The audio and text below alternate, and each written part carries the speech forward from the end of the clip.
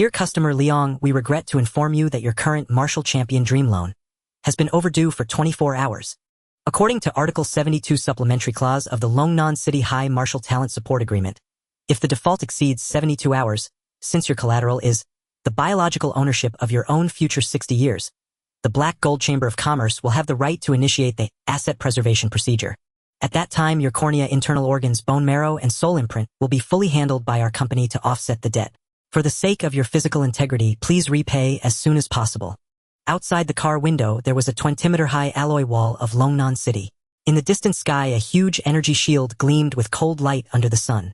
Liang stared at the cold reminder text on his phone screen and rubbed his face forcefully. His fingertips touched the inside of his left arm, which was densely covered with needle holes surrounded by bruises. The traces of long-term injections of inferior berserker potion. Transmigrated. And it's a hellish start with heavy debts. Liang felt a chill down his spine. He was just working overtime, too tired, and fell asleep on the desk. Where did this bring him? After transmigrating yesterday, he merged with the chaotic memories of the original owner. This was a crazy world of myriad tribes, invasion, and martial arts reaching divinity. Martial artists were the only privileged class in this society. His predecessor was an ordinary orphan of humble origin, a poor wretch driven mad by class anxiety. Because of mediocre talent, in order to catch up with those aristocratic geniuses, the predecessor signed the infamous Martial Champion loan at an underground loan shark called Black Gold Chamber of Commerce. He borrowed 600,000, was deceived by training institutions, and spent it all on inferior stimulant drugs and brain development fluids to stay awake and improve learning efficiency, ultimately ruining his body. To maximize the drug's effect, he even rented a VIP infusion room at an off-campus tutoring institution, hooking up to agonizing potions while expressionlessly doing exercises. At Longnan No. 1 high school, Liang's predecessor was a celebrity and a freak. He was recognized as the king of grinders. At 5 in the morning, before the school gate opened, he would unlock the training room himself. At 10 o'clock at night, when the library turned off lights and kicked people out, he was the one who lingered. His academic performance was impeccable. Textbooks like Human Meridian Theory, Alien Beast Anatomy Atlas, History of Martial Arts Development. Whatever appeared on exams, he consistently ranked first in grade. Full marks were the norm. At the front of the bus, a few students with strong blood energy were laughing and joking. Hey, isn't that godly? The bus is moving and he's still reading. A mocking voice pierced into his ears. Sure, he's top of the grade in culture class. He probably hopes to kill the alien beasts with laughter using that Grandmaster Strike technique book. Echoes of harsh laughter filled the carriage. Liang did not look up. He just silently turned a page, but his fingers instinctively pressed the still aching infusion needle hole. In this elite martial arts class of Longnan No. 1 high school, most students were above blood chi stage 4, and the true geniuses had even touched the threshold of stage 6. He mockingly called godly a barely reached blood chi stage 4 by overdrawing his life and madly taking drugs. In others' eyes, he was a useless bookworm. In the eyes of the Black Gold Chamber of Commerce, he was an expiring consumable. 600,000 principal with compound interest now 1.2 million. 3 days left. If he didn't repay in 3 days, this body would be dismantled into corneas, heart, bone marrow, sold by weight to offset the debt. Dead end. An absolute dead end. The predecessor, terrified of the upcoming repayment day, suffered a cardiac arrest during an infusion last night, which gave birth to the current Liang. Just as Liang was considering jumping off the bus to escape, a mechanical prompt voice, without any emotion, suddenly rang deep in his mind. Detected stable soul fluctuation of host. Life simulator loaded. Current remaining simulation times 3 newbie gift. Do you want to start the first simulation? Liang's pupils suddenly contracted, then his heart pounded violently. Cheat code. As a web novel fan in his past life, he knew too well what this meant. Begin, Liang murmured inwardly without hesitation. At this critical moment of life and death, any hesitation was disrespectful to life. Simulation started. Detected host soul traits. Automatically loading inherent talent, hardworking and endurance green, the lament of the previous live's corporate slave, also the metal of this life. Your mental resilience is extremely strong. You possess an incomparable tolerance for boring and painful repetitive labor, such as 996 or extreme training. Effect: as long as you don't die from training, train to death. Greatly reduce pain perception and greatly increase mental endurance. Hardworking and endurance. What is this certification of an excellent beast of burden? Liang's lips curved in self-mockery, but then his eyes lit up. This might be exactly what he needed most now. Please choose 1 talent for simulation. Random refresh this time. Early balding white. Your hair will fall out quickly, but you'll save more on shampoo. Iron Stomach Green, you can digest some foods that ordinary people cannot, like bark and guanine clay. Blade Genius Blue, you have good intuition for blade weapons and keen perception of blade arts. You will become a blade genius, making blade practice twice as effective with half the effort. Gambler's Intuition White, your accuracy in guessing coin flips is slightly above 50. Night Owl White, your spirit will be particularly excited at night. Only one blue and one green. Liang quickly made a judgment. Blade Genius, choose this. Hardworking and endurance plus Blade Genius. One lets me practice tirelessly, the other ensures practice is effective. A perfect combination. Selection complete. Talents hardworking and endurance green and Blade Genius blue loaded. Simulation starts. Day 1. You are on the bus and receive the debt collection text from Black Gold Chamber. Knowing time is tight, you plunge into the training room after returning to school. With Blade Affinity. You quickly grasp the basic blade techniques, but you are not satisfied. Using the hardworking and endurance talent, you block the excruciating pain of muscle tears and swing the blade 10,000 times continuously like a machine. Until late night, your tiger mouth splits, arms swell like radishes, but you feel nothing. You simply bandage and continue swinging. Day 2. Your crazy behavior scares the combat teacher. He is surprised to find that in just one day your blade technique has already entered the door and stabilized. You try to borrow money from the teacher, but looking at your bloodshot wolf-like eyes, he thinks you've gone crazy and refuses, saying he can't help. Day 3. You do not give up and continue your self-mutilating ascetic training. Your muscle fibers become tougher through high-intensity tearing and healing. In a practical spar, you ignore pain, take a punch from the class monitor and counter with a blade stroke to defeat him. The whole class is shocked. No one believes this is the bookworm at Blood Chi Stage 4. Day 4, the repayment day approaches. You try to go to an underground casino to earn money desperately. But before you even enter, you collapse in an alley from severe exhaustion. Though you don't feel pain, your body functions have reached the limit. When you wake up, it is already late night. Day 5, the Black Gold Chamber comes to your door. 2 black-clad men at Blood Chi Stage 7 block you at your doorstep. You do not beg for mercy, but draw your blade and slash. Relying on the muscle memory carved into your bones from the past few days, you actually leave a deep bone-visible wound on that Stage 7 martial artist's arm. But due to the huge realm gap, your limbs are instantly broken. You are dragged to an abandoned slaughterhouse on the outskirts. On the operating table, the surgeon exclaims as he cuts open your muscles. This kid's muscles are all necrotic damage from overtraining, pain, nerves are numb. Was he a masochist in life? You die. Simulation ends. This simulation survival time 5 days. Evaluation FA completely uneventful cannon fodder life, but your madness is impressive cooldown time none. On the bus. Liang suddenly opens his eyes, gasping heavily. The phantom pain of being broken limbs, though weakened by the system, still makes him sweat coldly. This is the gap in strength. Even risking my life, Blood Chi Stage 4 against Stage 7 is still like a mantis trying to stop a chariot. Liang clenches his fists, nails digging into his flesh. That so-called martial champion loan was a man-eating trap from the beginning. Even the school teacher, upon seeing the huge debt, chose to stay far away. But this simulation was not without gains. Please choose the retention item from this simulation. Choose 1 of 3. 1. Martial Realm Blood Chi Stage 4. 2. Martial Experience Basic Blade Technique Xiaocheng 3. Deathbed Memory Geographic Location and Internal Structure of the Asset Recovery Department. Liang begins to consider the cost-effectiveness of each option. Choose Realm. 5 days is too short. The realm hasn't improved much. Choose Memory. Already experienced a glimpse. Complete details are useless. I choose 2 Martial Experience. Only Liang knows clearly. This so-called Xiaocheng blade technique is the result of swinging the blade tens of thousands of times without rest like a mad dog under the blessing of hardworking and endurance talent blocking all pain. Normal people, even with talent, cannot withstand this training method. But he can. Boom! A warm current instantly floods Liang's mind and limbs. Originally, he knew nothing about blade techniques, but now countless memories of swinging, slashing, and blocking seem to be etched into the depths of his soul. He feels a slight heat in the tiger mouth of his right hand, as if he has held a blade for 10 years, and even a sharp force surges in his muscles. Basic blade technique. Xiaocheng. Liang looks down at his hand full of needle holes, a cold curve lifting the corner of his mouth. Just one simulation saves 3 years of ordinary people's hard work. Is this the feeling of genius? Will die in 5 days. There are still 2 chances. Continue simulating. I can definitely turn this dead end around. The bus slightly vibrates as it enters the gate of Longnan No. 1 High School. Liang looks up and gazes at the students sweating on the playground, his eyes somewhat gloomy. Black Gold Chamber, let's play slowly. The bus screeched to a halt with the sound of hydraulic brakes. We're here. Get off quickly.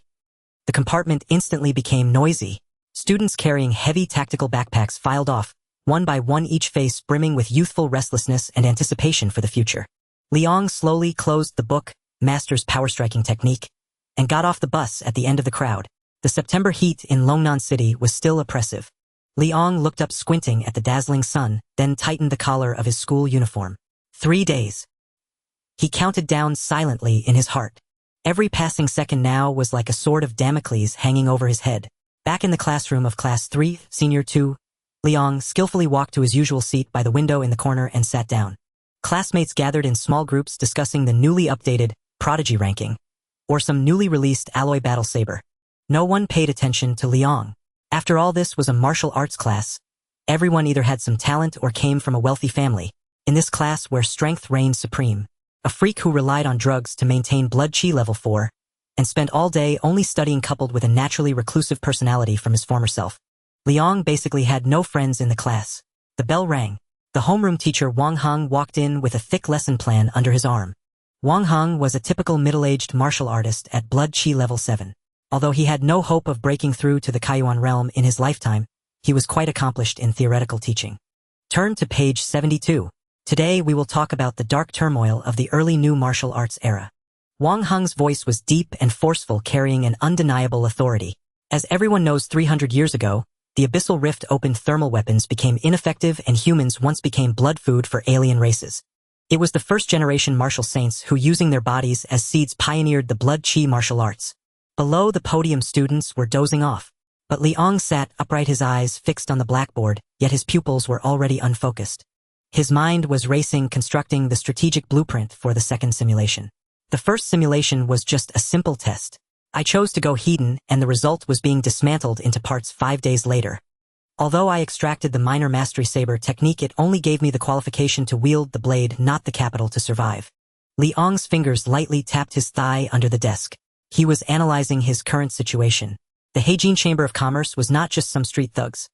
It was a behemoth in the underworld of Longnan City, rumored to have Kaiyuan realm experts backing it, and even had interest connections with certain high-level officials, trying to solve a millions-worth loan dispute by calling the police or telling the teacher.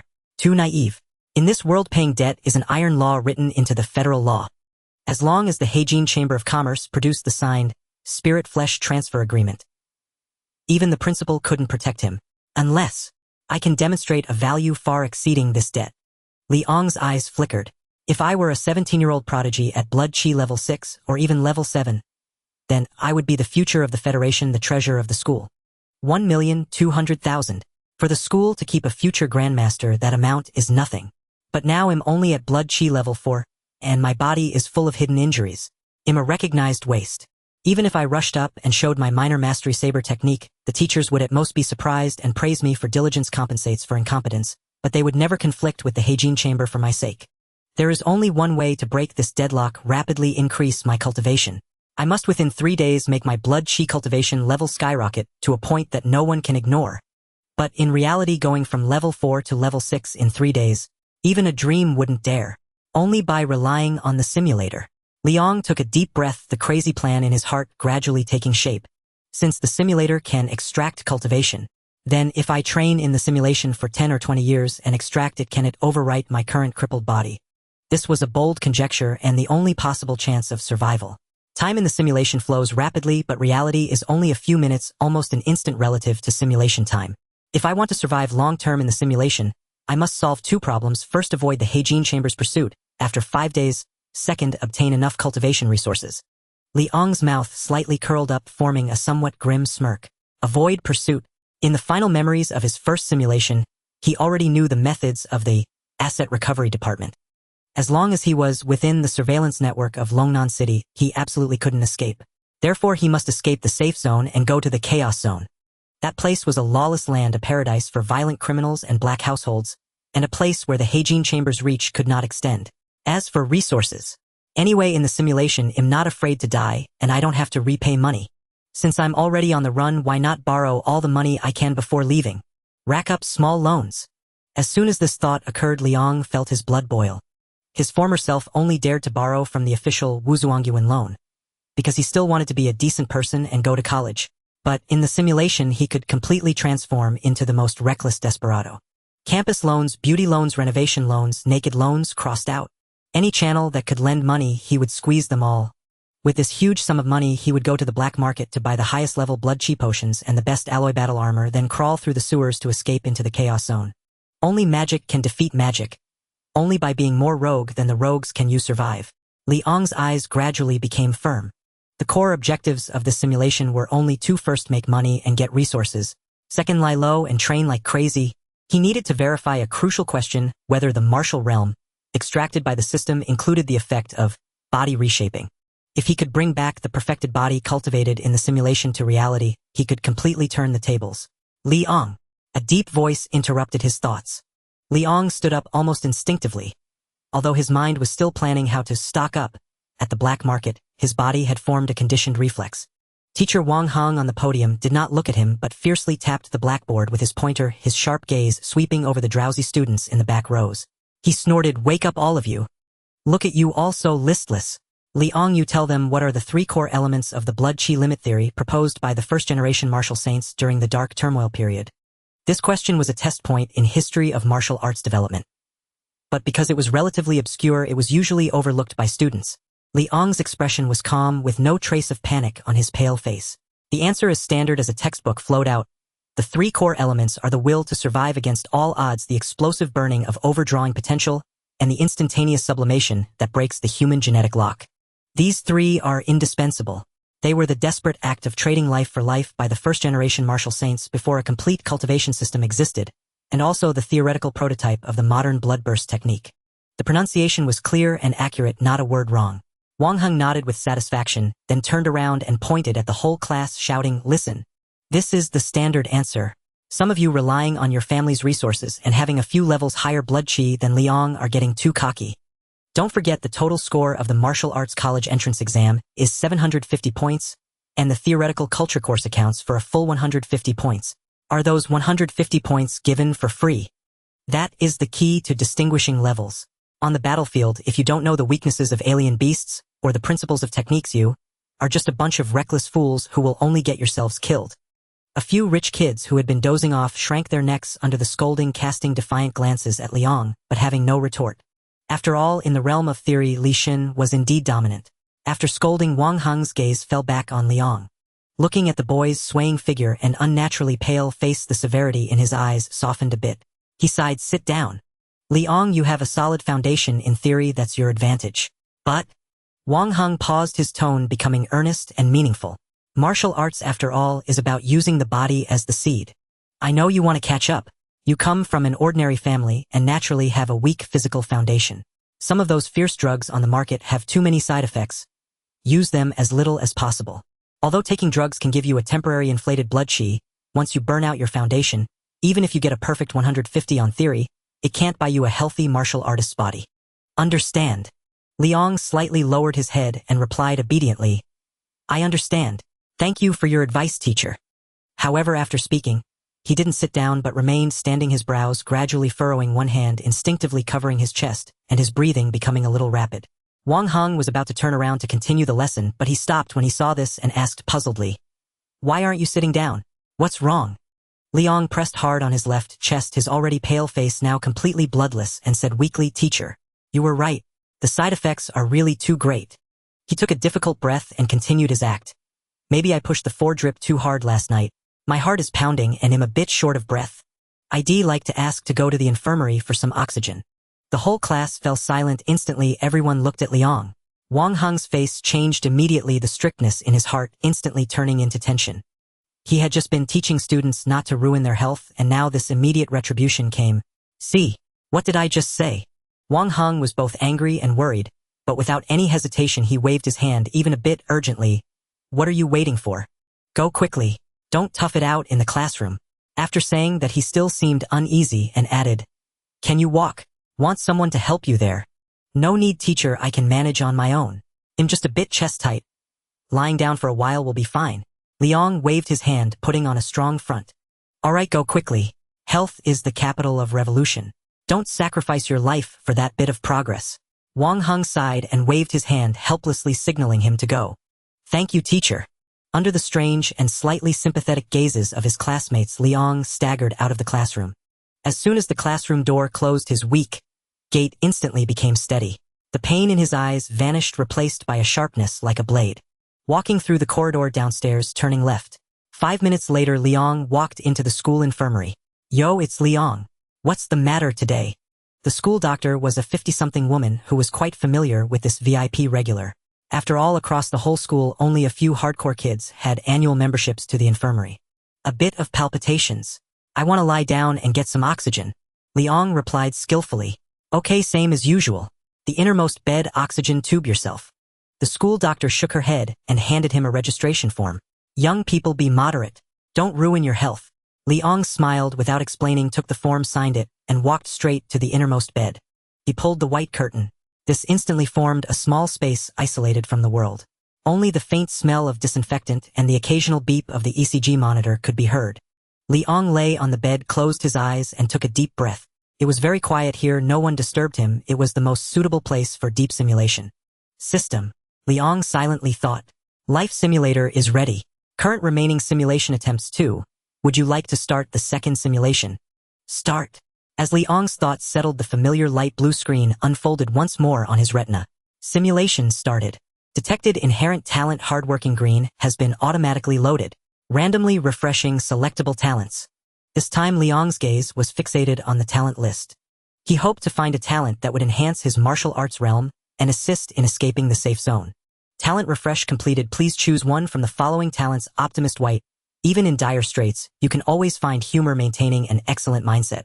Exquisite Sleep White. You do not snore while sleeping and your posture is elegant. Background character A Green. Your presence is greatly diminished. As long as you do not actively cause trouble or reveal murderous intent, you can easily be overlooked by others, including surveillance devices and high-level martial artists. Sprinter White. Your explosiveness is commendable, suitable for a 50-meter sprint. Picky Eater Gray. You do not eat cilantro or green onions. Here it comes. A glint of excitement flashed in Liang's eyes. Background character A Green. This was undoubtedly a divine skill tailor-made for his escape plan.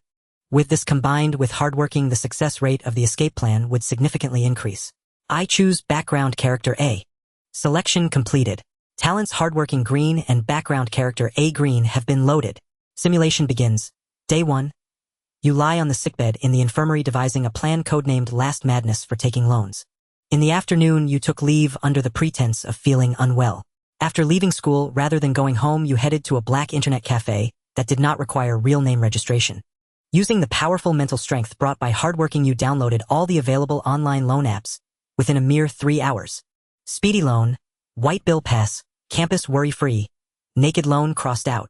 You didn't care about the interest nor about credit checks. As long as the loan was disbursed quickly, you accepted all offers. In the past, these were abysses you would avoid at all costs, but now they were gold mines in your eyes. With your status as an excellent student from Longnan No. 1 high school's martial arts class, your loan limits were surprisingly high. Ding. Your loan of 50,000 yuan has been credited. Ding. Loan approved. 80,000 yuan immediate disbursement. That night, your phone vibrated non-stop. When the last app indicated successful disbursement, a total of 800,000 Federation coins accumulated in your various hidden accounts. Watching the text on the screen, the real Liang's lips curled into a mad smile. 800,000, combined with the 120,000 from the Black Gold Chamber of Commerce. He had become a debtor worth millions in this lifetime, even if he did nothing. But this was just the beginning. That night, with this huge sum of money, wearing a mask and a baseball cap, you used your background character A talent to evade patrolling security and infiltrated Longnan City's largest underground black market, Ghost Market. You spared no expense and headed straight to the Black Rock Potion Store. Boss, give me 10 sets of dragon blood, refining ointment, the highest purity available. Also, 1 Kraid nano protective suit. It needs to be lightweight, durable, and corrosion resistant. High energy compressed nutrition bars. Give me 2 boxes. 1 box of water purification tablets. The boss looked at you as if you were a fat sheep, but under the influence of background character A. He did not have any thoughts of black crime and merely regarded you as a low-key servant from a prominent family out shopping. After a frenzied shopping spree, you spent all your money carrying a heavy tactical backpack as you vanished into the night. Day 2. The collection messages from the Black Gold Chamber of Commerce arrived on schedule, but you had already flushed your phone card down the drain. You found a hidden entrance to the city's drainage system. The entrance emitted a nauseating stench that would make most people cover their noses as they passed, but you entered expressionlessly. The hardworking talent activated, filtering out the overwhelming stench, making the air feel exceptionally free. You navigated through the intricate underground pipe network, and ahead a few wanted criminals were blocking the path, roasting unknown rat meat over a fire-wielding sharpened bone knives. A direct confrontation would mean death, and stealth could also lead to discovery. Without hesitation you turned and dove into a nearby pile of rotting garbage that reeked intensely. The hardworking talent activated. You forcibly suppressed the urge to vomit, allowing the sticky filth to cover your body. Even as several large cockroaches crawled across your face you remained motionless, merging completely with the shadows. Minutes later one of the wanted criminals stood up to urinate, the murky liquid splashing onto your shoe. His gaze casually swept over the corner where you hid. Normally this mound of protrusion would raise suspicion. But under the judgment of the background character, a talent, your presence was diminished to the lowest level. He instinctively thought it was just a pile of worthless discarded household garbage and cursed as he turned away. You lay still like a stone in the garbage for 3 whole hours. Until late at night, the wanted criminals finally succumbed to fatigue, leaning against the wall, producing thunderous snores. Only then did you silently crawl out of the garbage pile, like a ghost, tiptoeing, holding your breath, carefully stepping over their bodies, disappearing into the depths of darkness. That night, using the same patience and low presence, you positioned yourself in the blind spot of surveillance cameras. As the underground lockdown sewage gate opened, you surged out with the rushing wastewater. You successfully reached the lawless land, a deserted air raid shelter on the edge of the chaos zone. Day 3, there are no laws here, survival is the top priority. You sealed the entrance of the air raid shelter with a large stone, leaving only a vent. You opened your backpack and took out the dragon blood refining ointment worth 500,000. Let's begin. You swallowed a tube of ointment and the violent medicinal power instantly exploded within you, as if you had swallowed a lump of magma. Ordinary people would probably be writhing in pain at this moment, but you merely frowned and commenced the monotonous training. 9th set of broadcasting body refinement technique start. The chaotic zone, its borderlands. This was the ruin of civilization. Towering broken walls rose like the skeletons of monstrous beasts, casting mottled shadows beneath the blood-tinted moonlight. Inside an abandoned air raid shelter, the air lay heavy and stagnant. Liang sat cross-legged on the cold cement, a row of vials arranged before him. Those were all the dragon blood tempering paste he had brought. Day 4 training begins. You swallowed the first vial. The liquid felt icy to the touch, but when it slid into the stomach it burned like liquid flame. The drug's violent potency detonated in his gut. It surged through his veins, brazenly scourging the meridians that had long been riven by chronic injections of inferior compounds. Ugh! Even within the simulation, that agony, like every bone being broken and then reassembled, made Liang's very soul tremble. An ordinary person would have long since fainted or slipped into shock as the body's protective mechanisms took over. But Liang did not. His endurance green talent revealed its strength in that moment. His pain nerves seemed shrouded by an invisible film. The pain remained. But it would not break him. Instead it sharpened him into a strange, absolute clarity. You grit your teeth and, harnessing that raging energy, began to practice the 9th set of broadcast tempering technique. 1st pass, skin wept blood, the toxins being expelled. 10th pass, bones cracked and sang as the drug seeped into the marrow. 100 passes. In that sunless underground cavern, Liang became an indefatigable machine. Hungry, he gnawed a compressed nutrition bar. Thirsty, he drank purified water. Nothing but training again and again. 1st year, a metamorphosis. Tedium is a foe more terrible than death. But to you tedium is the ladder to strength. 3 months later, by the ruthless potency of the dragon blood tempering paste and sleepless, relentless practice, you forcibly shattered the bottleneck at Chi Blood Stage 4. You advanced to Chi Blood Realm Stage 5. 6 months on, the inferior toxins in your body were purged completely. Your blood ceased to be murky and took on a healthy crimson. Your muscles tightened into compact, explosive power, no longer the bloated, superficial swelling of before. At the year's end, with the last vial smashed, the chi and blood within you surged like rivers roaring. You ascended to Chi Blood Realm Stage 6. In the real infirmary, Liang stared at that line of text. His heart pounded. 1 year, 6 stages. Resources exhausted. With the last nutrition bar gone, you faced a new crisis: hunger. Though a warrior with strong chi and blood, you could not yet subsist without food. To continue training, you must obtain sustenance. You had to break seclusion, leave the shelter, and begin exploring the edge of the chaotic zone. The sky over the chaotic zone was perpetually gray, as if a permanent film of dust refused to be washed away. Liang carried the fine steel warblade he had scavenged from the ghost market, and wore a slightly worn class nano protective suit. Like a wary leopard, he moved through the dense, mutated underbrush. The ordinary passerby green talent operated at all times. Liang was a slowly shifting shadow melted into the thicket. Several mutated black crows pecking at carrion by the roadside did not take flight until he was within 3 meters. The density of aberrant beasts here was greater than he had imagined. He paused behind a crumbled cliff and scanned the forest below. If he did not secure a steady food source, he would waste vast hours every day hunting. That would grievously slow his cultivation. He needed a stable logistics point. Just then, help! Is anyone there? Help! A young, terrified voice carried faintly on the wind. Liang's brow tightened. In the chaotic zone, meddling usually meant death. This could be a trap or scavengers turning on one another. He had meant to turn away but then reconsidered. Someone means a settlement. A settlement means stable trade. I still have a number of purification tablets and antibiotics bought at the ghost market. Those are hard currency here. If I can make contact, I won't have to roam daily for a few kilos of meat. With that thought, Liang shifted and activated the ordinary passerby talent, slipping silently toward the sound. A few hundred meters on beneath a huge dead tree. 3 massive iron-backed hyenas, their spines sprouting iron-gray bony ridges, were frantically clawing at the trunk. On a branch, a girl of perhaps 12 clung to the tree, trembling. Her clothes were ragged, her face streaked with dust and tears, and she gripped a rusted dagger, clearly at the edge of collapse. Aru! The lead ironback hyena lost patience. With a violent thrust of its hind legs, it became a gray lightning bolt, leaping 3 meters and snapping its fetid jaws toward the girl's ankle. Ah! The girl screamed in despair. In that instant, a dark figure suddenly appeared at the hyena's flank. It was Liang. Shielded by the ordinary passerby talent, those sense-sensitive beasts had not sensed his presence until he drew his blade. Slash!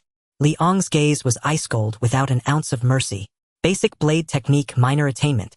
This art, bought with life in the first simulation, now displayed its austere lethality. No flashy moves, only swift, precise, merciless cuts. With a flash of steel, the leaping ironback hyena did not even cry out before its head parted from its body, scalding blood splattering the ground. The remaining 2 froze, bewildered at where this human had come from. Liang gave them no time to think. The explosive force of Chi Blood Stage 6 erupted without restraint. He planted his feet like the bowstring of a bow and launched. Slash slash. 2 more cuts. One hyena was cleaved at the waist, or the other, as it tried to flee, was pierced through the heart from behind and pinned to the earth. From draw to finish, it was barely 3 seconds. 3 ironback hyenas, beasts that could rip apart a grown man, were all slain. Liang slowly sheathed his blade, shook the blood droplets from the edge, and looked up at the stunned girl in the tree with a voice as calm as if asking for directions. Come down. It's safe now. She peered out, trembling, staring at the carcasses below, and then at the expressionless youth. After a long moment, she shakily climbed down. Thank you, big brother. The girl's voice was a thin whisper, her body still trembling. Which settlement are you from? Liang cut straight to the point. My name is Su Ming. She wiped her eyes and pointed toward the ruins to the west. I'm from the Taji settlement. My grandfather is the chieftain Su Ha. I went out to gather herbs and got lost. Taji settlement. Lead the way. Liang hoisted the 2 hyena carcasses. I'll take you back and discuss a little business with your grandfather. Half an hour later, a camp of abandoned containers and earthen walls came into view. It was a relatively orderly small human enclave on the chaotic zone's edge, surviving by cultivating radiation-resistant fungi and by hunting. At the camp gate, several guards armed with crude homemade guns nervously raised their weapons as Liang approached, bearing hyena carcasses and leading Su Ming. Don't shoot. This big brother saved me. Su Ming cried. Moments later, the gate opened. An elderly man with graying hair and one blind eye rushed out and grabbed Su Ming, tears streaming down his face. He was the chieftain of Taji settlement, Su Ha. Brave one, thank you for saving little Ming. Su Ha looked at the 3 hyena carcasses slain in a single stroke, and a flicker of awe shone in his one eye. Ironback hyenas have coarse hides and thick flesh. Even a stage 6 Chi Blood warrior might not cut them so cleanly. You have excellent skill. An old hand, he could read the signs. The decapitation cut was as smooth as a mirror, betraying the young man's deep blade mastery and the concentrated nature of his Kiblud. A simple favor. Liang wasted no words. He produced an unopened box of military-grade water purification tablets and a bottle of antibiotics from his pocket and tossed them to Su Ha. I will train here for a while. These, together with any surplus game I bring from hunting, will secure from your settlement daily cooked food and drinking water and a place where I will not be disturbed. Su Ha took the supplies, and seeing the labels, his breath quickened. In the chaotic zone, antibiotics and purification tablets were worth more than gold. They could save lives. More than enough. Truly more than enough. Su Ha said, his whiskers trembling with excitement. Rest assured, brave one, not only shall we provide food and water, you will be our settlement's most honored guest. You'll have them clear the cleanest cellar on the back hill for you to stay in. For such a fragile settlement, trading a little food to secure the presence of a strong warrior, even temporarily, was itself a vast assurance of safety. In the 3rd year, the water droplet wears away the stone. You have reached a tacit agreement with the Taji settlement. You have moved into the cellar on the back mountain, where Suming brings roasted beast meat and filtered water to your door at regular intervals, never disturbing you. With no worries behind you, you once again entered a frenzied cultivation mode. Although the absence of the dragon blood body refining ointment slowed your progress, you possess both time and determination. You swing your blade 5,000 times each day and practice your footwork for 6 hours regardless of the heat or cold, rain or shine. Occasionally nearby wanderers attempt to raid the settlement. You only need to quietly shoot a few stones from the shadows or silently eliminate several leading thugs at night for the crisis to resolve itself. You have become the legendary guardian deity of the Taji settlement, yet no one has seen your true visage, except for the little girl who brings you food daily. This year you have tempered your internal energy to be as solid as granite. After 5 years of hard training, the scholarly air around you has completely vanished, replaced by a calmness as deep as an abyss. Your hair has grown to your waist, and your beard obscures your face, but your eyes shine with a terrifying light. One night in the cellar. You sit cross-legged, and the energy within you has become thick and viscous after 5 years of compression. Break. You utter a low roar in your heart. Boom. It was as if thunder erupted within your body. Your energy washed over your bones, producing a sound of metal clashing. A faint jade-like sheen appeared on the surface of your skin. This signified a pure body and a high level of energy. You have reached the 7th stage of energy. You stand up and deliver a punch to the wall. The hard rock shattered like tofu, leaving a fist imprint 3 inches deep. With my current strength at the 7th stage of energy and my nearly perfected foundational blade technique, I could likely fight evenly against an ordinary practitioner at the 8th stage. In reality, Liang watched this scene, his fingers trembling with excitement. It's done. The high stage of energy. 5 years of planning, 5 years of endurance has finally brought about this transformative moment. In the 6th year, the blade emerges with no regrets. In this year, you discover that no matter how you operate the broadcast body refining technique, the thick and viscous energy within you always moves slowly, unable to harmonize into one. You realize that confining yourself within closed doors ultimately has its limits. Your body has adapted to the monotonous polishing. What you now need is the stimulation of blood and fire. On a stormy night, you stepped out of the cellar wielding your somewhat dull-edged steel war knife. The night in the chaotic zone is a feast of slaughter, and you are no longer content with passive defense. You have set your sights on a swift gale weasel that lurks deep within the ruins.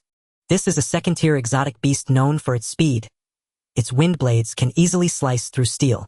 Although 2nd-tier beasts are matched against practitioners of the mid-level energy, even those at the 8th stage would hesitate to provoke such a fast creature.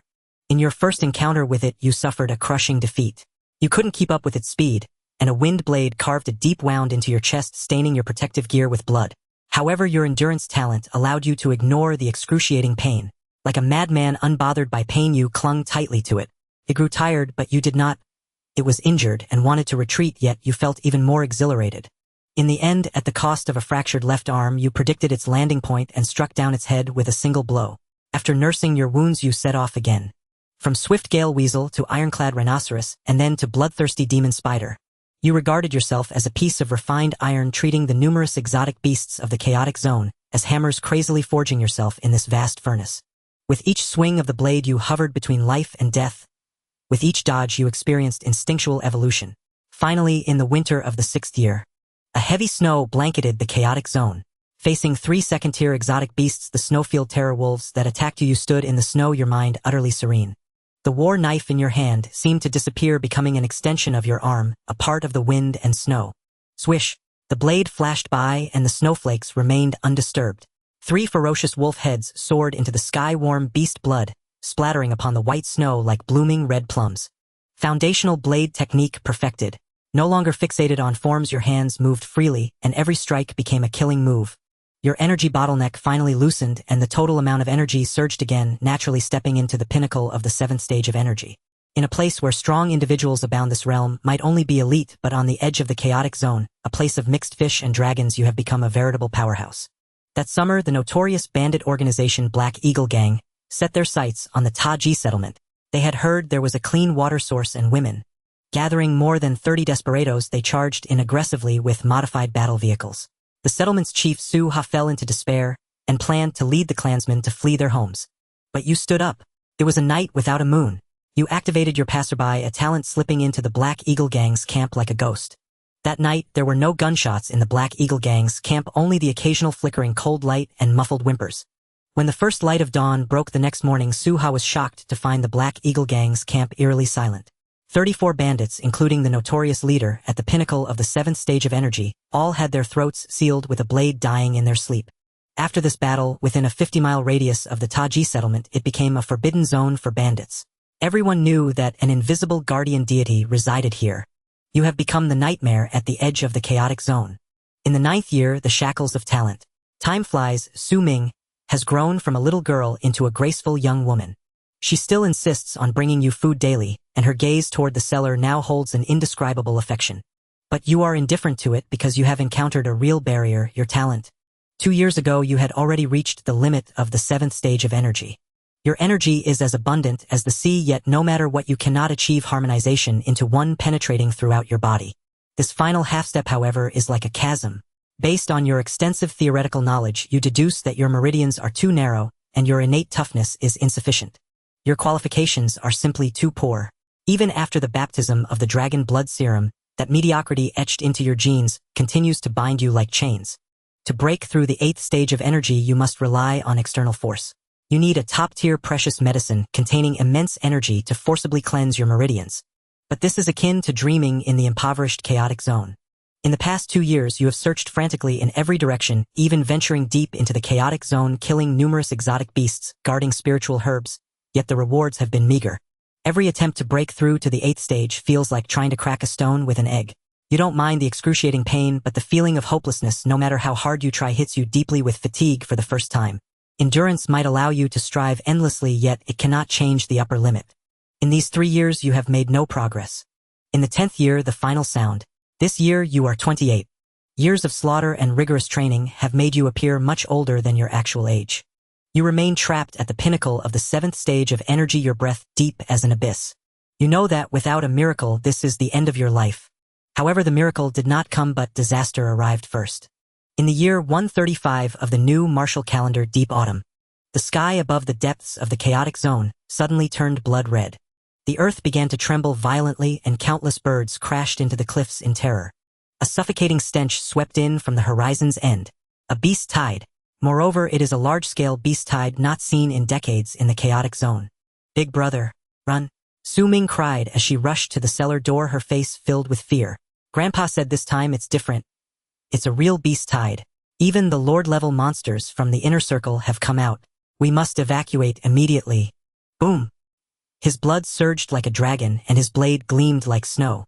Liang's figure instantly crashed into the black tide of beasts. At this moment, he stood like a stone pillar, firmly anchoring himself at the narrow pass the beast tide must cross. Roar! 3 massive iron-armored rhinoceroses charged forward with thunderous bellows, their heavy hooves rumbling across the ground. Liang did not retreat but advanced instead. At its perfected level, the basic blade technique revealed a chilling artistry.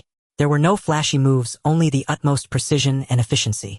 He sidestepped, slid, and executed an upward slash. With a crisp sound, the blade precisely cut into the weakest cartilage joint of the rhino's neck. Leveraging the beast's charging momentum, Liang twisted his wrist, and a massive beast head flew off. Without a glance, he spun around and delivered a dragging cut, cleaving a sneak-attacking demon wolf in 2. Blood gushed forth, staining his already tattered protective suit. The beast tide was so dense that even with Liang's agile footwork, injuries were unavoidable. Within 10 minutes, several deep gashes had been torn across his back and legs. But the hardworking and enduring talent operated at full throttle, his cerebral cortex automatically blocking the pain signals that would have overwhelmed an ordinary person, preserving only pure combat instinct. He was a machine, a killing machine that knew neither fatigue nor pain. The battle raged on for 3 hours. Corpses littered the ground. Relying on the complex ruins of the tower-based settlement, you fought and retreated. Every broken wall, every pit, every piece of terrain was utilized by you. The refined steel war blade in your hand had already chipped over a dozen times, turning into a serrated knife. Yet this did not hinder the killing. Instead, it made the wounds more gruesome. Over 100 first and second-tier mutated beasts had fallen to your blade. Your blood energy was being consumed frantically, yet under the pressure of life and death it regenerated just as frantically.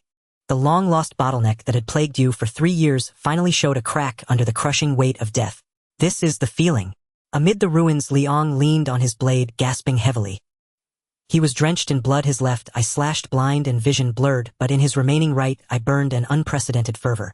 Ordinarily, no matter how he honed himself, the blood energy within his body, though thick as mercury, always stagnated when passing through certain subtle meridians, never achieving true unity. That was the limit of his talent. But now, as his physical strength was drained to the extreme, as the flame of his life flickered precariously, that unbreakable shackle had cracked open. Rumble. The earth trembled again. The frenzied beast tide suddenly fell silent, as if sensing the pressure of a superior being, whimpering and retreating to both sides. A suffocating stench of blood swept over. At the end of the ruins, a massive silver-white wolf over 5 meters in length slowly emerged. On its forehead grew a crystal-clear horn around which visible wind element fluctuations swirled.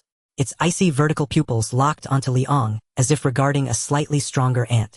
A horned terror wolf, 4th-tier ferocious beast. Liang's heart clenched. In this world, a 4th-tier ferocious beast matched a human's Kaiyuan realm powerhouse. They had awakened intelligence, and even mastered elemental forces far beyond what a blood energy realm martial artist could contend with. So this is the final boss. Liang grinned, revealing teeth stained with blood. Escape? Impossible. Before a 4th-tier beast that commanded wind elements, his speed was as slow as a snail. Then, fight. Come I. Liang roared, draining the last of his blood energy. He did not defend. Gripping the blade with both hands, he transformed into a blood-red afterimage, charging proactively at the terrifying giant beast. Between life and death lay great terror, yet also great opportunity. Facing the giant claw capable of crushing a tank, and the terrifying wind blade condensed on the horn, Liang felt not fear but an unprecedented clarity. At this moment, the blood energy within him completely boiled. It was no longer a divided stream, but a surging river, expanding the narrow meridians and opening the blocked acupoints. Breakthrough. Unity. Oneness. In that instant, Liang felt as if he had touched a new realm. The shackles of the 7th tier vanished, and a vast, pure, and inexhaustible force coursed through his body. Was that the 8th tier of blood energy? No, not quite yet. The blood energy has been too depleted. But the path to the 8th tier has been opened for me. Whoosh! The blade light flashed. This was the most supreme strike of Liang's life. The perfected blade technique, combined with the breakthrough blood energy, on the verge of death, made the strike incredibly fast, cleaving through the wind blade of the horned giant wolf in midair and slashing fiercely at its eye corner. A trail of blood bloomed on the giant wolf's face. Howl! The 4th-tier ferocious beast was wounded. It let out a roar of extreme fury. But that was all. The next second, the giant wolf's paw, wrapped in irresistible wind pressure, slammed heavily onto Liang. Crack! Bones shattered. Liang's body flew backward like a rag doll, crashing deep into the ruins, his chest completely caved in, his internal organs ground to pulp. His vision rapidly darkened. In the last moment before consciousness faded, he felt the faint yet remarkably smooth and unified circulation of blood energy within him, and a satisfied smile curled at the corner of his mouth. He had done it. He had used his life to carve a heavenly path for this crippled body. In a daze, he seemed to see the tunnel dug open by mutated beasts and the fall of that settlement. But under a beast tide of this magnitude, that was the destined end. This life was worth it. Ha ha ha. The laughter abruptly ceased. You are dead. Simulation ended. No. One high school infirmary. Huff, huff. Liang abruptly sat up from the hospital bed, gasping for breath, his body instantly drenched in cold sweat. The ECG monitor emitted a series of urgent alarms, startling the school nurse who was preparing medicine outside. Oh dear. What's wrong? The nurse rushed in, and seeing Liang looking like a drowning man who had just surfaced, hurried to support him. Is your heart acting up again? I told you to train less. It's nothing. Just a nightmare. Liang waved his hand, his voice horribly hoarse. He lowered his head, looking at his pale, needle-pocked hands, his eyes still lingering with the terrifying murderous aura brought back from the mountain of corpses and sea of blood. The nurse was startled by that look and stepped back, feeling that this frail student had suddenly become like a beast that had just devoured a man. It's fine. Lie down a bit longer. The nurse muttered as she walked out, her heart pounding. The curtain was drawn shut again. Liang closed his eyes, calming his turbulent emotions. 10 years. In that sunless, chaotic zone, he had survived for 5 years and killed for 5. From a useless pill popper to the nightmare that made bandits tremble, and finally, in the beast tide, he had achieved supreme transcendence, wounding a 4th-tier ferocious beast with his mere blood energy realm body. Though the ending was regrettable, Su Ming and the others couldn't escape. Liang sighed, a flicker of complex emotion crossing his mind. But soon that emotion was replaced by immense anticipation. He summoned the system in his mind. A pale blue light screen reappeared. The final settlement for this tumultuous life. Survival time in this simulation 10 years. Ratings grade. Commentary with mediocre talent you performed deeds that defied heaven. You used perseverance to shatter the shackles of talent comprehending the true essence of blood energy martial arts in a deadly crisis. Your will is harder than steel. Cooldown time none. Grade. Liang clenched his fist. Next came the main event. Please choose the retention items for this simulation. Choose 2 out of 3. Grade rating. Allows 1 additional retention item 1. Martial Realm Blood Energy 7th Tier Perfection Unity and Oneness 2. Martial Experience Basic Blade Technique, Perfected Chaotic Zone Survival Combat Skills 3. Final Memories regarding the Beast Tide. Outside the infirmary window dusk was falling. Liang stared at the radiant golden grade evaluation on the light screen, his heart pounding wildly. Grade evaluation reward and additional retention option can be added. This unexpected delight nearly made Liang burst into laughter. No, he couldn't laugh yet. Originally, he was torn between choosing Cultivation Realm or Blade Technique. After all, Martial Realm was the foundation while Mastered Blade Technique was the art of self-preservation. Both were indispensable. If he only chose the Realm, he would possess sheer strength without knowing how to wield it. If he only chose the Blade Technique, his body would fail to keep pace with his mind, rendering it futile. Now it was settled, children make choices, but the overpowered take all. Huff! Liang forcibly calmed his surging emotions and glanced at the clock on the wall. 5:30 in the afternoon. Half an hour until evening self-study began and 4.5 hours until the school library closed. I can't extract it here. Liang was clear-headed. He had never attempted to extract Martial Realm from the simulator before, and he suspected the commotion might be significant. What if the school nurse discovered his sudden transformation? That would be impossible to explain. Moreover, he had to maintain the persona of Li the Prodigy. Following his previous self's daily habits, the time wasted visiting the Martial History Museum this afternoon had to be compensated with double the effort tonight. Endure. I've endured for 10 years. A few more hours won't matter. Liang removed the oxygen tube from his nose and tidied himself up. Gazing at the pale-faced, resolute-eyed youth in the mirror, he took a deep breath, rubbed his face, and adjusted his facial muscles. He restrained the intimidating aura that kept others at bay, reverting to the bookish Li the Prodigy. Leaving the infirmary, he grabbed a quick bite in the cafeteria before plunging into the library. As usual, he found the most secluded corner, spreading open the book Master's Techniques of Force. But this time, not a single word registered. In his mind, he replayed the final battle against the one-horned dire wolf, the trajectory of that earth-shattering strike, the mystical sensation of chi and blood coursing through his entire being. Time ticked by. The bell for evening self-study rang. Students gradually left the training hall, and the boisterous campus fell into silence. 10 o'clock sharp. The elderly librarian approached with keys in hand, tapping the table. Liang, the library is closing. Go home and rest early. All right, thank you, sir. Liang closed the book, slung his backpack over his shoulder, and stepped into the night. His pace appeared steady, yet every step landed on the rhythm of excitement. Returning to his rented room in the old neighborhood, he locked the door, drew the curtains, and checked all the windows. After confirming absolute safety, Liang tossed aside his backpack, not even bothering to remove his shoes, and sat cross-legged on the worn yoga mat in the living room. System. Extract rewards. I choose first Martial Realm and second Martial Experience. Boom. With the thought, 2 distinct and colossal energies, as if traversing the river of time, descended simultaneously into his frail body. First came Martial Experience. Countless fragments of blade techniques surged into his mind. A decade of swinging the blade through summer and winter, countless life-and-death battles in the chaotic zone, the desperate strike against beast tides.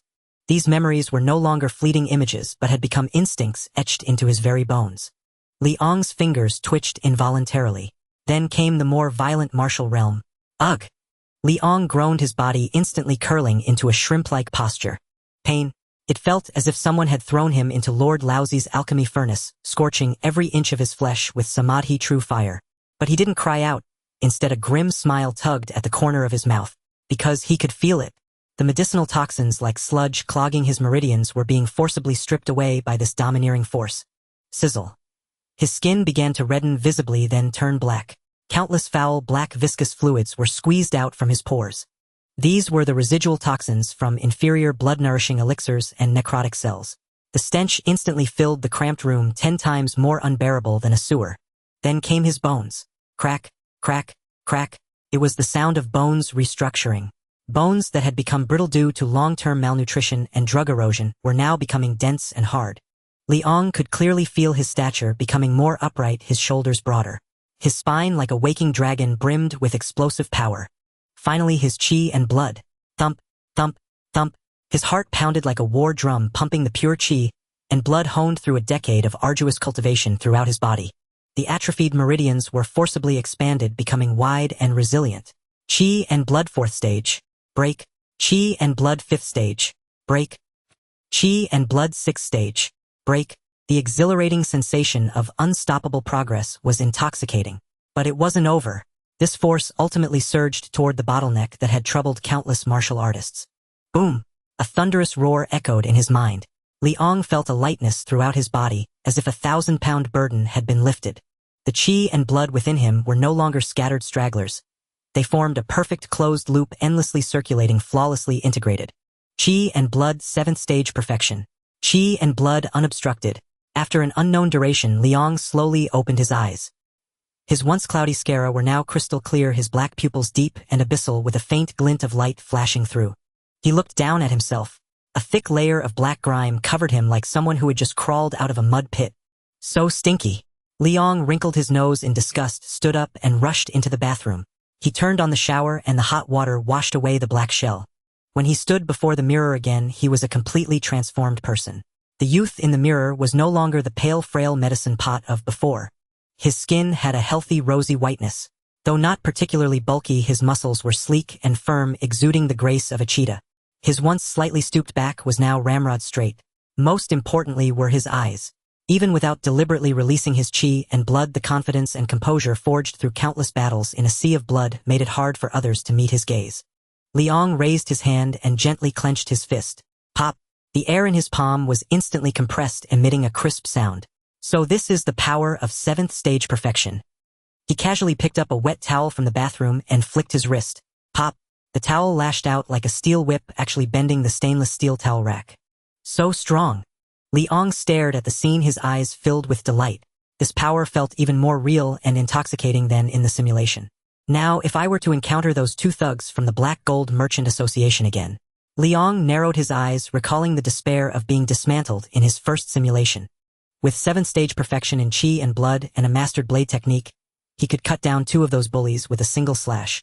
Steam curled from the bathroom, clinging to the mirror's surface before coalescing into droplets that slid downward. Liang gazed at his reflection, the self reborn, and gradually stilled the murderous intent that had flared in his eyes just moments before. Ha! He exhaled a long, heavy breath of stale air. Stepping out of the bathroom, he dressed, dried his hair, then picked up the practice blade from the weapon rack. Moving with deliberate slowness, he performed several foundational sword forms, steadily tempering the killing intent within his heart. Calmness. The greater the power one wielded, the more essential composure became. With Kiblood cultivation at 7th tier perfection and mastery of swordsmanship, one is indeed a formidable force on the fringes of the lawless zone, Chaos District. Yet within the Federation's borders, such prowess barely exceeds that of an exceptional high school student.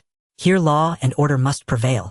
Slaying those 2 debt collectors from the Black Gold Guild would be as effortless as reaching into a sack and plucking out a trinket. He concluded his sword practice, expelling the stagnant chi lodged deep in his chest. Setting down the practice blade, Liang sank onto the slightly worn sofa in the living room, his brow faintly furrowed. But what then?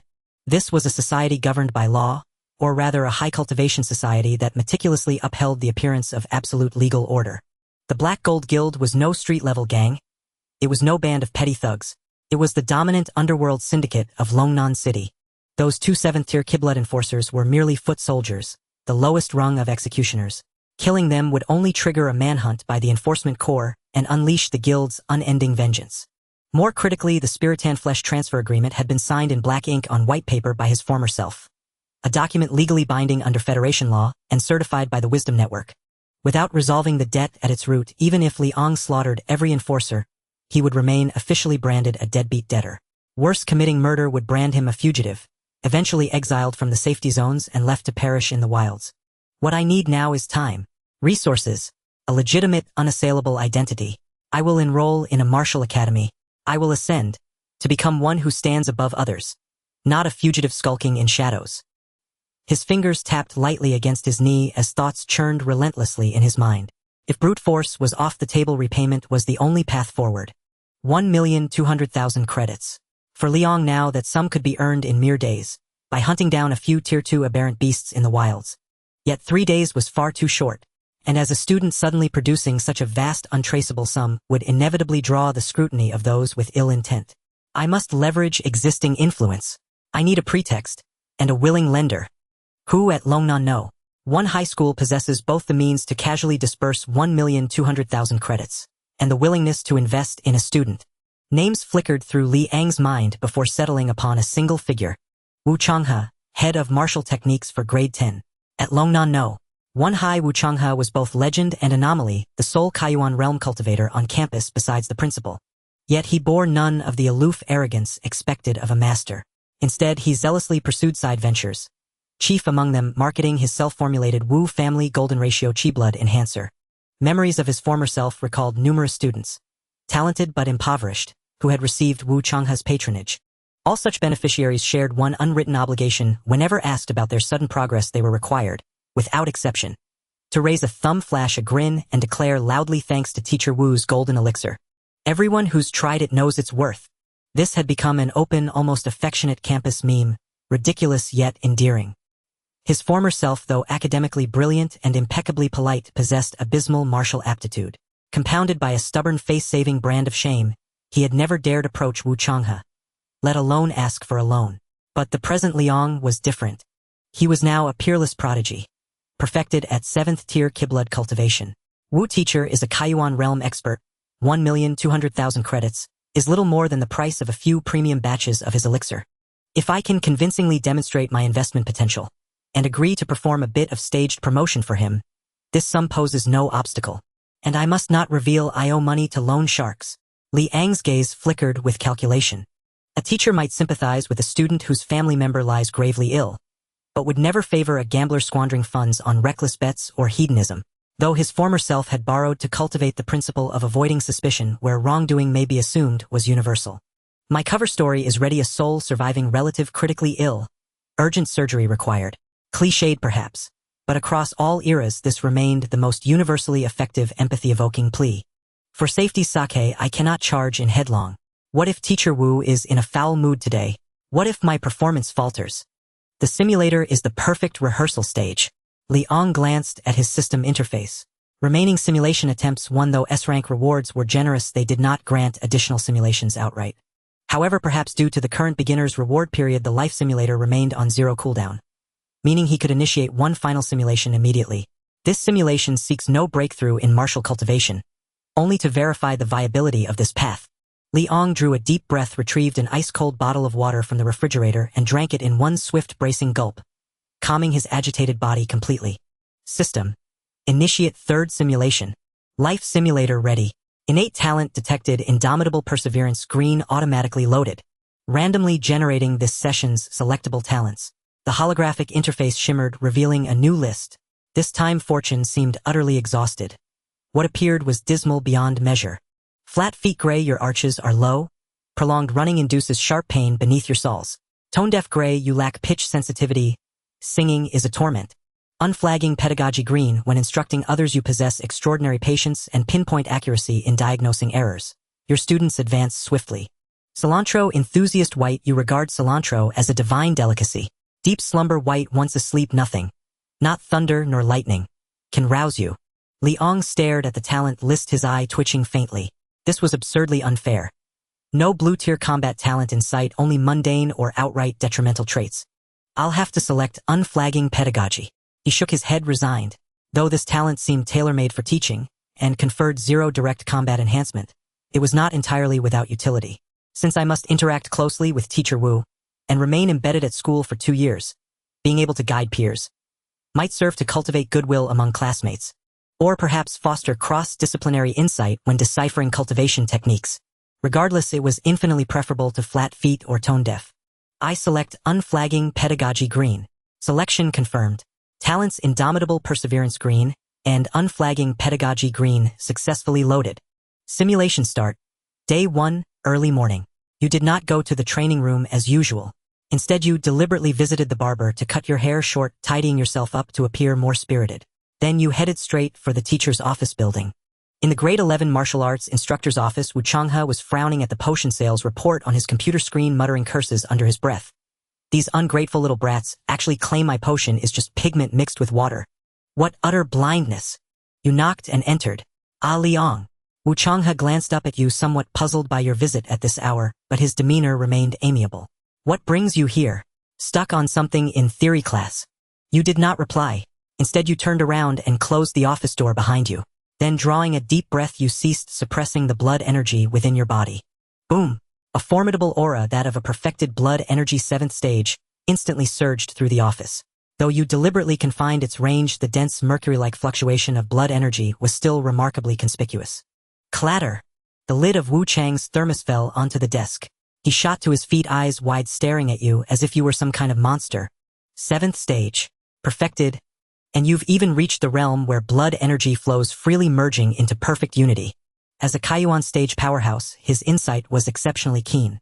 He instantly discerned the true substance of your cultivation base. This was by no means the result of relying on pills. This was a solid, even a thoroughly tempered, perfect foundation. Liang. Weren't you at blood energy 4th stage? Wu Chang's voice cracked. You retracted your aura, a rehearsed bitter smile spreading across your face. Teacher Wu, the truth is I've been concealing my strength all along. I was always afraid that the outstanding tree would be the first to be felled by the wind, so I pretended to be weak outwardly. But recently I've encountered an insurmountable obstacle, leaving me no choice but to come and beg for your help. Wu Changhe was still reeling from the shock, but upon hearing the words, "beg for your help," a light instantly kindled in his eyes. A peerless genius who had never shown his true colors, only to erupt as a perfected blood energy 7th stage. And his theoretical scores were also the best in his grade. If nurtured properly, this was a surefire candidate for a martial arts university. He might even become the future top scholar. Sit. Please sit. Wu Chang's attitude instantly turned incredibly warm. He even personally poured you a glass of water. What obstacle have you encountered? Tell your teacher. As long as your teacher can help, I won't hesitate a moment. You lowered your head, your voice choked with emotion. Teacher, my only family member, my grandmother. She's gravely ill and urgently needs 1,200,000 for an operation. I truly have no other way. You did not mention the Black Gold Chamber of Commerce, nor the usurious loans. In this version of the story, you are a filial genius forced to reveal your strength to save a loved one. Wu Changhe listened, falling silent for 2 seconds. 1,200,000 was no small sum to him, but it was far from crippling. Using this 1,200,000 to buy the debt of gratitude from a peerless genius, and perhaps even the gratitude of an outstanding student who might become a martial grandmaster in the future. This transaction was far too advantageous. I thought it was some world-shattering catastrophe. Wu Changhe slammed the table, brimming with heroic spirit. 1,200,000, you say? Your teacher will cover it. You lifted your head abruptly, your eyes rimmed with red. Teacher. I will repay this money, even if I have to hunt aberrant beasts in the wilderness. Repay what? Wu Changhe waved his hand dismissively, then rolled his eyes, a sly merchant's grin spreading across his face. But you see, teacher's golden blood energy potion sales have been a bit. You caught on instantly and responded without hesitation. Teacher, rest assured. The real reason I've progressed so quickly, besides intense training, is that I've been secretly taking your potion. Your potion is the beacon of hope for the entire martial world. Ha ha ha ha. You really get it. You absolutely get it. Wu Changhe was grinning from ear to ear. I knew my formula was flawless. If even a martial arts theory prodigy like you endorses it, it must be right. All right then, consider this 1,200,000 as your promotion fee. On the spot, Wu Changhe transferred 1,200,000 to you. The crisis in reality was resolved without shedding a single drop of blood in the simulation. In reality, under the dim light of the rented room, Liang's tense back finally relaxed completely. It was as if a 1,000-pound burden had been lifted from his shoulders, and he collapsed weakly onto the worn-out sofa. Whoosh! He exhaled a long, turbid breath. It was settled. Although this was only a rehearsal within the simulation, it proved that the path of borrowing money from Wu Changhe was absolutely viable. As long as he followed the script, tomorrow this deadlock of 1,200,000 would be shattered. In the days that followed, you did not slack off because of this. After the debt crisis was resolved, Wu Changhe prepared to properly nurture you, this rare genius. He arranged for you to move into the school's faculty apartment. The second semester of grade 11 began. You did not rush to train in the wilderness. Instead, you chose to settle down. You knew that the college entrance exam was still 2 years away. You needed to make full use of this time to take advantage of the martial arts resources the school provided for gifted students and elevate your own martial realm. With the tireless in teaching talent, you discovered that during lectures you could always identify flaws and points for improvement in your teacher's explanations.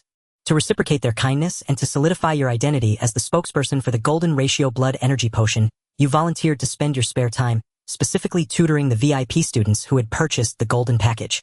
With the blessing of the tireless in teaching talent, you could always pinpoint the imperfections in their striking techniques with a single incisive remark.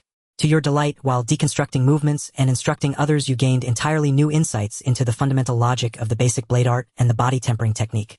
Teaching benefited the teacher as well. Your martial foundation grew even deeper.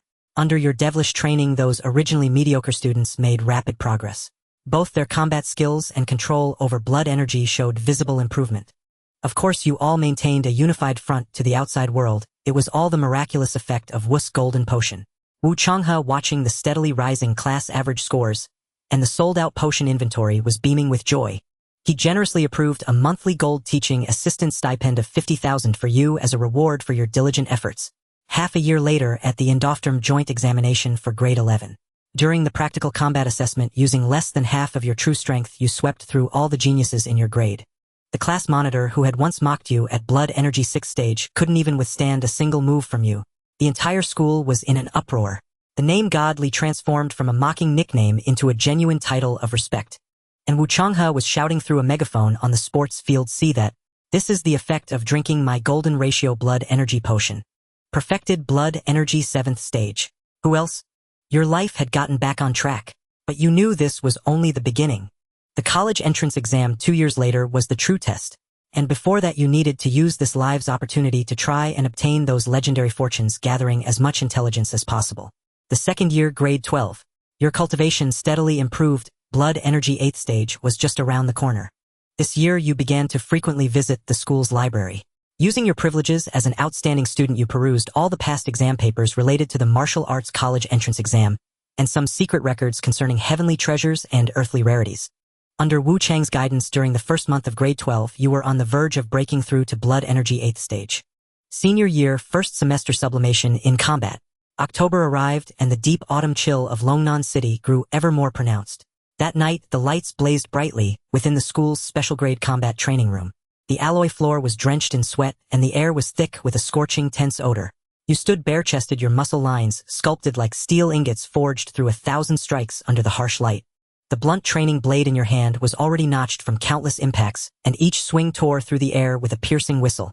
Standing opposite you was Wu Changhe, who had shed his coat and was now only wearing a tight-fitting vest. This man, usually a meticulous potion peddler, now radiated the terrifying, oppressive aura of a Kaiyuan realm powerhouse. "Are you not giving it your all?" Again, Wu Changhe roared, his primal energy surging around him. He formed a single palm strike and brought it down upon you with the force of a collapsing mountain. Even before the strike landed, the terrifying wind pressure made it hard to breathe. Kill. You did not retreat. Empowered by the hardworking and enduring talent, your sense of pain was nullified, and your resilience was pushed to its absolute limit. Your mastered basic saber technique operated at its peak in that moment. The blade's light was like splashed ink, sealing off all of Wu Chang's attacking routes. Yet it was still not enough. You could barely defend against his assault with all your might. Though the perfection of the 7th stage of blood chi was formidable, it was still like a child before the Kaiyuan realm. Bang! A single palm strike sent you flying back over 10 meters, your feet gouging 2 deep furrows into the painted surface of the alloy floor. Your chest churned with surging blood, and chi, a metallic taste rising in your throat, as you nearly spat out a mouthful of blood. "Is this your limit?" Wu Changhe didn't stop. His form flickered as he closed in again. "If this is all you've got with such meager ability, how can you possibly compete for a spot in the top 10 elite academies?" "Limit? No, the word limit does not exist in my dictionary." Under the immense external pressure, the blood and chi within your body began to seethe wildly. Like magma long suppressed within a volcano, it was an enraged dragon yearning to break through the crater. Thump, thump, thump. Your heart pounded violently, and the speed of your blood flow instantly multiplied several times over. You felt every meridian and vessel in your body ache with swelling pressure, your hands and feet beginning to grow numb. "Break! Open!" You roared towards the heavens. Abandoning defense, you met Wu Chang's iron palm Hedon, unleashing a strike that contained every shred of your strength. Boom!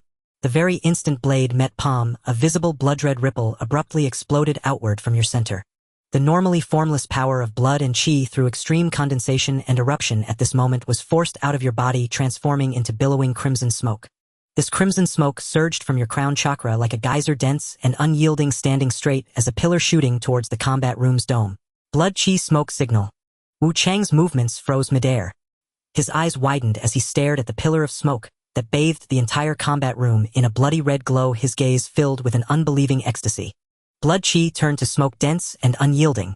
The 8th stage. You've done it. You panted heavily, feeling the terrifying, seemingly limitless power that now coursed through every limb and joint. A single swing of your arm now possessed a monstrous force of 4,000 jin. You clenched your fists, feeling the blood and qi within you obey your will like an extension of your arm, every ounce of power perfectly under your command.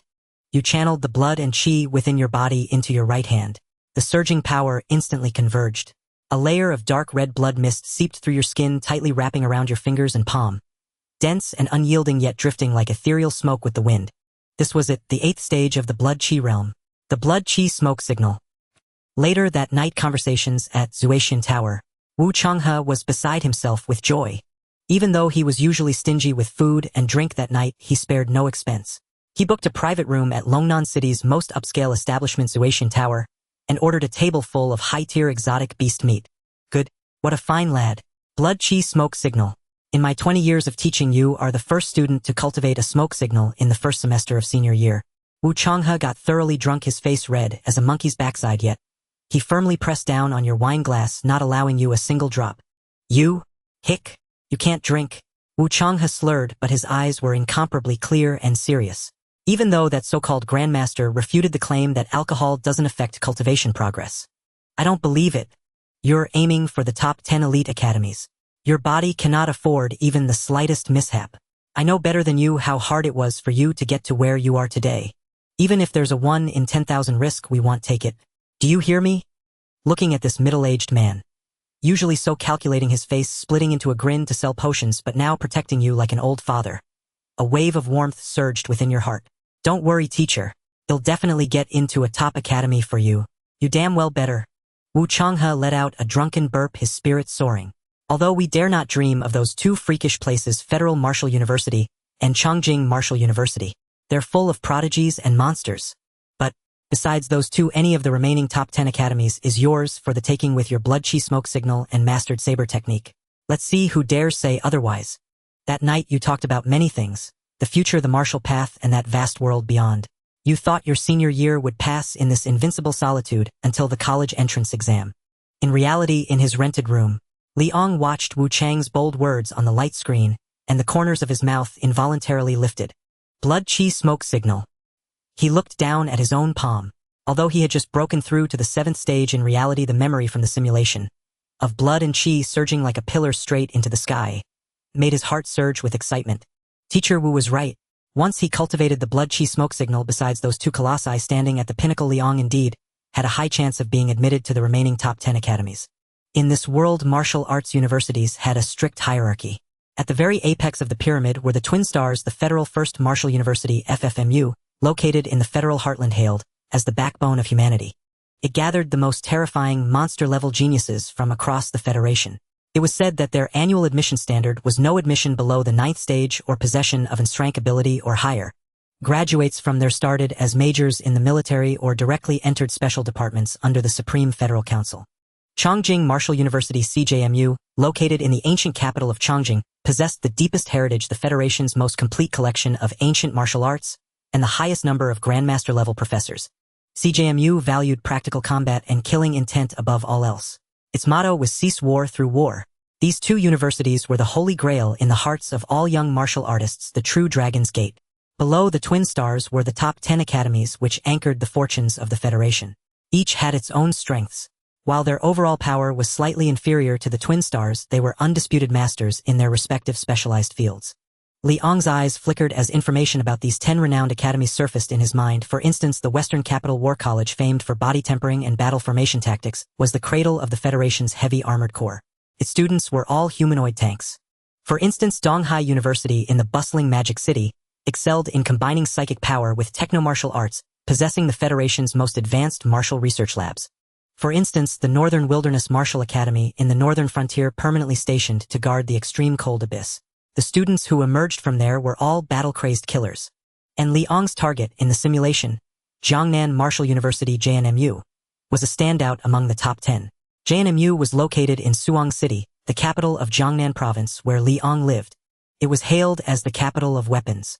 If the Western Capital Academy trained the body and the Magic City's Donghai trained the spirit, then JNMU trained technique. It possessed the Federation's most elite saber and sword techniques, along with countless divine weapons unearthed from abyssal ruins. For Liang, who possessed mastered basic saber technique and followed a technical path, JNMU was indeed the most perfect destination. In the simulation, teacher Wu thought I could easily get into JNMU. Liang leaned back on the sofa, his gaze gradually turning deep.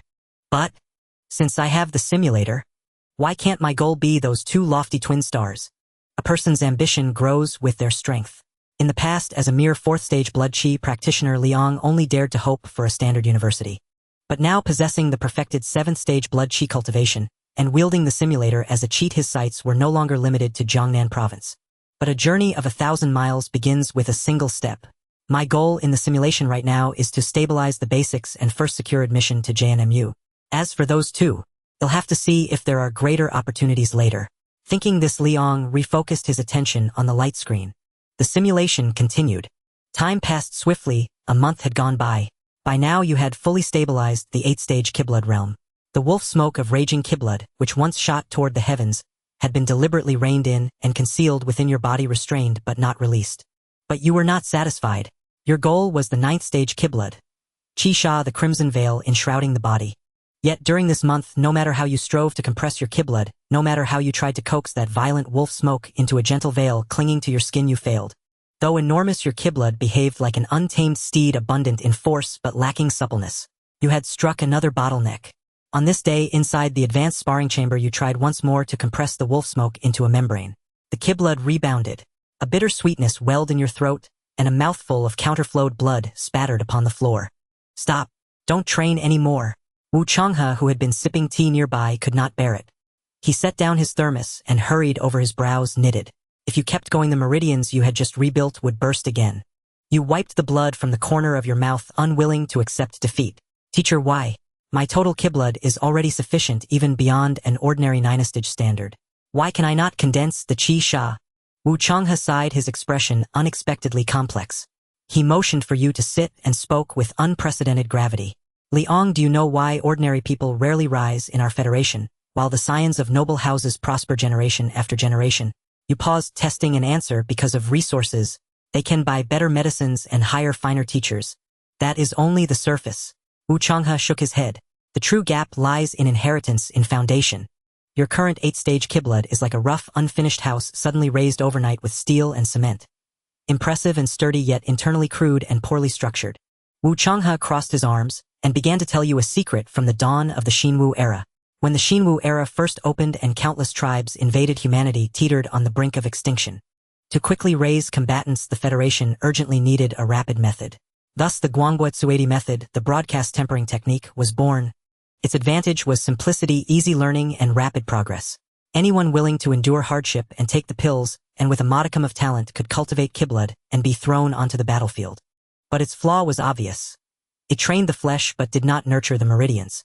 The Federation's tempering route was a fast lane, train hard, swallow the drugs, and results follow. The scions of noble houses, however, were different. They did not begin at 16. From 3 years old, they practiced ancestral stance work and force training their bodies soaked in gentle meridian nurturing tonics.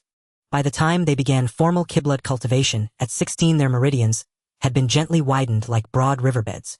They first built the channels, then let the water flow. People like you with ordinary meridian talent pour great floods into a narrow ditch. You felt a jolt at his words. This was the confusion that had plagued you all along. Although the simulator had rebuilt your flesh and solved the drug toxicity, the congenital narrowness of your meridians and the lack of a lifetime of gentle nurturing still blocked your advance to higher realms. Wu Changhe continued. Decades ago, when the war was fiercest, the Federation distributed on a large scale a thing called beast blood crystals. They were refined from the vital blood of high-grade beasts. Held in the mouth, they fed an endless stream of berserk Kiblood, forcibly scouring the meridians. With that external force, many who had stagnated their whole lives were able to break through. But later the policy was halted. You asked why? The official reason was that forcing breakthroughs with blood crystals would exhaust 10, perhaps 20 years of life with each use. To protect the lives of the masses, and because the war eased and high-grade beast resources dwindled, distribution was stopped. At this point, Wu Changhe sneered, a trace of scorn for the order of things in his eyes. But Liang, you are smart, think about it. He lowered his voice and let his gaze flicker. If these things were truly all harm, truly would shave 20 years off a life, why is a single crystal speculated up to 800,000 on the black market? And always in demand, snapped up the moment one appears. You froze. Who buys them? Who else but the noble families? Wu Changhe said disdainfully. The truth is, blood crystals do have side effects, but with modern medical techniques and the family's secret nurturing methods, those side effects are controllable. The passage from 7-stage to 8-stage Kiblood is the greatest watershed on the martial road. Past this, and given sufficient comprehension, even a commoner can stand shoulder to shoulder with a noble's child. That is what the magnates feared most.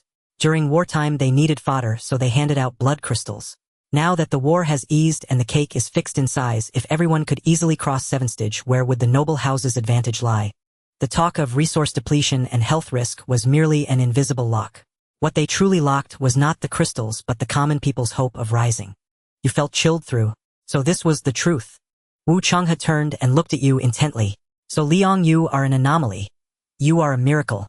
Without crystals, without family support, and with the system's doors repeatedly shut against you, you relied on sheer determination to force this mediocre body into producing wolf smoke of Kiblood. You not only shattered the body's limits, you also broke the cage they built around you. He paused, his tone softening. But you paid a price. Your Kiblood is too feral. That is precisely why you cannot condense the Qi Sha. To progress further, you must calm. You need to make up what noble science learned from childhood. Stance work and force cultivation. You understood suddenly. You rose and bowed respectfully. Please teach me, teacher. I once thought that producing wolf smoke meant you had passed the hardest hurdle.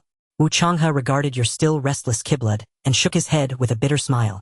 But the very thing that brought you victory also brings you ruin. Your Kiblood's excessive accumulation and violence has become your obstacle. It is like a wild, unbridled warhorse. No matter how strong, without reins it cannot be steered. Forcing it to compress to form Qi Sha will only blow your meridians apart. I do not teach stance work lightly to students preparing for exams. Stance training is slow. The saying goes, 3 years of stance yields no sign, 1 breath of force startles gods and ghosts. For students rushing to sit entrance exams, its cost performance is too low. Better to repeat the Guangbo Tsuedi method several times for practical gains. But you are different. Your power has already overflowed. What you lack now is depth. Wu Changhe straightened his posture, pride in his expression. Your Kiblood is sufficient, and now is the time to return and polish the foundation. Watch closely. This stance is called Cholongzhuang, paired with a set of Bejiquan. One is still one in motion, the rigid and the supple balanced. Just the remedy to tame your raging wolf smoke. He spread his feet, toes gripping the ground, his spine undulating like a great dragon. He seemed a gnarled pine rooted to a cliff or a coiled dragon poised to strike. A steady, weighty aura, as if fused with the earth itself, emanated from him. The essence of stance work is locking. Lock the restless mind, lock the torrent of Kiblood. Let every ounce of force sink into the marrow to nourish your organs. You watched without blinking. Though your patient teacher talent was primarily for teaching, it now sharpened your ability to dissect his movements. You keenly caught the vibration of Wu Changhe's muscles and the rhythm of his breath. Now observe the fist method. He shifted from utter stillness to violent motion. Where literature secures peace with Taiji, martial art steadies heaven and earth with Bejiquan. Bejiquan emphasizes rupture, shock, thrust, and strike. The force issues from the heel, is governed by the waist, and is released through the spine. Boom, boom, boom. He unleashed a set of unparalleled fierce strikes within the sparring chamber. With each blow, the air detonated. That was not mere brute Kiblood, but a penetrating, driving force. Visible force wounds flesh. Hidden force injures the viscera. Your current strength is great but linear. Only by comprehending force can you animate that power and turn your wolf smoke into something as supple as a finger's wrap. After his demonstration, Wu Changhe ceased, standing in a final posture, exhaling like an arrow. Remember that. I remember. You nodded. Air in your mind, you had already deconstructed the movements of Cholongzhuang and Bejiquan countless times. Teacher. You suddenly recalled something and hesitated before asking. You said, forcing breakthroughs shortens life. I took so many medicines and forced so many breakthroughs. My lifespan. This question had long worried you. Although the simulator rebuilt your body, whether the life-shortening tied to the very root of life had been restored remained uncertain. Wu Changhe glanced at you and seemed to see through your worry. He walked to the window, gazed at the distant sky, a trace of yearning in his tone. The martial path is about defying fate. Life-shortening. To a true master, that is nothing. Liang, do you know what lies above the Kaiyuan realm? Fuyao, you answered. Exactly. When the rock rises with the wind, it soars 90,000 li. Fuyao is the true transcendence of the flesh. Wu Changhe turned, his eyes burning with fervor. Once you break into Fuyao, you can draw the primordial qi of heaven and earth into your body, reshape the flesh, and attain the ancient state of innate fetal breath. At that time, no matter how many hidden wounds you once bore, how many beastly drugs you consumed, how much potential you exhausted, the world's primordial qi will cleanse and heal them all. You will gain 2 centuries of life and a pristine body of original power. So do not fear shortening your life. If you run fast enough, if you can ascend to Fuyao before your years run out, every cost will become the badge of your rise. His words rang like a great bell, dispelling the last shadow in your heart. Yes, what was there to fear? Once chosen, the martial road demanded weathering wind and rain. Become a grandmaster and everything can be set right. Thank you for clarifying, teacher. You bowed deeply. In the days that followed, your cultivation became purer and more singular. By day, you trained Bajiquin under Wu Changhe at the academy, clumsily feeling out the conduction of force amid those fierce winds of fists. Even with talent augmenting you, the transformation of power from dead to living remained obscure. At night, you returned to the teacher's dormitory and stood Cholongzhuang through the night. Your enduring hardship, talent proved invaluable. Ordinary people's legs trembled after half an hour, maddened by boredom. You could stand a whole night, yet reality was harsh. Some things cannot be smoothed over by mere accumulation of hours in a short time.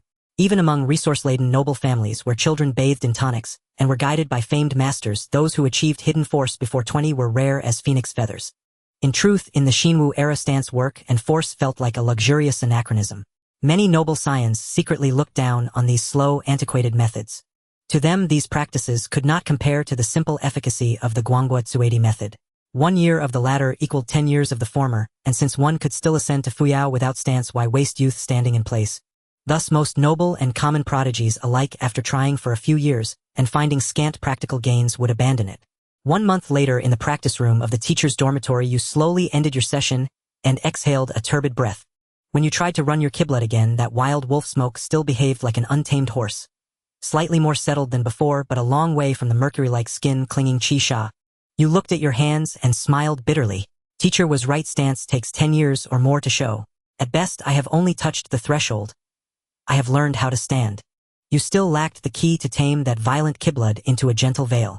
The helplessness of repeated compression only to see it rebound revealed your shortcoming. Yet you had not gained nothing. Although your kiblet realm had not advanced a month, of Cholongzhuang had made you enamored with the serenity of entering stillness. Each midnight when you stood, your spirit sank as if into a deep ocean. The world's clamor fell away, and the impatience born of rushing faded. Your concentration became unprecedented. Your organs received a faint nourishment from that subtle rhythm. Stance work for health was truly well deserved of its reputation. You inhaled deeply, and your gaze grew resolute once more. November had arrived in Longnan City. The deep autumn air carried a desolate chill. Under Wu Changhe's protection, you had assumed your senior year would unfold in quiet, monotonous refinement, until an unexpected turning point shattered the calm of Longnan No. 1 high school. A special transfer student arrived. Enrolled directly into Class 1, Grade 12, Lu Xia, hailing from Haicheng, a first-tier metropolis of the Federation.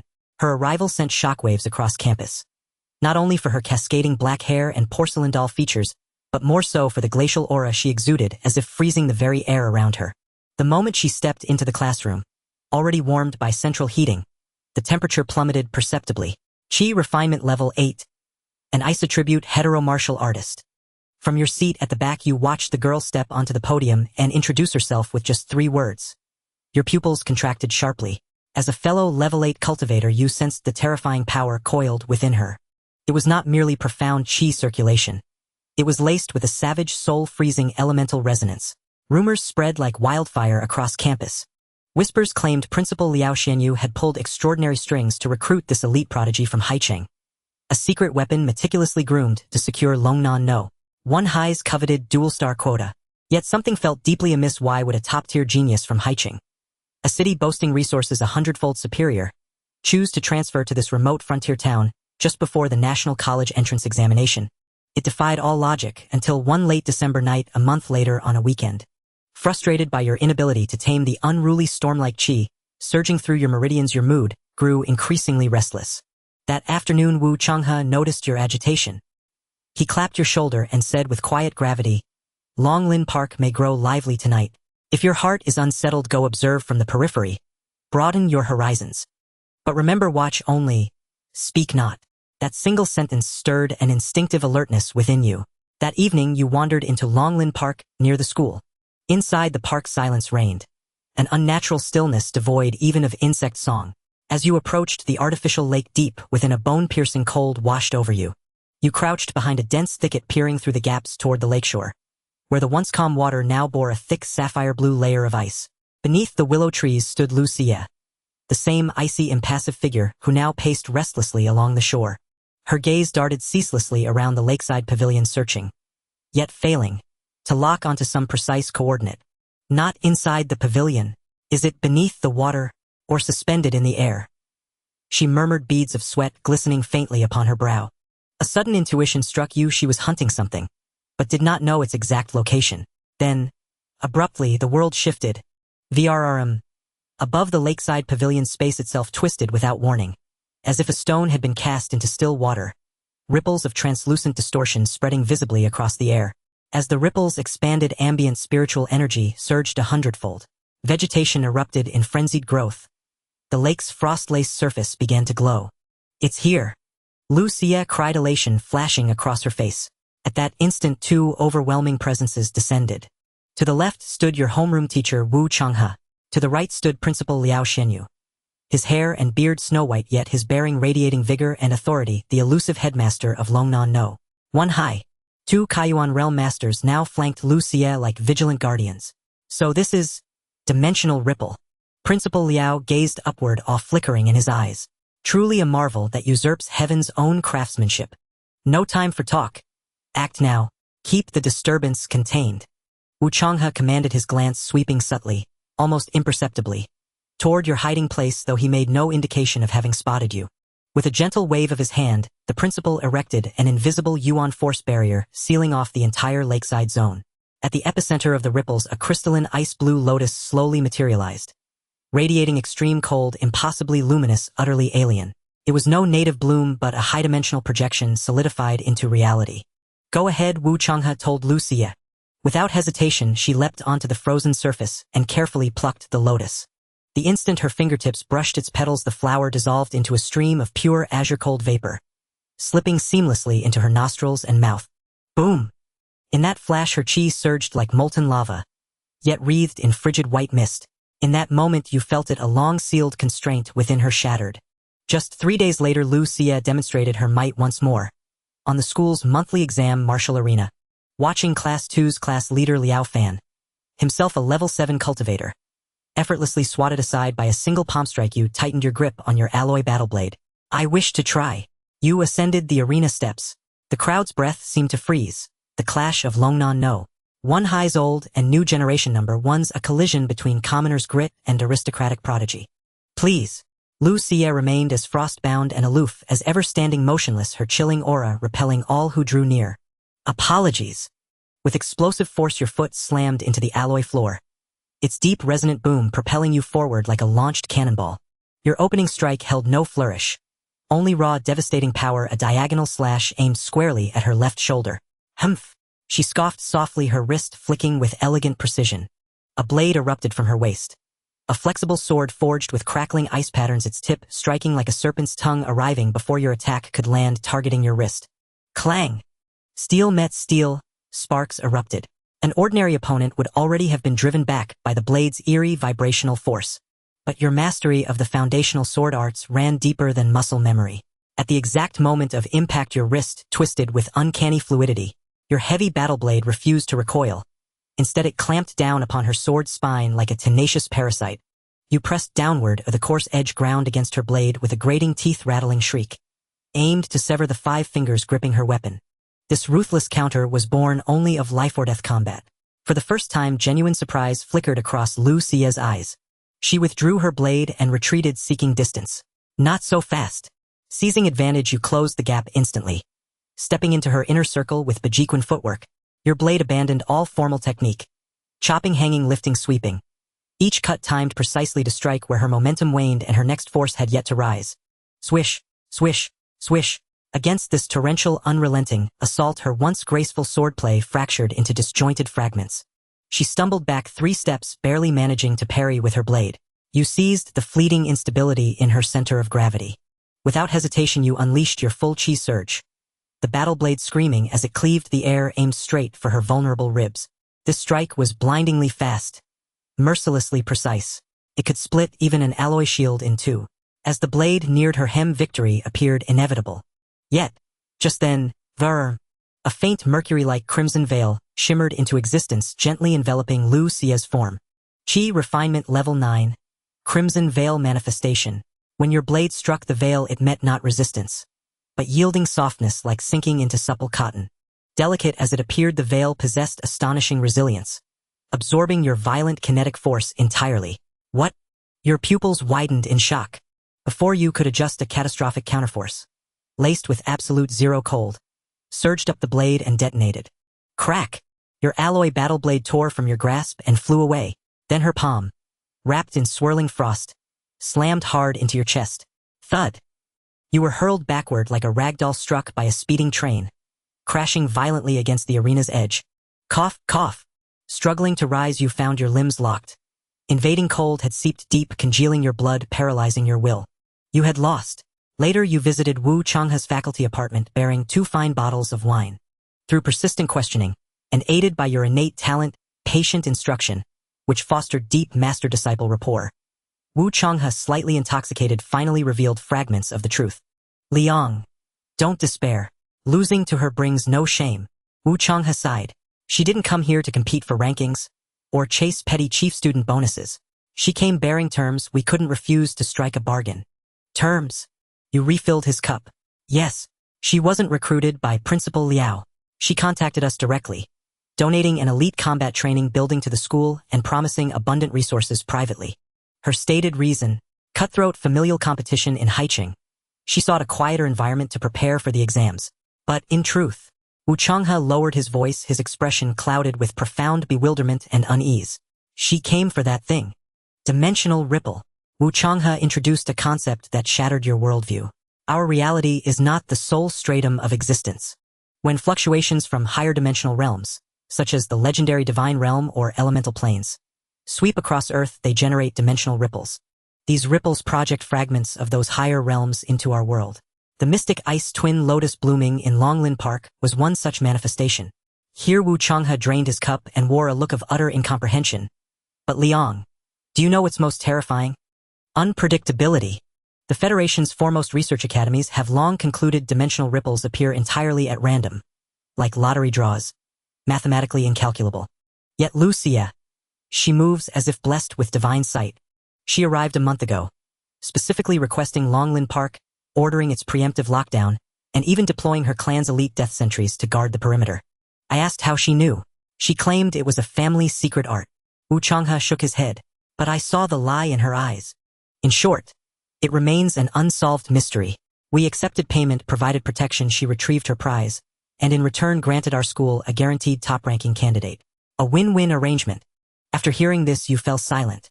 You had trained day and night, sacrificing everything fueled by sheer endurance, just to reach Qi Refinement Level 8.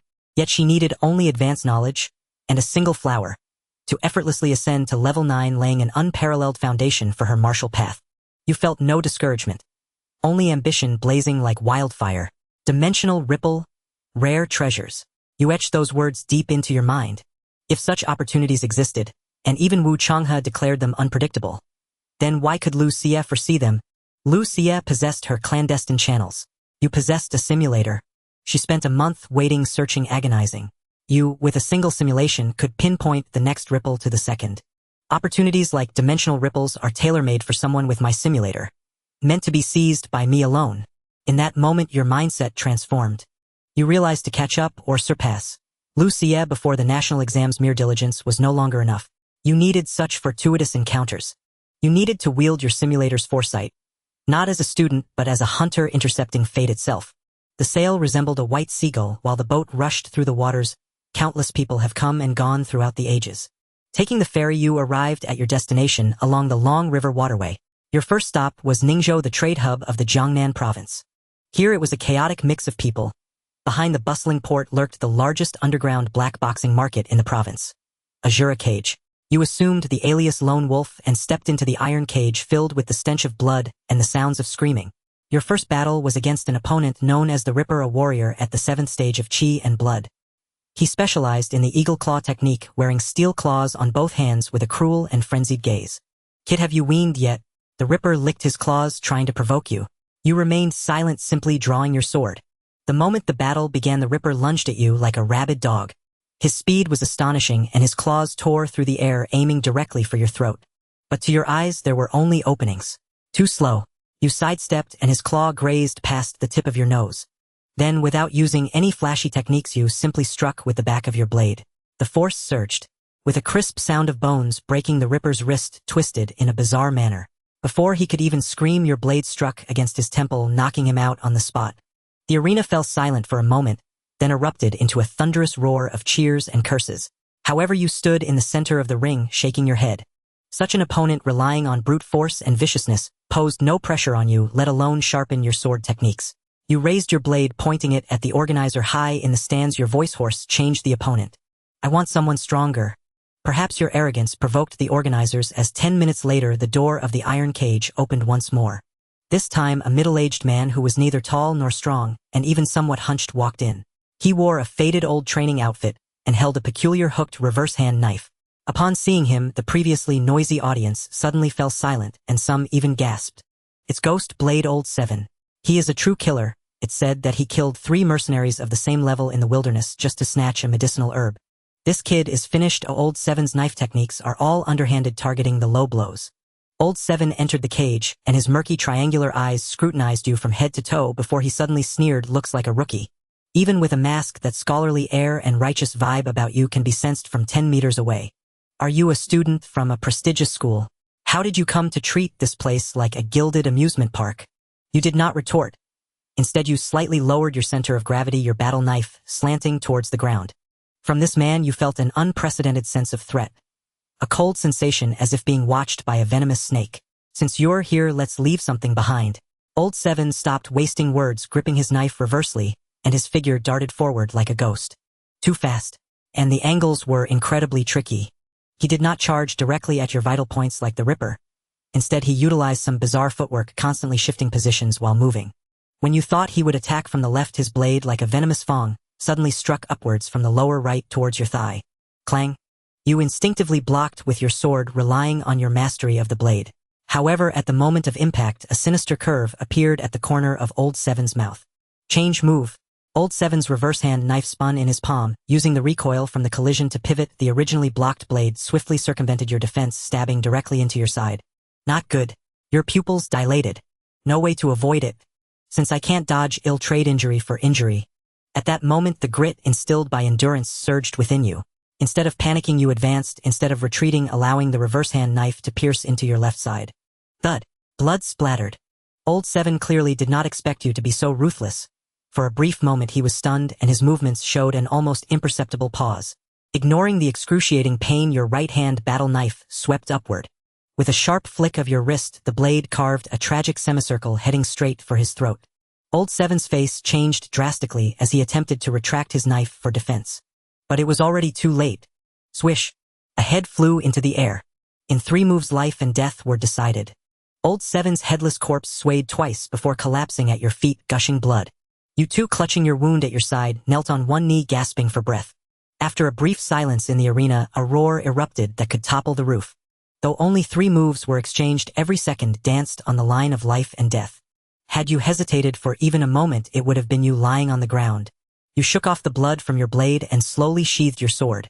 March the misty forest. After your wounds healed, you left Ningzhou. No longer satisfied with the deadly fights in the underground boxing ring, you set out for a broader world. Your footprints began to spread across the map of Jiangnan province.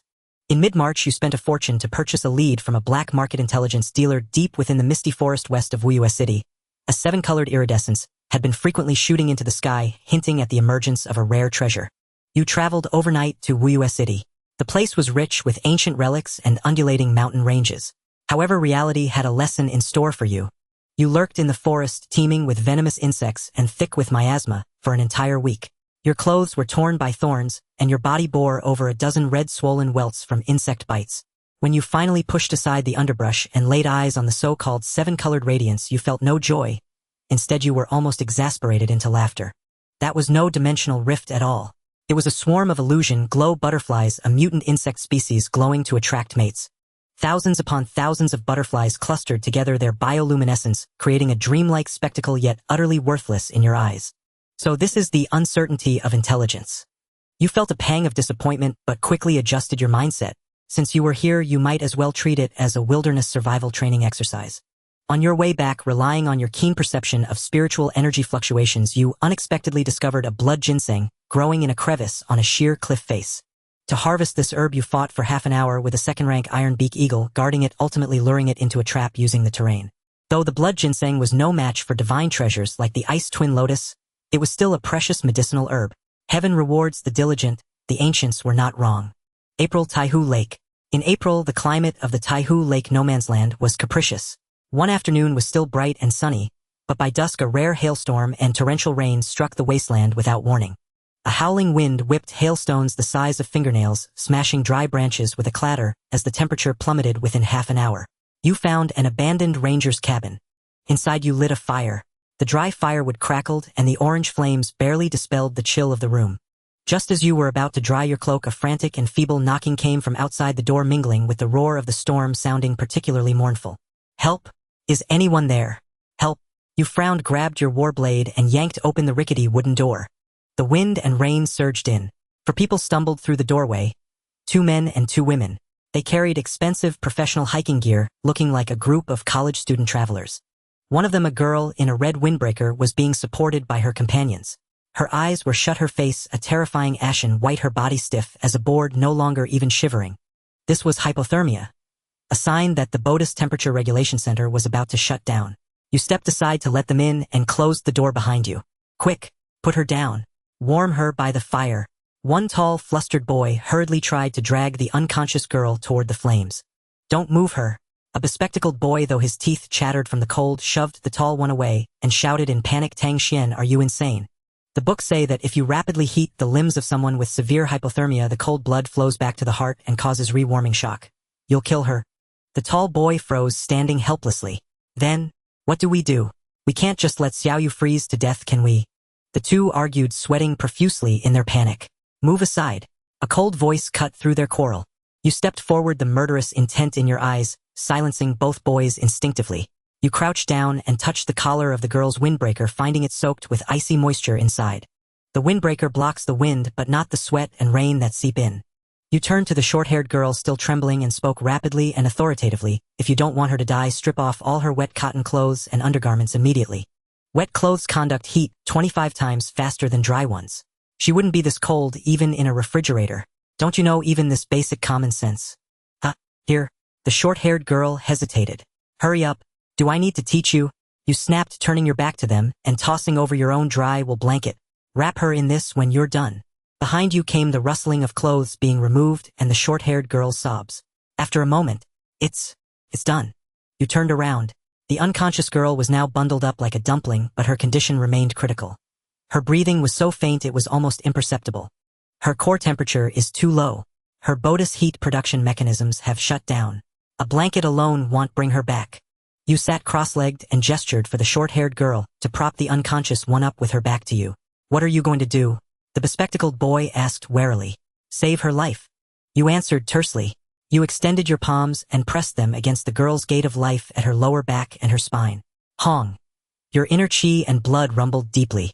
You transformed the originally violent power of your chi and blood through layers of conversion into a gentle warmth, like the spring sun slowly channeling it through your palms into the girl's body. This wasn't simple heating. It was using external chi and blood to forcibly stimulate her nearly stagnant blood circulation, protect her heart meridian, and dispel the cold from the inside out. This? What is this? Are you a martial artist? Chun Zishuan's eyes widened in shock. You didn't answer, focusing entirely on controlling your chi and blood. You transformed the originally violent power through layers of conversion into a gentle warmth, like the spring sun slowly channeling it through your palms into the girl's body. This wasn't simple heating. It was using external chi and blood to forcibly stimulate her nearly stagnant blood circulation and protect her heart meridian. The cabin fell into silence, broken only by the crackling of the fire and the rapid breathing of the others. 10 minutes passed. Cough, cough. The unconscious girl suddenly expelled a mouthful of cold air. A trace of color finally returned to her pallid face and her body began to tremble violently. a good sign that her heat production was recovering. Alive? She's alive? The short-haired girl exclaimed in joy. Chan Zishuan slumped to the floor, his gaze shifting from wariness to utter awe as he looked at you. Qi and blood released externally and controlled with such precision. Only a high-stage martial artist could do that, right? With the crisis averted, the atmosphere in the cabin finally relaxed. That night, the rain never stopped. The five of you gathered around the fire, sharing a pot of hearty beast meat stew you'd made from dried exotic beast meat. Big brother, this meat. It's so chewy and it makes my whole body warm after eating. The tall boy wolfed down his food and asked cautiously, what kind of meat is this? Third-rank black water serpent, you replied flatly. Pfft. The boy nearly spat out his soup and the others' faces changed instantly. You? Are you a professional hunter? The short-haired girl looked at you with admiration, stars in her eyes. Like in the movies, the kind of professional hunter who hunts exotic beasts in the wilderness. You didn't answer, silently adding a log to the fire. Chen Zishuan adjusted his glasses, his tone becoming deeply respectful. I never thought I'd meet an expert like you in a place like this. We're students from Jinling University. We snuck out to explore. They began to tell you about the outside world. From the hottest virtual idols to the latest updates on the neural net to the bustling splendor of Jinling City. You listened quietly, watching the innocent foolishness in their eyes and their love for life after surviving the ordeal. A strange feeling suddenly surged within you. Your martial arts realm could not only help you kill enemies, but also shield a dying flame of life in the midst of a storm. The next day, after the rain stopped, you escorted them to the safety of the main road. Before parting, Chen Zishuan pulled an exquisitely crafted business card from his pocket, handed it to you with both hands and bowed solemnly. Big brother, I will never forget your life-saving grace. My name is Chen Zishuan, the third son of the Chun family of Jinling. Since you're a martial artist, if you ever come to Jinling City, whether to buy medicine, repair equipment, or anything else, just mention my name and the Chun family will welcome you with open arms. Yeah, big brother, you have to come visit us. The short-haired girl waved as well. You accepted the card without saying much, turned, and walked away with your blade disappearing into the morning mist of the wilderness. Behind you came their exclamations, so cool. So this is what a real martial artist is like. If only I'd chosen to attend martial arts class in high school. With your abilities, could you even handle the hardship? Time came to 1 month before the college entrance exam.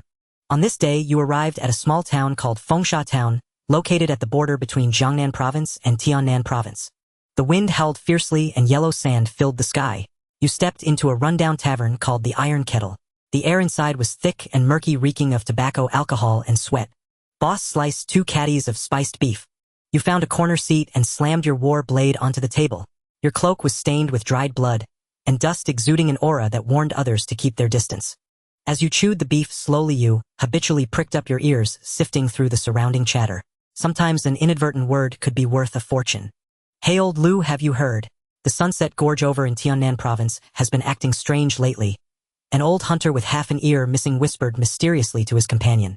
Strange how? Isn't it always shrouded in fog there? This time is different. The old hunter gestured animatedly. I have a brother who was gathering herbs near the gorge's edge a few days ago. He said he saw what looked like an upside-down mountain deep in the fog. Its peak pointed downward, suspended in midair, surrounded by a purple glow. And the beasts nearby are all charging in like mad, as if they're being summoned by something. Bah, you're seeing things after too much drink. An upside-down mountain. Sounds like a mirage to me. His companion scoffed. The speaker meant nothing, but the listener took it to heart. Seated in the corner, you suddenly stopped chewing. Upside-down mountain. Beast stampede. These 2 keywords made your hand tighten around your teacup. An ordinary person might dismiss it as a drunken hunter's tall tale or a rare mirage. But you were different. Your mind instinctively recalled that night on Chonglin Park's lake. The twisted spatial ripples and the ice lotus that materialized out of thin air. That scene was equally defied reason, equally eerie. An upside-down mountain. Was this merely a trick of light refraction? Or was it a glimpse of a higher dimension? You had no solid evidence nor any theory to prove it was definitely a dimensional ripple. There was too little information, no one could be certain. It might just be an unrecorded natural magnetic phenomenon. But did that matter? Better to investigate 1,000 times in vain than miss this one opportunity. More importantly, it was May with only a month left until the college entrance exam. There was still plenty of time. If it was real, this would be a great fortune no less significant than the mystic ice twin lotuses. Sunset Gorge. You quickly searched your memory for the name. It was a treacherous region at the border of 2 provinces with complex terrain and chaotic magnetic fields. A true lawless land. Though it was just a rumor over drinks for someone like you craving strength, even a 1 in 10,000 chance was worth the gamble. Boss, check please. You tossed a bill onto the counter, grabbed your blade, and walked out of the tavern without waiting for change. Time waited for no one. Outside, the wind and sand stung your eyes. You pulled your cloak tight, your gaze burning as you stared into the distance. After leaving the iron kettle, you didn't recklessly plunge into the wilderness like a greenhorn. Though the hunter's words had stirred your blood, reason told you that Sunset Gorge was a deadly region spanning 2 provinces with terrain as complex as a maze and countless high-level beasts lurking within. Relying on a vague rumor of an upside-down mountain. To seek your fortune, there would be suicide. Sharpening the axe won't delay the woodcutting. You adjusted the brim of your hood and didn't rush out of town. Instead, you turned toward Cheong County, the administrative center of Winsand Town. Half a day later, you arrived in Cheong County. Your first destination was the Cheong County Library, a small declining town with a sparse population. Even the county library building was overgrown with withered ivy. You stepped into the local Chronicle's reading room. The librarian was a dozing old man in reading glasses. He barely lifted his eyelids when he saw you, just pointed to a corner. $10 to look up materials extra for copies. Handle with care, don't damage the rare editions. You paid and walked past rows of dusty shelves. It was clear no one had visited in a long time. A thick layer of dust recorded the passage of years. But your eyes sparkled with excitement. In this era where the neural network covered everything, most people were accustomed to getting information online. Yet due to the chaotic magnetic fields in Sunset Gorge, the neural network signal couldn't reach, and satellite maps were perpetually obscured by clouds showing only vague outlines. The real details lay hidden in these forgotten piles of paper. With the patience born of your hardworking trait, you furiously flipped through books, embarking on a tedious reading journey. Cheong County Annals, Mountains and Rivers Volume, Vegetation Survey of Sunset Gorge, History of Tianan, Geological Changes Fragment. You read them one by one, even scouring century-old county newspapers. In the 35th year of the new Martial calendar, a purple mist appeared deep in Sunset Gorge, lasting 3 days. A herb gatherer wandered in and got lost, unable to find his way out. A place anciently called Thread of Sky. During thunderstorms, lightning struck what often appears with the strongest magnetic fields here. There's an underground river in the gorge's belly named Bone Eroding. You pieced together these fragments of information. Relying on your top-of-the-class memory and comprehension skills, a 3-dimensional map of Sunset Gorge began to take shape in your mind. You not only memorized the terrain but also deduced the underground river's flow, the patterns of toxic miasmas, and even marked the possible lairs of high-level beasts. 3 days. You spent 3 full days in that musty reading room, surviving on dry rations. When you closed the last supplement to the county annals, the sleepy librarian finally looked up in surprise. Young man, are you an archaeology student? In this day and age, who'd be interested in such a godforsaken place? You smiled without explaining, just brushed the dust off your clothes and walked away. By now, though you had never set foot in Sunset Gorge, your knowledge of it likely surpassed that of many lifelong locals. Preparations complete. It was time for a field survey. You returned to Winsand Town and hired the most experienced local guide at a high price. Old Ma. Old Ma was a wiry, dark-skinned man missing 2 fingers. He had already retired, but the thick stack of federal credits you offered convinced him to take you around the outer perimeter. Young brother, let's be clear, we only scout around Eagle's Beak Cliff on the outskirts, never deep inside. Old Ma chattered as he checked his battered off-road vehicle. This place has been acting strange lately. Strange how? You asked casually from the passenger seat. Before, you'd barely see a stranger here in a month. But these past 2 weeks, it's been bustling. Old Ma started the engine, which roared like a beast, and they sped into the swirling yellow sand. Just yesterday, I saw a team of heavy armored vehicles heading in. With that gear, they're either military or private forces of some big corporation. And several lone wolves like you, all radiating killing intent. Old Ma shot you a meaningful glance. Young brother, you're a student from out of town, right? Take my advice, I don't know what treasure's in there, but this isn't a game for folks like us. Those people won't hesitate to kill. You nodded silently, mentally noting the intelligence Old Ma provided. Indeed, the anomaly had already drawn the attention of various factions. There were many competitors, but that only excited you more. The more people, the messier the situation, and as a lone wolf, your chances would be greater. 2 hours later, Lao Ma's battered SUV ground to a halt at the edge of Eagle's Beak Cliff. We've arrived. Beyond this point lies the mist zone. No vehicle can proceed, and magnetic interference will render compasses useless. Lao Ma pointed toward the vast canyon ahead, shrouded in thick swirling white fog. You stepped out and stood at the cliff's precipice, gazing into the distance. It was twilight.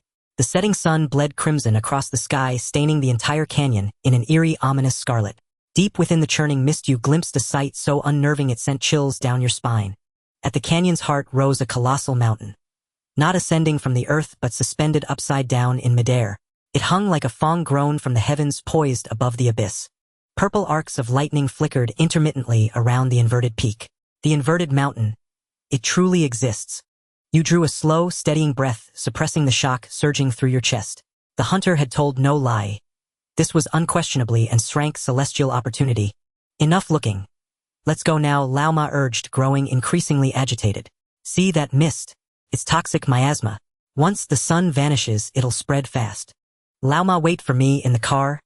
10 minutes. Ignoring his impatience, you retrieved a pair of binoculars and a sketchbook from your backpack. Though you lacked the nameless bystander talent this time, you carried the hard-won survival instincts forged during 10 years of brutal trial in the Chaos Zone. Simulated yet utterly real in memory. You lowered your center of gravity, regulated your blood flow, and slowed your respiration to near silence. Then, edging carefully along the cliff's rim, you found a wind-sheltered rocky outcrop with the clearest vantage, and concealed yourself there. You would use the last sliver of daylight to cross-reference the terrain before you with the map you'd memorized in the library. 500 meters below Eagle's Beak Cliff lies the Ghost Whale Forest. Teeming with serpents and insects, its dense foliage ideal for stealth. That dried riverbed to the left must be the former course of the Bone Corrosion Dark River, dry now yet treacherous with quicksand. Directly beneath the inverted mountain lies a sprawling field of jagged boulders, open exposed and lethally vulnerable, nature's own meat grinder. Your mind raced, synthesizing intelligence with instinct. You weren't merely verifying prior intel. You were running a meticulous silent war game in your mind, fueled by the unwavering focus granted by your indomitable perseverance trait and your extraordinary memory. You etched every elevation, every escape route, every blind spot perfect for sniping or ambush deep into your consciousness.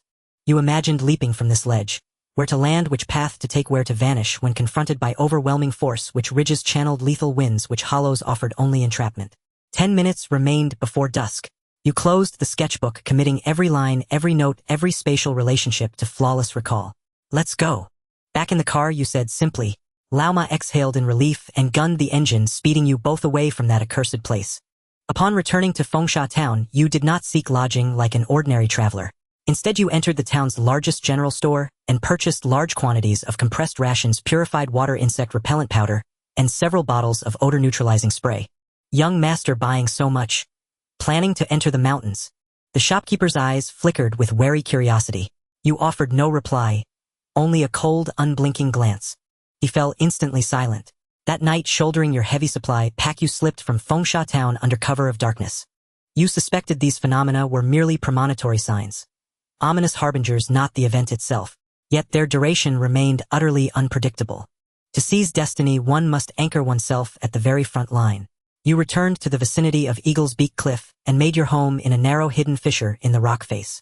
Only 2 kilometers from the canyon's entrance, the site offered strategic flexibility. Advance or retreat, attack or hold. For the next 10 days you became a patient predator. Days 1 to 3 wolves circled the perimeter. You lay motionless in the crevice, observing the canyon mouth through your binoculars, and realized the arrivals were not all lone wanderers. A black armored convoy bearing the insignia Tiannan Heavy Industry smashed through the outer cordon, even deploying heavy machine guns to scatter idle martial cultivators gathered nearby. These were the private mercenaries of a conglomerate, well-armed, some clad in powered exoskeletons. Another group wore identical camouflage fatigues. Professional mercenaries, each radiating a raw, battle-hardened aura seasoned in life-or-death combat. You silently recorded their numbers, armaments, and shift rotations. Days 4 to 6, the canyon's toxic miasma began seeping outward, the once white fog gradually tinting pale pink. You watched as a level 1 mutant beast, the wind-running hare, strayed into the mist. Within seconds of inhalation, it erupted into frenzied convulsions, hurling itself violently against boulders until its vessels burst and it collapsed dead. Biological mutation induced by spiritual energy overload. You concluded inwardly. Days 7 to 9. Impatient cultivators began forcing their way into the mist zone, clashing violently with the conglomerate's entrenched private forces. Gunfire screams and thunderous bursts of chi erupted continuously along the canyon's periphery. You even witnessed a chi-blood 8th stage expert torn apart by a corporate sniper's bullet. Half his torso obliterated in an instant, yet you remained perfectly still. You knew the true feast had yet to begin. The entering now would be suicide. Day 10. May 14th, deep night. You sat cross-legged deep within the fissure, regulating your breath. Days of motionless vigil had coated your body in dust and grime. You resembled nothing so much as an inert, weathered stone. Then, suddenly, a tremor chilling and profound pulsed forth from the canyon's depths. Your eyes snapped open. You burst from the fissure just in time to see it. The inverted mountain, long veiled in ambiguity, now blazing with a searing violet light. The radiance pierced the dense poisonous fog like a blade soaring heavenward and dyeing the starless night sky in an unnatural malevolent purple. Even 2 kilometers away you felt the surrounding magnetic fields convulse wildly. Electronic devices in your pack shrieked with high-pitched overloads. A low, resonant hum. Then the phantom image of the inverted mountain suspended for half a month vanished as if pricked. A sudden absolute erasure from reality. In the next heartbeat, boom, a cataclysmic tide of spiritual energy surged forth from the canyon's heart, violent as a tsunami, unstoppable as fate. Ruer! Au! Countless mutant beasts within the canyon roared in unison. Voices trembling with primal terror yet burning with ravenous, insatiable greed. Searchlights swept frantically across the camp beneath Eagle's Beak Cliff. Alarms wailed with shrill, desperate urgency. Seize the treasures. This is the omen of a celestial artifact's emergence. From the darkness, figures erupted like sharks scenting blood, racing headlong into the unknown mist-choked gorge. It has begun. You stood atop the ridge, your cloak whipping violently in the gale. Unlike the frenzied cultivators blinded by greed, you did not charge blindly forward. Your gaze locked coolly onto a narrow, unassuming game trail, overlooked by most perilous by all accounts, mapped precisely from geological analysis. It was your calculated shortcut. Arduous, yes, but bypassing the main assault, entirely leading straight to the boulder-strewn plain directly beneath the inverted mountain. You unsheathed your battle blade. Chi and blood roared through your veins. In that instant you became pure momentum. An arrow loosed from the bow and vanished from the cliff's edge. You moved like a silent specter traversing the treacherous beast path to evade all eyes and plunge straight into the heart of the canyon. By now the canyon was in utter chaos. The private armies of the conglomerate's mercenary groups, free martial artists, and countless mutated beasts stirred by the spiritual energy tide were locked in a frenzied slaughter within the fog. The cacophony of gunfire roars and the thunderous eruptions of chi and blood merged into a symphony of carnage, transforming the area into a colossal meat grinder. As you burst from the fog and reached your destination, the sight before you made your pupils contract. In the sky, as the phantom of the inverted mountain shattered, several streaks of violet light rained down like a meteor shower. They followed no specific trajectory, scattering randomly across every corner of the canyon. Ecstasy surged within you as your gaze locked onto the nearest streak of light. It made no thunderous impact, but instead fell like a single drop of water into a placid lake. Around the hard rock it struck, space twisted, instantly rippling with visible circles of aquamarine energy. The once solid rock grew hazy within the ripples, as if separated from the real world by a layer of frosted glass. Could it really be dimensional ripples? Joy flooded your heart as your mind rapidly recalled the intelligence on dimensional ripples you had gathered over the past months. In the century-long history of the Federation, the forms of dimensional ripples were endlessly varied. Some appeared singly, like the incident at Chonglin Park, while others, like the famous snowy night falling stars 70 years ago, produced dozens of ripples overnight, birthing several top-tier powerhouses. This time, the inverted mountain was a type never recorded before. It first manifested a projection for half a month, accumulating immense energy before erupting fully tonight. You stared intently. At the center of the ever-expanding aquamarine spatial ripples, a crystalline flower radiating extreme vitality was slowly squeezing from the unreal into reality. As it appeared, the dry air around instantly became moist, and the faint sound of crashing waves whispered in your ears. This is it. Without a moment's hesitation, you pushed off the ground, your form blurring into a phantom as you charged forward. Yet you were not the only one fixated on this flower. Get lost! A thunderous roar came from the side. A tall, lean martial artist at the 7th rank of chi and blood-wielding twin spikes emerged from the shadows on the other side. He had clearly spotted the strange flower, his eyes brimming with greed. Seeking death. Seeing you advance instead of retreat, he bellowed, his twin spikes whistling viciously toward your eyes. You snorted coldly, not even bothering to draw your blade. At the moment of collision, the wolf smoke of your chi and blood erupted with explosive force. The 8th rank chi and blood wolf smoke pressed down on your opponent like a mountain. The tall martial artist felt his breath catch, his movements inevitably faltering by a beat. That single beat decided life and death. You gave him no chance to react, ducking low to evade the spikes, while delivering a devastating roundhouse kick that slammed into his chest. With a sharp crack of breaking bones, the tall martial artist flew back like a kicked sandbag, blood spraying from his mouth as he tumbled over 10 meters away, his fate unknown. Leveraging the recoil from the kick, your speed surged, once more turning you into an arrow loosed from a bowstring, instantly crossing the final 10 meters. With a slap, your hand firmly grasped the aquamarine flower. At first, your fingertips felt a void-like nothingness, as if you were clutching a reflection of the moon in water. But the moment your fingers closed, the surrounding aquamarine ripples froze abruptly. A low hum resonated as space seemed to collapse within your palm. The flower, once as illusory as a hologram and swaying in light, instantly solidified from the unreal into the real. A light, tangible weight appeared in your hand, accompanied by a chilling sensation, as if from the deep ocean. It was no longer a play of light and shadow. The once ethereal flower had transformed into a real bloom with actual petals, a stem, and even droplets of dew. An aquamarine wonder. Yet before you could examine it, the newly manifested treasure seemed to sense your flesh and blood. The moment you touched it, a cold and vast will surged through your fingertips into your mind. With a soft pop, the physical flower disintegrated, turning into an incredibly pure, visible aquamarine mist. It did not dissipate, but as if finding a host, frenziedly burrowed into your mouth, nose, and pores. A thunderous roar erupted within you as your chi and blood instantly boiled. The sensation of chi and blood transforming into silk, which you had failed to grasp after a month of arduous training, now arrived as naturally as water flowing. But you dared not pause even a moment to savor this wondrous change. You knew well that in this canyon full of wolves, a successful strike demanded immediate escape. Go! Almost at the same second, the mist entered your body. Without even turning your head, you harnessed the surging new power.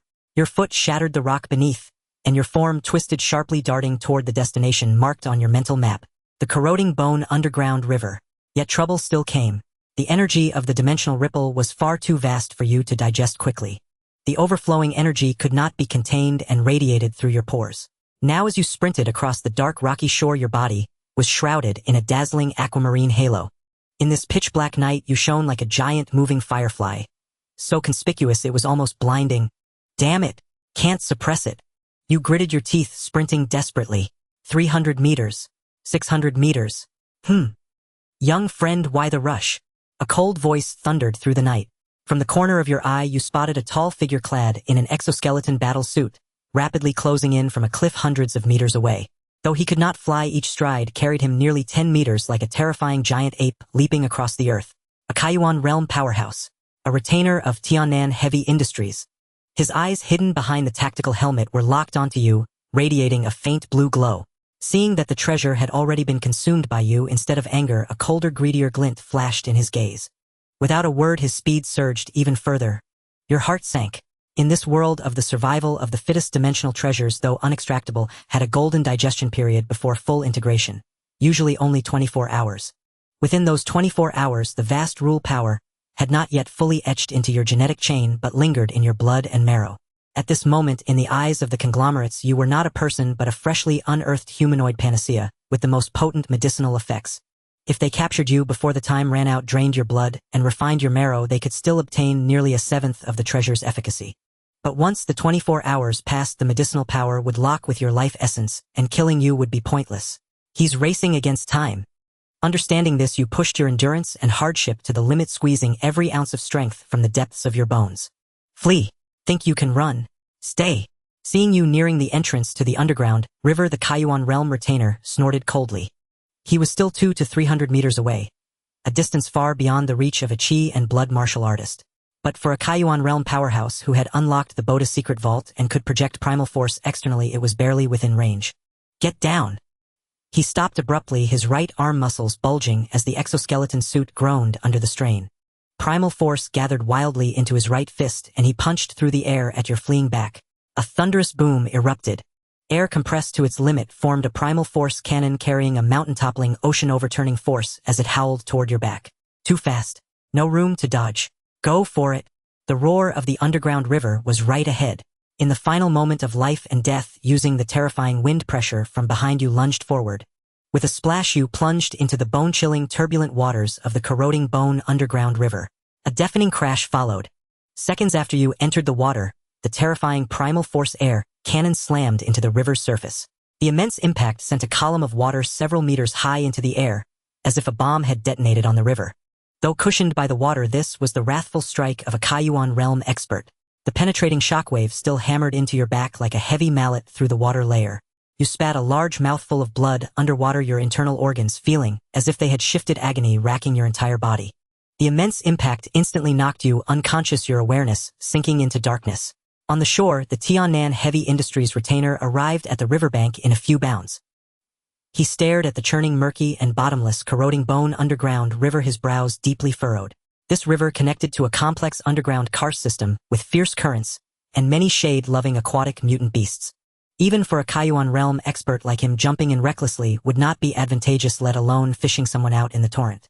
Lucky you dying with a full belly. Just as he hesitated whether to search along the bank, a low hum resonated from deep within the canyon, followed by an even thicker, more dazzling pillar of violet light. The brilliance was so intense it triggered a minor earthquake. That is. The retainer's gaze was instantly drawn away, his eyes blazing with a greed 100 times fiercer than before. He glanced once at you, presumably dead, swept into the depths of the earth. Then at the unmistakable top-tier treasure in the distance. Weighing the pros and cons, the choice was clear. He could not lose the greater for the lesser. With a snort, he turned and sprinted toward the violet light, abandoning the river. In the murky, dark depths of the river, the figure rising and falling with the current was not dead. A faint, soft aquamarine glow emerged from within your body, forming a pale blue cocoon that tightly enveloped you. Under the cocoon's protection, the shock injuries healed at an incredible speed, while the undigested vast energy began to truly merge into the depths of your marrow, with the flow of blood undergoing a transformative rebirth. And so, carried by the river's fierce current, you drifted through deep underground caverns, heading toward an unknown destination. The fish and dragon listening to the water is no illusion. The surging waves reveal the true form. 1,000 miles of passes and mountains begin from here, soaring straight up into the 9-layered clouds. Darkness, endless darkness and cold envelop you. You feel as though you have endured a long hibernation. When your sense of touch returns, what you experience is a comforting sensation of being wrapped in warm amniotic fluid. A pale blue, translucent energy substance like a thick cocoon tightly encases your body. That was the final lingering essence of the dimensional treasure, which not only saved your life, but also conducted a cellular-level reorganization during your 2-day slumber. May 16th, early morning. A thunderous waterfall roar explodes in your ears. Your eyes snap open, and the pale blue light cocoon shatters with a sound, dissolving into countless crystalline specks that vanish into the air. You find yourself lying on a rocky beach beside a wide river, not far from a 100-meter waterfall. Sunlight pierces the morning mist among the trees, slanting across your face. Cough! Cough! Instinctively, you try to rise but find residual water in your chest. You bend over, coughing violently, and what you expel are several clumps of viscous blue gel. As these substances are expelled, you feel an unprecedented clarity in your lungs, as if each breath draws in twice the oxygen as before.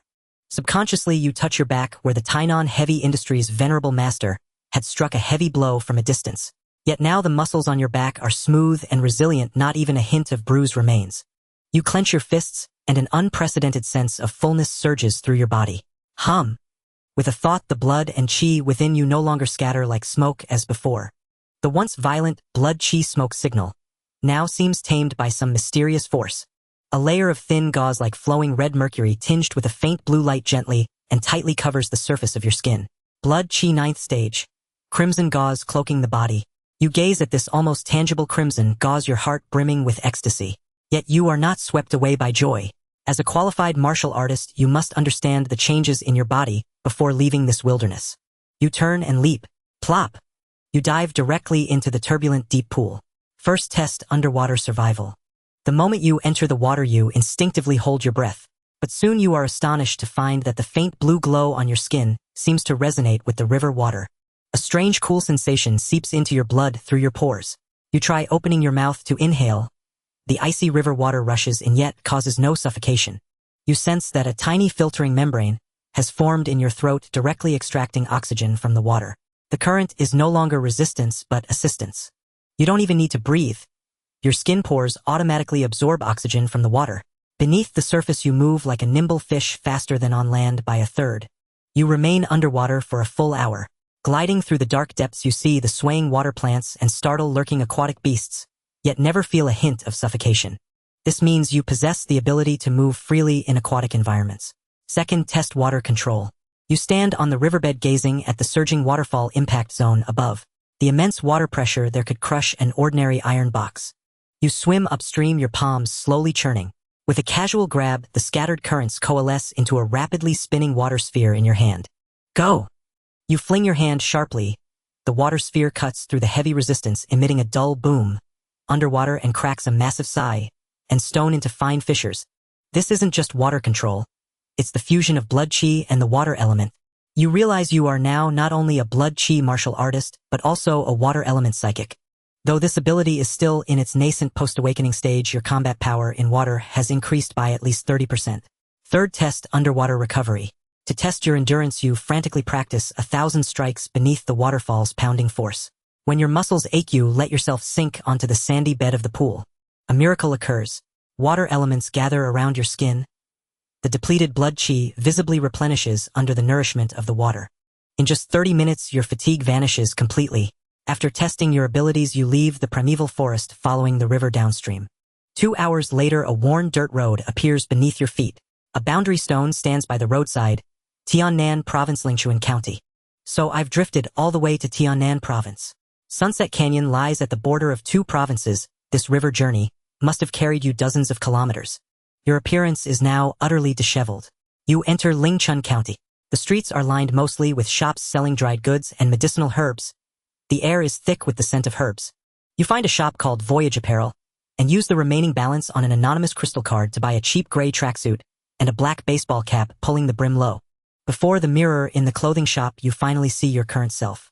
You are about 3 centimeters taller than half a month ago, your figure more symmetrical. Especially your eyes. Deep as the ocean, daunting to meet. Tiannan Heavy Industries and that venerable master. You gaze into the mirror, your fingers lightly tracing the spot on your back that was once wounded. Though fully healed now, the humiliation of being hunted as a humanoid great medicine has been etched deep into your marrow. In this world, weakness is the original sin. This debt will settle it slowly in time. You do not immediately return to school. You inquire around about Sunset Canyon and the inverted mountain. You receive an unexpected piece of news. 6 purple beams of light appeared at the inverted mountain. Everyone who fought for the great medicine in the central purple pillar at Sunset Canyon that day has vanished, including the Kaiyuan martial artist from Tiannan Heavy Industries who struck you from a distance. It is now May 16th. With only over 20 days until the college entrance exams, you deeply understand that your current power is too new, too raw. You rent a dilapidated warehouse on the outskirts of Lingchun County near a swift artificial canal. Over the next 7 days, you embark on a nearly insane self-training regimen. With your water element psychic ability, you are no longer satisfied with the speed, precision, and ruthlessness of basic blade techniques. You begin attempting to fluidize your master-level basic blade techniques. On the first day, you try to fuse the blood chi crimson gauze with the blade's edge. On the third day, you learn to use the water beneath your feet for short bursts of explosive acceleration. On the surface of the rushing artificial canal, you can actually tread the waves, your movements ghostly. On the 5th day, you face 100 hanging, swaying sandbags in the warehouse blindfolded. You no longer rely on sight, but on sensing the fluctuations of water vapor in the air. Each step dodges the swinging sandbags. Every strike precisely severs a sandbag's rope. By now, you have fully adapted to the power of blood chi 9th stage. Your vast abyss-like surging blood chi is perfectly concealed beneath the psychic water element membrane. This is one of the uses of the ability you've been studying. May 23rd. On this day, you enter Lingchun County's high-speed rail station. You buy a transfer ticket passing through Suwang City in Jiangnan Province, with your destination being your hometown Longnan. On the evening of May 23rd, as the silver serpent-like train glided through the rolling hills, it slowly pulled into Longnan City's high-speed rail station. As you stepped onto the platform, breathing in the familiar air of your hometown, an unfamiliar sense of tranquility welled up within your heart. This half-year journey had been a long odyssey. From life-and-death brawls in underground fighting rings to false intelligence in the misty forest, and the harrowing race against time in the Sunset Canyon. You did not return home immediately, but headed straight to the school. It was evening self-study time, and the campus was ablaze with lights. With practiced familiarity, you made your way to the senior high martial arts instructor's apartment building. Knock, knock, knock. You rapped on the familiar door. Who is it at this hour? The door creaked open, revealing Wu Changhe in a slightly yellowed undershirt, a half-empty cup of goji berry tea in his hand. Seeing the travel-worn, almost unfamiliar youth at his doorstep, he froze for a moment. Li Ong. Wu Changhe almost failed to recognize you. Half a year ago, though you were already at the 8th stage of chi and blood, you still carried the innocence of youth and the air of a scholar. But now, despite your suppressed aura, those deep abyssal eyes sent an inexplicable shiver down the spine of even this Kaiyuan realm master. You little rascal. Where have you been these past 6 months? Besides a monthly text to say you're safe, you've been as elusive as a ghost. Wu Changhe grumbled as he pulled you inside. I thought you died in some godforsaken wilderness. I've caused you worry, master. You set down your backpack and bowed sincerely. You knew this gruff but soft-hearted teacher truly regarded you as his own son. All right, spare me the act. Wu Changhe waved a hand scrutinizing you from head to toe. His brow lifted slightly. Judging by your spirit, you've made some gains. Your chi and blood seem more solid. You smiled without answering directly, instead turning to close the door and casually drawing the curtains. Master, during this trip, I did encounter some special opportunities. You didn't mention the Sunset Canyon. Some secrets were best buried deep to protect those closest to you. I'd like you to take a look at something. Take a look. Wu Changhe took a sip of tea unimpressed. You think you're too good for my advice now? The bottleneck at the 8th stage of chi and blood isn't easy to break unless you... His words trailed off. You ceased suppressing the power within. A faint gossamer veil like flowing liquid mercury, tinged with crimson, materialized without warning on your skin. It was ethereal yet resilient, pulsing gently with each breath, as if it were a living entity. The glass in Wu Chang's hand slipped, shattering on the floor. Scalding goji tea splattered everywhere, but he seemed utterly oblivious. Crimson veil. Wu Changhe shot to his feet, his previously hunched back snapping straight. He lunged toward you in 3 strides, eyes wide, fixed on the veil enveloping your body. His voice trembled. Chi and blood liquefied, draping you like silk. This is the 9th stage of chi and blood. He extended a quivering hand, only to halt it midair. As an old martial artist who had spent decades mastering stances and force techniques, he understood better than anyone the immense difficulty of your achievement. How is this possible? How could this be? Wu Changhe muttered, his eyes brimming with disbelief. Half a year ago, your chi and blood were monstrously abundant, even rivaling the 9th stage, but it was like a wildfire, completely out of control. I had you practice the Qilong stance and taught you boxing and internal force, hoping to grind away that restless energy with patient effort to tame the tiger within your heart. He looked up at you, shock radiating from his gaze. But you, in just half a year, you've not only tamed that beast like chi and blood, but made it docile to this degree. Liang, this isn't something achievable through sheer hard work alone. With that, he seized your wrist, pressing 2 fingers against your pulse. After a few seconds, his expression shifted from concern to stupefaction, finally settling into an indescribable ecstasy. Your pulse was steady and powerful, your chi and blood surging like a dragon or tiger, brimming with vitality. This was the perfect template for the 9th stage. Excellent. Wu Changhe exclaimed 3 times, his eyes even growing slightly red. He turned away, pretending to pick up the shards, surreptitiously wiping the corner of his eye. When he turned back, this usually loud and rough man's voice was choked with emotion. Liang, do you know? He gazed at you as if beholding a miracle. To be honest, half a year ago, I thought breaking through the limit of the 7th stage would be your finish line before the college entrance exams. Back then, watching you with that formidable chi and blood, rivaling the 9th stage yet constrained by your meridians and foundation, turning you into a powder keg, ready to explode at any moment. I truly felt it was unjust. Wu Changhe clenched his fists until his knuckles turned white. I thought, why should those scions of noble families pass their trials with ease over a cup of tea, while you had to gamble with your life? And why should someone as hardworking, as desperate to change their fate, as you end up trapped by your own intensity, sealing off your path? That feeling of struggling harder only to sink deeper into despair. I feared you couldn't bear it, and even more, I feared it would break you. But Liang, you did it. Wu Changhe stepped forward, pressing heavily on your shoulders, his gaze blazing. Not only have you survived, but you've also forged a path through that dead end that loomed before you. You've broken not just the bottleneck of the 9th stage. You've shattered that damned curse that weighed you down, ground it to dust. Thank you for your guidance, master. You retracted the crimson veil. Despite your surging power, you maintained the humility of a disciple before him. Wu Changhe took a deep breath, forcibly suppressing the turmoil within. He sat back down on the sofa, his expression becoming graver than ever before. Liang, since you've reached this level, we need to change our plans. He jabbed a finger sharply at the Federal Martial Arts College entrance exam outline on the table. Originally, I thought if you could hold the peak of the 8th stage with your theoretical foundation and mastered blade techniques, you'd have a strong shot at Jiangnan Martial Arts University. But now, with the 9th stage of Qi and blood, the Crimson Veil, and your perfected blade art, Liang, for this year's exams your sights no longer need to be confined to Jiangnan province. Wu Chang's eyes blazed with the fire of ambition. Fix your gaze on those two. Federal Martial Arts University or Chongqing Martial Arts University. Only the twin stars are worthy of your current talent. Hearing this, you showed little surprise, merely nodding calmly. I know. That's my goal too. But master, you shifted the topic. Before the college entrance exams, there's one weakness I need to address. May 24th, early morning. Inside the teacher's apartment. Wu Changhe, after hearing you say you awakened a water-based ability the day before yesterday and your confusion about your own saber technique, looked at the blade on the coffee table. His originally stern expression suddenly twisted into something peculiar. He stared at you for a long time, then couldn't help but let out a scoffing laugh. Artistic conception. Saber intent. Wu Changhe pointed at your nose, spittle flying. Have you been reading too many novels, boy? Or have you gotten cocky just because you broke through to the 9th rank? A mere blood chi realm martial artist without even cultivating yuan power, let alone a spiritual transformation, and you dare speak to me of artistic conception.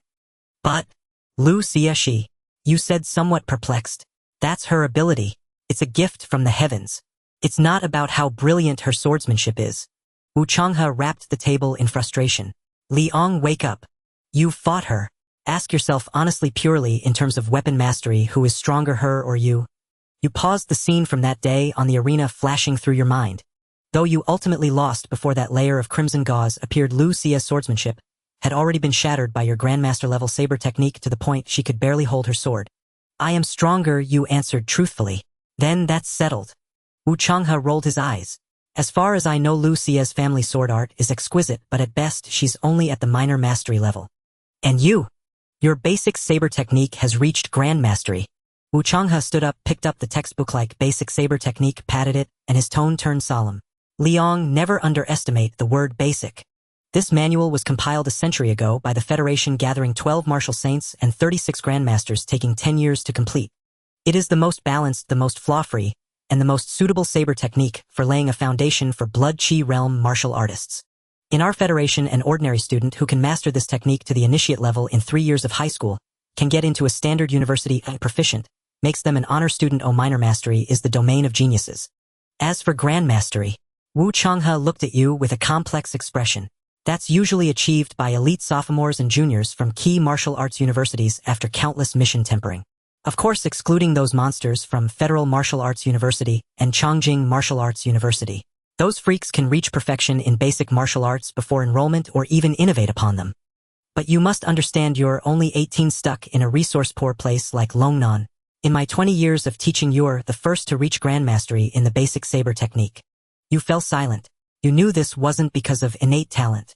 It was because in the simulator plus a little boost from Saber Genius Blue, you had trained with the blade for over a decade. It was built from countless monotonous swings, a sheer accumulation of time. So don't reach for the stars chasing some artistic conception, and don't think about learning flashy ultimate moves. Wu Changhe hit the nail on the head. Those speed-focused swift sabers or power-focused heavy sabers are paths chosen later at university after your physique is set. What you need most now is to leverage your own strengths. My strengths? Yes. What are your strengths? Wu Changhe countered. Are your reflexes fast? Or is your explosive power strong? You shook your head. Wu Chang's expression turned odd. What was this kid playing at? My strength is endurance. You thought of the hardworking and uncomplaining talent, the newly awakened water ability, and the tireless saber swings under the waterfall. My blood chi is several times deeper than those at the same level, and my recovery is several times faster. As long as I don't die from a single blow, I can keep fighting. That's it. Wu Changhe slapped his thigh. Your grandmastery in basic saber technique means your defense is watertight. Your abundant blood chi means you can outlast any opponent of the same rank. So you don't need to be an assassin or a berserker. The path best suited for you is defensive counterattack. Wu Changhe casually picked up 2 teacups and set them on the table for demonstration. Against a burst-type genius like Lu Xie, you don't need to match her initial momentum. Use your grandmastery saber technique to defend, use your crimson gauze to endure. When she's exhausted her 3 tricks with her old strength spent and new strength not yet born, that's when you strike back. But teacher, you questioned. I can defend, but for the counterattack. My offensive means are still too singular. I lack that explosive power to decisively tear through her crimson gauze defense. This was why you lost before. Even if you caught an opening, failing to penetrate the defense was useless. You've hit the nail on the head. Wu Changhe smiled, mysteriously turned to the bookshelf, and from the interlayer of a thick annual of martial theory pulled out a yellowed thin pamphlet of only a dozen pages. Here. You took the pamphlet. The cover bore 4 archaic characters. Dailang Jiuchong, 9 layered waves. This isn't some peerless secret manual, nor does it have any mystical artistic conception. Wu Changhe explained. It's a force technique created decades ago by a grandmaster specializing in fluid dynamics combined with ancient martial arts power. Its principle is simple. Through special muscle vibrations and blood chi circulation patterns, you store a portion of each swing's power within your body. Like ocean waves, the rear wave pushes the front. The first strike is ordinary, the second adds 10% power, the third adds 20%. Theoretically, if you can stack to the ninth strike, your power will be 3 times normal. That instantaneous burst could split not just crimson gauze, but even an alloy steel plate. Your eyes lit up, but you frowned. But teacher, the strain on the body from such a technique. Exactly. This technique puts immense stress on the meridians and muscles. An ordinary blood chi martial artist would cripple their own hand before even stacking to the third strike. That's why it's always been a niche technique left to gather dust. Wu Changhe looked at you, his gaze sharp. But you're different. Though I don't know how you did it, your meridians are far tougher than average. And crucially, you now have a water ability. Water can be supremely soft yet supremely hard. The nourishment of water elements can perfectly offset the backlash from Dai Lang, and the nature of the stacking technique perfectly complements your water power. Liang, this is practically a battle method tailor-made for you. First, use your Grandmastery Saber technique to defend, gather momentum, and stack the waves. By the ninth strike, it will be earth-shattering. A single decisive blow. You gripped the thin pamphlet tightly, your mind suddenly clear. Build a solid fortress, fight a war of attrition. If you can't kill me, it'll outlast you. If you can't defend, it'll cleave you in one stroke. Thank you, teacher, for showing me the way. You bowed deeply. Enough, spare me the formalities. Wu Changhe waved his hand and yawned. There are 10 days until the big exam. These 10 days you'll stay here with me. During the day, I'll spar with you to help you practice Dai Lang. At night, you review your academics. Even if you're Li the God, if you lose too many theory points, I'll hold you responsible. Yes. Over the next 10 days, the school training ground became your secluded retreat. With a clear direction, your training progressed by leaps and bounds. The Dai Lang technique was simpler than you imagined, as it was merely a force application method. With the Grandmastery Basic Saber technique as a foundation, you picked it up quickly, aided by the hardworking and uncomplaining talent and your tireless practice. Initiate in 3 days, minor mastery in 5, Grandmastery in 7. By the 8th day, you could stably stack up to the 8th wave, though still some distance from the ultimate 9 layers and 8-fold stack. A single swing of your blade left a 5-inch deep gash in an alloy training post. June 6th, the eve of the college entrance exam. You sheathed your saber, gazing at the full moon outside the window. The blood chi within surged like a great river. The crimson gauze retracted, your gaze calm as still water.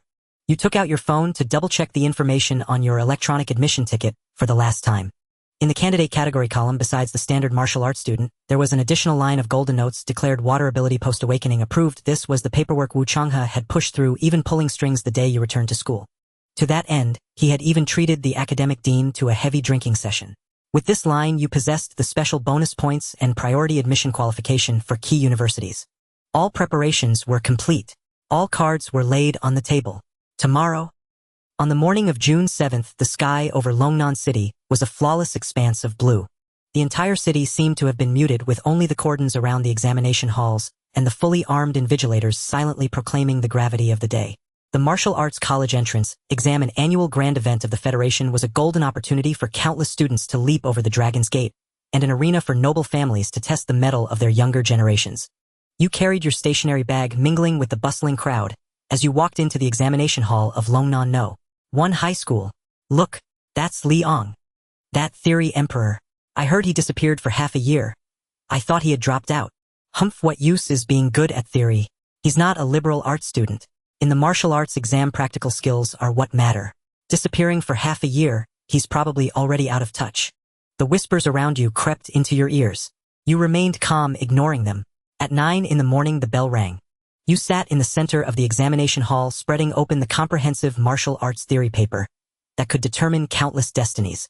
This was one of your primary goals for this journey, to know the questions in advance. You quickly scanned the paper. First question: briefly describe the impact of block parry and hammer from the third set of the broadcast body tempering technique on the circulation of chi and blood, and draw the meridian flow diagram. A faint smile curled at the corner of your mouth. Your pen danced across the paper. You not only wrote the standard answer but also added a note. If this movement is combined with the 3 long inhales, 1 short exhale breathing method, the chi and blood conversion rate can be increased by 20. But attention must be paid to the lung meridian's endurance. That day, all the other examinees in the hall were scratching their heads in bewilderment, while you were nothing but an emotionless answering machine. You stopped writing half an hour early. When you handed in your paper, the invigilator picked it up and glanced at it casually, but his gaze soon paused. The handwriting was neat, the logic rigorous. Especially in the discussion on the weaknesses of aberrant beasts, you not only provided the standard answers from the textbook, but also added notes on possible variables in actual combat and countermeasures. This student is exceptionally skilled. The invigilator adjusted his glasses, taking a second look at you, a glint of approval flashing in his eyes. Among examinees who merely memorized by rote, it was rare to find someone who understood the theory so thoroughly. News spread like wildfire. By the end of the first day, rumors of Li Shun's return were already buzzing in various examinee groups, but more people were waiting to see you make a fool of yourself.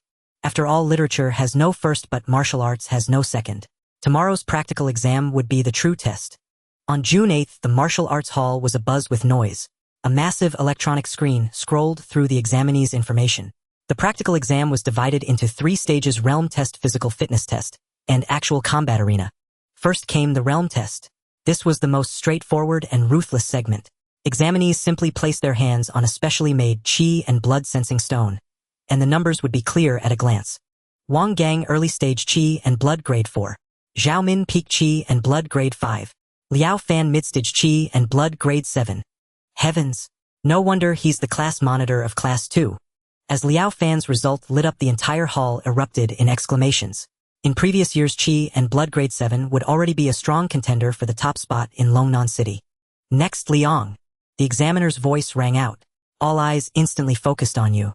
What was left of the theory emperor, who had vanished for half a year? You stepped forward leisurely, your expression calm. You extended your right hand and gently pressed it onto the sensing stone. Buzz. The sensing stone trembled violently, its originally faint red light suddenly surging into a blinding pillar that shot into the sky. The radiance was so intense that it overshadowed all previous examinees. The examinees in the front rows were astonished to see a faint, flowing mercury-like red gauze materializing on your skin. It was gentle, resilient, and exuded a soul-shaking pressure. That's the crimson gauze of qi and blood. The examiner's recording pen clattered to the floor. The next second, the numbers on the electronic screen jumped wildly, finally settling on a result that left everyone breathless. Qi and blood grade 9 crimson gauze realm. Silence. The entire martial arts hall fell into a deathly hush. On the main stage, Wu Changhe was sitting with his legs crossed, a look of just routine, nothing special on his face, but his trembling leg betrayed his inner ecstasy. See that? That's my student. If the realm test was just frightening, then the subsequent physical fitness test was a true visual feast. At the strength testing area, you stood before the alloy punching target. Without activating the crimson gauze, you took a deep breath, recalling the force technique of the 9-fold overlapping waves. First wave. Second wave. Third wave. Ha! A single punch blasted forth, splitting the air. Boom! Aye. The alloy target groaned in agony, the entire testing device shaking violently. Punching force 8,500 kilograms. Holy shit! 8.5 tons. Is he a human Tyrannosaurus? The surrounding examinees gasped. For an ordinary qi and blood grade 9, the standard punching force was only around 5,000 kilograms.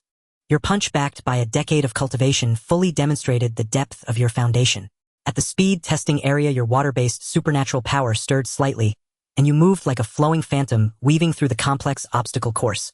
100-meter obstacle course 2. 8 seconds. This string of data not only broke the school record of Longnan No. 1 high school, but also approached the provincial record. The entire hall erupted in uproar. After the first 2 assessments, you topped the city with an undeniable perfect score. But everyone knew the real highlight was tomorrow. The actual combat arena. According to this year's new regulations, the combat test adopted a scoring system. Examinees would compete in ranking matches on the arena, and the final ranking would determine up to 300 combat points. At the top of the rankings, only 2 names shone the brightest. First, Liang Qi and blood grade 9 crimson gauze realm water supernatural power. Second, Lu Xie Qi and blood grade 9 crimson gauze realm ice supernatural power. In many eyes, this was not just a battle for first place, but the ultimate showdown between commoners and noble families, between hard work and innate resources. That evening, Wu Changhe found you polishing your blade. Nervous? Not at all. You sheathed your sword, a flame of ambition burning in your eyes. Teacher, you once said that only the twin stars are worthy of my talent. Tomorrow I will use this blade to cleave open the door to the twin stars. Good. Wu Changhe nodded heavily. I've already gathered all the information on Lu Xie. Her ice power, though domineering, is not invincible. Her stamina is not her strong suit. Remember the 9-fold overlapping waves you've been practicing. Defend, build up power, and then strike to kill. Understood. On June 9th, the practical combat arena competition commenced. The Longnan City Sports Center was filled to capacity. A massive holographic projection enveloped the center of the venue, showcasing the complete stealth holographic simulation system, specially approved by the Provincial Education Department. This system can restore the physical bodies of Qi and Blood Realm warriors 100, including their vitality and abilities. Moreover, death in the virtual space does not result in actual injury, meaning that candidates can showcase their strongest and most ruthless techniques without hesitation. The practical assessment begins now. With the chief examiner's command, thousands of candidates donned neural connection helmets, their consciousness plunging instantly. In the virtual coliseum, Lu Xie, clad in a snow-white outfit and wielding her signature ice-patterned soft sword, strode directly toward the most prominent No.1 arena at the center. She stood quietly, emanating an even more terrifying chill than 6 months prior, as the chi and blood of the 9th level coursed around her body. The moisture in the air froze into fine ice crystals before it could approach her, cascading downwards. The audience fell into a deathly silence. Even among candidates of the same 9th level, witnessing the Queen of Ice and Snow on stage sparked a sense of retreat. Until you stepped out of the crowd carrying your battle blade. I will go. These two simple words ignited the atmosphere in the entire venue. It's Liang, that theoretical genius. I heard he is a water-type awakened warrior. Water against ice. That attribute is severely disadvantaged. Regardless of winning or losing, daring to step up is the mark of a true man. You ascended the stage, standing 10 meters opposite Lu Xie. It's you again. Lu Xie looked at you, a flicker of surprise in her eyes, soon replaced by a faint trace of arrogance. You lost 6 months ago. This time the outcome will not change. How would you know if you don't try? You slowly drew your sword, its tip angled toward the ground. Arrogant. Lu Xie snorted coldly, taking the initiative to strike. Without wasting words, Lu Xie didn't even move, merely raising her left hand slightly. Buzz. The temperature of the entire arena plummeted instantly. Countless sharp ice spikes erupted from the ground, centered around her, growing wildly, like a white thorny forest rapidly extending towards you. Not only that, but you felt your body start to stiffen. The pervasive low temperature was hindering your movements, freezing your chi and blood. Attribute suppression. As soon as your water-type abilities attempted to activate, they were suppressed by this domineering chill. I can only rely on my chi to withstand it. Boom!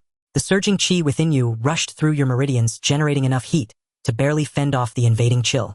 Slash! Facing the ice spikes that had spread beneath your feet, you finally drew your blade. Clang, clang, clang. With each strike, a bone-chilling cold spread through your palms, coursing up your arms. In just 10 seconds of combat, frost had already formed on your eyebrows and hair. You continued to retreat. The power of an ability awakened for the second time is indeed not to be underestimated. Is this the gap? The audience below murmured. Although Liang is also at the 9th level, in the face of such top-tier abilities, he seems like a living target. On the stage, Lu Xie frowned. Although she outwardly held the absolute advantage, pushing you back step by step. She understood that this high-intensity elemental bombardment was too terrifyingly exhausting for a Qi and Blood Realm warrior who had not yet activated their body's secret reserve and lacked the support of primal energy. Even as a second awakening warrior, her energy reserves were not infinite. I can't drag this out any longer. If this continues, I may be the first to exhaust my strength. Lu Xie observed you struggling in the icy rain, seemingly on the verge of collapse, and made her judgment. She believed that after this round of relentless bombardment, your stamina and chi must have reached their limits. You were merely holding on. You're nearly exhausted. Since I've pushed you into a corner, let's finish this battle with swordsmanship. Lu Xie ceased to waste her energy creating ice spikes. Her soft sword suddenly emitted a clear sword cry, transforming her into a white streak of light enveloped in the remaining chill, actively charging into the battlefield. You think I'm out of stamina? Coming in close. Just what I wanted. You abruptly lifted your lowered eyelids, a gleam of light flashing in your eyes. You, who had been feigning weakness and passively enduring the blows, had been waiting for this moment when she abandoned her ranged assault and closed in. Clang! The clash of blade against sword sent sparks flying. At the moment of contact, a terrifying power of extreme cold erupted instantly from her soft sword. Your battle blade was immediately covered in a thick layer of ice, its weight increasing sharply. As expected, it has a slowing effect. You felt a chill run down your spine, confirming that this matched the intel Wu Changhe had given you. After her second awakening, every strike from Lu Xie carried an extremely domineering, freezing attribute capable of solidifying an opponent's blood and distorting their movements. But you were already prepared. The hard work and endurance talent activated wildly at this moment, forcibly blocking the nerve pain caused by the chill entering your body. Simultaneously, the chi within you transformed into a warm, thin membrane that shielded your arm's meridians, keeping the chill firmly at bay on the surface of your muscles. Can you still move? Lu Xia's eyes flashed with surprise. She had originally thought this strike would completely immobilize you, but your counterattack came too swiftly. Come again! You roared, ignoring the frost forming on your arm, advancing instead of retreating. Facing Lu Xia's ice sword with its slowing effect, you showed no signs of panic. The mastery level of your basic swordsmanship revealed its terrifying dominance at this moment. You no longer merely blocked, instead you intercepted.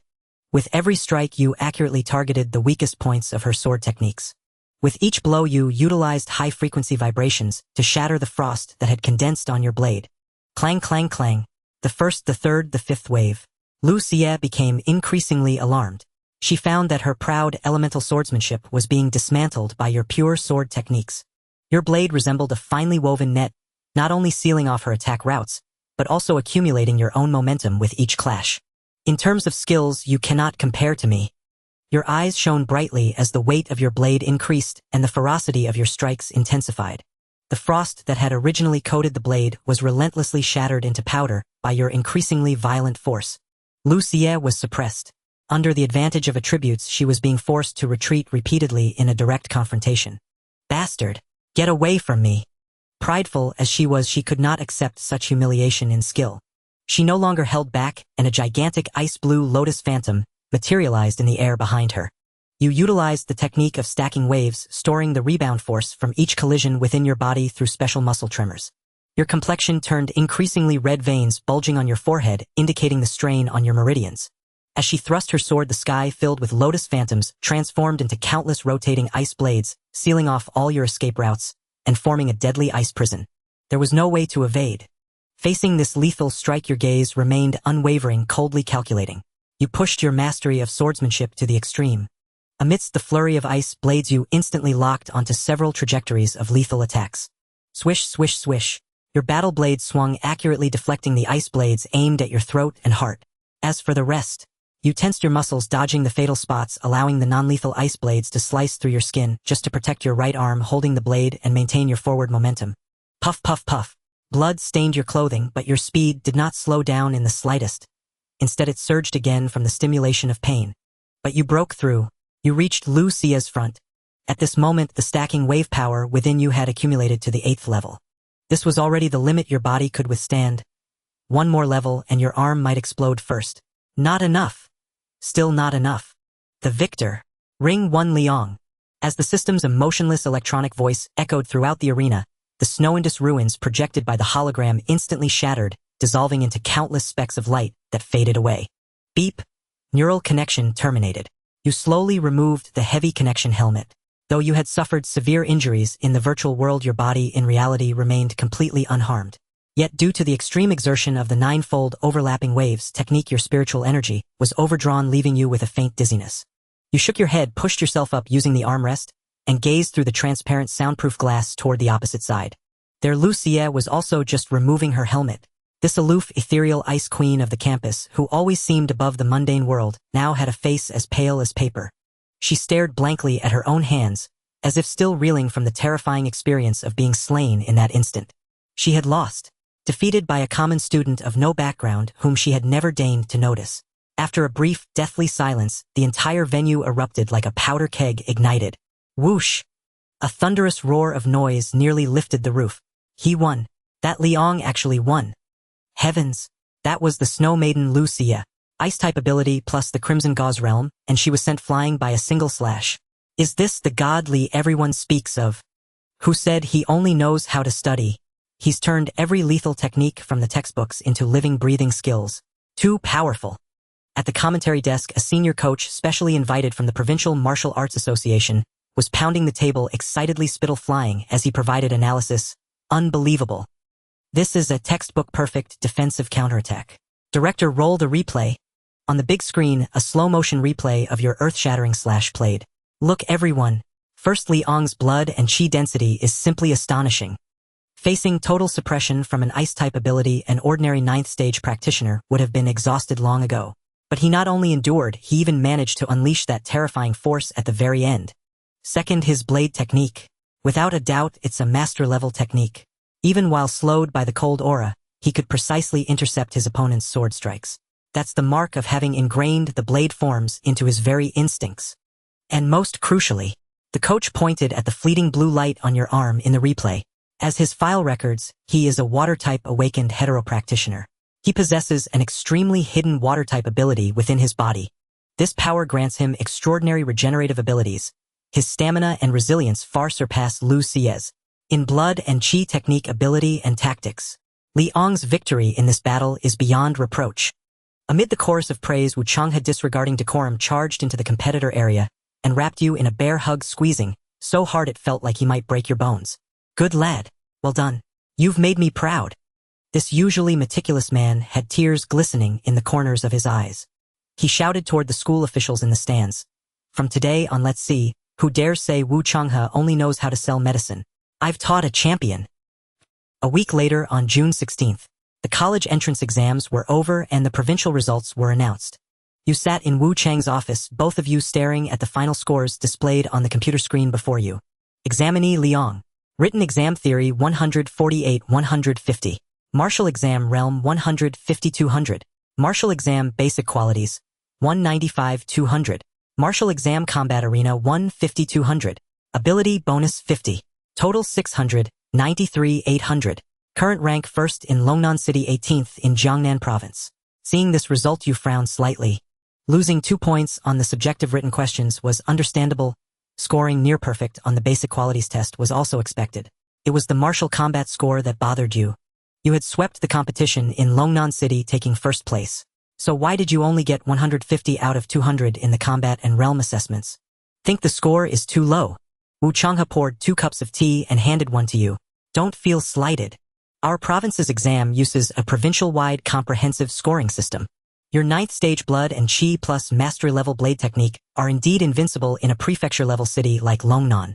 But in this province and across the Federation, there are always a few unreasonable monsters. Wu Changhe pointed at the name at the top of the computer screen. The provincial number 1 with a combat score of 198. See that? That's the gap. At your age, someone has already broken the life barrier and stepped into the Kaiyuan realm. In the provincial scoring system, the Kaiyuan realm is in a tier of its own, starting at 180 points.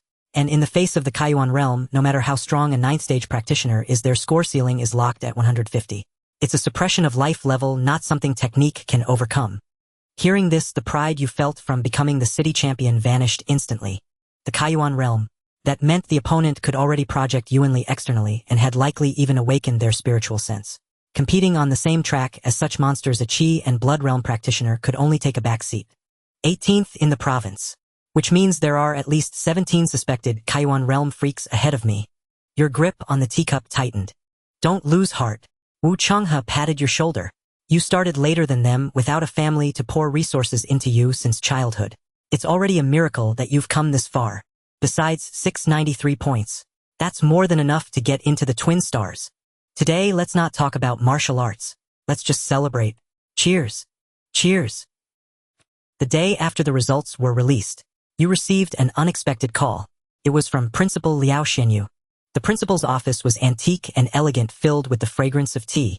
This Kaiyuan realm powerhouse, who was usually as elusive as a mythical dragon, was now beaming at you, personally pouring you a cup of tea. Sit, don't be nervous. Liao Xianyu studied you, his eyes full of admiration. Steady blood and chi, neither arrogant nor rash. Seeing the provincial ranking, you didn't let it break your spirit, did you? You jest, principal. There is always a sky above a sky, a man beyond a man. This only fuels my motivation, you replied calmly. Good fuels my motivation. That's the spirit. Liao Xianyu waved his hand, then his expression turned serious. I called you here today to tell you something important. He pulled a gilded red invitation from his drawer and slid it across the table to you. Federation's Top Academy's Joint Special Recruitment Suong Station. This is. Your pupils contracted. A special test. Liao Xianyu explained. This is the final hurdle for entry into the top-tier martial universities. The minimum requirements for the test are extremely high: a martial realm of at least 8th stage blood, and chi, a written score no lower than 120, and a combat score no lower than 100. In previous years, only top geniuses applying to the Twin Stars Federal Martial University and Chongjing Martial University needed to take this test. But this year is special. The top 10 universities proposed lowering the threshold slightly to give more new students a chance to train. So all 10 elite academies are requiring qualifying students to participate to get a rigorous workout before enrollment. Your scores meet this standard. Liao Xinyu looked at you, his tone grave. This test isn't just a combat assessment. It's more like a large-scale survival exercise. All the monsters ranked ahead of you will be there.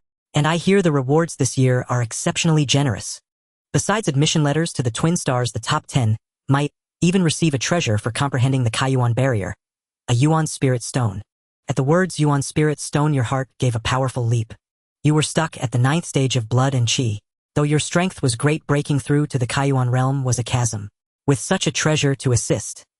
So, dare to go? Liao Xinyu asked with a smile. You picked up the invitation, feeling the residual Yuanli fluctuations upon it, and a blazing battle intent ignited in your eyes. Go. Why wouldn't I? You stood up and tucked the invitation into your pocket. Longnan is too small. I want to see for myself just how strong those Kaiyuan realm monsters really are. Liao Xinyu nodded in satisfaction. Good.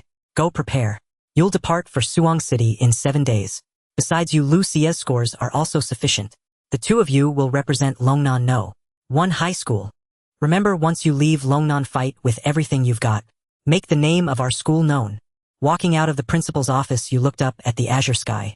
Suang City, the capital of Jiangnan Province, was also the location of Jiangnan Martial University. That would be your new battlefield. Kaiyuan Realm. Twin Stars. Yuan Spirit Stone. You clenched your fist. For 3 days after receiving the special admission invitation, you did not subject your body to the usual grueling, punishing training regimen. You knew that for you now both physical chi and martial techniques had already been refined to their current peak. Mere relentless practice would yield no qualitative leap. Only risk degrading your condition through accumulated fatigue. Your foremost task now was to nurture your chi, nurture your spirit, and harmonize your essence, energy, and consciousness to their zenith in preparation for the imminent journey to Suzhou Hangzhou. That afternoon, having completed 2 hours of deep meditation, you felt utterly refreshed and clear-minded. You straightened your attire and walked next door to Professor Wu Changhe's office. At that moment, Wu was packing his luggage. He would accompany you throughout the Suzhou Hangzhou trip as the team's supervising instructor. Seeing you enter, he paused mid-motion and gestured toward the chair opposite his desk. You're here. Sit. Wu Changhe studied your calm yet vibrant aura and nodded approvingly. It seems you fully grasped the principle of moderation. Excess brings diminishing returns. You are like a blade sheathed in its scabbard, perfectly poised, neither dull nor over-sharpened. Teacher, I have several pivotal questions about cultivation I wish to ask. You spoke directly, your expression solemn. Is it about spirit stones and breaking through into the origin opening realm?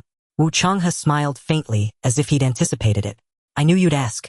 After all, at the 9th rank your crimson veil has fully formed. The next step is origin opening. Please guide me, teacher. Wu Changhe set aside his smile, poured himself a cup of tea, and his tone turned gravely serious. Liang, remember this, though the gap between Qi Blood Realm and Origin Opening Realm appears narrow, it is in truth an abyss. The Qi Blood Realm refines the flesh, forging the body into a resilient vessel. The Origin Opening Realm, however, ignites a spark within that vessel, awakening the body's hidden secret treasury. Wu Changhe raised a single finger. A faint silvery light flickered at its tip. The primordial force far more condensed and supple than mere Qi-blood energy. Only upon unlocking the secret treasury can the body birth the primordial seed and generate spiritual force, a power capable of influencing matter itself. Yet this cannot be achieved by Qi-blood accumulation alone. It is like filling a water vat to the brim. You may increase volume, but water remains water, unchanged in essence. To achieve such a fundamental metamorphosis of life itself requires a unique catalyst and esoteric method. The primordial martial arts path, a discipline you will only encounter upon entering the martial academy. At this, Wu Changhe locked eyes with you, his voice intensifying. Therefore, beyond the special admission test, you bear another critically important mission on this trip. To undergo the most precise comprehensive hetero-ability classification assessment at the Suzhou Hangzhou Federal Hetero Practitioner Association. You frowned slightly. But my hetero-ability has already been registered. Hydrokinesis. Why test again? That was merely a rough registration for college entrance bonus points. It is utterly insufficient. Wu Changhe rapped sharply on the table. Selecting the right primordial martial arts path determines your entire future. There is no room for error. You awakened your hydrokinetic ability postnatally, meaning your primordial force, once cultivated, will inherently carry elemental affinity. Yet water manifests in many forms: dense heavy gravity water, ethereal mist-like veil water, or even corrosive weak water. Choose wrongly. A light agile cloud dragon art for a gravity water constitution, or a gentle warm ripple vitality cultivation art for a cold affinity, and the consequences are dire at best wasted effort and lifelong stagnation, at worst clashing affinities blocked meridians and irreversible damage. A chill ran down your spine. So much hinged upon this choice. Thankfully you had your teacher's guidance. Wu Changhe continued only through precise testing, determining your ability's purity mutation vector and resonance frequency. Can you later petition the Martial Academy for a top-tier primordial martial arts path, uniquely suited to your innate affinity? That is why people say gaining admission to a premier martial academy is akin to ascending heaven in a single stride, for only there does one receive a path forged expressly for oneself. Noble clans possess inherited arts and generations-deep repositories of primordial martial paths. No need to fret. But for ordinary folk like us, this is our sole opportunity to obtain supreme lineage-specific transmission. As for spirit stones, a wistful glint passed through Wu Changhe's eyes. They are crystallized formations of pure concentrated energy. For a 9th-rank Chi-blood cultivator, they serve as a key. Using one places your spiritual force into a state of hypersensitivity, heightening mental acuity, and enabling clearer perception of the secret treasury's exact location. Boosting breakthrough odds by 30%. 30%. You drew a sharp breath. For countless martial artists trapped forever at the 9th rank, unable to sense the secret treasury, even a 10% increase would be worth staking their lives. Let alone 30. Thus you must fight. Fight fiercely. For this special admission test. Understood. The Tao of martial arts demands struggle. You clenched your fist, battle lust blazing in your eyes. 3 days later, June 20th. The day of departure. Dawn broke under a sullen sky, thick clouds pressing low over the city. A black armored minivan, its windows reinforced with bulletproof glass, idled at the school gate. Inside sat Yu, supervising instructor Wu Changhe, fellow student Lu Xie, and driving instructor Lu Qing. Lu Qing, newly assigned this semester as the school's practical combat instructor, stood at the pinnacle of 8th rank Chi-blood cultivation. Outwardly bold and forthright, she always greeted others with a warm, easy smile. But today she wore oversized sunglasses that obscured half her face. Her gaze unreadable, her grip steady and silent upon the steering wheel. Everyone buckle up. Her voice sounded hoarse. Wu Changhe paid it no mind, instead scanning the high-speed rail timetable. Take the main artery. Yes, it's congested but safer. Agreed. Lu Qing replied tersely. In the rear compartment you conversed quietly with Lu Xie. She sat beside you, still draped in her signature white robes, cradling her newly issued alloy longsword. Since her crushing defeat, her demeanor toward you had undergone a complete reversal. Her former haughty aloofness vanished, replaced by a complex, probing gaze. Liang. Lu Xie spoke suddenly, her voice cool and clear. I hear this special admission test will likely include a team survival trial. You turned to meet her eyes. Since this is for the school's honor, I won't object to temporarily forming a team with you. She paused, then added awkwardly, your blade mastery and Chi-blood strength are exceptional. They'll perfectly cover my vulnerability window after explosive output. Together our odds of victory are maximized. You blinked, then smiled. I couldn't agree more. A supreme battlefield controller paired with a top-tier tank and damage dealer. Indeed the optimal synergy for this stage. Yet the instant your verbal pact was sealed, the van veered sharply as Lu Qing wrenched the steering wheel. With a low guttural roar, it abandoned the bustling main road and plunged instead into a narrow, desolate alley leading toward the city's derelict demolition zone. Screech! An ear-splitting emergency brake shrieked. Violent inertia hurled everyone forward in their seats. What's happening? Wu Changhe, who had been meditating with eyes closed, snapped alert instantly.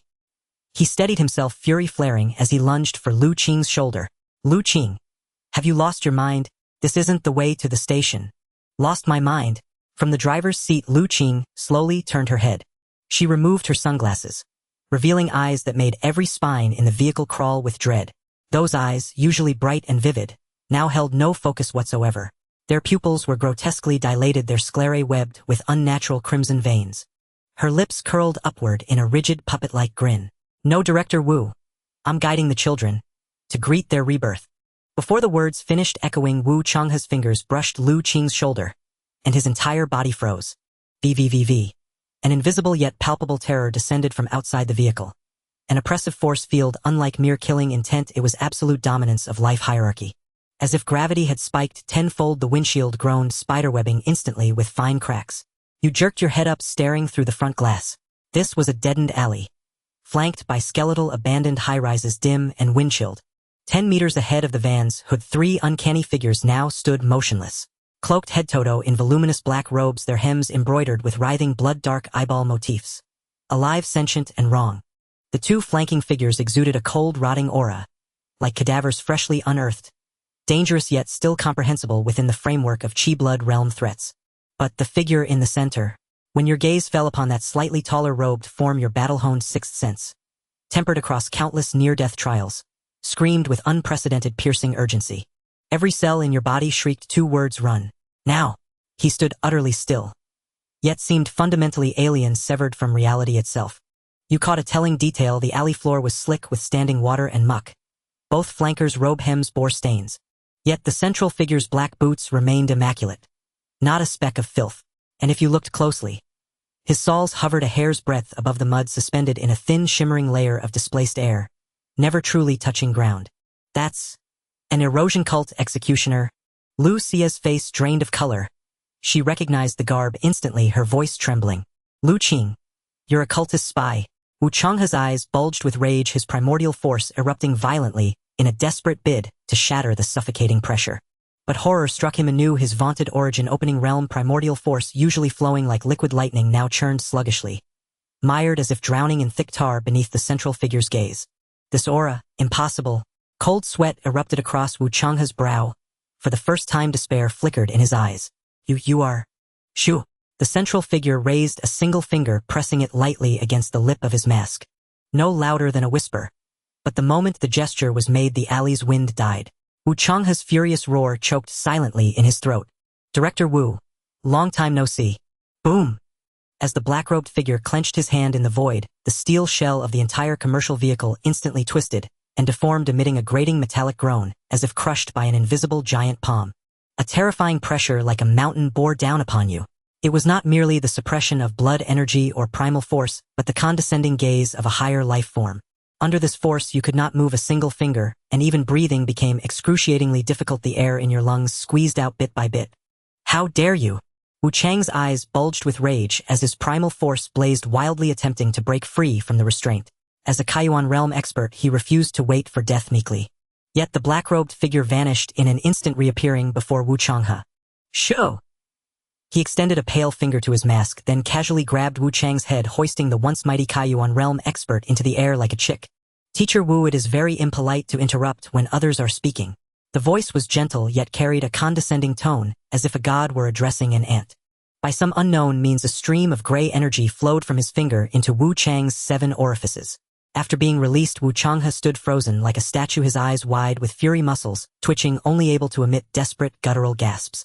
Having done this, the black-robed figure turned to face you inside the vehicle. He slowly lifted his head, revealing the face beneath his hood. It was a ghastly white bone mask. The mask's lips were curved into a bizarre, exaggerated smile, and deep within its hollow eye sockets 2 clusters of crimson light burned eerily. As the red light swept across the vehicle, it felt as though your very soul would freeze. The masked figure's gaze first fell upon Lu Xie. Strangely, the red light in his eyes flickered slightly, not with the greed of a predator, but with the satisfaction of inspecting a finished product.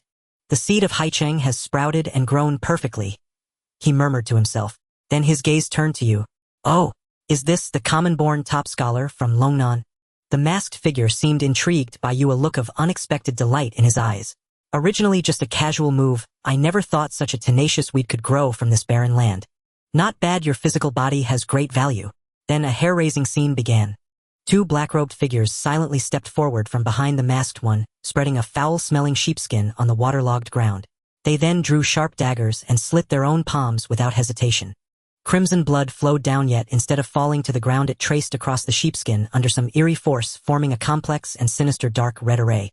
At the same time, Lu Xie, who had been sitting beside you, as if paralyzed by fear, moved. She slowly raised her head. Her eyes, once as cold as snow, were now blood-red with no pupils visible. She pulled a ghastly white mask from her bosom, and with an elegant slow motion placed it on her face. Lu Xie. You wanted to scream, but no sound came out, only able to watch this bizarre transformation in terror. She paid you no heed, walking like a marionette to a corner of the array. Though she did not draw the formation, she began chanting obscure ancient incantations.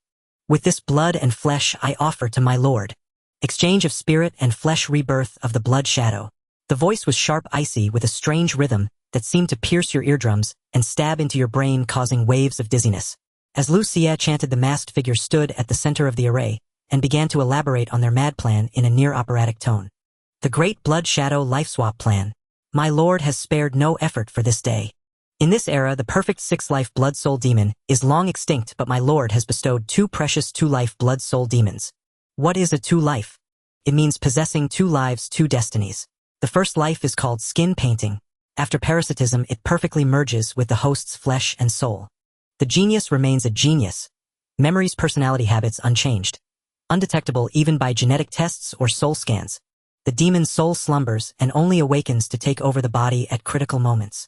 The second life is called death substitute. If the sleeper agent dies accidentally during a key mission, the first life shatters, and the demon soul can resurrect the corpse, repair the ruined body, and live another life, ensuring the agent's survival and the plan's infallibility. The masked figure's voice echoed in your mind, each word like a hammer striking your sanity. Take this classmate Lucia, for example. He pointed at the chanting girl, a hint of pride in his tone. You think she discovered the dimensional ripple through her family or luck? No, it was an extension of my lord's divine power. My lord planted suggestions in her subconscious through secret rituals and carefully set the profound ice twin lotus trap in this remote place. The Haiching Lu family has what my lord needs, and the future high ranks of humanity need our eyes. She is the perfect wedge. As for you and Teacher Wu, your bodies have value too. As he finished speaking, he did not stop. Instead, his eyes grew hollow and fanatical, and he opened his mouth to repeat the same words. The Great Blood Shadow Life Swap Plan. My lord bestowed 2 precious 2-life blood-soul demons.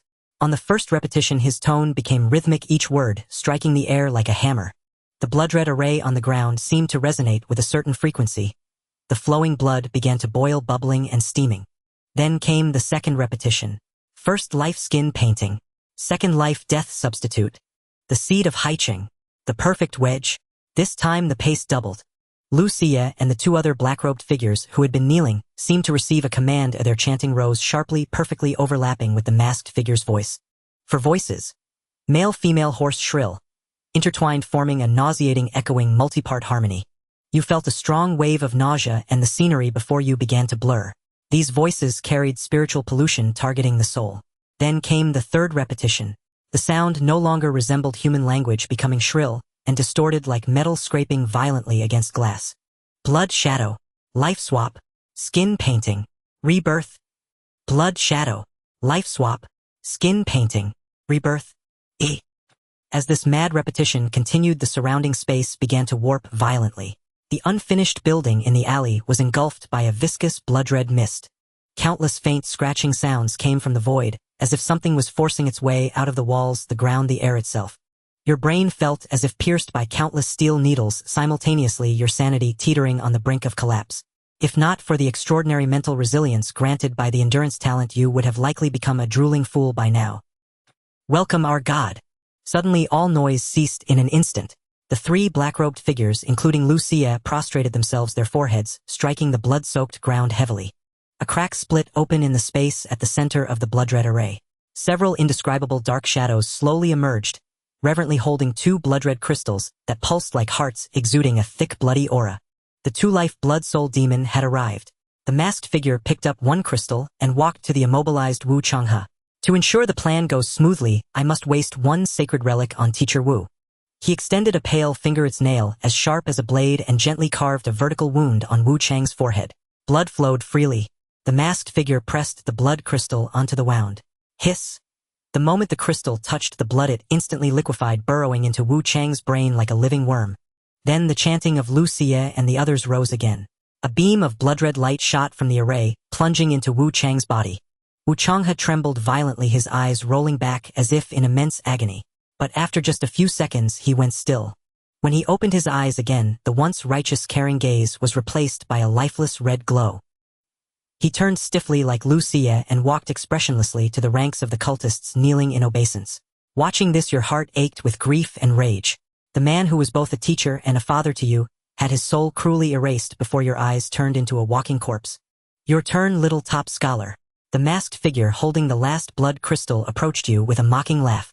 Your body is excellent, far better than that teacher with depleted potential. As a representative of common-born geniuses, your future is long, and you can do much for my lord. You wanted to struggle to roar, but under the terrifying force field, you could not even blink. You could only watch helplessly as the pale finger sliced open your forehead. Hiss! The icy blood crystal burrowed into your brain. In that instant, you felt as if your soul was tightly entwined by a slime-covered tentacle. This monster called the Blood Soul Demon greedily invaded your sea of consciousness, rifling through your memories. From your lonely childhood to the high-interest loans from martial arts training to the adventure in the Sunset Canyon. It sought to devour yourself to replace your will. Meanwhile, out of the corner of your eye you saw that Lu Qing had driven an identical commercial vehicle from the depths of the alley. Clearly after the ritual you, the replaced ones, would board that car and head to the high-speed rail station as if nothing had happened, infiltrating the Federation's top academy. However, just as it was about to touch the deepest forbidden zone of your soul, a sudden change occurred. Buzz? Squeal. You seemed to hear a most piercing scream, not from reality but from the depths of your soul. The blood-red light that had been frantically eroding you suddenly, as if encountering its natural enemy, became chaotic and ran wild. Your body convulsed violently. The eerie red light covering your skin halted abruptly, then shattered like broken glass. A mouthful of foul blood mixed with organ fragments and black clots sprayed from your mouth. Your eyes instantly dimmed, your life force nearly severed. The ritual had failed. What's going on? The masked figure paused, his red-lit eyes showing shock for the first time. He reached out, pressing on your crown to sense, then frowned. The demon's soul has dispersed. Is it because this kid's soul is too weak? Or did he absorb some special treasure causing an unpredictable rejection in his soul? The masked figure withdrew his hand irritably, not considering other possibilities. After all, aside from the legendary 6-life Blood Soul Demon, with a 100 success rate, the 2-life version inherently carried a 20 risk of failure. Tsh, what rotten luck. He looked at your limp body, barely clinging to life, disappointment clear in his eyes. The best seedling, and it turns out to be a reject, unable to bear the demon soul's blessing.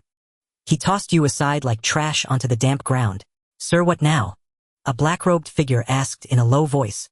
We're missing a genius, the plan. No matter, there's a contingency for everything. The masked figure's voice turned cold. If he's dead, he's dead. The dead have their uses too. Activate Plan B. At his command, 2 black-robed figures dragged a half-dead, unconscious, middle-aged man from the shadows. Su Liang, the behind-the-scenes boss of the Black Gold Chamber of Commerce.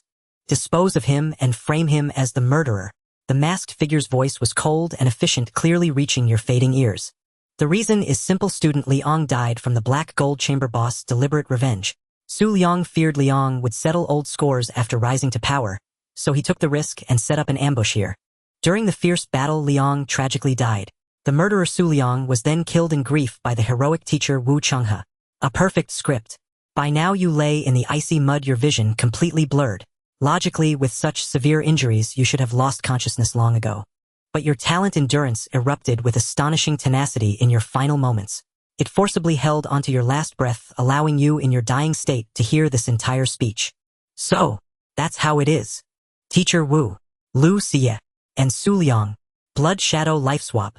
With your last strength you etched this information deep into your mind. Darkness consumed you completely. You died. This simulation ends. Who first awakens from the great dream, knowing all of life's truths? In the real world, inside a rented room, Liang abruptly sat up from the worn-out fabric sofa, his chest heaving violently. Though his physical body in reality was already at the formidable 7th stage of Qi, and blood, the phantom pain of being torn apart, still sent cold sweat streaming down his face. His pupils trembled in an extremely unstable manner, his gaze vacant. Just a moment ago he was in a dark, damp, deadened alley, watching a black-robed figure wearing a no-demon mask recite the despair-inducing blood shadow substitute plan, feeling the chill of his life force ebbing away. And the next second, the clamorous cries of vendors from the night market outside the window filled his ears. This intense temporal-spatial dislocation plunged his mind into a brief state of stasis. Liang subconsciously raised his hand and glanced at the wall clock. 10:30 at night. Only less than 2 minutes have passed. Liang's voice was hoarse. Deep within his consciousness, he had just lived through 2 magnificent years. From the arduous cultivation in the 2nd semester of his junior year to the desperate escape through Sunset Gorge. From making a name for himself with a single sword stroke on the college entrance exam arena to the hopeless finale on that rainy day. Back? Liang wiped his face, his fingertips touching the cold skin as reason finally regained dominance. Blood Shadow Substitute. 2nd Life Blood Soul Demon. The Fuxing Realm Masked Figure. He murmured, etching these blood-tainted keywords into his heart beneath the dim light. Especially the final scene. Teacher Wu Chenghe, who had always treated him like his own son, stingy, yet willing to risk his life for his students in critical moments, was brutally possessed, turning into a walking corpse. And there was Lu Xie, who had long been replaced, along with the massive sinister cult lurking in the shadows, the Erosion Heart Sect. Liang clenched his fist, his nails digging deep into his palm. The pain dissolved the confusion in his eyes, replaced by an unprecedented sharpness and icy resolve. Since I've been given the script ahead of time, this play won't go according to your plan. After calming his mind, Liang immediately awakened the system within his consciousness. A pale blue light screen unfolded across his retina, and lines of golden text emerged heralding the end of the novice period. Simulation complete. Survival time for this simulation 2 years. Rating S. Commentary: with a mortal body you orchestrated the grand scheme, intercepted destiny in dire straits, and slew the prodigies on the arena. You shattered the commoner's curse and ascended to the top scholar. Though you ultimately fell to an irresistible force, it was no fault of your own. Your will, wisdom, and decisiveness are enough to make even the gods take notice. Ding. Novice benefit period ended. Simulator full functions unlocked. System upgrade complete. With a burst of dazzling golden light, Liang saw the system's interface undergo a massive transformation. The once simplistic panel became more refined and the rules were entirely renewed. Function 1: Perfect Extraction Core Upgrade. Farewell to the pick 1 of 3 dilemma. From now on, after each simulation ends, the host will automatically receive all rewards: Cultivation Realm, Martial Arts Experience Memory, and Insights. No need to choose. Function 2: Talent Vault. All talents that have appeared during simulations, whether chosen or not, will be stored in the Talent Vault. Before the next simulation begins, the host can spend fate points within the Talent Vault to exchange for talents, but currently can carry a maximum of 2 talents. Function 3: Fate Mechanism 1. Cooldown: after each simulation ends, a 7-day cooldown is required. 2. Fate points. This is the system's hard currency, acquired by altering the predetermined fates of important individuals or events. 3. Point usage exchange for designated talents. Current remaining fate points 300. Novice period rank evaluation reward. Seeing these new rules, Liang's heart raced wildly. Full extraction. This is too domineering. This meant he would never again have to agonize over choosing between cultivation and experience. Children make choices, the overpowered take it all. This meant his rate of growth would multiply, and the talent vault was a divine skill. Liang glanced at his attribute panel, his gaze burning with intensity. His innate diligent and enduring green, though only green, was extremely practical. A divine skill for the hardworking. If in the next simulation he could spend points to also bring the previously randomly obtained Blade Path Genius Blue. Diligent and enduring ensures the baseline Blade Path Genius raises the ceiling. A hard worker plus a genius. This is the true invincible combination. Liang took a deep breath, suppressing the urge to immediately exchange for a talent and start another simulation. Now was not the time for that. First, he had to deal with this harvest. Current simulation rewards have been issued pending extraction. 1. Martial Realm description includes the cultivation of the 9th stage of Qi and Blood Chisha Realm, and the profound water spirit body, remolded by the dimensional treasure, Heavenly River Lotus. 2. Martial arts experience description includes mastery of basic blade technique, perfection of Ninefold Wave, the Ming Gene of 8 extremes, fist, the meditative state of Qiu Dragon Stance, along with all combat skills and practical experience gained over 2 years. 3. Memory and insights already auto-merged description, full details of the Blood Shadow Substitute Plan, intelligence on the Erosion Heart sect, and a record of major events over the next 2 years. Looking at the first 2 options, Liang's breathing grew rapid.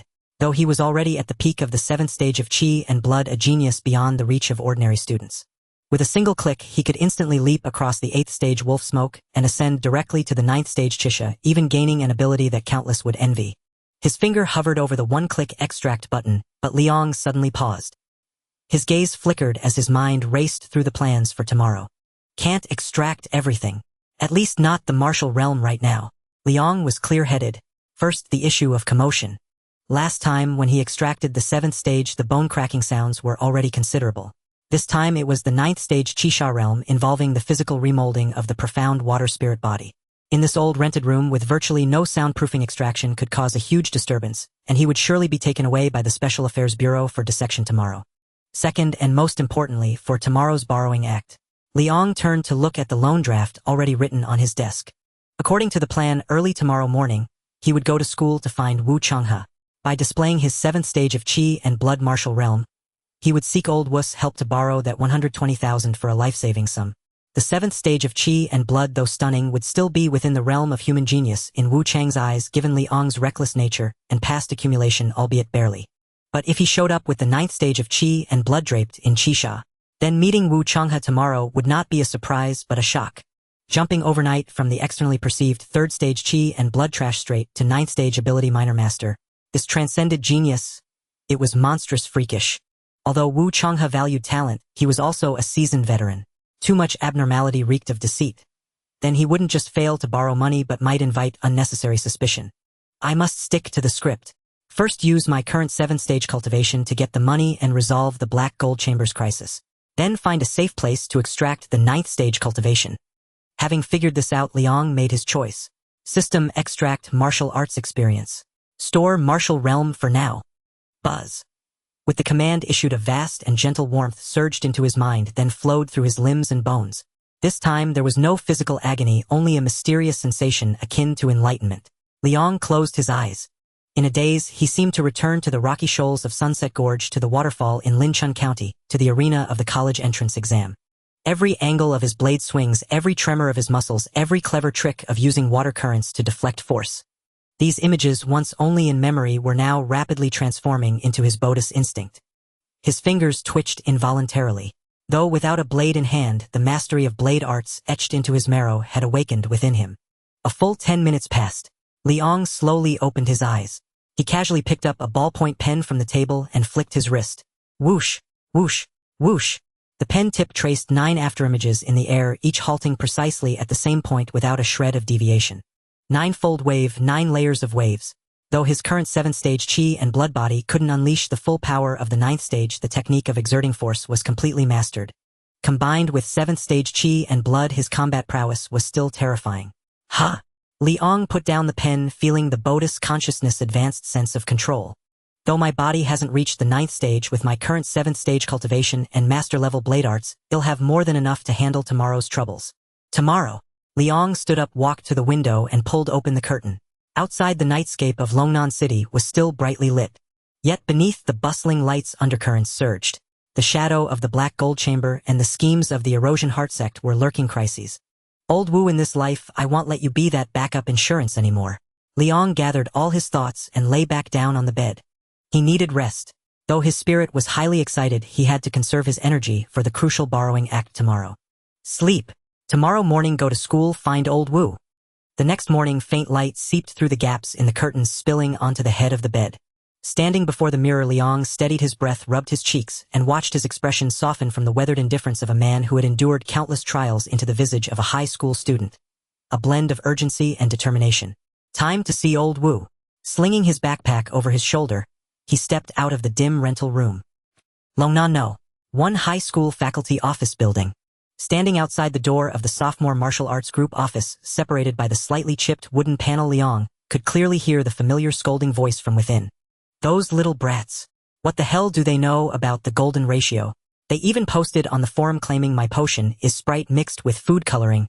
And they said it makes you pee frequently and urgently. That's slander. It's infuriating. Accompanied by the sharp slap of a mouse being smacked, that vibrant, energetic voice caused Liang's steps to pause momentarily. In the memory of the simulator, the last time he saw Wu Changhe was in that blood-soaked dead end. He was lifted into the air like a helpless chick by a masked figure, forcibly parasitized by a blood crystal, and transformed into a mindless zombie with crimson eyes. But now he was still alive, still cursing with vibrant energy over a few bad reviews. The impact of this regained possession struck Liang, causing a sharp sting in his nose. Knock, knock, knock. He suppressed his emotions and rapped on the door. Come in. It's unlocked. Liang pushed the door open and entered. The office was thick with smoke. Wu Changhe was frowning at his computer screen, holding his signature cup of goji berry tea. Seeing Liang enter, he raised an eyebrow in surprise. Well, if it isn't our great theorist Li. What didn't go to the library today to bury yourself in meridian studies? Liang said nothing. He simply stood at the doorway, staring fixedly at Wu Changhe. His gaze was far too complex. It held relief, gratitude, nostalgia, and a kind of affection, as if looking upon a long-lost family member.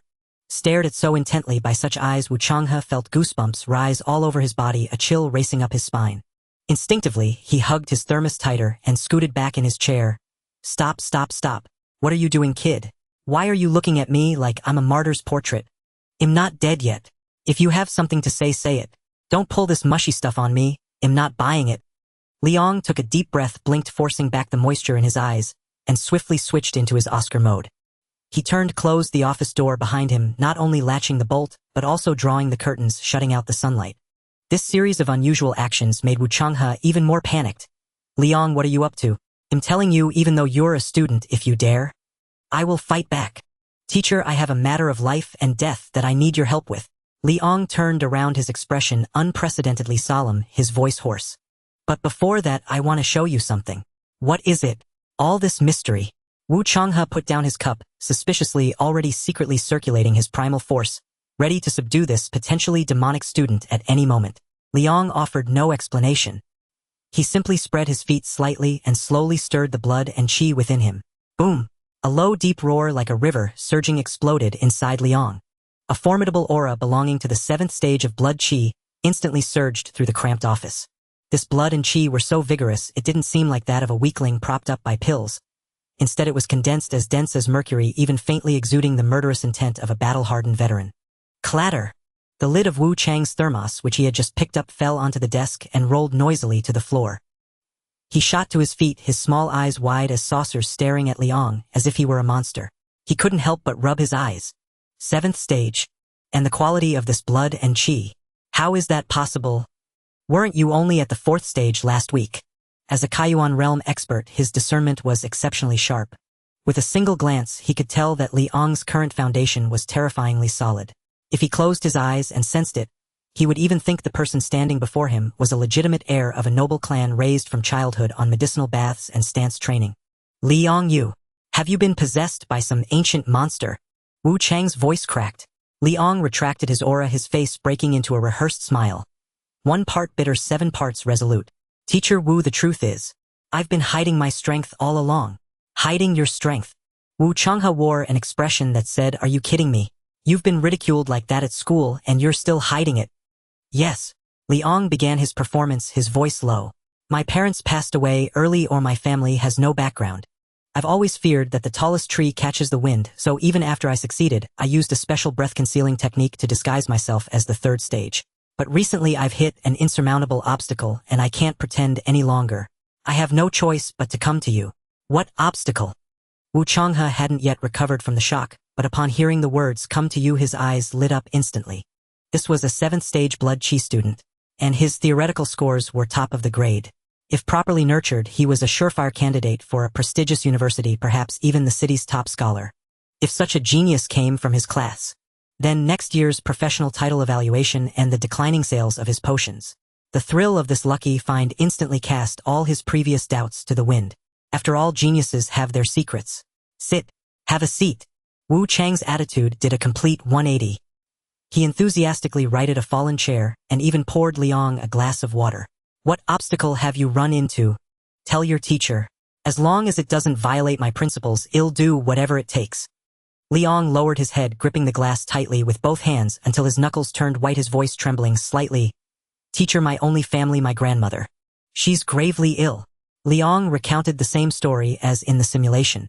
Liang looked up, his eyes rimmed with red, filled with helplessness and despair. The struggle of someone driven to the wall by money yet unwilling to abandon family. I really have no other choice. I don't want to lose her. Teacher, please lend me this money. Liang will repay you, even if it means serving you like a beast of burden for the rest of my life. Wu Changhe listened silent for 2 seconds. 1,200,000. To him, was that even a problem? As a Kaiyuan realm expert, his annual federal allowance alone started at 7 figures, not to mention his golden blood qi potion. Despised by students for its taste, but selling like hotcakes among parents desperate for their children's success. This amount was at most the material cost for him to buy a couple of high-tier beast bones on the black market or a month's net profit from his potions. He calculated rapidly in his mind with a mere 1,200,000, the cost of a few cases of potions. He could buy the gratitude of a 7th stage blood qi top-scoring theoretical genius, and maybe even earn the lifelong gratitude of a future martial arts grandmaster. This wasn't a loan. It was an angel investment with guaranteed returns. If that bald old man in the next class found out about this, he'd probably slap his thigh in regret. I thought it was some world-shattering crisis. Wu Changhe slammed the table, brimming with heroic spirit. 1,200,000, you say? Your teacher's got it covered. Liang looked up sharply, tears welling in his eyes. Teacher, I will repay this money. Even if I have to hunt beasts in the wilderness, even if I... Repay what? Wu Changhe waved his hand dismissively. Saving a life is what matters. Besides, talking about money between master and student ruins the relationship. Just remember me when you make it big.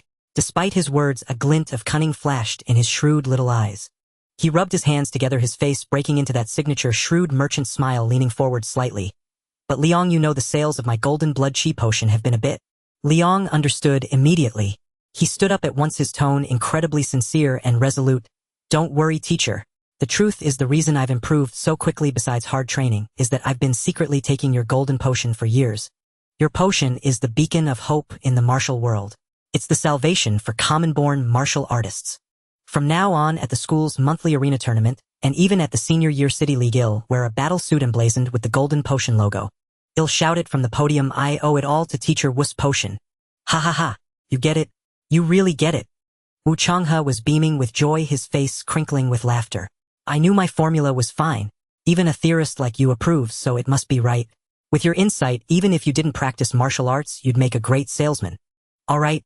For those words, this 1,200,000 is your teacher's exclusive endorsement fee. No need to pay it back. Wu Changhe pulled out his phone without any hesitation and directly transferred 1,200,000 to Liang. Ding! Seeing the deposit notification on his phone, this cold number was finally no longer negative. Liang's heart finally settled.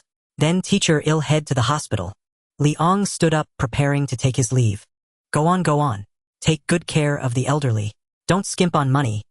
Let me know if you need more. Wu Changhe waved his hand, watching Liang's retreating figure with increasing satisfaction. This kid knows how to repay kindness. This investment is a sure win. Stepping out of the office building. The September sun was still scorching, stinging the eyes. Liang stood in the shade, looking at his phone balance. Calmly, he dialed the number etched into his memory. The repayment hotline of the Black Gold Chamber of Commerce. Hello, I'm Liang. I want to repay that martial arts champion loan now. The voice on the other end seemed to pause, clearly surprised that this destitute student on the verge of being dismantled for parts could come up with the money. A hint of disbelief colored their tone. 1,200,000 principal and interest. Not a cent less. Send me the account number. I'll transfer it immediately. Liang's voice was ice cold. Hanging up, he made the transfer and saved the receipt. After doing all this, he let out a long, deep sigh. The sword of Damocles that had hung over his head for 3 days was finally gone. But he felt no relief. Instead, a deeper sense of urgency pressed upon him. The debt is paid. But this is only the beginning. Now he needed to find a safe place to receive that package from the future. Liang pulled his cap brim down low and melted into the bustling crowd. Deep night in the suburbs of Longnan City. Here, a quiet backwater bend of the Long River lies far from the city's clamor, where only the swift current glimmers under the moonlight. Reeds flourish along both banks. Silence reigns all around. This is the secluded spot Liang has carefully chosen for his seclusion. He stands atop a riverside boulder, his hair stirred by the nocturnal breeze. He scans the surroundings once more, confirming no surveillance cameras or passers-by remain. Then slowly sheds his clothing. Bathed in moonlight, the youth's physique is powerfully built, muscles taut and harmoniously proportioned, tracing sleek, sinuous lines that seem coiled with explosive force, enough to rend tigers and leopards asunder. Liang slips into a pair of black swim trunks, draws a deep breath, and lets his chi circulate gently, dispelling the chill of the night wind. With a soft exhalation, he leaps, like a silver fish cleaving air, and vanishes soundlessly into the frigid river. The instant he enters the water, piercing cold surges from every direction. But rather than recoiling, his mind sharpens to unprecedented clarity. He holds his breath and descends with the current until reaching a massive boulder on the riverbed, where he settles into lotus position. It's time to sever the past entirely. System. Allocate points. He intones inwardly, and the long-awaited luminous interface reappears before him. Pending reward, martial Dao cultivation. Description: peak attainment of the 9-stage Chi Blood Realm Crimson Gauze stage, the Shenshui Spirit Body. Reforged by the dimensional treasure Heavenly River Lotus, and an innately awakened hydrokinetic ability. Extract. At his mental command, an indescribable torrent of boundless energy erupts within Liang's body. Boom! If previous extractions felt like streams merging into a river, this was the Milky Way cascading in reverse. First, his blood transforms. Within his formerly crimson blood, countless minuscule sapphire motes suddenly bloom. Living sparks pulsing with sentient grace. They voraciously devour the last traces of residual medicinal toxins clinging to his capillary walls, infusing each cell with vibrant spirit-infused vitality. Then, a celestial omen unfolds. Behind him, seated in silent darkness at the riverbed, a faint cerulean light ignites. The water parts itself, instinctively revealing a colossal translucent phantom blossom. The Heavenly River Lotus. It sways gently amid the turbulent current, Each petal appears forged from purest hydrological law, its stamen radiating a sacred aura so profound it stirs awe and trepidation. Even here in the murky depths it remains unstained. Pure immaculate, its sanctity too radiant for mortal eyes to bear. As the lotus fully unfurls, ribbons of azure luminescence peel softly from its petals, winding tenderly around Li Ang's form before seeping gradually through his pores. His skin undergoes a metamorphosis, gaining a lustrous jade-like sheen, subtly glistening with aqueous vitality, the newly reforged Xianshui spirit body. The river responds as if summoned, rushing toward him not to drown but to rejoice, merging willingly into his being as an extension of his power. Gurgle, gurgle. Instinctively, Liang opens his mouth. Icy river water floods in, yet this time no suffocating agony follows. The Xianshui spirit body weaves a microscopic filtration lattice across his throat and lungs, ripping oxygen from the water, instantly channeling it directly into his bloodstream. He breathes underwater as effortlessly as on land. And this is only the beginning. The most profound transformation unfolds within his dantian, the sea of qi. His formerly turbulent smoke-like qi-blood surges, wild and untamable, soften instantly upon contact with the hydroforce as if infused with a gentle solvent. That unruly, uncompressible agitation is gradually soothed, liquefied, and refined. His qi-blood whirls violently through meridians, then contracts, sharply condensing into a crimson veil thinner than cicada wings, yet unbreakably resilient, clinging tightly to his skin. Qi blood, 9th stage, crimson gauze adorned, and within that gauze flows a delicate azure luminescence, the perfect fusion of fiery qi blood and tranquil aqua energy. Strength tempered by suppleness. So, this is the power of the 9th stage. Liang opens his eyes, deep black irises now shimmering with faint undulating cerulean ripples. He closes his fist lightly. Crack. Water pressure instantly collapses around him, forming a vacuum bubble. An overwhelming sense of invincibility floods his entire being. In this moment, he feels capable of shattering the river's flow with a single blow. Time to test the ability. Liang focuses his will and reaches out with his right hand, palm open. Splash. The rushing current halts for a heartbeat, then converges into a rapidly spinning sphere of water hovering above his palm. Go. With a flick of his wrist, the orb rockets forth, striking the riverbed dozens of meters away with a thunderous detonation, hurling a towering geyser skyward and stunning several unlucky fish. Hydrokinesis mastered. Its potency exceeds even my expectations. Liang swims freely through the currents. Now water offers no resistance, only acceleration, doubling his speed. He becomes a true dragonfish darting through the depths of the long river. Effortless, sovereign, unbound. The oppressive gloom that had weighed upon his heart these past days dissolves utterly. After half an hour of unrestrained swimming, Liang surfaces and lies back upon a smooth, water-polished boulder, letting the cool river caress his body. Gazing up at the cold, distant moon, the exhilaration of breakthrough fades, replaced by quiet calculation. He begins mapping his next steps. First, talent exchange. He opens the system interface, surveying his 300 fate points and the rows of entries in the talent repository. Nameless bystander, green blade art prodigy blue, patient mentor green. His gaze locks onto one entry, Blade Art Prodigy Blue. System. How many points does Blade Art Prodigy Blue cost? Talent exchange pricing table. Gray talent 20 points. White talent 50 points. Green talent 150 points. Blue talent 500 points. Purple and above access restricted, not yet unlocked. Seeing the steep price, Liang's brow furrows. But then a new prompt flashes, detected prior temporary acquisition of this talent. First bind discount activated. Current price, 250 points. 250 points? Costly, yes. But unquestionably worth it. Without hesitation, Liang commits. My foundational swordsmanship is already perfected, but that mastery was forged over years inside the simulator. He knows full well, he is no natural prodigy. To bring the foundational sword art to ultimate perfection, or even forge his own lethal techniques, relentless practice alone is insufficient. He requires innate aptitude. Exchange. Exchange successful. 250 fate points consumed. Exchange successful. 250 fate points deducted. Permanent talent, Blade Art Prodigy Blue bound. The instant the talent binds, Liang's comprehension of swordcraft ascends to an entirely new plane. Second, concealment and growth. Qi blood 9th stage, crimson gauze adorned, plus an awakened hydrokinetic ability. This is dangerously conspicuous. Liang frowns. At school, he must maintain the facade of a mere 7th stage cultivator. For now, I'll follow the simulator's precedent, using the Xianshui spirit body's properties to conceal the crimson gauze's glow beneath my dermis. But that alone isn't foolproof. I'll need to seek a masterful Kai concealing art in the black market. He channels his hydro energy, shaping it into an ultra-thin transparent film enveloping the crimson gauze. Sure enough, the vivid red luminescence dims under the film's refractive veil, until only a deep restrained aura remains. Viable. Third, and most critical, the corrosive heart sect. He recalls the masked figure whose presence defies comprehension, a peerless sovereign-level expert whose sheer might dwarfs even opening heaven cultivators. In simulated memory, that effortless wave of the hand, playing with a heaven-opening cultivator as though he were a child, still looms like an impassable celestial mountain crushing his breath. That despair born of absolute hierarchical supremacy makes his fists clench involuntarily. He analyzes the situation with icy composure. The corrosive heart sect's true objective has always been Lu Shiyu alone. I was added to their hunt list only because my performance in the martial Dao Gaokao drew excessive attention. This means I am not yet on their radar. Enemy exposed, self-concealed.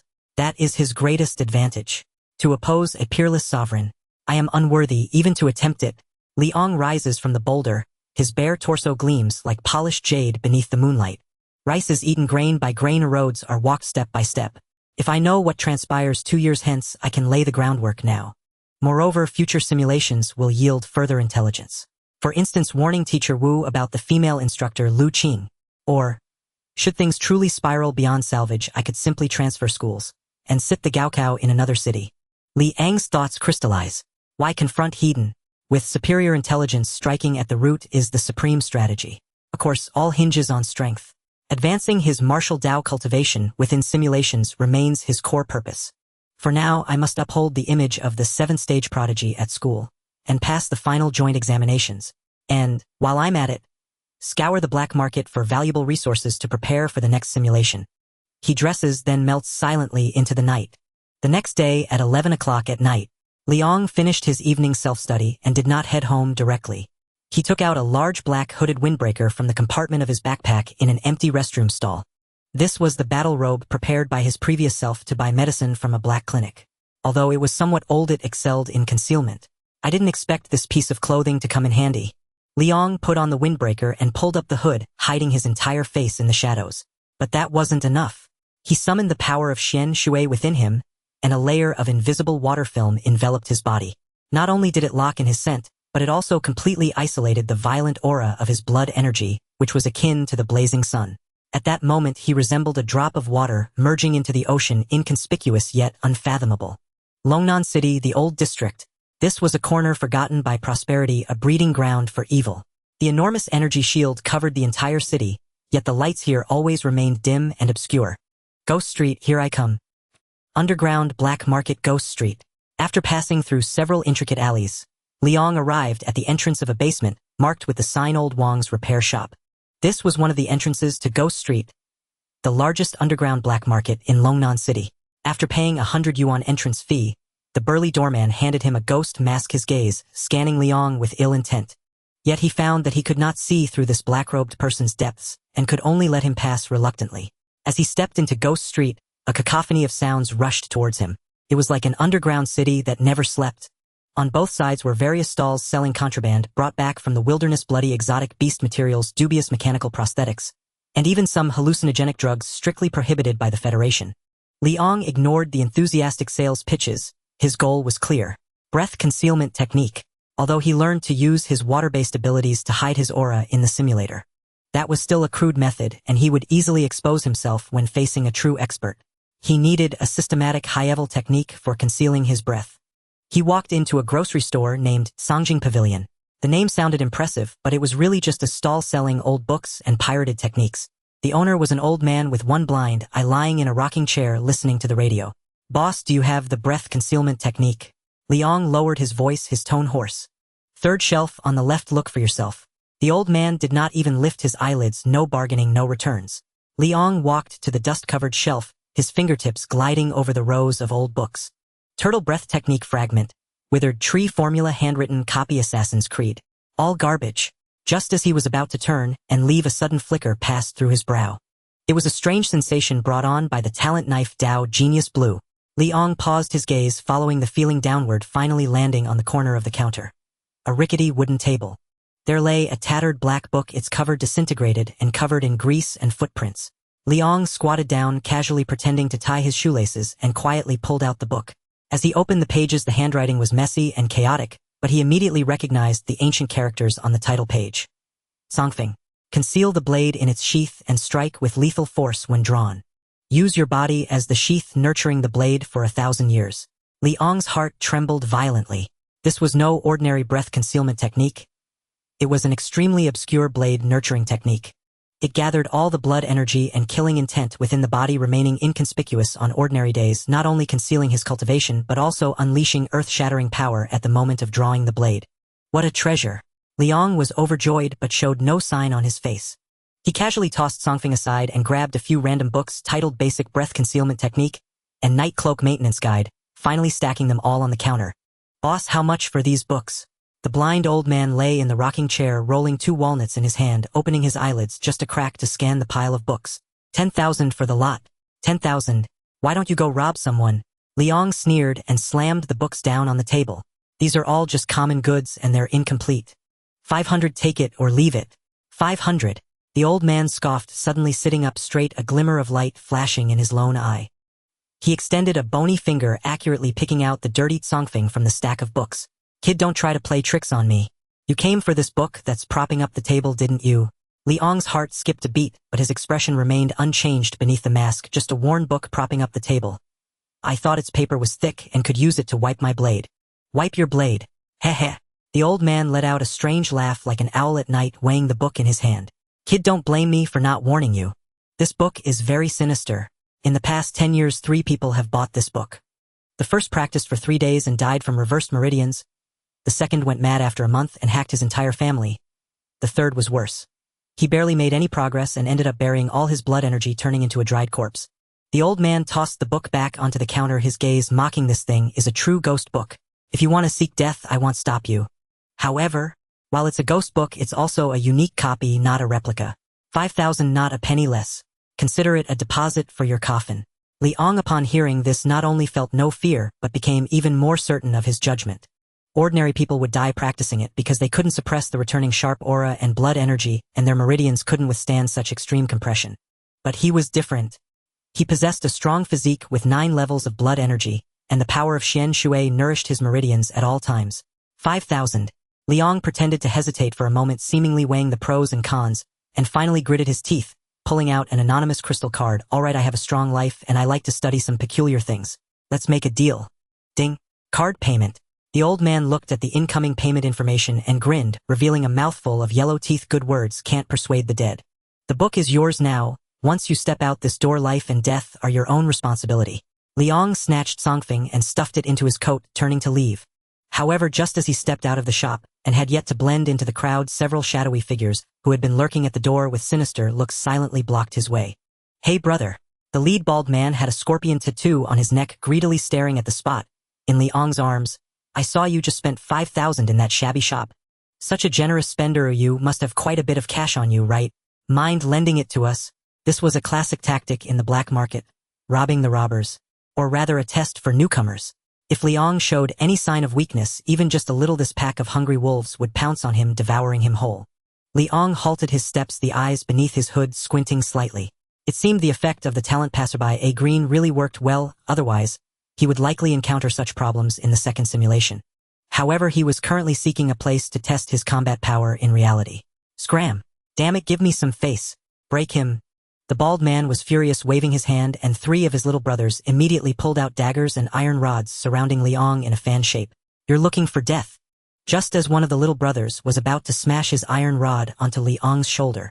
Buzz! Liang moved. No, to be precise, it was the blood energy within him that moved. The blood energy, suppressed to the extreme, erupted at that moment, releasing through his fingertip. Layered waves, 9-fold. A single wave. He did not use all his strength, merely a single layer of force. Snap! Liang's index finger lightly flicked against the iron rod. The solid iron rod, as thick as a wrist, instantly bent like a noodle. Immediately after, a terrifying shockwave transmitted through the iron rod into the little brother's arm. Crack! The sound of bones breaking was crisp and clear. The little brother let out a miserable scream, his body flying like a truck hit, crashing 5 or 6 meters away, knocking over a nearby trash can. What? The bald man's smile froze on his face. A single finger. Did he just flick away a warrior with 4 levels of blood energy? What the hell kind of monster is this? Get him. The bald man, despite his shock, had his ferocity ignited.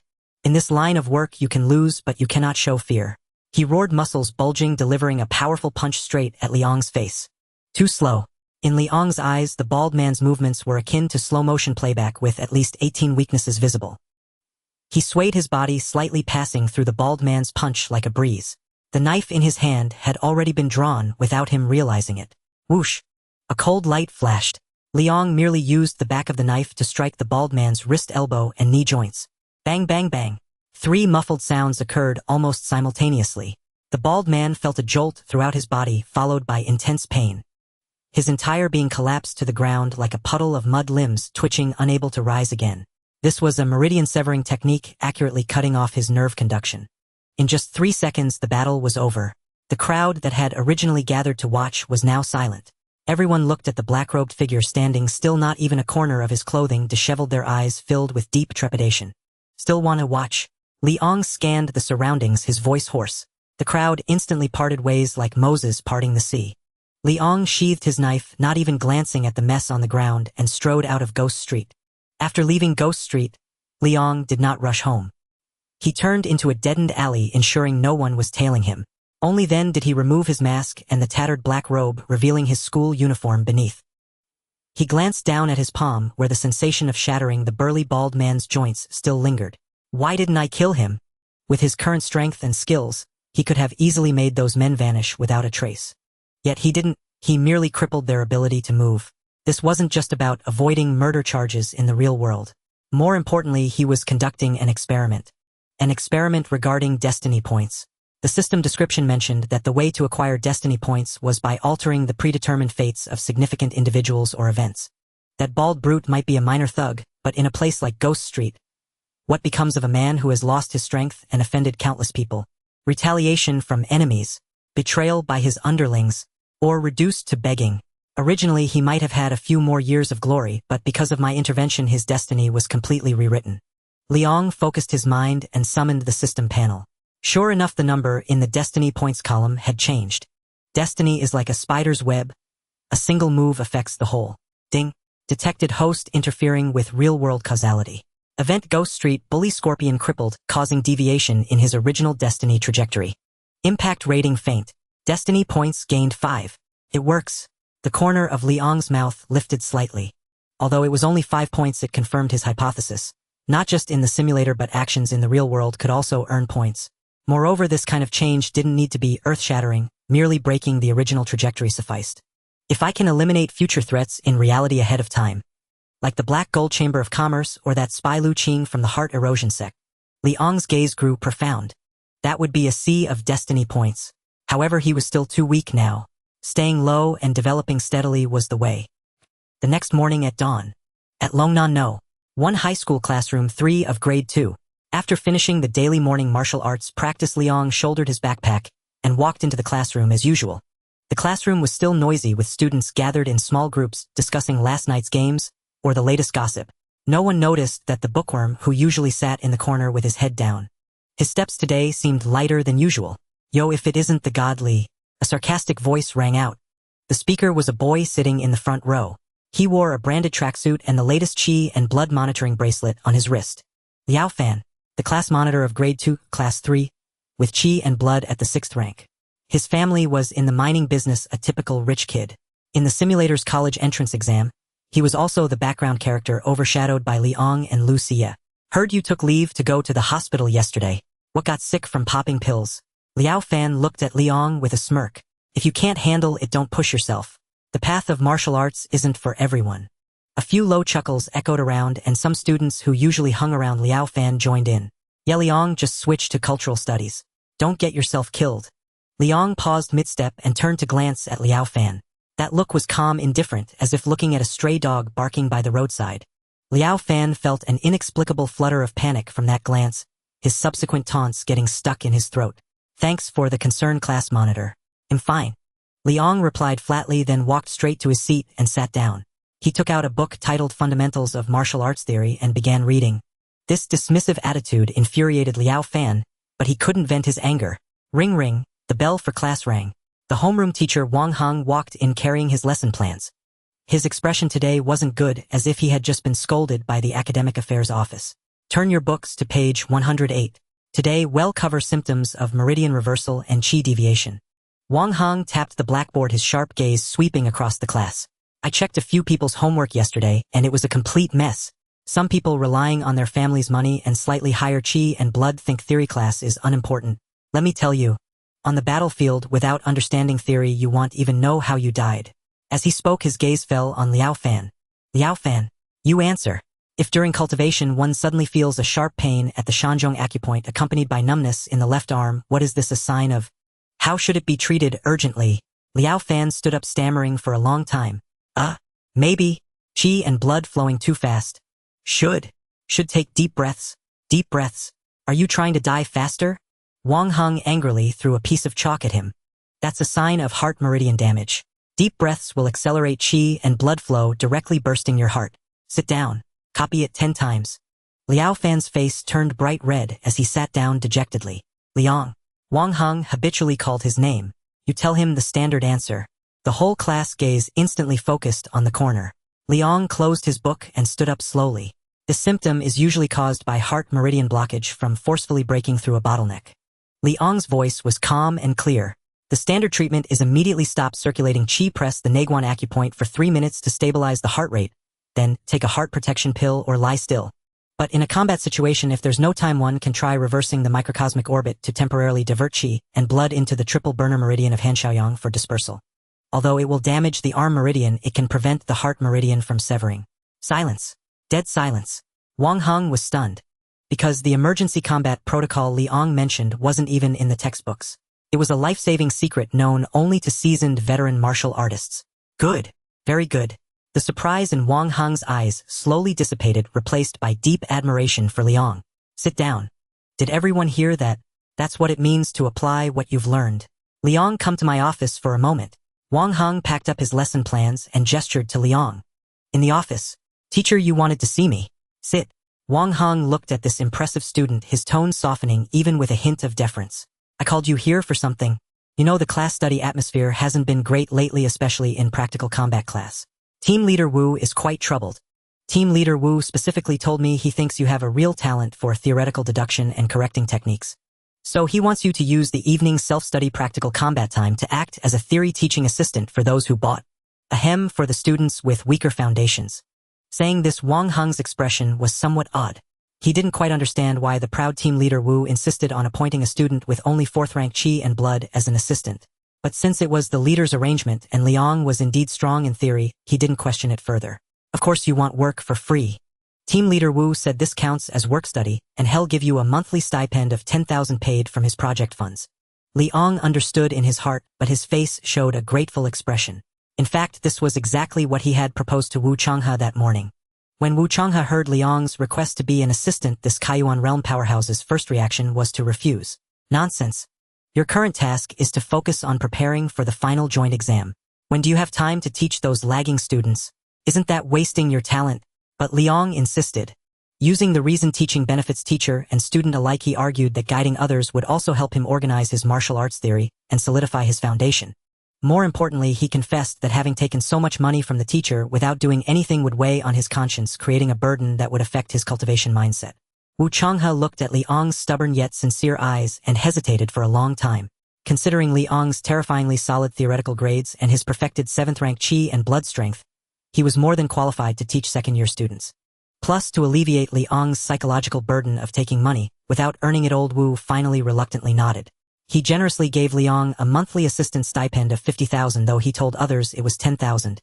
But for Liang, the most important thing about this was following the actions from his study simulation. By instructing others, he could openly display his profound understanding of martial arts, paving the way for his explosive performance in the final joint exam. No problem, teacher. I'm happy to help my classmates improve. Liang nodded to Wang Hong, his expression sincere. All right, start tonight. Wang Hong patted his shoulder. Work hard. Don't let team leader Wu down. Although your qi and blood progress is slow, you've got a good head on your shoulders. Even becoming a tactical analyst in the future is a viable path.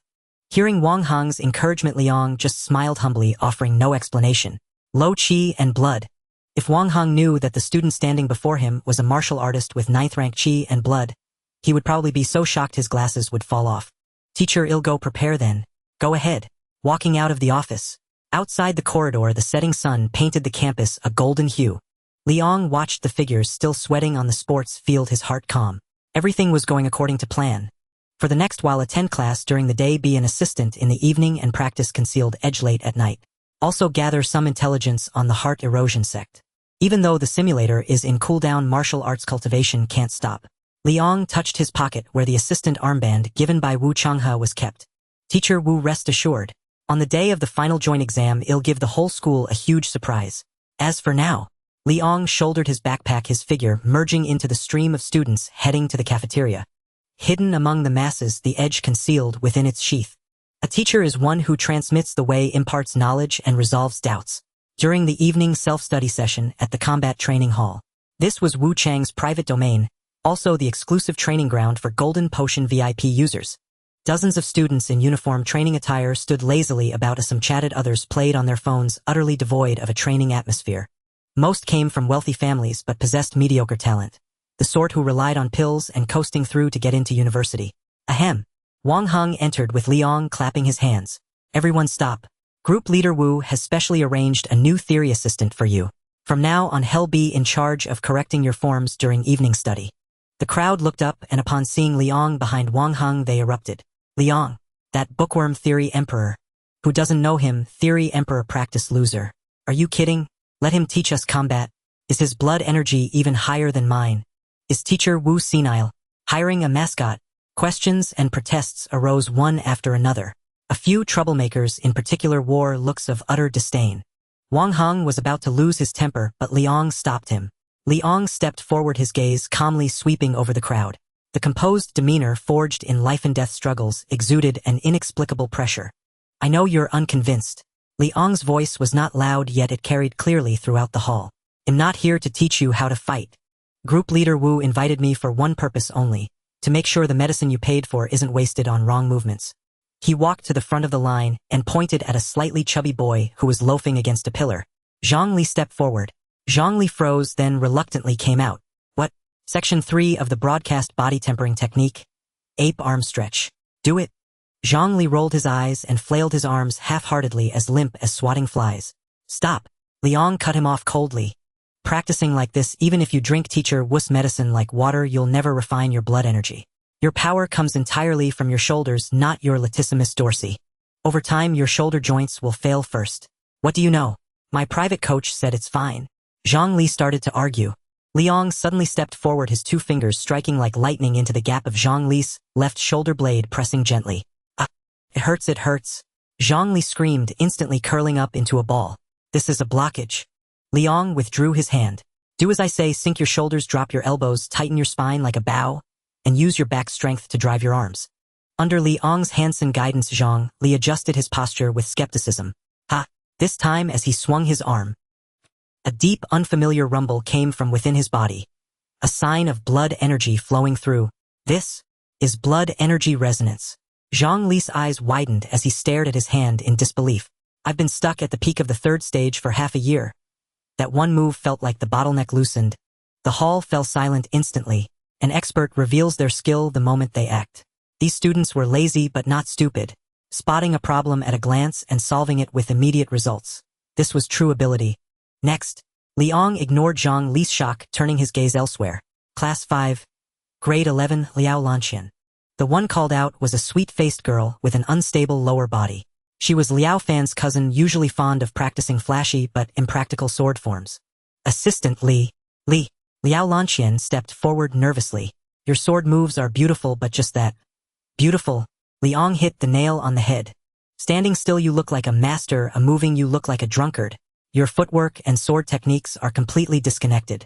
Try lowering your center of gravity by 3 inches. When you strike, move your feet first, then your hands.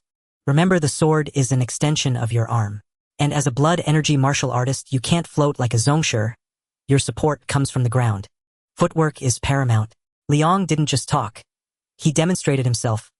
He picked up a wooden stick and slowed down tenfold to show the coordination of footwork and sword techniques. The fluid, seamless rhythm captivated Liao Lanqian. So that's how it is. I've been practicing it wrong all along. Liao Lanqian tried a few steps. Though still a bit rough, the sense of imbalance was clearly gone, and the power of her sword moves instantly elevated. Incredible. Liang checked this move for me. Assistant Li, why can't I keep my balance in this stance of the body tempering technique? Assistant Li, look at me. My footwork never keeps up with the rhythm. Liang, no teacher Li, I always get side cramps when circulating energy. Could there be a problem with my meridians? In an instant, the students crowded around bombarding him with long troubling questions, their eyes burning with a desire to grow stronger. In this world where strength reigns supreme, who wouldn't want to become powerful? It's just that no one before Liang was willing to stoop down, break down those obscure techniques, and feed them bit by bit. Facing these questions, Liang showed no panic. He didn't need to think, consult books, or even use blood energy to demonstrate. The answers were etched in his mind, spilling out effortlessly. For Liang, now teaching them was simpler than eating or drinking. Though he no longer had tireless teaching green active, he found no difficulty guiding these students. In the simulator's memories to help Wu Changhe solidify the exceptional effects of the golden ratio potion. He had spent an entire winter and spring's evening study sessions with this group. He understood their body structures, power habits, and even the little quirks, like which shoulder they shrugged when slacking off, better than they knew themselves. It was like playing a game on a second playthrough with a walkthrough. Liang, who had already cleared it, could point out their ailments with his eyes closed. He didn't lecture on lofty meridian theories. Instead, he used the most down-to-earth, blunt, and straightforward language to hit the core issues. This simple yet precise teaching style was a treasure for these underachievers used to hearing vague theories. In just one evening, they felt they had learned more than a month with their private coaches. The sense of fulfillment from having their bodies corrected bit by bit, their strength released little by little, sparked their first genuine interest in the tedious art of cultivation. At the second floor railing, Wu Changhe stood with his hands behind his back, watching the orderly, bustling scene below. The shock in his eyes gradually gave way to deep satisfaction. He had originally only wanted Liang to show his face and keep the kid busy to stop him from obsessing over repaying his debt. Who knew Liang would actually manage to prop up this bunch of lazybones? This kid, Wu Changhe murmured to himself. He felt that Liang now didn't seem like an 18-year-old high school student at all. That calm and seasoned demeanor resembled a veteran martial arts instructor with decades of teaching experience. At 9 in the evening, training ended. Wu Changhe came down looking at Liang, who was sweaty but bright-eyed. He couldn't help but pat his shoulder. Impressive, you hiding your talents. With teaching skills like that, I'd consider hiring you as a formal assistant. Liang rubbed his nose, his face showing a hint of youthful shyness and naivety, grinning. Teacher flatters me. I'm just a bit solid on theory plus. Well, I've got to earn the salary you pay me, right? Can't take the money and not work. Less of the cheek. Wu Changhe laughed and scolded him, but the satisfaction in his eyes was genuine. All right, head back and rest early. At this rate, if our class tops the average score in the final joint exam, I'll treat you to a feast. Thank you, teacher. Liang slung his bag over his shoulder and walked out of the training hall. The night breeze was cool. Though his spirit was a bit weary, his eyes were exceptionally bright. The first step as an assistant was solid. He had gained a foothold at school and irreplaceable value with his teacher. Now he could calmly wait for the simulator's cooldown, and Liang's mind flashed to that pitch-black unique tome, Concealed Edge. Time to go back and practice the blade. Late at night in a rented room, the city's clamor outside the window gradually faded into silence as Liang sat cross-legged on a yoga mat. The musty, tattered book, Song Feng, Concealed Edge, which he had purchased for 5,000 yuan, lay open on his lap. Beneath the dim yellow desk lamp, the wild and chaotic ancient seal, script on the pages, seemed to come alive, exuding a chilling and unsettling aura. Conceal the edge within the sheath. Unsheathe, and it must kill. Use the body as the sheath, nourish the qi for 1,000 years. Liang's fingers gently traced across the page, his brow furrowing slightly. This was indeed a sinister manual. It was by no means a normal health cultivation technique. It was more akin to a self-mutilating heresy. Ordinary Kai concealment arts taught one to calm the heartbeat and close the pores to reduce one's presence. But this Song Feng taught a reverse practice. It required the cultivator to forcibly compress the blood qi, killing intent, and even spiritual energy that radiated from the entire body into a single point within the dantian to be unleashed through the blade in hand. It was like pressing down on a powerful spring. The harder the press, the more terrifying the rebound. But if the press failed, the first thing to shatter would be oneself. No wonder that old man said those who practiced this art either died from reversed meridians or turned into dried-up mummies. Liang took a deep breath. This tested not only the resilience of the meridians but also absolute control over blood qi. A single misstep would cause the violent blood qi to surge through the body, shredding the internal organs. But for me, this is nothing. Liang closed his eyes. The blade path genius blue talent activated. The originally obscure text rapidly deconstructed and reassembled in his mind. Those seemingly insane training methods gradually revealed a clear logical thread. The hardworking and enduring green talent activated. Pain perception was blocked and mental resilience was maxed out. He prepared himself for the agonizing tearing of his meridians. Let's begin. Liang mobilized the formidable blood chi of the 9th stage within him, attempting the first reverse compression. A low hum resonated from the blood chi within like a river forcibly dammed. Sharp pains shot through his meridians, as if countless tiny blades were scraping inside his blood vessels. For an ordinary person, this would have already led to chi deviation from the sheer agony. But Liang's face remained expressionless. He didn't even frown. Moreover, the power of profound water from his profound water spirit body within him enveloped the volatile sharp chi, gently nourishing and soothing the meridians. Half an hour later, the originally fierce, sun-blazing fluctuation of blood chi around Liang began to dim point by point. It dropped from the 9th stage to the 8th stage. Finally, it settled at the level of the 7th stage. But he could feel that the gathered energy lay dormant deep within his dantian. With a single thought, this power could erupt with several times its original explosive force. It's done. Liang slowly opened his eyes, a glint of sharp light flashing within them. He picked up the war blade beside him, gently caressing its cold body as his thoughts drifted back to a long time ago. Using the breakthrough with Song Feng as a catalyst, he began to review his entire journey on the path of the blade. In the first simulation, I was just a clueless rookie. During those 5 days, he had relied on the borrowed blade path genius to swing his blade frantically before dying, which earned him the minor accomplishment of basic blade art. But this was crucial. It was the foundation. A tall building rises from the ground. Without that minor accomplishment foundation, he might have swung his blade for 10 years and still not even touched the threshold of major accomplishment. In the second simulation, I survived for a decade in the chaos zone, slaughtering amidst beast tides. Back then, he understood the difference between humans and beasts. Mutant beasts were ferocious, but their attack patterns were simple, mostly relying on instinct. Human martial artists, however, were insidious and cunning with ever-changing techniques. But the essence was the same. Whether killing beasts or humans, the core was offense, defense, and strategy. In the third simulation, I met Teacher Wu. Through anatomy, he had thoroughly grasped the weak points of both the human body and mutant beasts. His blade was no longer blind. Every strike targeted a vital point. That was the stage of precision. Every attack struck a critical weakness. Under Wu Chang's guidance, he established a tactical system of defensive counterstrike. He no longer charged ahead like a reckless fool.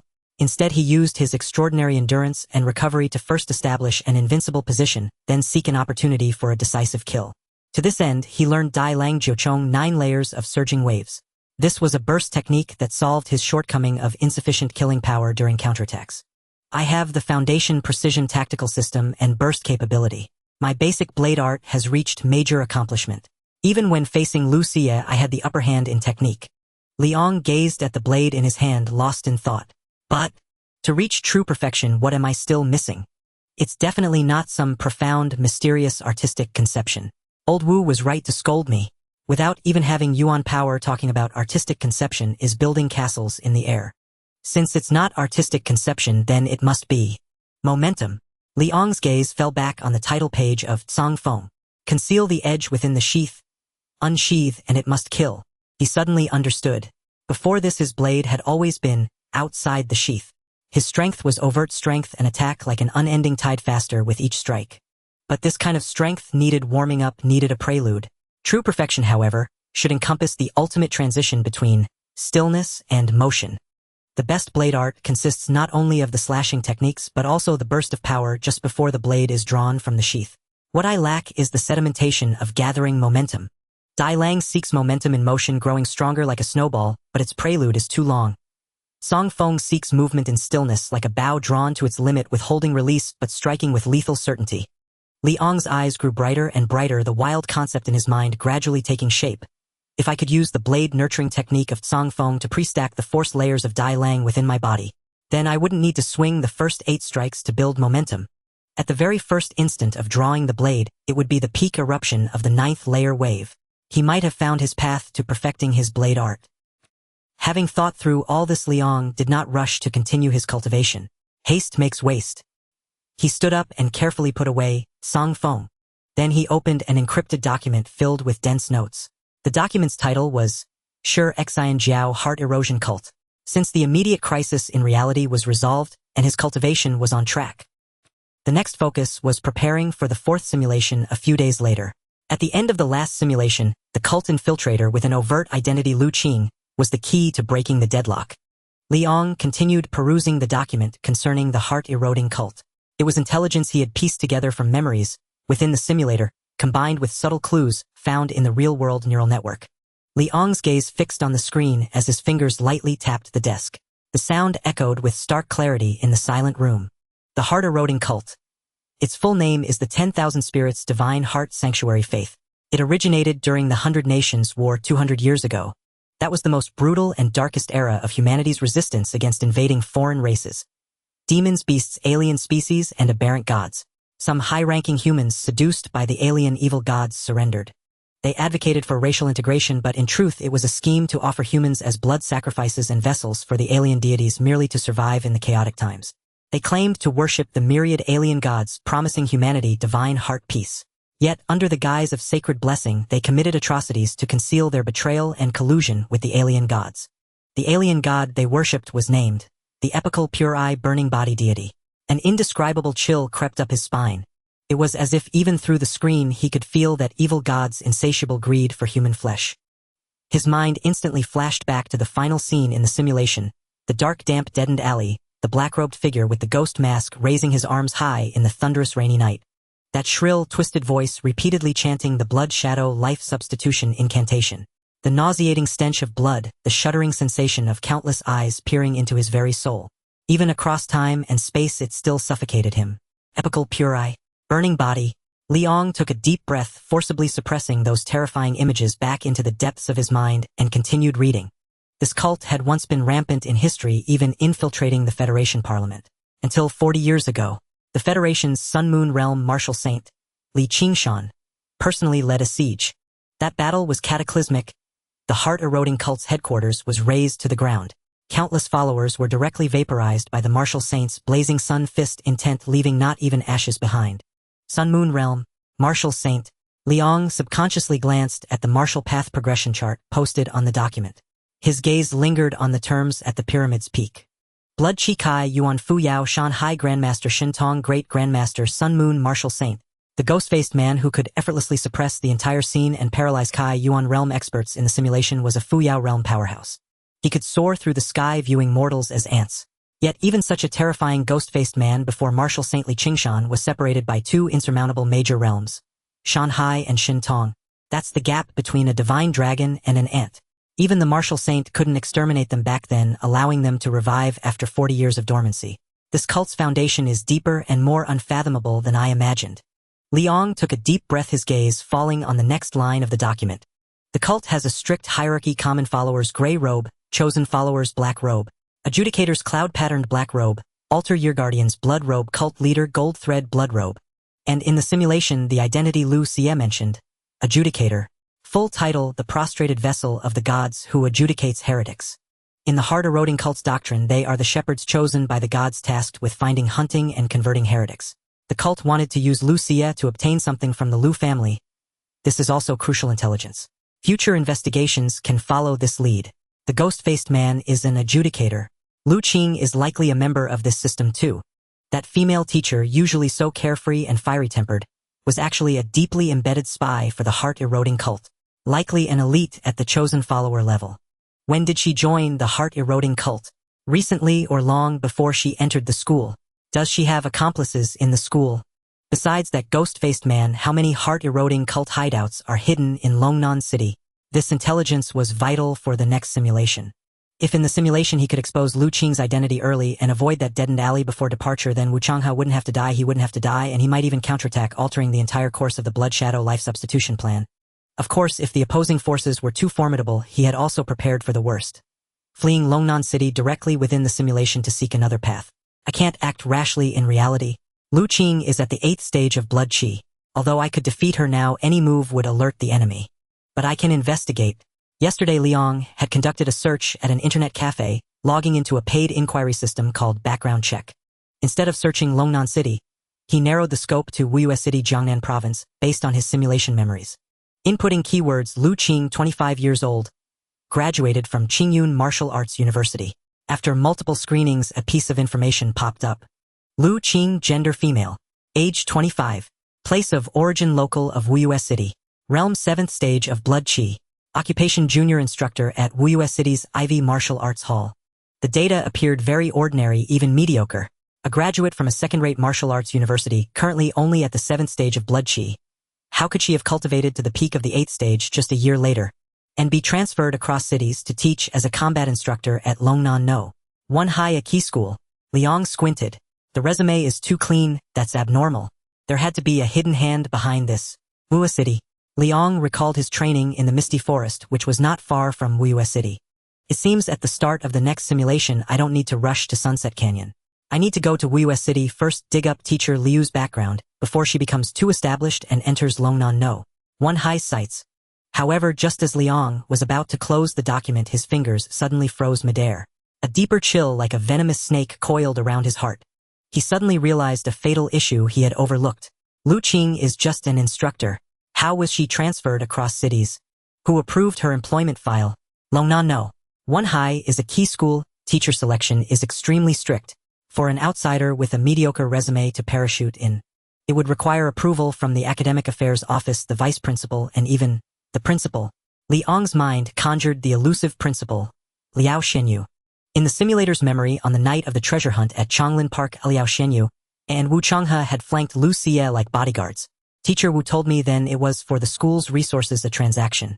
But is that the whole truth? Liang's expression turned uncertain. Teacher Wu is trustworthy, because in the Blood Shadow life substitution ending he was chosen as a backup insurance and forcibly parasitized. That means the heart-eroding cult didn't see him as one of their own. But what about Liao Shenyu?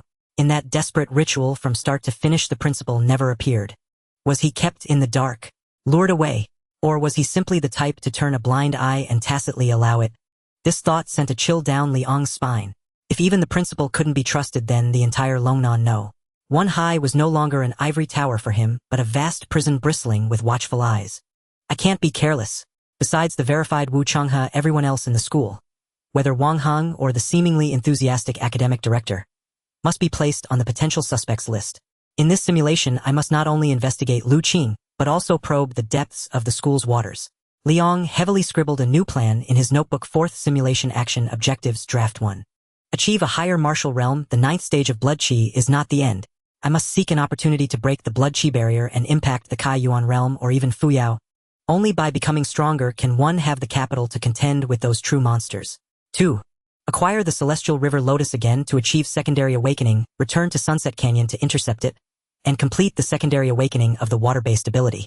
At the same time, use this opportunity to uncover the truth of the inverted mountain. In the last simulation, 6 purple lights appeared at the inverted mountain that day. Yet all the martial artists vying for the central purple pillar vanished without a trace. What exactly happened there? It concerns the secondary awakening. I must find out. 3. Survive as long as possible. Use the advantage of foreknowledge to avoid inevitable deaths. Amidst these interlocking crises, the longer I survive, the more time I have for cultivation and the more truths I can unearth. 4. Investigate Lu Qing's background and search for leads on the heart-eroding cult. Go to Wuyue City before Lu Qing enters Longnan No. 1 High. Discover the secret behind her explosive power growth and her contact person. At the same time, distinguish friend from foe. Besides the confirmed ally Wu Changhe test, the stance of Principal Liao Shenyu and other senior school officials. Root out any other potential moles lurking within the school. 5. Attempt to break the Blood Shadow life substitution plan. After recording the above content, he tore out the page and reduced it to powder with his Blood Qi force. Having done all this, the eastern sky was already showing signs of dawn. Liang closed his notebook, feeling not weary but rather invigorated. A new day begins. He changed into his school uniform, slung his backpack over his shoulder. Before heading to school, he decided to grab a breakfast for Old Wu. After all, right now he was Old Wu's most valued gold medal teaching assistant. At 5 in the morning, Longnan No. 1 High School. The sky had not yet brightened and a faint mist lingered across the campus. Liang carried 2 portions of steaming hot breakfast and skillfully placed them into the insulated container on Wu Chang's office desk. This was his extra service as the gold medal teaching assistant. Then he turned and walked into the special combat training room next door. At this hour, the training room was empty. Liang closed the door securely. Instead of rushing to wield his blade, He sat cross-legged on the central mat, closed his eyes, and focused his mind. At that moment, the Blade Dao Genius Blue talent was operating at full throttle. That long-lost sensation of thoughts racing like lightning surged through him once more. With the talent's enhancement, the originally obscure Zhongfeng manual transformed in his mind into a clear and vivid chart of qi and blood circulation. Zhongfeng is not merely about restraint, it is for that single instant of bloom. Dai Lang requires swinging the blade to build momentum, while Zhongfeng is about nurturing that momentum within the meridians in advance. Liang took a deep breath. He controlled the surging qi and blood within him. Though compressed, it remained formidable, and channeled it in reverse along the path of Zhongfeng, finally gathering it in several specific meridians of his right arm. A low hum resonated as the muscles in his right arm vibrated faintly like a bowstring pulled taut. Then he suddenly drew his blade. A sharp clang rang out. The moment the long blade left its sheath, friction between the blade and the scabbard produced a piercing sonic boom that exploded in the air. A visible shockwave followed the blade's edge as it struck an alloy training post, leaving a deep gash upon it. The first strike was already at its peak. The first wave, instant release. It's done. A glimmer of joy flashed in Liang's eyes. But this was not enough. Without any pause, he twisted his wrist, and the long blade clicked back into its sheath. Immediately his qi and blood compressed in reverse once more, and his right arm swelled and trembled with renewed force. Clang. The blade was drawn. Click. It was sheathed. Clang. Click. Within the empty training room, a monotonous, unending rhythm like hammering iron began to echo. If his first simulation's 10,000 daily sword swings relied on a reckless, death-defying brute force using physical exhaustion to forge muscle memory, that was dead practice, a clumsy method. Then now another 10,000 swings held a completely different meaning. Each sheathing was the ultimate compression of Zhongfeng. Each draw was the instantaneous eruption of Dai Lang. The Blade Dao Genius talent allowed him to precisely correct the angle of every draw, minimizing errors. And hardworking and enduring enabled him to maintain absolute focus amidst this repetition, monotonous enough to drive one mad. 100 times. 500. 1,000.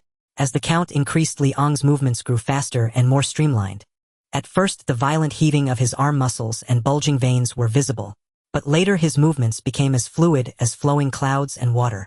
Drawing the blade no longer relied on brute strength but on that compressed momentum to its extreme. The blade's light merged into a continuous streak, weaving a silver waterfall before him. The efficiency was worlds apart. The former 10,000 swings were to learn how to hold the blade. The current 10,000 were to make the blade an extension of his arm, turning eruption into an instinctive breath. A low hum finally emerged on the 3,000th draw. Liang's blade sliced through the air, producing not a harsh screech but a strange, resonant murmur. Liang slowly sheathed his blade, his forehead covered in hot sweat, but his eyes blazed with an intimidating light. A single morning's training rivaled a month's hard work in the past. Though still far from the supreme realm of 9 waves from the first strike, the ability to unleash power equivalent to 3 charged strikes in an instant upon drawing was already a massive advantage in combat. Such was the terror of the Blade Dao Genius Blue. What took ordinary people months to grope for, he achieved in less than 10 hours. Liang returned the blade to its sheath and resumed his monotonous training. Continue. He did not rest but gripped the hilt again. At 7 in the morning practice began. The training room door opened and students filed in one after another. Initially, no one paid attention to Liang in the corner. But soon some students, specifically seeking Assistant Li, sharpied as they were, noticed something amiss. Hey, isn't that Assistant Li? What's he doing spacing out? Wait, what's with those cuts on the alloy post? Several students who had benefited the night before, like Zhang Li and Liao Lanqian, immediately gathered around. Good morning, Assistant Li. Zhang Li greeted him with a fawning smile. What blade technique are you practicing? It looks so ordinary, but why is it so loud? Liang slowly finished his practice, wiped the sweat from his brow, and gave a faint smile. Nothing special, just the most basic blade drawing art. If you build a solid foundation, you can do it too. Really? Assistant Li, the power technique you taught me last night was amazing. I feel my qi and blood flowing so smoothly now. Assistant Li, could you take a look at this move for me? In an instant, Liang was surrounded by a crowd. Those students who had once scoffed at the Theory Emperor now seeing the adoring gazes of Zhang Li, and the others began to waver. Is Liang really that amazing? I heard he gave a few casual pointers last night and Zhang Li broke through a bottleneck. Humph, I think it's just a blind squirrel finding a nut. Doubts still lingered, but they were noticeably fewer. More interestingly, Liao Fan, the leading brother of Class 3, Grade 2, was conspicuously absent today. Word had it that after returning home last night, he had a sudden insight and hired a private tutor for a closed-door retreat. This subtle coincidence made many onlooking students reconsider. It seems Liang really has genuine skill. Maybe we should give it a try. But Team Leader Wu said it's a paid service. You have to buy that wuss Formula Gold Chi Blood potion set. Then just buy it. It's not that much money, and what if it really helps me break through? Unbeknownst to all, Liang's status in the class was shifting. He had transformed from a marginalized weirdo into a figure of mysterious authority. In the evening after school ended, Liang, having finished his day's classes and assistant duties, did not rush to leave. He went to Wu Chang's office. "Oh, our busy assistant Li is done for the day." Wu Changhe was happily counting the day's potion orders. When he saw Liang enter, his smile broadened. 5 more students ordered the gold set today. Kid, your advertising is even better than mine. That's because your potions are effective, teacher. I just helped them push through the final barrier, Liang said modestly. All right, enough flattery. Spit it out. What do you need? Wu Changhe was in a great mood. Liang's expression turned serious, and he voiced the excuse he had prepared. Teacher, I feel my qi and blood accumulation has hit a bottleneck. Simple blade practice and body tempering are no longer effective. I want to learn something real. I want to learn stance training and fist techniques. Wu Changhe was taken aback, then frowned. Stance training? Fist techniques? Why do you want to learn that now? Those are slow, grinding practices that take years to master. It's not long until the end of term. You should focus on combat. Teacher, Liang interrupted him, his gaze firm. My theory tells me that a tall building rises from the ground. Without stance training to lock in qi and blood, and without inner force to open the meridians, all my qi and blood are just empty quantity. I want to go further.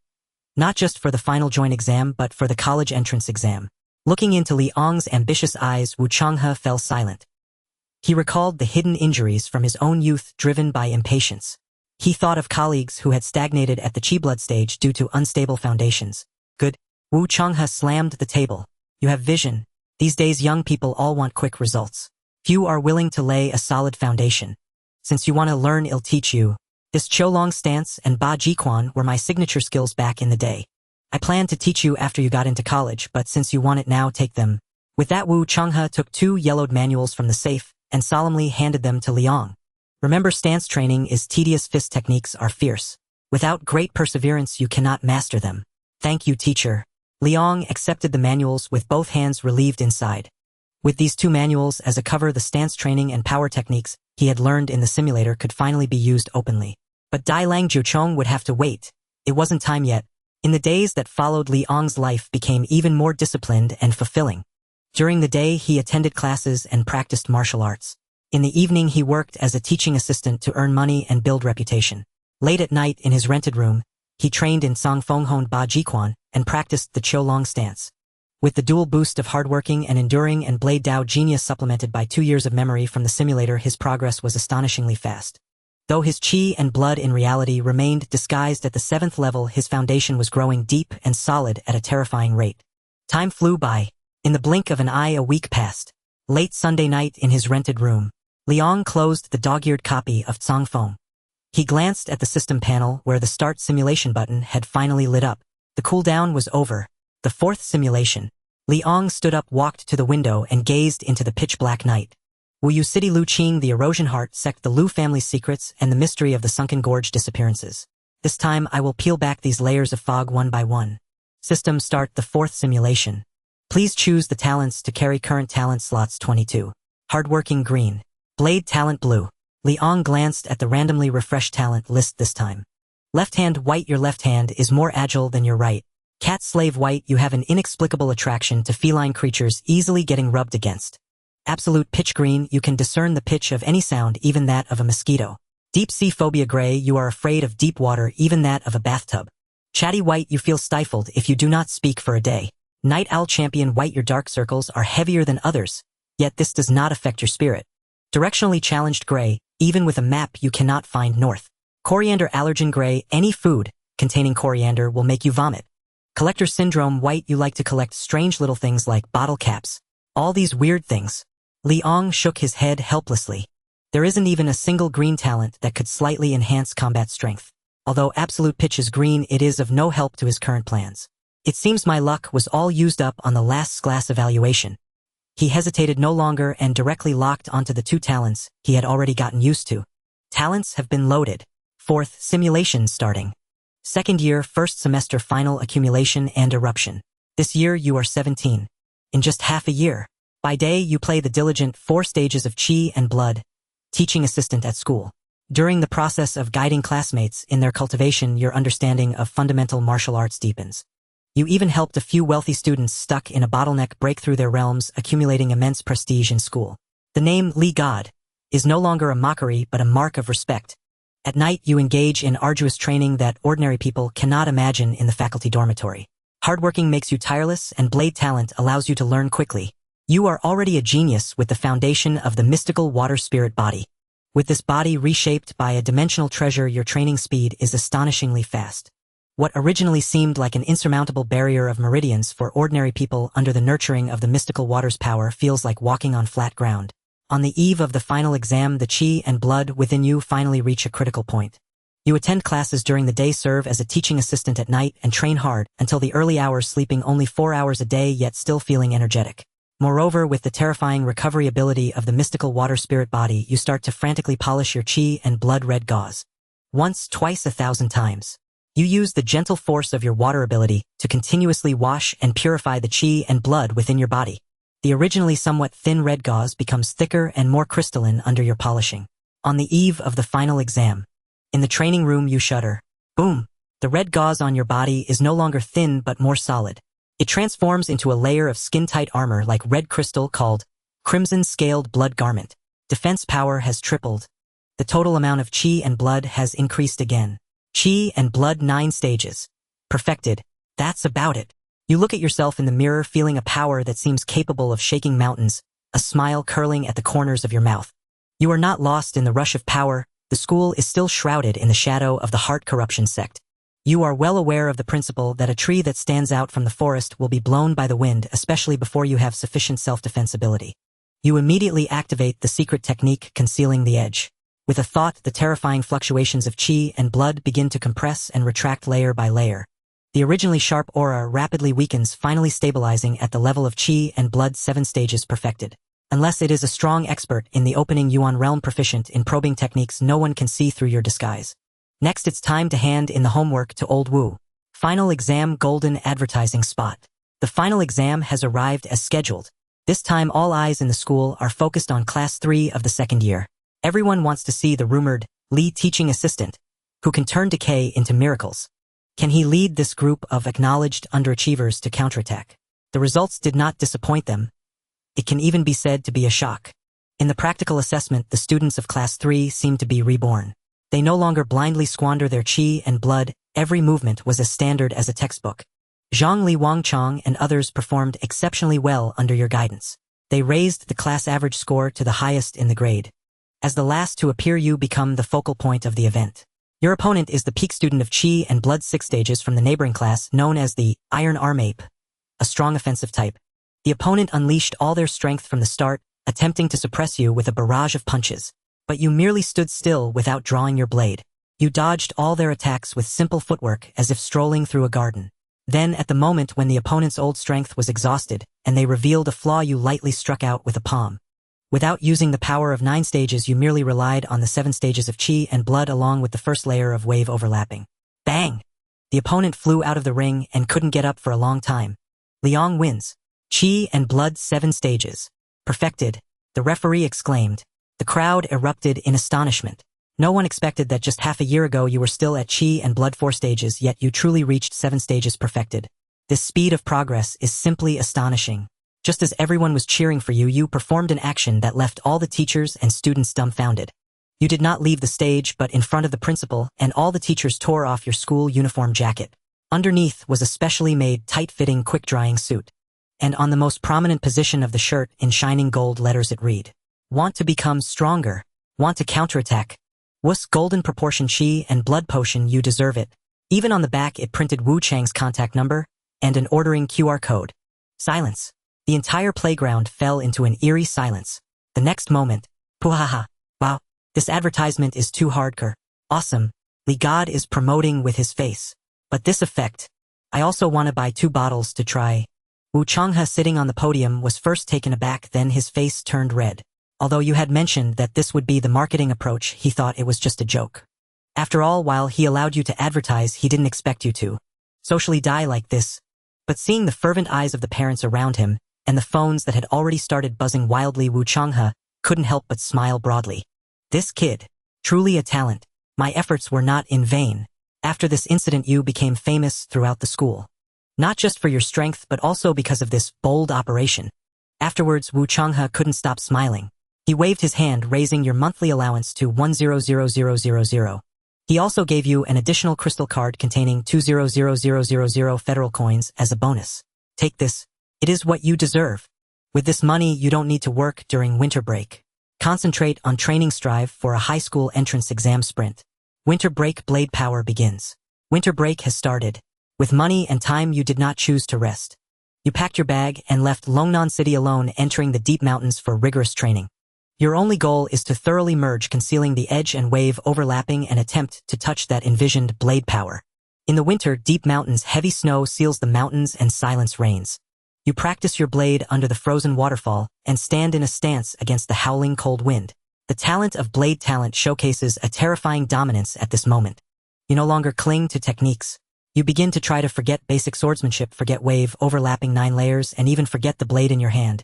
You envision yourself as flowing water, as a taut bow. Water nourishes all things without contention. Flowing water does not rush ahead, it seeks to be continuous. You attempt to perfectly combine your water ability with the blade power. On the first day you swing your blade to cut water and the water flows back. On the 10th day you swing your blade to cut water and the water momentarily stagnates. On the 20th day, heavy snow falls. You stand in the snow, closing your eyes to rest. The chi and blood within you have been compressed to the extreme by concealing the edge like a volcano ready to erupt. Suddenly a snowflake falls on your eyelashes. Clang! You drew your blade. This strike made no sound, no air wave, not even disturbed the wind. Yet the giant stone before you, 2 people high, silently cracked open a seam. The cut was as smooth as a mirror. Blade draw, strike, instantaneous 9-layer wave. It worked, though you feel it hasn't reached its peak and hasn't completely transformed. However, at the chi and blood realm, this self-understood secret skill is already sufficient. It's just a pity that the basic swordsmanship has yet to be perfected. But you understand that for you it is only a matter of time. You sheath your blade, looking at the swirling snow, a glint of sharp light flashing in your eyes. The simulator continues running. March, the spring chill still lingers. You leave the deep mountains and embark on a journey to Wuyue City. This time you do not wander aimlessly as before. With the map sheet in hand, you head straight for the misty forest on the western outskirts of Wuyue City. Skillfully avoiding the venomous insect zone and bypassing the territory of the illusory light butterflies. On a hidden cliff face you once again find the century-old crimson blood ginseng. The guardian second-rank spirit beast Iron Beak Eagle lets out a sharp screech, attempting a dive attack. But now you are no longer the novice who had to exhaust it with clumsy tactics. Clang! A flash of the blade, unleashing triple wave in an instant. The Iron Beak Eagle, unable to even see your movements, has its wings severed and falls as a corpse beneath your blade. You carefully harvest the blood ginseng, not intending to keep it for personal use as before. For you now, at the peak of the 9th stage of chi and blood, this level of herb, though precious, can no longer bring a qualitative leap. Your current goal is clear: make money. Whether for subsequent plans or to establish a foothold in this unfamiliar city, substantial financial support is required. In Wuyue City's black market you sell this perfectly formed crimson blood ginseng for a high price of 500,000. Gazing at the anonymous crystal card worth 500,000 now in your hand, a sense of confidence swells within you. Wuyue City Green Vine Martial Arts Hall. The next morning, you change into an ordinary high school student's tracksuit, carrying a backpack. Disguising yourself as a newbie full of longing for martial arts with some family wealth but no real knowledge. You step into a private martial arts hall named Green Vine, located in the city center. This hall is modest in scale, its decor somewhat aged, even the sign at the entrance has chipped paint. But in the prime location of Wuyue City, anyone who can afford to run a martial arts hall has some background. Welcome. Are you interested in learning about our courses? The front desk girl greets you warmly. You act a bit nervous, glancing around before speaking. I'd like to sign up for a martial arts advancement class, but I don't have a strong foundation. I heard there's a female coach here named Lu Qing who teaches exceptionally well. Coach Lu. The front desk girl pauses for a moment. Yes. You scratch your head sheepishly. I've seen photos, and Coach Lu seems more approachable. I'm afraid of those stern male coaches. The front desk girl gives an understanding smile. With business at hand, she naturally won't refuse. Of course. Please wait a moment. Coach Lu is currently teaching a class. Shall be right with you. A few minutes later, a young woman in a white training uniform, her hair tied in a high ponytail, hurries out. You look up and your pupils contract slightly. It's her. That face is identical to the cold-blooded cult spy you saw at the end of the simulator. But at this moment her state is completely different. She looks somewhat haggard with faint dark circles under her eyes, and even the cuffs of her training uniform are slightly frayed. That sense of exhaustion like a string stretched to its breaking point. Yet when she sees you, a client who specifically asked for her eyes instantly light up. As if changing her face, the fatigue vanishes in an instant, replaced by the vibrant, radiant demeanor you saw in the previous simulation. Hello, I'm Lu Qing. She strides over, extending her hand warmly. I heard you want to learn martial arts from me. That's great. You have good taste, not to brag, but I'm most experienced with beginner classes. She doesn't rush you to pay, but professionally gives you a tour of the hall detailing the curriculum of the Green Vine Martial Arts Hall. Our coaching team is very professional, with the lowest being at the 6th stage of Qi and Blood, and the head coach is a 9th stage expert. Guiding high school students like you for exam prep is more than enough. Then she proactively offers to give you a free trial lesson. On the training floor, Lu Qing teaches with great effort, even desperately. She not only corrects your movements Hansen, though you deliberately make them clumsy for the act, but also constantly encourages you with a slightly exaggerated tone. Yes, that's it. You're very talented. The power in this punch is spot on. Do it again. Don't be afraid of fatigue, keep going. It's clear she desperately wants to close this deal. That urgency is even a bit heartbreaking. An hour later, the trial lesson ends. You wipe off sweat, pretending to be very satisfied. Coach Lu, I think it's great. I'd like to get a VIP annual membership. Really? Lu Qing exclaims in surprise, barely restraining herself from jumping up. The commission from a VIP annual membership is enough to cover a significant expense for her. That's wonderful. It'll take you to process the paperwork right now. There are discounts for signing up today. But you pat your pocket, somewhat embarrassed. I came out in a hurry today and didn't bring my card. The money is at home. How about this? We exchange contact info, and he'll contact you after I get the card from home. Ah, I see. The light in Lu Qing's eyes dims for a moment, clearly disappointed. But she quickly composes herself, takes out her phone to exchange numbers with you. No problem. No problem. I'll wait for your call. To avoid suspicion and further verify information, you don't leave immediately.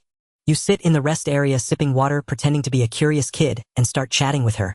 Coach Lu, you're so skilled. Which martial arts university did you graduate from? Why didn't you stay in a big city to develop?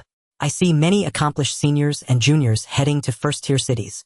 You play the role of a high school student full of longing for martial arts university life, but confused about the future. Lu Qing seems touched by your innocence, her gaze softening. I only graduated from a second-rate martial arts university. Why would a big city want me? She gives a bitter smile and, my family needs me. My parents are old, someone has to look after them. Do you have any siblings? You press on. If you had a brother, you wouldn't have to work so hard. Lu Qing freezes for a moment. I have a younger sister, she says with a smile. She just started high school this year, about your age. She's very pretty and does well in her studies. However, at this point her smile suddenly freezes. Her expression turns extremely unnatural, even flashing a hint of unbearable pain and anxiety. Unfortunately, she hasn't been well lately. She glosses over the topic vaguely, her gaze drifting, clearly unwilling to delve deeper. You think to yourself, just as expected. The problem lies here. You had previously researched her background on the net. Lu Qing from an ordinary working-class family, both parents retired workers. She has a younger sister in high school named Louis. But what the records didn't mention is that this sister recently fell ill with a strange disease, draining money for treatment. This fits perfectly. You look at the woman before you, smiling yet with deep despair in her eyes, and the puzzle finally clicks into place. Lack of money. Desperate lack of money. And it's the kind of astronomical medical expense that offers no hope enough to crush an ordinary family. This is the specialty of the heart-eroding cult, exploiting vulnerabilities. Once the target falls into the trap, they face the cult's signature mental control. The controlled become human puppets manipulated by the higher-ups. They don't need to use force directly. They just need to hand her a lifeline with barbs when she's at her most desperate. Some descents begin with love that has no way out. We can cure your sister. We need you to do a small favor at school. This is the exchange. This is likely the real reason Lu Qing turned to the heart-eroding cult. Before meeting her face-to-face, this might have been just speculation based on data. But after this afternoon's interaction, watching her desperately sell the courses, seeing the painful expression when she mentioned her sister. You are certain, 99% sure. Right now she's probably just come into the cult sites. You watch her back as she pours you water, thinking to yourself, if she were already that cold-blooded chosen follower, she would never show such genuine vulnerability. That can't be faked. In other words, the cult might not have formally approached her yet, or she's still under observation. This is my opportunity. You tighten your grip on the water glass. If I can solve her sister's illness and cut off the cult's reach to her. To break the deadlock, I must obtain solid evidence to justify seeking Wu Chang's intervention. Bidding farewell to Lu Qing, you step out of the Green Vine Martial Arts Hall. Though the sunlight outside is scorching at that moment, you feel a bone-chilling cold. Because you know well that the opponent you are about to face is far more than a woman toyed with by fate. The true adversary is the behemoth lurking in the shadows, waiting to devour its prey. But this is not only about saving others, but also about redeeming myself. Changing Lu Qing's path of corruption is itself a means to gain fate points. The urgent task now is to first find out what strange illness her sister has. With this decision made, you lower the brim of your hat, turn, and merge into the bustling crowd. Night fell and the city lights began to glitter. The night in Wuyue City was far more resplendent than that of Longnan, with neon lights painting the sky in a kaleidoscope of colors. You changed into an inconspicuous black tracksuit, donned a cap and mask, and activated the hidden edge technique, suppressing your aura to the utmost limit. At this moment you were like a drop of water merging into the ocean, utterly unremarkable. You employed the stealth and tracking skills honed in the second simulation, silently trailing Lu Qing as she left work. She walked hurriedly, the clatter of her high heels on the ground sounding somewhat erratic. You observed her from a distance. Her steps were urgent, shoulders tense, breathing irregular. All these signs told you that her daytime demeanor was not an act. The anxiety of being cornered by life was etched deep into her bones. You could not be blamed for being overly cautious. After all, when it came to matters as critical as your own life and death, no amount of care was excessive. Success thrives on secrecy, failure breeds from loose lips. It is accomplished through careful thought and planned with deep deliberation. 20 minutes later, Lu Qing arrived at Wuyu's renowned rehabilitation facility, Yangxin Hospital. The environment was tranquil and serene. It was a public rehabilitation center in Wuyue City, but its fees were notoriously exorbitant. Lu Qing navigated the corridors with practiced ease and arrived at a special care ward. You did not approach, but instead hid in the shadows of the fire escape at the end of the corridor, using your enhanced hearing to monitor. Through the glass window of the ward door, you saw the young girl lying on the hospital bed. Her eyes were tightly shut, she was on a ventilator, and her face bore a sickly pallor. If Lu Qing was a bright and generous sunflower, then this girl was a lily swaying precariously in the storm on the verge of withering. Frail as a willow, pitifully delicate, Lu Qing sat by the bedside holding her sister's slender ice-cold hands tightly. At this moment, where was the enthusiasm and confidence she displayed at the martial arts gym during the day? Only deep anxiety and worry remained. She sat by the bed for a long time, her brows furrowed as if engaged in a fierce internal struggle. Finally, she seemed to have reached a decision. She gently released her sister's hand, tidied the bed, and stood by the bedside for a long moment, gazing at her sister with a look of resolute determination flashing in her eyes. Then she turned and left the ward. Instead of leaving the hospital, she walked straight towards the outpatient department. Your heart stirred, and you followed her silently. It was already 9 in the evening. The doctors in the outpatient department had long since left, leaving the corridors empty and filled with the cold, sterile scent of disinfectant.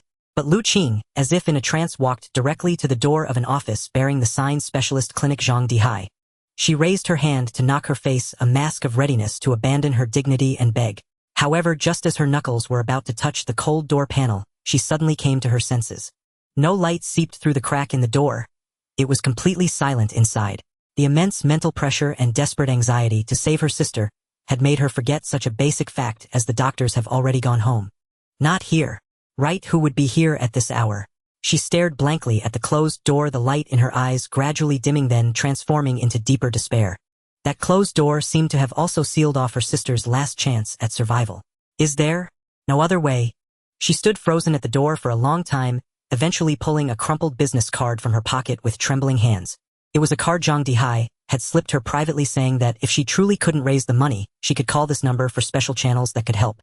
Hesitation, struggle, fear. A myriad of emotions warred on her face. Finally, she tremblingly typed the string of numbers into her phone. Her finger hovered over the call button, the knuckles white from the pressure. Something's wrong. Hiding in the shadows, your instincts screamed a warning. That number was highly likely the gateway to the abyss. Once the call connected and the other party dangled the bait of treatment without money, she would be completely lost. You had to stop her. You had to give her a legitimate source of funds. Immediately, with the lightest and swiftest steps, you dashed into the adjacent men's restroom stall, locked the door, pulled out your phone, and dialed Lu Qing's number. Ring. The crisp ringtone exploded abruptly in the silent corridor, startling the already tense Lu Qing, who nearly dropped her phone. She glanced at the screen. It was an unfamiliar local number. She wanted to hang up, but thinking it might be the hospital's payment reminder, she gritted her teeth and answered. Hello. Yes. Her voice carried a distinct tremor. Hello, is this Coach Lu Qing from Qingting Martial Arts Gym? You lowered your voice, mimicking the calm, steady tone of a middle-aged man. Ah, yes it is. May I ask who's calling? Lu Qing paused, then quickly adjusted her tone. I'm the parent of the student from this afternoon. The child came home and told me he's extremely satisfied with your teaching and insists on sticking with you. You didn't waste words dropping the bombshell directly. His mother and I have discussed it. We highly recognize the Qingting Martial Arts Gym brand, so we've decided not to wait until tomorrow. I'd like to confirm with you now that we want to enroll for the most expensive VIP annual membership. Full payment, no installments. In the corridor, Lu Qing was completely stunned. Then a light called hope blazed in her eyes. Really? That's wonderful. Thank you for trusting our gym's teaching quality. Rest assured I will apply for the highest discount for you. After hanging up, you quickly went out to observe Lu Qing's reaction. You saw her holding the phone, unable to contain herself, pumping her fist in the air with a yes gesture. It was a substantial commission, not enough for a permanent cure, but more than enough to address the immediate crisis. With this buffer, she wouldn't have to rush to open that devil's door. Liang hung up the phone, quickly exited the restroom, and continued his covert observation. Lu Qing glanced at the closed office door, the hesitation in her eyes gone. She turned and walked away briskly, her steps much lighter than before. She returned to the ward, took another look at her sister's sleeping face, and then left the hospital with peace of mind. Temporarily stabilized. After Lu Qing left, you emerged from the shadows and slipped silently into Lu Yi's ward. The ward was silent save for the rhythmic ticking of the ventilator. You approached the bedside, ready to conduct a meticulous observation of this patient. Bathed in the moonlight streaming through the window, you noticed an exceedingly peculiar phenomenon.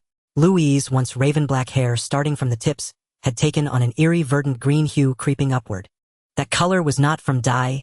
It resembled the tender shoots of a plant. This is... You murmured. You reached out, gently placing 2 fingers on her wrist. The keen perception granted by the profound water spirit body, combined with the precise control of the 9th stage of qi and blood, allowed you to instantly see through the truth within her body. The result was utterly unexpected.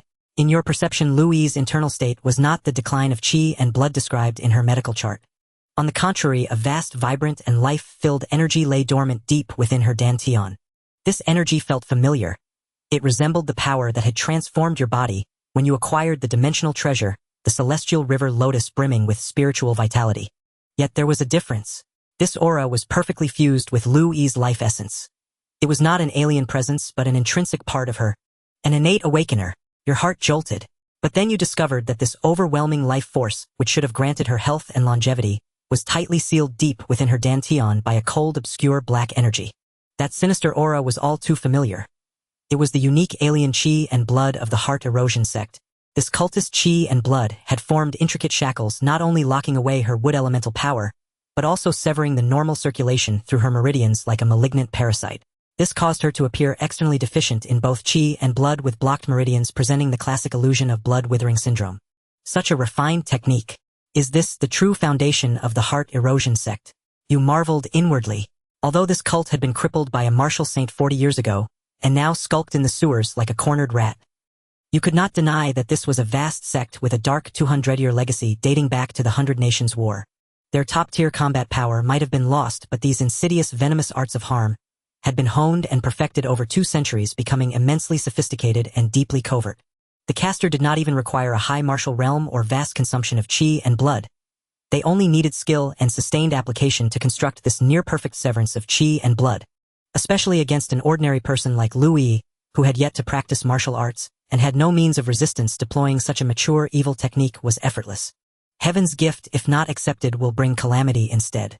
When an awakened power is forcibly suppressed for too long, the immense life force, unable to discharge, begins to turn against the host. That is the truth behind her strange illness. A more complete hypothesis formed in your mind. That lurking cultist was most likely the attending physician responsible for Lu Yi's diagnosis at this very hospital.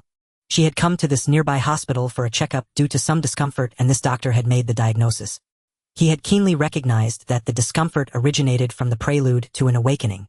An innate wood element awakener. This was the heart erosion sect's favorite prime sacrifice, yet he did not simply take her by force. He employed a set of the heart erosion sect's dark arts using alien chi and blood coupled with acupuncture to seal Louis' vitality, fabricating the illusion of a terminal illness. He was breaking her spirit. On one hand, the exorbitant medical bills were meant to drive Lu Qing into a corner, turning her into a usable pawn. On the other hand, he was waiting for the power within Louis to accumulate to a critical point, the optimal moment for a sacrifice.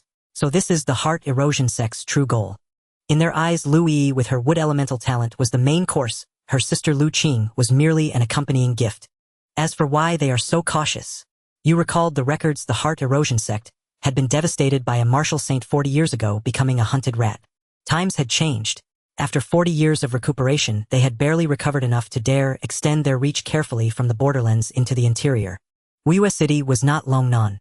As a major provincial city, it was guarded by a grandmaster at the divine ability realm, and several experts at the soaring realm were present. If the heart erosion sect grew too arrogant here, they would be crushed in an instant. Moreover, since this doctor discovered such a fine seedling, it was certainly a great merit. He would not want to share it, hence he chose this covert method. You estimated the strength of that cultist doctor. This sealing technique, though sinister, is not particularly powerful. After all, Louis is not a martial artist. It was not difficult to execute. Based on the residual intensity of the qi and blood, you judged that the doctor's realm was likely the same as Lu Qing's, a martial artist at the 7th stage of qi and blood. Your gaze shifted to the electronic patient information board beside the bed. Name Louis. Admission date 3 days ago. Diagnosis qi and blood decline syndrome, commonly known as blood withering syndrome. Staring at the stark red characters, blood withering syndrome. Truly insidious. Blood withering syndrome was known in the martial world as a rich man's disease and a bottomless pit. It did not kill immediately but required long-term injections of expensive high-grade beast blood serum to sustain life. The cultist had disguised the backlash of the suppressed wood elemental awakening as depleted qi and blood. This not only concealed the truth but also used the crushing medical costs to gradually push Lu Qing to the edge of despair. But seeing Louis' admission date, your confidence grew. Only 3 days in the hospital. It means the spirit-breaking plan has just begun. That doctor hasn't had time to plant irreversible, deep-level restrictions on her. Time is on my side. Having figured all this out, you did not act rashly. You took out your phone and conducted a comprehensive photographic documentation, the medical chart, the information board by the bed, a close-up of Louis' green-tipped hair, and the doorplate of the specialist consultation room. You even discreetly photographed the doctor's duty roster. These were irrefutable evidence to be reported to the authorities, or to seek help from Wu Changhe. With solid evidence, I won't even need to act. The authorities can crush this rat from the sewer. Furthermore, with your refined control over qi and blood, and your profound theoretical knowledge, you could with some effort forcibly break this secret technique. But now is not the time. Raising the alarm would force the enemy into a desperate corner, endangering Louis. I need to observe a little longer and find a perfect opportunity. I will not only annihilate the heart erosion sect but also claim as many destiny points as I can. You silently withdrew from the ward as if you had never been there. In the night, your figure merged once more into the darkness. That night, you found the key to breaking the deadlock. The next morning, 6 o'clock. The sky above Wuyue City was a pale wash of dawn, and the wind bit through the air. Only a few street cleaners moved about, sweeping the fallen leaves. You rang Lu Qing early and arranged to meet her at Chongqing Park near the martial arts hall. The pretext was, Coach Lu, I'm the parent of the child from yesterday. I wanted to confirm a few details of the membership contract in person and hand you the payment. Let's meet in the Yangxin Grove on the south side of the park. It's quiet there. If this were the real world, you might have chosen a safer, more circuitous approach. After all, exposing everything outright carried enormous risk. But in the simulation, you could act boldly. You had the chance to make mistakes and the confidence to start over. Lu Qing was puzzled about meeting so early in such cold weather. Still, for the sake of that full payment VIP lifeline, she arrived on time. The Yangxin Grove to the south of Chongqing Park was filled with ancient trees, quiet and deserted. You stood with your back to the entrance, hands clasped behind you. Whatever disguise you chose, you were still wearing yesterday's slightly thin black tracksuit. The hood hid most of your face, making you look like an ordinary early morning exerciser. Mr. Li, so early. Lu Qing's slightly weary voice came from behind. She had clearly not slept well. The dark circles under her eyes gave her away, but she forced a professional smile nonetheless. Seeing your slender, youthful silhouette, she hesitated and slowed her steps. The early bird catches the worm, she said. For martial artists, winter trains in the coldest days, summer in the hottest. A bit of chill is nothing. You turned slowly. When Lu Qing saw your face clearly, confusion vanished and astonishment filled her eyes. It's you? She recognized you at once. The shy, slightly awkward student from yesterday. She glanced behind you, instinctively finding no one, and asked anxiously, "Why did you come alone, student? Where is your father? Didn't Mr. Li say?" "It's only me." You looked at her and a faint smile curved your lips. An inscrutable smile far beyond your apparent years. "There is no Mr. Li and there is no father." You did not lower your voice, you spoke in your naturally clear, youthful tone. You said calmly, "I was the one who made that call last night." "What?" Lu Qing froze, baffled. But the voice clearly. Altering one's voice is basic skill. You stepped forward and your bearing shifted. A thunderous pressure, the nine-stage Qibla aura that had been dormant within you, erupted without restraint. Lu Qing felt a weight on her chest, as if a 1,000-pound stone pressed down. A breathing became difficult. She stared at you in terror. Her 7-stage Qibla made her seem like a lamb before the slaughter. Impossible. Such Qibla intensity. Your 9-stage. She could not accept that the boyish 17 or 18-year-old before her could hold such power. He carried an aura more fearsome than their own hallmasters. The shocking contrast short-circuited her mind. "Allow me to reintroduce myself." You produced a black credential folder from your pocket. Inside was only your student ID. Your movement was so quick you merely flashed a cover bearing a Federation emblem. Your tone turned grave, your demeanor seasoned, as if you had lived in the field for years. "Lianbong Izu Shejiao Shencha Ju, Special Investigator, codename Du Lang. CU. Cult Inspection Bureau." Lu Qing's eyes widened and her knees nearly gave way. For ordinary martial artists, that name represented absolute authority and bloody purges. Yet looking at your youthful face, she could not help but feel the notion absurd. When did the Bureau start hiring child operatives? "I know what you're thinking," you said. You seemed to read her thought and sneered. "Some geniuses cannot be measured by age. Special recruitment rules do not ask questions that are not to be asked." You delivered the boast with a steady face, and paired with your 9-stage strength, it erased much of her suspicion. "We detected traces of the Shirxin sex activity in Wuyu City and tracked them here." You fixed her with a gaze like a blade. "I followed you all day yesterday, assuming you had been ensnared by the cult, prepared to eliminate you on the spot." "What?" Lu Qing was terrified, waving her hands frantically. "I'm not a cultist. I'm just an ordinary coach. I don't know anything." "I know. Luckily, you did not make that call last night. You snorted and restrained some of your aura. Otherwise, you would now be a corpse." Cold sweat broke out across Lu Qing's body. Fear left her nearly fainting. She had never imagined that every move she made last night had been under the eyes of this terrifying youth investigator. "But my sister truly was ill. Kushue disease." Lu Qing sobbed, pleading. "I only wanted to save her. I had no other way." "Idiot." You interrupted her, opened a large file folder, and threw its contents in front of her. You dumped the photos and videos taken last night, the collected blood sample and cult detritus, and an overnight compiled analysis report on Louis's condition and the cult's dark arts before her. "Open your eyes and look closely. Is that Kushue disease?" Her hair tips have turned green, her life force retracted. "Your sister is not sick. She is a rare wood-type innate ability awakener. That Zhang Dihai is a planted fiend of the Shirxin sect. He used a vile, pernicious technique to sever your sister's life force and manufacture the illusion of a terminal illness. All to force you to comply, to turn you two sisters into their sacrifices and cult agents." As you spoke, Lu Qing trembled while leafing through the evidence. As a 7-stage Qibla martial artist, she was no fool. It was the authority of supposed healers and her desperate desire to save her sister that had blinded her. Now that you had exposed it, combined with Zhang Dihai's ambiguous hints, the truth detonated in her mind like thunder. How could this? How? Lu Qing collapsed to the ground, staring at her sister's pale little face in the photographs as tears burst forth. Rage, remorse, and terror churned within her. It's all my fault. I'm so useless. Fooled by that cult fiend for so long, causing you such harm. She sobbed as if her heart were being torn apart. If not for that parent call yesterday, if not for the arrival of this investigator, she might have truly handed her sister into the ravenous maw of evil. Watching her collapse, you remained expressionless, yet felt a quiet relief. Phase 1 of the plan had succeeded. A few minutes later, Lu Qing wiped her eyes and stood again. Her look had changed. The weakness and confusion were gone. In their place burned a sister's resolute determination and killing intent to protect her sibling. She looked at you. Though your face remained youthful, in her eyes you were taller and more dependable than any elder. "Investigator." She bowed deeply to you, her tone both reverent and firm. "Please save E. If saving her costs anything, my life is yours. You regarded her and nodded slightly, adopting the unassuming air of a teachable youth. Lift your head. Eradicating the cult and aiding civilians is my duty. You handed her the evidence-filled folder. The plan is simple. You will take these materials, including the videos, photos, the blood sample, cult detritus, the complaint letter, and the analysis report, and file a real name complaint at the Wuyu City Izu Xiejiao Shinchaju immediately. Do not mention me. Say you discovered your sister's suspicious condition yourself and investigated it. Ha! Why? Lu Qing was puzzled. Investigator, wouldn't it be better if you went yourself? Shut up.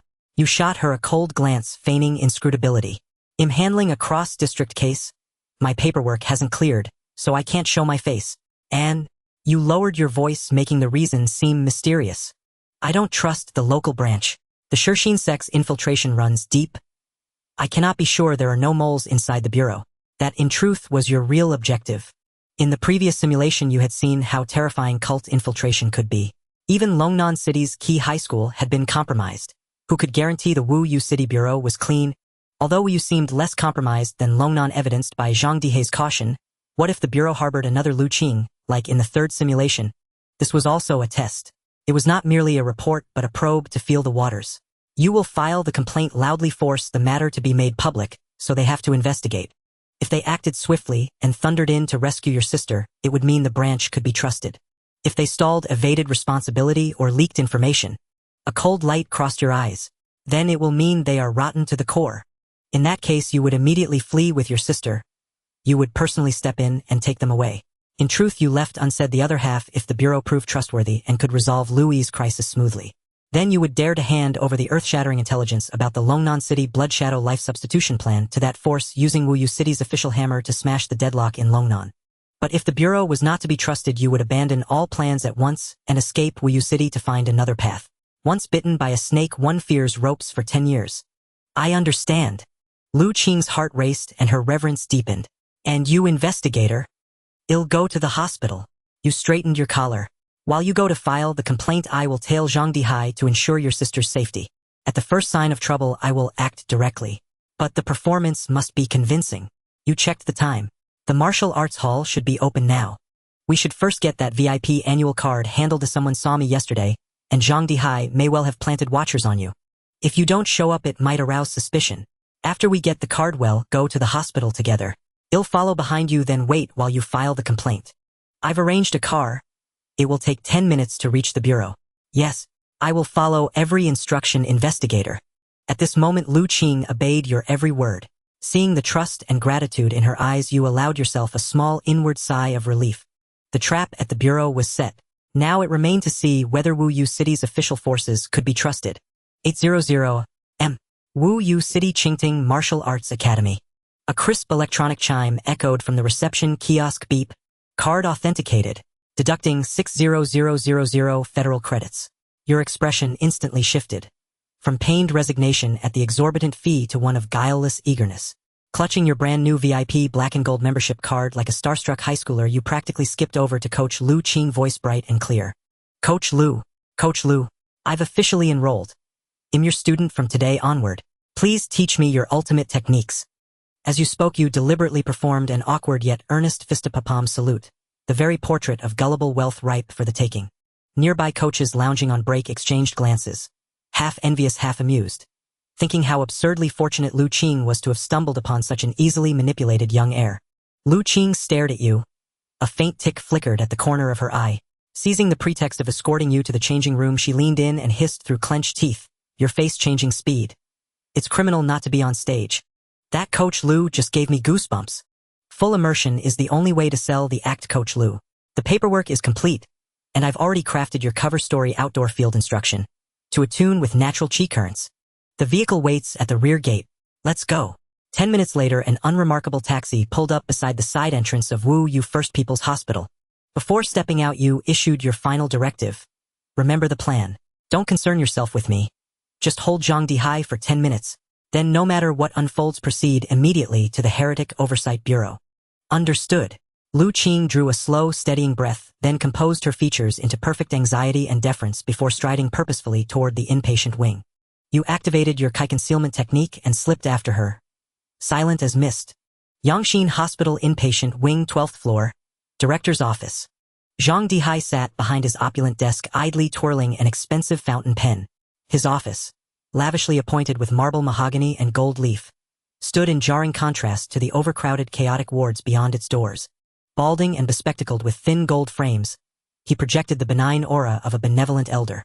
Yet behind those lenses gleamed cold, calculating avarice. Knock, knock, knock. Enter.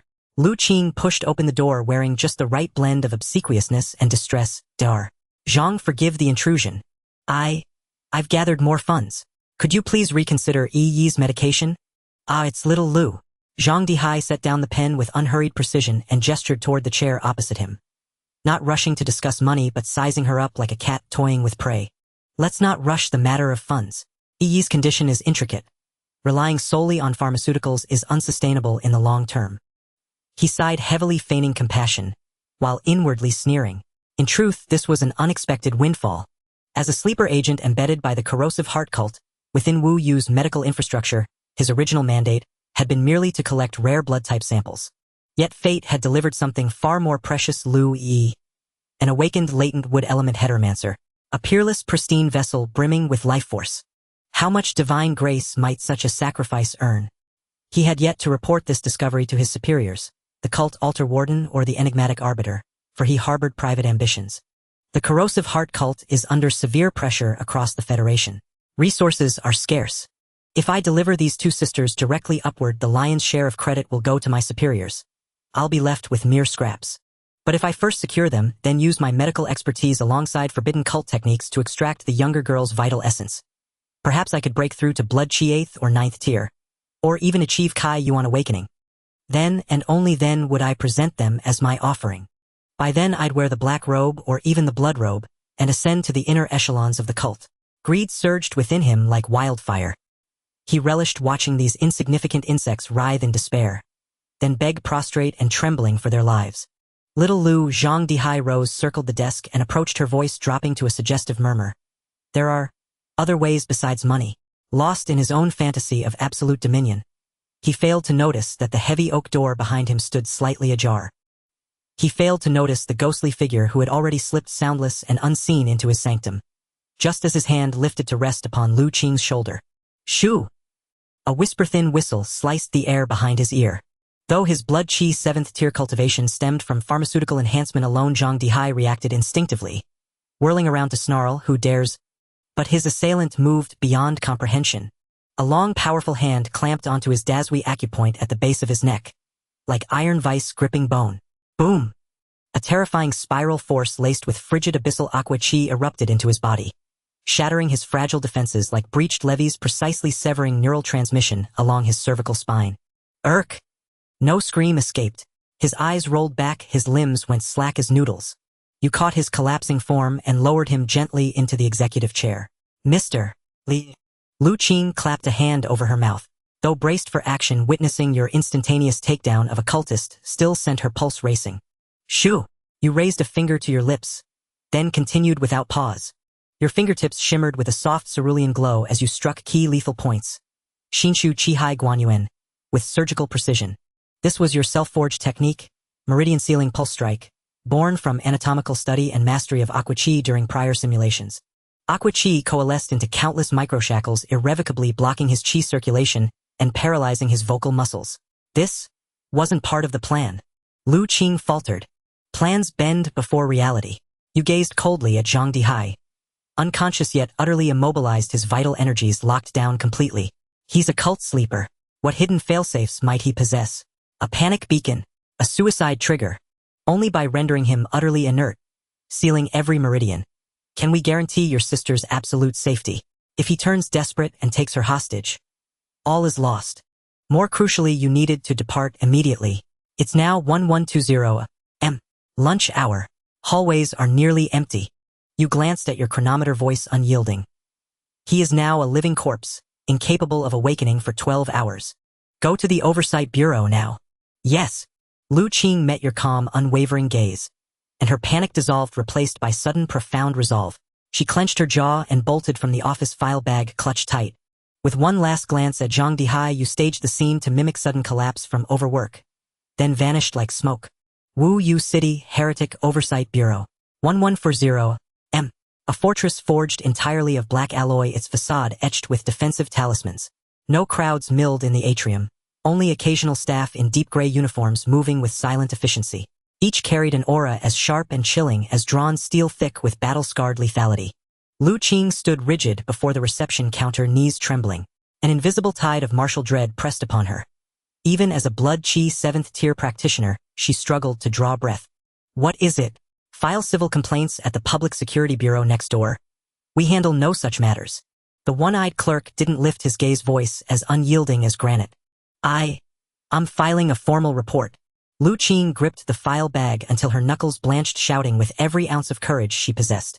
A named verified report. On the corrosive heart cult. The 3 words struck like thunderclap. The hall's oppressive silence dropped several degrees colder. Snap, snap, snap. Dozens of glacial stares locked onto Lu Qing. The one-eyed clerk jerked upright, his solitary eye blazing with predatory intensity. He slammed a crimson button on his desk, then fixed her with a stare that promised unspeakable torment. Follow me. Lie, and you'll learn why death feels like mercy. She was ushered into a sterile interrogation chamber. Walls seamless, metallic, soundproof. Facing her sat not the clerk but a heretic review officer, tall, gaunt, draped in a black trench coat, silver cross insignia gleaming on his chest. His face was sharp, his gaze unervingly still, fingers idly spinning, a scalpel forged from unknown alloy. Name, hometown, allegations. Think carefully. My time is finite. So is my blade's patience. Under that suffocating pressure, Lu Qing's hands shook as she appended the file bag onto the cold metal table. Zhang Dihai, physician at Yangxin Hospital. Practicing forbidden arts. Here is the evidence. The officer picked up the forensic analysis report with bored disdain, until his eyes scanned the technical description of vital essence severance technique. His pupils contracted violently. Slam! The scalpel drove deep into the tabletop, vibrating fiercely. He shot upright, seized the vial containing the cult residue sample, and inhaled deeply at its mouth. Cult residue? Exceptionally pure. His predatory mask shattered into ravenous exhilaration. Into his comlink he roared, Unit 1. Unit 2. Arm up. Immediately to Yangxin Hospital. We've hooked a whale. 12:10. On the streets of Wuyue City, the wail of police sirens tore through the afternoon tranquility. 3 armored vehicles painted in deep black charged through the traffic like steel beasts, racing toward Yangxin Hospital. Inside the middle vehicle, Lu Qing huddled in a corner, her face pale. She clutched the file bag filled with evidence, her fingertips digging deep into the craft paper from sheer tension. Lu Qing finally broke the deathly silence inside the vehicle. Zhang Dihai is a doctor, but he's truly sinister. What if he senses something wrong and flees? Are you all going in so conspicuously? The team leader in the passenger seat turned around. He was a tall, gaunt-faced investigator named Gao Yu. Stop your babbling, Gao Yu said, his voice icy. Do you think this is a movie? Since you're in the investigation bureau's vehicle, this area is already under our control. Someone has already arrived ahead of us. We're only responsible for the outer perimeter and subsequent cleanup. The deputy director himself arrived at the scene 5 minutes ago. Deputy director? Lu Qing was stunned, speechless. The deputy director of the Wuyue City Investigation Bureau was a legendary existence at the Fuyao realm. To capture a single doctor, they had dispatched such a high-level figure. Gao Yu ignored her, a long-suppressed murderous glint flashing in his eyes. We haven't performed a purge of this magnitude in Wuyue City's downtown area for a long time. On the border, we mostly kill alien beasts and foreign races. The heart erosion cult. Reviving after decades, to us this isn't a case. It's a blood debt. Meanwhile, in the real world, in his rented room, Liang stared at the light screen, raising an eyebrow. He noticed a detail: the simulator's narration style had changed. Just now he had clearly seen a vivid image of Lu Qing entering the investigation bureau's gate. He had initially thought it was an illusion, but now as Gao Yu and Lu Qing's conversation unfolded, the text on the screen blurred and transformed into a segment of real-time footage like a holographic projection. The simulator switched automatically, Liang realized. The upgraded simulator seemed to automatically track causal key points. Because Lu Qing's report directly led to the exposure of the heart erosion cult stronghold, generating a large amount of destiny points. Thus, the system skipped the trivial process of Liang traveling and directly anchored the perspective at the storm center. Buzz. The light screen flickered again, piercing through the thick walls of Yangxin Hospital and descending directly into the deathly silent director's office on the 12th floor. Yangxin Hospital Director's Office. 12:20. The office was shrouded in absolute silence. Zhang Dihai still lay limp in his leather executive chair, unable to move. Suddenly, the thick shadow in the corner of the office twisted slightly. There was no sound of a door opening nor any footsteps. A tall, slender figure stepped out of the void, as if she had been standing there all along. It was a woman with a sharp, short haircut clad in a tight black combat suit. She was tall and lean with a cold, beautiful face. Slung diagonally across her back was an antique black-sheathed tang saber. She was no ordinary investigator. She lacked the standard-issue austerity, instead exuding an ethereal air of riding the wind and remaining untouched by worldly dust. This person was none other than Lang Yuan, Deputy Director of the Wuyue City Investigation Bureau. A true powerhouse of the Fuyao realm. Lang Yuan walked to the desk and cast an indifferent glance at Zhang Dihai. She extended a gloved hand and pressed it against his forehead in the air. Indeed, this sinister foundation. The blood I soul-devouring body-tempering art. Lang Yuan snorted coldly. Then her fingers slid down to the Dazui acupoint on the back of his neck. That was precisely where you had struck him. A rare flicker of surprise crossed Lang Yuan's icy eyes. She gently hooked her finger. A wisp of extremely faint, barely perceptible pale blue energy was forcibly pulled from deep within Zhang Dihai's body, coiling around her fingertip like a small serpent. It was the residual power of your profound water force and stacked wave force. A water-type ability. No, this is heavier, more overbearing. Lang Yuan closed her eyes, as if reconstructing the recent battle through this trace of energy. The strike was delivered without hesitation. From lurking to eruption to subduing the enemy, it took no more than 2 seconds. The acupoint sealing technique was practiced and ruthless, each finger striking at the edge of a lethal point, crippling him while sparing his life. This is beyond an ordinary person's capability. Such precise control over human anatomy suggests a veteran steeped in the ways of killing for many years. But Lang Yuan frowned slightly. Why does this residual energy contain such a young, vibrant life force? She did not undo Zhang Dihai's seal. Instead, she produced a special sealed crystal bottle and carefully stored the wisp of pale blue energy within. Interesting. When did Wuyue City produce such a low-profile junior? This meridian-severing technique. They'll remember it. Lang Yuan's form phased slightly and melted back into the shadows. 30 seconds later, with a loud crash, the door was violently breached by Gao Ye's special task force. In the real world, Liang let out a turbid breath, his eyes filled with wariness. A Fuyao realm martial artist can extract residual energy traces from a body. This meant that if Liang ever used the same ability and force in front of Lang Yuan, his identity would be instantly exposed. However, Liang quickly calmed down. It was better to know now than later. After all, this was just a simulation. The simulator continued running. At this moment, you were unaware that the Fuyao realm powerhouse had already taken notice of your residual energy. You did not rush to leave Wuyue City, knowing the entire city was under lockdown. Any unusual behavior would arouse suspicion. First, you went to Wuyue City's underground black market and spent a hefty sum to purchase some intelligence. Then you headed to the busiest subway station in the city center. You found a row of self-service storage lockers and deftly manipulated the controls. You did not destroy the phone used to contact Lu Qing. Instead, you turned off its screen and locked it along with a pre-prepared craft paper file bag inside the locker. Inside the file bag was a single sheet of paper on which you left this message: Zhang Dihai is just the tip of the iceberg. The heart erosion cult schemes in Jiangnan province have never ceased. Their gaze is fixed on tomorrow's seed. Signed, Lone Wolf. These words were highly misleading yet laden with a warning. You were well aware that even if this intelligence were submitted now, the Wuyue City Bureau might not be able to trace it back to Longnan No. One high school 1,000 miles away. But the existence of this letter of fealty would serve as a bridge when you sought assistance. After finishing this, you pulled down your hat brim, turned, and walked out of the subway station. You avoided all main roads, and through the black car contacts you had made in the underground fighting ring from the previous simulation, slipped into the Kangwu Mountains north of Wuyue City overnight. Here the mountains were high, the forests dense, and the magnetic field chaotic. I'll hide here for half a month, figure out the true colors of the Wuyue City authorities, and then make my plans. You ducked into a damp cave and drew your combat blade. Outside, the sound of rain began to rise. You sat in the darkness as if merging with the ancient mountains. A dormant dragon in the deep abyss quietly awaiting the storm. Wuyue City Interspecies Cult Investigation Bureau Medical Center. Inside, the intensive care unit precision instruments emitted steady rhythmic beeps. Lu Yi lay motionless within a life support chamber filled with nutrient solution.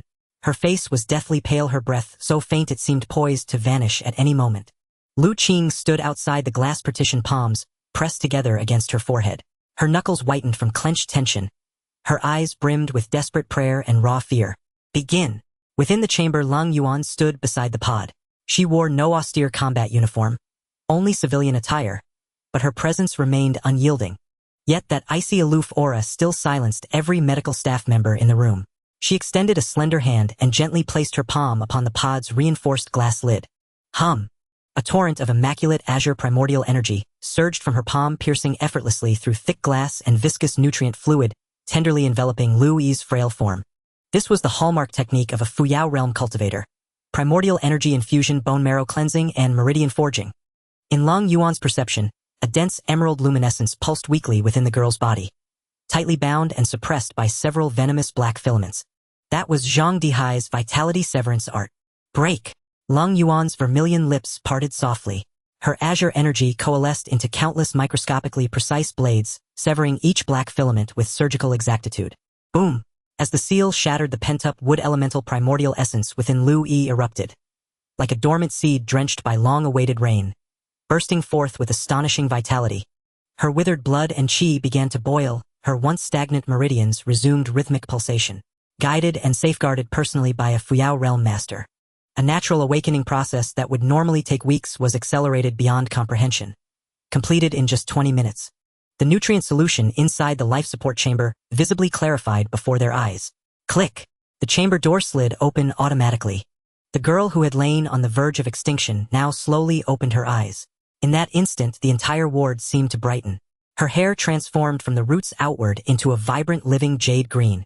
Her formerly clouded pupils cleared into limpid depths, containing the verdant pulse of an entire forest. Elder sister. Though her voice remained weak, it no longer carried the hollow, drifting timbre of imminent death. Lu Qing could hold back no longer. Ignoring nurses' protests, she rushed forward and embraced her sitting sister tightly. Months of pent-up terror, despair, and sorrow broke free, flooding her cheeks like a dam's collapse. It's all right. Everything's all right. Elder sister is here. Though bewildered and disoriented, Lu Yi instinctively understood. She reached out gently and patted her sister's trembling back, whispering soothingly, "Don't cry, elder sister. I'm fine now. I don't hurt anymore." Long Yuan stood silently aside, observing this tender reunion. Even her eyes, usually as frigid and unchanging as eternal glaciers, flickered with a subtle, almost imperceptible ripple. Whether memory stirred or mere empathy stirred, she did not say. Long moments passed until Lu Qing calmed and turned ready to kneel in gratitude. "Who aided you?" Long Yuan spoke suddenly, her voice calm yet laced with irrefutable authority. A martial arts coach at Qi Blood 7th rank could never have obtained such detailed pathological analysis, let alone subdued Zhang Dihai instantly. Lu Qing stiffened. Before her mind flashed the image of that enigmatic youth, and his final quiet instruction. "No one helped me." Gritting her teeth, she lowered her head, voice resolute. "I uncovered the anomaly myself, and struck Zhang Dihai when he let his guard down. If you must arrest someone, arrest me. My sister bears no guilt." Long Yuan gazed at her deeply. A single weighty look. As a Fuyao realm cultivator with immense spiritual perception, she could not possibly mistake the lie. Yet she neither exposed nor pressed further. "If you seek vengeance against the cult, you must cultivate diligently." With those words, she turned and departed, the black trench coat slicing a sharp arc through the air. Kanggu Mountain Range, nameless cave. Dawn the following day. Mountain mist still clung low, the air hung moist and fresh. You sat cross-legged upon damp stone, immersed in deep meditation. After a full day's rest, and bolstered by your innate endurance talent, your spirit, qi, and vitality had returned to peak condition. You were confident that in these remote, geomagnetically chaotic mountains, where even satellites struggled to scan, you would remain undetected for 3 days, even under the Bureau's most exhaustive search. Yet, just as you prepared to conclude your cultivation, thud, your heart skipped a beat. There was no killing intent. Wind and birdsong continued unchanged. Yet your Xianshui spiritual body, the primordial essence bestowed by a dimensional artifact, screamed urgent primal warning. It felt like a deep-sea fish sensing an approaching cataclysmic tsunami, a visceral biological tremor of existential dread. Yet strangely, your battle-honed intuition, refined through countless near-death trials, had gone utterly silent. No threat source registered. Not even a whisper. You snapped, your eyes open, muscles tensing to rise. "Young friend, what are you doing hiding deep in these mountains? At your age, shouldn't you be attending class at school?" A warm, aged voice, gentle as a neighborhood grandfather's, sounded directly behind you unheralded. No footsteps, no air displacement, not even a speck of dust disturbed. He had materialized effortlessly, within your absolute safety perimeter. Your body locked rigid, cold sweat cascaded from your temples. You dared not turn, or even twitch, for the space around you had solidified as though frozen in amber. Your limbs answered to no will but his. You were a trapped insect, life and death no longer your own. This suffocating pressure dwarfed even the terror evoked by the masked specter in your prior simulation. This junior disciple, Longnan Liang. You forced the words past a throat tight with storm-tossed panic, voice dry and strained. May I ask the honored senior's name? Liang. Humph. So it is you. A sharp female voice cut you off. It was Lang Yuan. She had arrived too. Elder Zhao, no need for pleasantries. Let's bring him in for interrogation. Her tone held a thread of impatience. Ha ha ha, little Lung, patience, patience. Don't frighten the child. The elder's voice remained genial. Calm, unruffled, utterly assured. Frighten? I doubt he'll break so easily. Lang Yuan gave a cold laugh. His courage is considerable. Breaking into a hospital, assaulting a physician, impersonating a bureau special envoy. These charges alone warrant lifetime confinement in black prison. No need to speak so harshly, the elder chided gently. Young people possess righteous zeal. That's commendable. Admittedly, his methods were rather forceful, but he acted to save a life. I propose leniency, assign him to join the bureau upon high school graduation, as penance and service. Listening to their measured exchange, your back soaked through with icy sweat. You knew, utterly, that every secret, every disguise, every contingency had dissolved before these two. My apologies, esteemed seniors. This junior disciple erred, and accepts whatever punishment you decree. Before absolute power, defiance was futile. Only humility offered even a sliver of hope. Turn around, Lang Yuan said coolly. You inhaled deeply and slowly pivoted. Two figures stood before you. To the left, Deputy Director Lang Yuan of the Bureau. She wore her signature black combat uniform, hand resting on a tang sword, gaze sharp as honed steel. Her entire being radiated the keen, incisive aura of a Fuyao realm master. And to the right, a white-robed elder, silver-haired and bearded, seemingly ordinary, like a Tai Chi practitioner in any city park. Not a trace of formidable energy emanated from him. Yet, as you looked upon him, you sensed the mountain, forest, the wind, even the light itself, pulsing in gentle rhythm around him. He did not blend into the environment, he commanded it. The world bowed to his presence. The elder smiled warmly, idly twirling a custom-cut crystal vial in his fingers. Inside floated a wisp of pale blue energy, alive, sinuous, undulating. Exactly the same essence Lang Yuan had extracted from Zhang Dihai.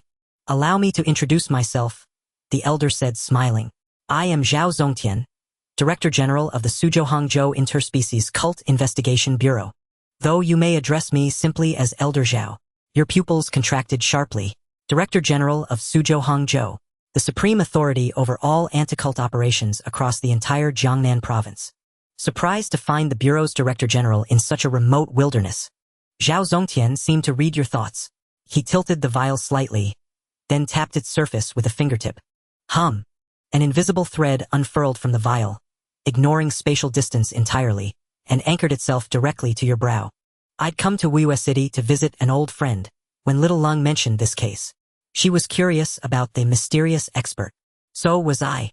Thus I employed a modest technique. My awakened ability, trace cause reveal effect. Given even a single thread of residual energy, the cause, no matter how far you flee so long as you remain within this realm, I can follow the karmic thread straight to the effect. A divine ability, realm grandmaster. Mortals fear consequences, bodhisattvas fear causes. But to true masters, cause and effect alike bend to their will. The pyramid diagram from your documents flashed across your mind. This venerable man stood 2 major realms above the Fuyao realm. A bitter smile touched your lips. You realized your defeat had been sealed the moment Lang Yuan took that wisp of energy. Against a divine ability master's sovereign art, stealth, counter-surveillance, and probing. All were childish games. As for your identity, Lang Yuan added coolly, holding up a tablet. Initially I suspected some age-defying ancient master, but investigation revealed something unexpected. A second-year high school student. Liang, student of Longnan No. 1 high school. Half a year ago you were merely Chi-blood 4th rank. Dismissed as talentless. Then during last term's interschool exam you surged to Chi-blood 7th rank and claimed 1st place. Yet, in truth, Lang Yuan locked eyes with you. You've already reached Chi-blood 9th rank and awakened an exceedingly rare water element mutation ability. Your records show no travel beyond Longnan. So, how did you grow so strong so swiftly? And why did you appear hundreds of kilometers away, in Wuwa City? Faced with Lung Yuan's relentless interrogation, you fell silent. Enough, little Lung. Zhao Zongtian raised a hand, halting her inquiry. His gaze deepened, penetrating as if peering into the core of your soul. Everyone guards secrets. So long as you're no cult spy, I bear no interest in probing a junior's fortunes. We came not to imprison you, but for another purpose. Zhao Zongtian slipped the crystal vial away, his tone turning solemn. What truly interests us is the letter you left at the subway station. Under the watchful gazes of Zhao Zongtian and Lung Ying, you remained silent for a long time.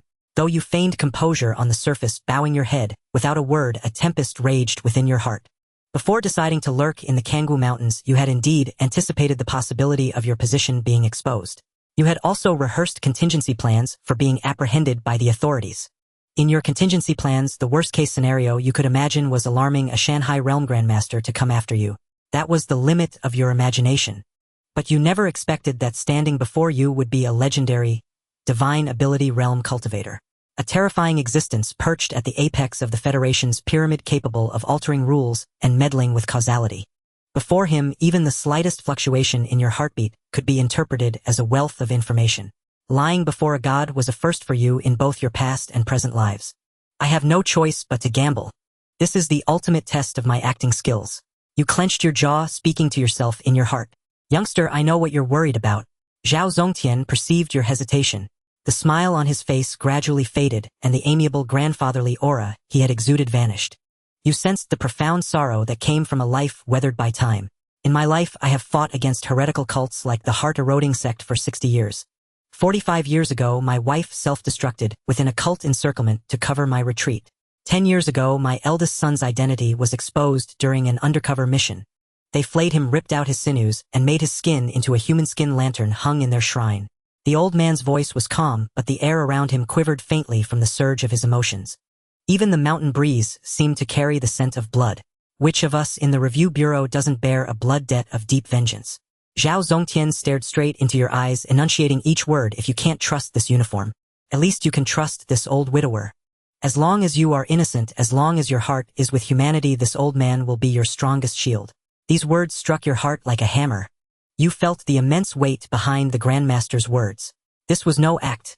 It was an oath forged in blood and tears. You could also see that he was a firm human protector, staunchly opposed to heretical cults, alien races, and surrender. Huff! You took a deep breath, your expression turning solemn. You bowed deeply to Zhao Zongtian, bending your waist to a 90-degree angle.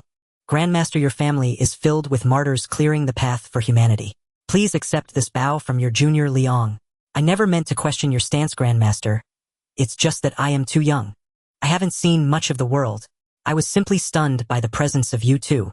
This bow was both a genuine tribute to a hero and a delaying tactic. You needed these few seconds to gather your emotions and weave a perfect lie capable of deceiving a divine ability realm powerhouse. As you rose, your gaze became resolute, as if you had finally made up your mind.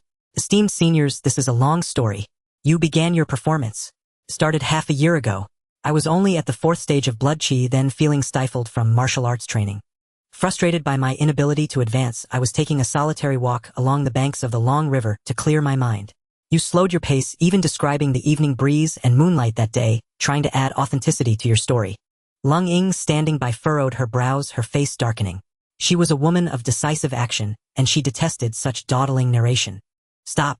She was about to interrupt, thinking, why not start from your birth? This is an interrogation, not an invitation to write your memoirs. But just as she opened her mouth, Zhao Zongtian raised a hand, gently stopping her. Let him speak. Don't interrupt the child's train of thought. The old man looked at you kindly. Speak slowly. The more detailed, the better. You shot a grateful glance at old Zhao and continued. That night, as I walked, I suddenly noticed a faint, eerie blue light flickering in the reeds along the long river bank. My curiosity got the better of me. Though a bit scared, I couldn't resist and trotted over to investigate. And I saw a crystalline, translucent blue flower floating on the water. The moment I reached out to touch it, the flower burst with a bang, turning into a stream of blue smoke that shot straight into my body. At this point, you deliberately paused, even controlling your body to tremble slightly. Then I lost consciousness. When I woke up, not only had my cultivation inexplicably surged to the 6th stage of blood chi, but I had also awakened a water elemental ability. But more terrifyingly, Your pupils contracted sharply, your tone becoming urgent, laced with fear. A memory that didn't belong to me had appeared in my mind. It was like a prophecy of the future or a plan forcibly implanted by someone. The memory was filled with terrifying terms. You began to throw out keywords that would shake the entire Federation. Heart-eroding sect. Pantheon celestial heart sanctified cult. And a horrifying ritual called blood shadow life substitute. In that memory fragment I saw 2 blood-red crystals. That voice called them 2 life blood soul demons. At the sound of those 5 words, Zhao Zongshan's eyelid twitched violently. His hand, which had been toying with a crystal vial, clenched instantly. You didn't stop, or you continued to feed information. The memory said that the heart-eroding sect used a special secret technique to implant a mental suggestion into Lu Xie, the genius of Heiqing's Lu family. They set their sights on Longnan, making Lu Xie go to Longnan's Chonglin Park on December 13th of the new martial era 126. The winter before the college entrance exam, to claim a treasure. That wasn't an opportunity at all. It was a trap. The ice lotus born with auspicious signs contained the egg of a 2-life blood soul demon. Once swallowed, one would be parasitized and replaced. And there was a black-robed figure wearing a ghost mask. His aura was too terrifying. Far more powerful than a Kaiyuan realm cultivator. The memory called him a arbiter of the Fuyao realm. And the breakthrough point of their plan was in Wuyue City. A female coach named Lu Qing. You finished in one breath, your face pale, gasping heavily, as if recalling those images had drained your mental energy. This information is all true. I did encounter a blue flower, and I do have these memories in my mind. The reason I came to Wuyue City to investigate Lu Qing was to verify if the intelligence in my head was real. The cave fell into a dead silence. Lang Ying was silent. As a Fuyao realm cultivator with formidable mental strength, she had been constantly sensing your emotional fluctuations. She could clearly discern when you told the treasure encounter by the river story your emotions were somewhat elusive and tense with subtle irregularities in your heartbeat.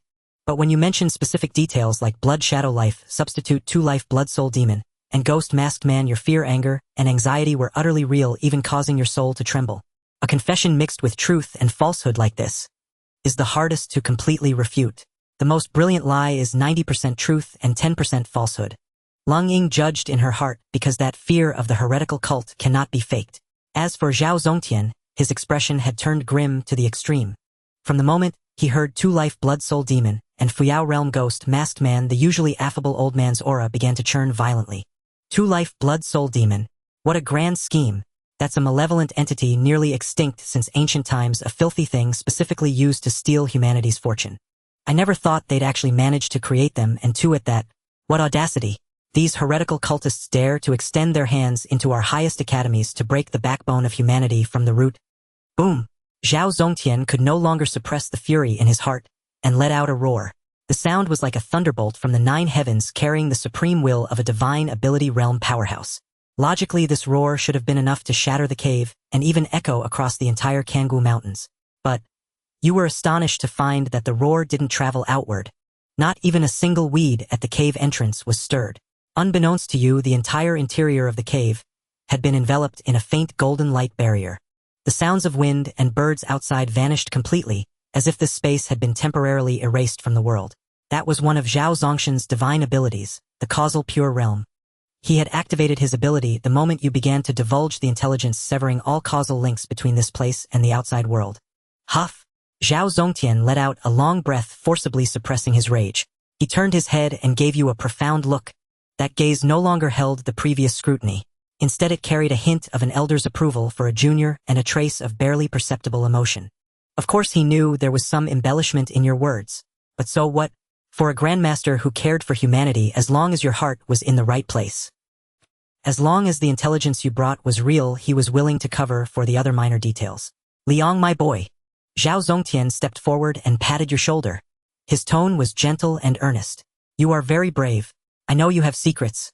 And I know it wasn't easy for a child like you to bear such fear and speak these words. But you did the right thing. Thank goodness for you, or we'd still be in the dark. If they had managed to plant their agents in twin stars, the consequences would have been unthinkable. Old Zhao, what do we do now? Lang Ying asked in a low voice from the side. Mobilize the General Bureau's forces immediately and set up a net in Longnan. No, we can't rush. Zhao Zongtian shook his head, a cunning glint flashing in his eyes like an old hunter. Since they want to put on a show, well, play along to the end. He turned to you, his tone becoming extremely solemn. Liang, my boy, listen carefully. From today onward, I am personally taking over this case. It is classified as level top secret. For the time being, I will be with you at all times as the shadow behind you. Lang Ying, you will also stay by his side for close protection. We will not make a sound, not disturb the grass to startle the snake. Until the day December 13th arrives. A chilling murderous intent flashed in the old man's eyes, the kind of authority forged through seas of blood and mountains of corpses. We will depart immediately for Longnan. I want to give them a grand surprise at the moment they think their plan is about to succeed. The moment his words faded, Zhao Zongshan's smile remained unchanged, yet his form flickered like a ghost appearing behind you without a trace of warning. My apologies, young friend. A withered yet warm palm gently pressed upon your shoulder. A low hum resonated. Before you could even react, an irresistible gentle force surged into your sea of consciousness. All 5 senses dimmed, your world plunged into absolute darkness and silence. You lost consciousness. Within the cave, only Zhao Zongtian and Lang Ying remained. Gazing at the youth sprawled upon the rock, Lang Ying's perpetually icy visage betrayed a rare flicker of anxiety and complexity. Elder Zhao. She stepped forward, speaking rapidly. This kid is indeed suspicious. He's full of nonsense. That story about finding treasure by the river is riddled with holes. Based on my analysis of energy fluctuations, the water origin within him is exceptionally pure and domineering. It most likely originates from a high-level dimensional ripple treasure. And with just a dimensional treasure, how could he advance to the 9th stage of Qi and blood in merely half a year? With foundations so solid it defies martial logic. Lang Ying grew more agitated, as if enumerating your sins. Even more suspicious is that memory. Countless Federation powerhouses have obtained dimensional treasures, yet none have ever claimed to receive a prophecy inheritance. This reeks of a meticulously crafted trap. And before a divine ability, he still dared to weave half-truths and lies with such effort, sheer audacity. Such a terrifying mentality. How could he be just a high school student, born into poverty, orphaned? How could he possess such seasoned tactics and insight? And he's from Longnan, so close to the border and the chaos zones. The likelihood of him being groomed as a spy from childhood is extremely high. Having said this, Lang Ying paused, took a deep breath, and her tone shifted abruptly, becoming resolute. But I believe he did not deceive us regarding the cult's conspiracy. The urgency he showed when saving Louis was impossible to fake. In the hospital, he could have minded his own business, yet he risked exposure to subdue Zhang Dihai and even left that warning letter. A spy sent for infiltration would never perform such superfluous and dangerous acts. His desire to help others burns hot. Lang Ying looked at Zhao Zongtian, a plea in her eyes. Elder Zhao, though he is shrouded in suspicion, he is no hound of the cult. Throwing him into the black prison for interrogation would destroy him. This was Lang Ying. Outwardly cold as a blade, yet inwardly possessing a warm heart. Though she voiced your every suspicion, she was using this first suppress, then uplift approach to forestall any lethal intent from Zhao Zongtian, desperately trying to protect you. With a soft chuckle, Zhao Zongtian looked at the tense Lang Ying, and suddenly laughed, his eyes holding an enigmatic smile. Little Lung, oh, this girl. The elder shook his head, his gaze full of affection. You've spoken so much ill of that kid. Liang laid bare all his secrets. Aren't you just trying to preempt my words, so I'd be too embarrassed to punish him harshly? Am I right? Caught red-handed, Lang Ying's face flushed and she stubbornly turned away. I'm just stating the facts. Rest assured. Zhao Zongshan's smile faded as his gaze fell upon your unconscious form, growing deep and profound. I've lived long enough to have seen more people than you've eaten grains of rice. This kid hasn't fully come clean with us. He harbors a great secret. His techniques are ruthless, his mentality mature. Indeed, not like a youth. But his origin from the border precisely testifies to his purity. With that, Zhao Zongtian suddenly raised a hand, pointing at his own eyes, his tone carrying a pride that looked down upon the world. Little Long, do you forget why I sit firmly as the Director General of Suang City's Alien Cult Investigation Bureau? Lang Ying was taken aback, then seemed to realize something, her expression turning solemn. It's because of your eyes. Indeed, Zhao Zongtian said calmly. It's because I have cultivated the karma divine ability. Before these eyes, any soul entangled with cult lackeys, as long as their cultivation is lower than mine, no matter how deeply hidden the black threads of karma, cannot escape my gaze. If he had truly pledged allegiance to the cult, or if there were even a trace of voluntary sacrifice to the evil god in his soul, he would appear black as charcoal in my eyes. The elder looked at you, his tone assured. But this kid's karmic threads are very clean. Moreover, in dealing with the evil doctor incident, though his methods were seasoned, he did not conceal his bottom line as a human. He is so perceptive, bold, yet cautious, knowing we were coming, yet he chose to trust us rather than flee for his life. On these grounds alone, he is no spy for the cult.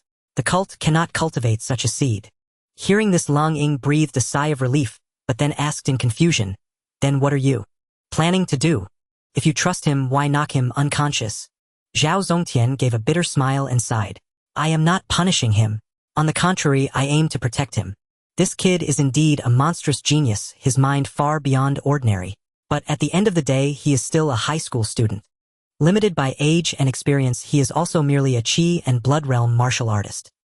His strength is far from sufficient to guard the earth-shattering secret in his mind." The elder's expression became exceedingly grave. "The heart erosion cult's methods are insidious. If that ghost-faced man of the Fuyang realm were to use a soul-searching technique or even higher-level mind control, the intelligence in his mind, even the details of his lies, would be instantly exposed. Then not only would our plan fail, but he would also die. So I must leave some life-saving measures and restrictions on him." At the word restrictions, Lang Ying's face changed drastically, and she was about to intervene. "Little Lang." Zhao Zongtian raised a hand to stop her, his tone brooking no dissent. "This is necessary. Though you and I both believe he is innocent, what if he himself doesn't know he has been compromised? What if a higher power has tampered with him? What if his memories have been manipulated? What if there is a deeper suggestion? We must guard against this. More importantly, this restriction will seal his memory of our intervention. When facing cultists, only if he himself believes he is utterly alone will his fear and reactions be most genuine. Only thus can we deceive those old foxes." Lang Ying fell silent. She knew this was necessary for the greater plan and also the only way to keep Liang alive. Yet such a method seemed too cruel for a youth. "Rest assured." Zhao Zongtian looked at the slumbering youth, a flicker of apology in his eyes. "I know my limits. I will only seal his memory of meeting us today, never prying into his past privacy or secrets. This is the bottom line of a human grandmaster. If events conclude smoothly, this restriction will automatically dissolve and transform into nourishment for his spirit. At that time, I will personally apologize to him and would not hesitate to take him as my closed-door disciple." Having said this, Zhao Zongtian hesitated no longer. He extended his withered fingers, a golden radiance glowing at their tips. "Seal." With a low chant, the golden light sank into your brow.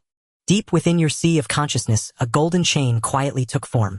It did not brutally rifle through the river of your memories, but precisely excised the time fragment of this very moment. It wrapped all memories of Zhao Zongtian, Lang Ying, and the fishing plan layer upon layer, sealing them in the deepest recesses of your mind. Unless triggered by a specific condition, such as Zhao Zongtian personally undoing it or the time node of December 13th passing, this memory would be as if it never existed. Then he replaced this memory with one where, after concluding your actions in Wuyue City, you confirmed the investigation bureau was trustworthy, immediately purchased a ticket back to your hometown Longnan using a fake identity bought on the black market. Having done all this, Zhao Zongtian's face paled slightly. It was evident that executing such a fine, non-injurious divine ability took a toll on him as well.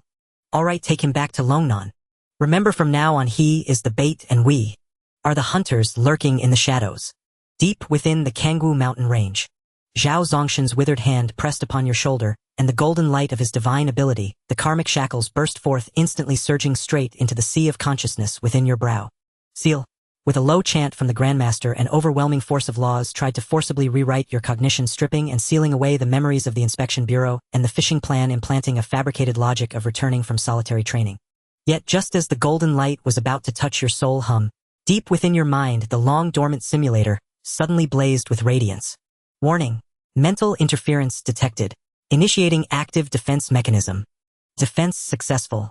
Virtual personality mirror image generated." A miraculous scene unfolded. Your true consciousness seemed to be instantly extracted, floating at the uppermost layer of the sea of consciousness. Like an indifferent observer, it silently watched below. And there, a virtual Liang generated by the simulator perfectly cooperated with Zhao Zongtian's divine ability, displaying the confusion, struggle, and eventual calm after having memories sealed. What Zhao Zongtian modified was merely that mirror image. Your true memories remained completely unharmed. Huff. In reality, Zhao Zongtian let out a long breath, withdrew his hand, his face slightly pale. Even for him, performing such a finely detailed karmic surgery was no easy task. "It's done." Zhao Zongtian nodded with confidence. Your body went limp and fell backward. Lunging swift as an eagle caught you. She brushed the dust off your clothes, her eyes complex as she gazed at your young face. Then, lifting you by the scruff of your neck like a chick, she said, "Let's go, send him back." Zhao Zongtian waved his sleeve, and a layer of golden Yuanli light shield materialized out of thin air enveloping the three of you. Rise. The next second your forms defied the laws of gravity, slowly ascending. Then Zhao Zongtian took a step and space seemed to fold. The surrounding scenery instantly blurred into streaks of light. Simultaneously, a strange black ripple emanated from Lang Ying's body. Shadow element ability, void shadow evasion. This layer of black ripples perfectly merged with Zhao Zongtian's golden light, erasing your trio's presence forms, and even karmic fluctuations from the plane of reality. Not even satellite scans or a Fuyao realm powerhouse present could detect the three of you in the sky. You were unconscious in midair, but your genuine consciousness observed everything meticulously through the simulator's perspective. So this is how high-level powerhouses travel. Too fast. After only half an hour, the surrounding light dissipated and the feeling of solid ground returned. You had traversed hundreds of kilometers. You had descended unseen and unheard into a secluded corner of the Longnan City long-distance bus station. We're here. Zhao Zongtian glanced at the bustling Longnan City proper. The gentleness in his eyes vanished, instantly replaced by the cold sharpness of a hunter. His form flickered and vanished into thin air as if merging with the void. Lang Ying gently placed you on a bench by the roadside. She looked at you and murmured softly, "I'm sorry." Then her body began to liquefy, transforming into a pool of black shadow. It slid along the ground like water, silently burrowing into your own shadow. A person hidden within the shadow. This was the pinnacle of close protection. A Fuyao realm powerhouse was now lurking under your feet, ready to draw their blade and kill for you at any moment. Your eyelashes fluttered and you slowly opened your eyes. There was no hesitation or confusion in your gaze, only the fatigue of a long journey and the peace of returning home. How did I fall asleep at the station? You rubbed your temples and looked at the familiar surroundings. Recalling the newly implanted memory, it instantly connected. You had just returned from Wuyue City by unlicensed cab and dozed off on the bench from exhaustion. Finally back. You shouldered your backpack, brushed the dust off your pants, and strode towards home. Everything was proceeding according to plan. Even better than planned. Returning to that familiar shabby rented room, you threw down your backpack. The first thing you did was pull out your phone and dial that familiar number. Beep, beep. Hey, you little brat. Finally remembered to call. On the other end of the line came Wu Chang's iconic roar, gruff but laced with concern. Half a month. A full half a month. If you hadn't called, I was about to report you missing and put out a notice. Hearing that familiar voice, a warm smile curled at the corner of your mouth. Sorry for worrying you, teacher. Your tone was sincere. I went deep into the mountains for a closed-door special training session. No signal in the mountains, so I called you as soon as I got out. Training? I bet you were just goofing off. Wu Chang's tone visibly softened. How is it? All limbs intact. Yes, and I've improved a lot. You said confidently. They'll be back at school tomorrow to clear my leave. They'll give you a surprise then. A surprise? As long as it's not a shock. Wu Chang had chuckled and scolded. All right, since you're back, get some good rest. Come early tomorrow. I want to thoroughly test you. See if you've been slacking off. If you've regressed, it'll skin you alive. Okay, teacher Wu. Tomorrow I'll show you my progress. After hanging up, you didn't let the presence of a bodyguard affect you. Instead, you became even more disciplined. After dinner, you went to the narrow living room. Without a word to yourself, you began your nightly ritual. Coiling dragon stance. Feet gripping the ground, spine arching like a dragon. Your entire being instantly entered that mysterious state of meditative stillness. Your breathing was long and deep, blood and chi flowing slowly within you like quicksilver. 8 extremes fist. Transitioning between motion and stillness, your fists were fierce and powerful. With each punch came a crisp crack of bones. Hidden edge. You compressed your blood and chi layer upon layer, your whole being like a peerless sheathed blade, its edge completely concealed yet lethally dangerous. Finally honing your blade intent. You held your saber, repeating the motion of drawing and sheathing. With each draw, a subtle water-type fluctuation flowed along the blade's edge. And within the shadow beneath your feet, Lang Ying in her shadow evasion state silently watched it all. This kid's foundation is more solid than I imagined. He treats this monotonous training as naturally as eating and drinking. No wonder he's so powerful at such a young age. Looking at the sweat-drenched youth with his unwavering gaze, she felt another surge of approval. Midnight arrived. After finishing your training, you took a cold shower, washing away all fatigue. Lying in bed, you soon fell into a deep slumber. Your breathing was steady, your heartbeat strong. As you slept soundly, your shadow stirred slightly under the moonlight, as if an invisible guardian was keeping vigil for you. Although your memories had been slightly modified, it didn't affect your core plan. Everything was proceeding smoothly. Contact has been made with the Wuyue City Inspection Bureau. The official net has been cast. Next step is to lie low and wait. See if there's another chance to go to Sunset Gorge for a second awakening. As for advancing to the Kaiyuan realm, I'll put that on hold for now. You didn't have the habit of talking to yourself. All these intricate calculations were running at high speed, within your mind, not a single word heard by the Fuyao realm bodyguard lurking in your shadow. Thus time flowed by like water. By day you were the popular teaching assistant at school. By night you were the prodigy diligently cultivating. In this seemingly peaceful Halfir Longnan city was calm with no signs of any cult activity. That so-called blood-shadow substitution plan seemed like nothing more than a distant nightmare. But you knew this was only the calm before the storm. In the blink of an eye, the second semester of sophomore year ended. Summer vacation was about to begin. In July, the height of summer, amid the incessant chirping of cicadas, the second year of high school came to an end. Although summer vacation had begun, the campus of Longnan No. 1 high school was far from deserted. Senior year students preparing for college entrance exams continued to toil away, and as a gold medal teaching assistant you naturally stayed behind as well. Regarding your lodging, you made a very prudent arrangement, though you had already moved most of your belongings into the teacher's apartment behind the school during the first semester of your sophomore year. This was done to facilitate private tutoring for students and to receive guidance from Wu Changhe. Yet you did not vacate the cramped dim rental outside the campus. Instead you chose to renew the lease. The teacher's apartment was the stage where you played the role of a prodigy, glamorous and under the spotlight. The rental, however, was your lair as a simulator, a place to stash secrets that could not see the light of day, and to conduct those activities that were too conspicuous or inconvenient to reveal. A wily rabbit has 3 burrows. This was a lesson earned through blood in your simulations. After a year of interaction, your relationship with Wu Changhe had long surpassed that of an ordinary teacher and student. This was not only due to your displayed talent of 8th stage blood chi and impeccable diligence, but also because in your 3rd simulation you had thoroughly figured out this old rascal's temperament. You knew his preferred brand of goji berry tea. You knew what he valued most was the reputation of the golden elixir, and when he needed a graceful way out. Every flattery of yours hit precisely the right spot, leaving him utterly content. Master the technique in your collapsing mountain force is incredibly ingenious. I feel it's even better than what's in the textbooks. If combined with your elixir, the effect would be doubled. Whenever you said this, Wu Changhe would grin from ear to ear. As a result, you enjoyed many privileges that ordinary students could hardly imagine. For instance, you could take leave at any time to contemplate nature. Or Wu Changhe would often give you extra lessons sparring and breaking down techniques. As early as the midterm of your sophomore year's 2nd semester, you naturally revealed your 8th stage blood chi realm to Wu Changhe. Under the pretext of pursuing explosive power, you requested the manual 9-fold surging waves. In Wu Chang's eyes, you had mastered this extremely difficult force technique to perfection in just 3 months. A genius, a true genius, was his assessment. Summer vacation special training begins. That day, the setting sun was as red as blood. On the private training ground behind the teacher's apartment, the atmosphere was tense and murderous. You held a fine steel war blade drenched in sweat, yet your eyes blazed with an unsettling brightness.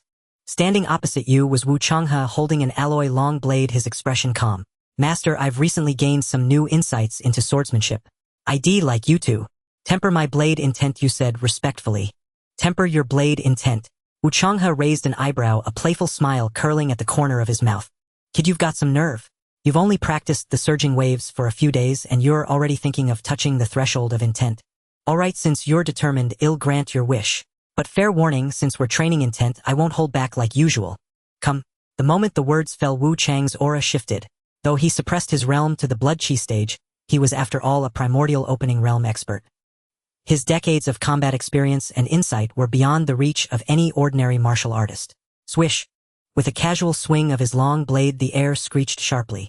No flourish, just a simple downward chop, but in your eyes that strike seemed to seal off all your escape routes, descending like a crushing mountain. Block! You took a deep breath, the essence of your mystic water spirit body surging wildly within. Instead of meeting force with force, you angled your blade, slightly meeting it at an extremely tricky angle. Clang! Metal clashed.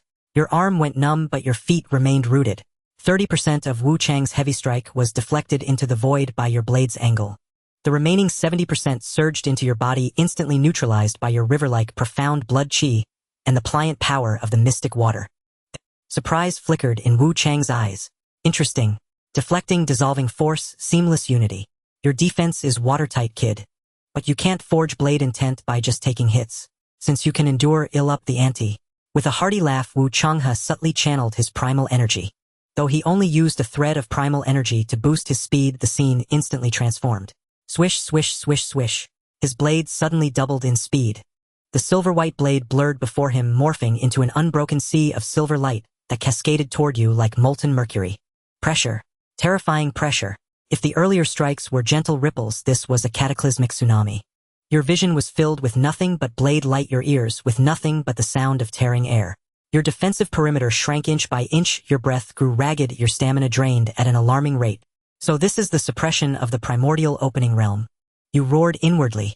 The hardworking and resilient green talent kept your body tenacious at its limits. You held on, stubbornly refusing to fall. But you knew this would lead to certain defeat.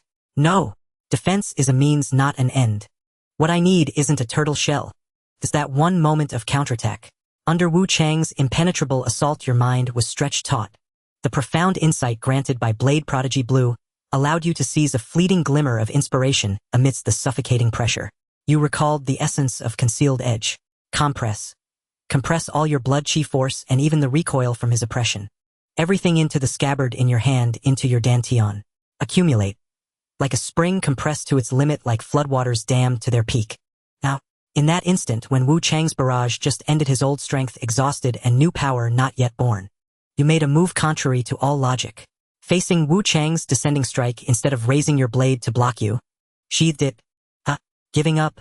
Wu Changhe was startled. But the next second, a crisis that made his hair stand on end erupted violently. Erupt. Your eyes bulged, pupils seeming to churn with crashing waves. The mystic water power within became the force driving the tide. Your blood chi became an unbreakable edge. All power converged in that single moment of drawing the blade. Clang! You drew your sword. This strike was as swift as lightning, yet as heavy as a mountain. It lacked the layered buildup of surging waves, for it had compressed the force of ninefold waves and all your blood chi into this single unleashed blow. A visible azure blade aura accompanied by a roar like a tsunami swept outward. Secret art surging tide. What? Wu Chang's pupils contracted. He felt the terrifying explosive power in that strike. Far beyond what a blood chi realm cultivator should be capable of. By instinct he crossed his blade to block. But he was only sparring and hadn't used primal energy to protect the training alloy blade in his hand. Crack. A crisp sound of metal breaking rang across the training ground. The costly alloy long blade in Wu Chang's hand was severed cleanly by your strike. The blade aura, its momentum undiminished, still carried a suffocating edge straight for Wu Chang's chest. A milky white halo burst from within him without warning, instantly forming an indestructible energy barrier on his body surface. Protective primal energy. Boom! The azure blade aura slammed fiercely into the white primal energy shield. The air boomed dully and the turbulent airflow kicked up dust from the ground. The originally rock-solid protective primal energy was violently shaken by this strike. Ripples spread rapidly, as if a massive boulder had been hurled into a calm lake. Though the blade aura eventually dissipated without breaking through, the power of this blow was enough to drive any blood chi realm martial artist to despair. The entire scene fell into dead silence. The wind stopped. Even the cicadas seemed to vanish. You remained in your striking posture, panting heavily. The war blade in your hand, unable to withstand the immense force, cracked with fine fissures before shattering with a clatter. Wu Changhe stared at the broken half-blade in his hand, then at his still rippling protective primal energy, frozen for a full 3 seconds. Then he looked up, his eyes filled with shocked delight and undisguised pride. You forced out my protective primal energy. Wu Changhe dispersed his energy, took a deep breath, and spoke with a trembling voice. Blood chi surging into waves, blade intent like the sea. Liang, this strike of yours already bears the aura of a minor grandmaster. He walked over and clapped you heavily on the shoulder, the force making you wince. It seems this small pond of Longnan can no longer contain a true dragon like you. What's the name of this move? You calmed your surging blood chi, looked at the broken blade on the ground, and said softly. Surging tide. Excellent name. Like a surging tide crashing against the shore, raising 1,000 piles of snow. Wu Changhe laughed heartily. With this move, who can stop you in the City League of Senior Year? You did not respond to Wu Changhe. You pressed your hands against your knees, gasping for breath, sweat pouring down like rain. The cost of the strike was steep. Even with the technique of concealed edge protecting you, your meridians remained unharmed. However, the sense of emptiness from momentarily draining 1/3 of your blood essence still left you feeling dizzy. Although you had made every effort to reduce the burden on your body, this was the price of explosive power. A tremendous consumption exchanged for damage that surpassed your level. As the raging tide strike was unleashed, the alloy longsword shattered in response. A certain shackling force within you finally broke apart. Once your breath steadied, you closed your eyes and stood still, immersed in the profound understanding of that moment. Wu Changhe, not far away, had intended to check on your condition, but immediately halted upon seeing you. As a practitioner of the Kaiyuan realm, he keenly sensed that you were currently in a state of sudden enlightenment that was difficult to enter. This state was rare and sought after. If interrupted, you might never regain that feeling in your lifetime. Wu Changhe silently retreated to the side, even holding his breath, his gaze scanning the surroundings vigilantly to protect you. The basic sword techniques, which had been perfected long ago but always stuck at the final step, finally underwent a qualitative transformation at this moment. The rigid moves and fixed patterns that once existed dissipated in that instant. They transformed into countless visible trajectories of blood essence circulation, along with the most essential mapping of force transmission. You understood. This secret technique, Raging Tide, resembled the instantaneous 9 layers wave-drawn blade you practiced during winter break. While they seemed to have the same principle, there was a world of difference. The instantaneous 9 layers wave-drawn blade from winter break, although it also exploded upon drawing the blade, was dead. You had forcibly compressed your blood essence and force using concealed edge, stuffing it into your meridians like gunpowder, and then explosively ignited it. Though powerful, the initial pull was rough, causing significant damage to your meridians, grasping its form without understanding its essence. But now this strike was alive. This essence was not some inscrutable realm, but rather the true intention and principle. You had merged the principle of concealed edge with the explosive technique of layered waves. At the level of human anatomy and meridian dynamics, you had conducted a perfect disassembly and reassembly. You discovered the golden route with the least resistance for blood essence circulation, the fastest explosion speed, and the lowest load. When the intention arises, the force is formed. With a thought, your blood essence meridians and muscles instantly adjusted to their optimal state. There was no need for deliberate accumulation of force or breath adjustment. Even a casual slash now contained the terrifying might of the 9 layers wave. The strike was as fast as lightning, the explosion fierce as a raging tide. This was not merely a moment of enlightenment. It was the inevitable result of reaching the pinnacle of understanding human structure and the laws of physics. It was a chemical reaction produced by the accumulation of countless dead practices under the catalysis of talent. Basic sword techniques. Perfected. So this is what perfection is. Returning to simplicity, each move and stance harmonizes with the principles of the sword. You slowly opened your eyes, the brilliance in your gaze subdued your breath, becoming as gentle as jade. You looked at the shattered pieces of the broken sword on the ground, a spark of understanding rising in your heart. This step, seemingly simple, involved an astonishing amount of martial theory and meridian calculations. This was the difference between genius and the ordinary. That spark of inspiration was something that countless people sought but could not attain. Without the blessing of the sword path, genius blue, even if I have the endurance. Practicing day and night to reach this point would likely require several years of painstaking effort. The impact of an extraordinary talent in the simulator was truly immense. It directly determined the upper limit and quality of a simulation. It seems that earning fate points in the future to exchange for higher-level talents is one of the core paths to becoming stronger. You crouched down and began clearing the debris on the ground. While tidying up, your mind raced, starting to review the overall situation of this simulation. It is now the summer of my second year in high school. There is less than half a year left until December 13th. Currently, everything is going smoothly with the plan I have established myself at school, and my strength has reached the full circle of the 9th stage of blood essence. Whether I can thwart the evil cult's plot directly affects how many fate points I can obtain from this simulation. I must ensure everything goes perfectly. Variables still exist. Although Wu Changhe is reliable, he is just an old man obsessed with martial arts and selling medicine. His thoughts are not deep enough, making him easy to scheme against. And that principal Liao Xianyu, who is elusive. In that bloody blood shadow substitution ritual, what role did he ultimately play? Was he also deceived like old Wu? Or, if this principal at the peak of the Kaiyuan realm is a hidden pawn of the heart-eating cult, then my situation will be 10 times more dangerous than I imagined. An invisible gloom enveloped your heart, but soon you felt at ease. What is there to fear? Although I am still just a pawn, I now have backing. The thunder in Wuyue City has already sounded, and the official forces have entered the scene. Now behind me stands one of the most powerful inspectors in the Jiangnan province, Lang Yuan, and that grandmaster of miraculous powers who can alter causality, Zhao Zongtian. A cold smile crept across your lips. One thought breaks causality. Eyes observe the mortal realm. With that miraculous powerhouse personally overseeing things, even if Liao Xianyu is truly a traitor, even if he is also at the Fuyo realm. In the face of true miraculous powers, no waves can arise. You gathered your emotions and tossed the broken sword fragments into the trash bin. In the days that followed, you did not pursue radical breakthroughs but chose concealed edge. You buried your perfected blood essence and astonishing sword force deeply within your body. Outwardly, I still maintained the persona of a genius teaching assistant with rapid progress at the 7th stage of blood essence. Time flowed by in tranquility. As autumn winds rose, the leaves turned yellow. The first semester of senior year arrived as scheduled. November. On this day, a luxurious car with Haicheng license plates stopped at the entrance of Longnan No. 1 High School. The car door opened and a long leg stepped out. It was a young girl in a white dress with hair flowing like a waterfall. She resembled a snow lotus blooming in the cold winter, her beautiful face exuding a chill that kept others at bay. As she entered the campus, the surrounding temperature seemed to drop several degrees, and a faint frost permeated the air. You stood by the window of the teaching building gazing at that familiar yet strange figure, your expression calm. The snow maiden Lucia has made her entrance. The grand drama begins. Mid-November, between classes, the classroom of Senior 3 Class 1 felt oddly strange. Though it was break time, the presence of that person had rendered the normally noisy room unusually hushed. You sat in the back corner twirling a pen, your gaze apparently wandering out the window. In truth, the corner of your eye had never left the white-clad girl by the window. Lucia, ever since she transferred in the real show had begun. In recent days you had continued to play the part of the diligent, much-admired golden teaching assistant to perfection. Classes by day, training by night. Everything proceeded as before.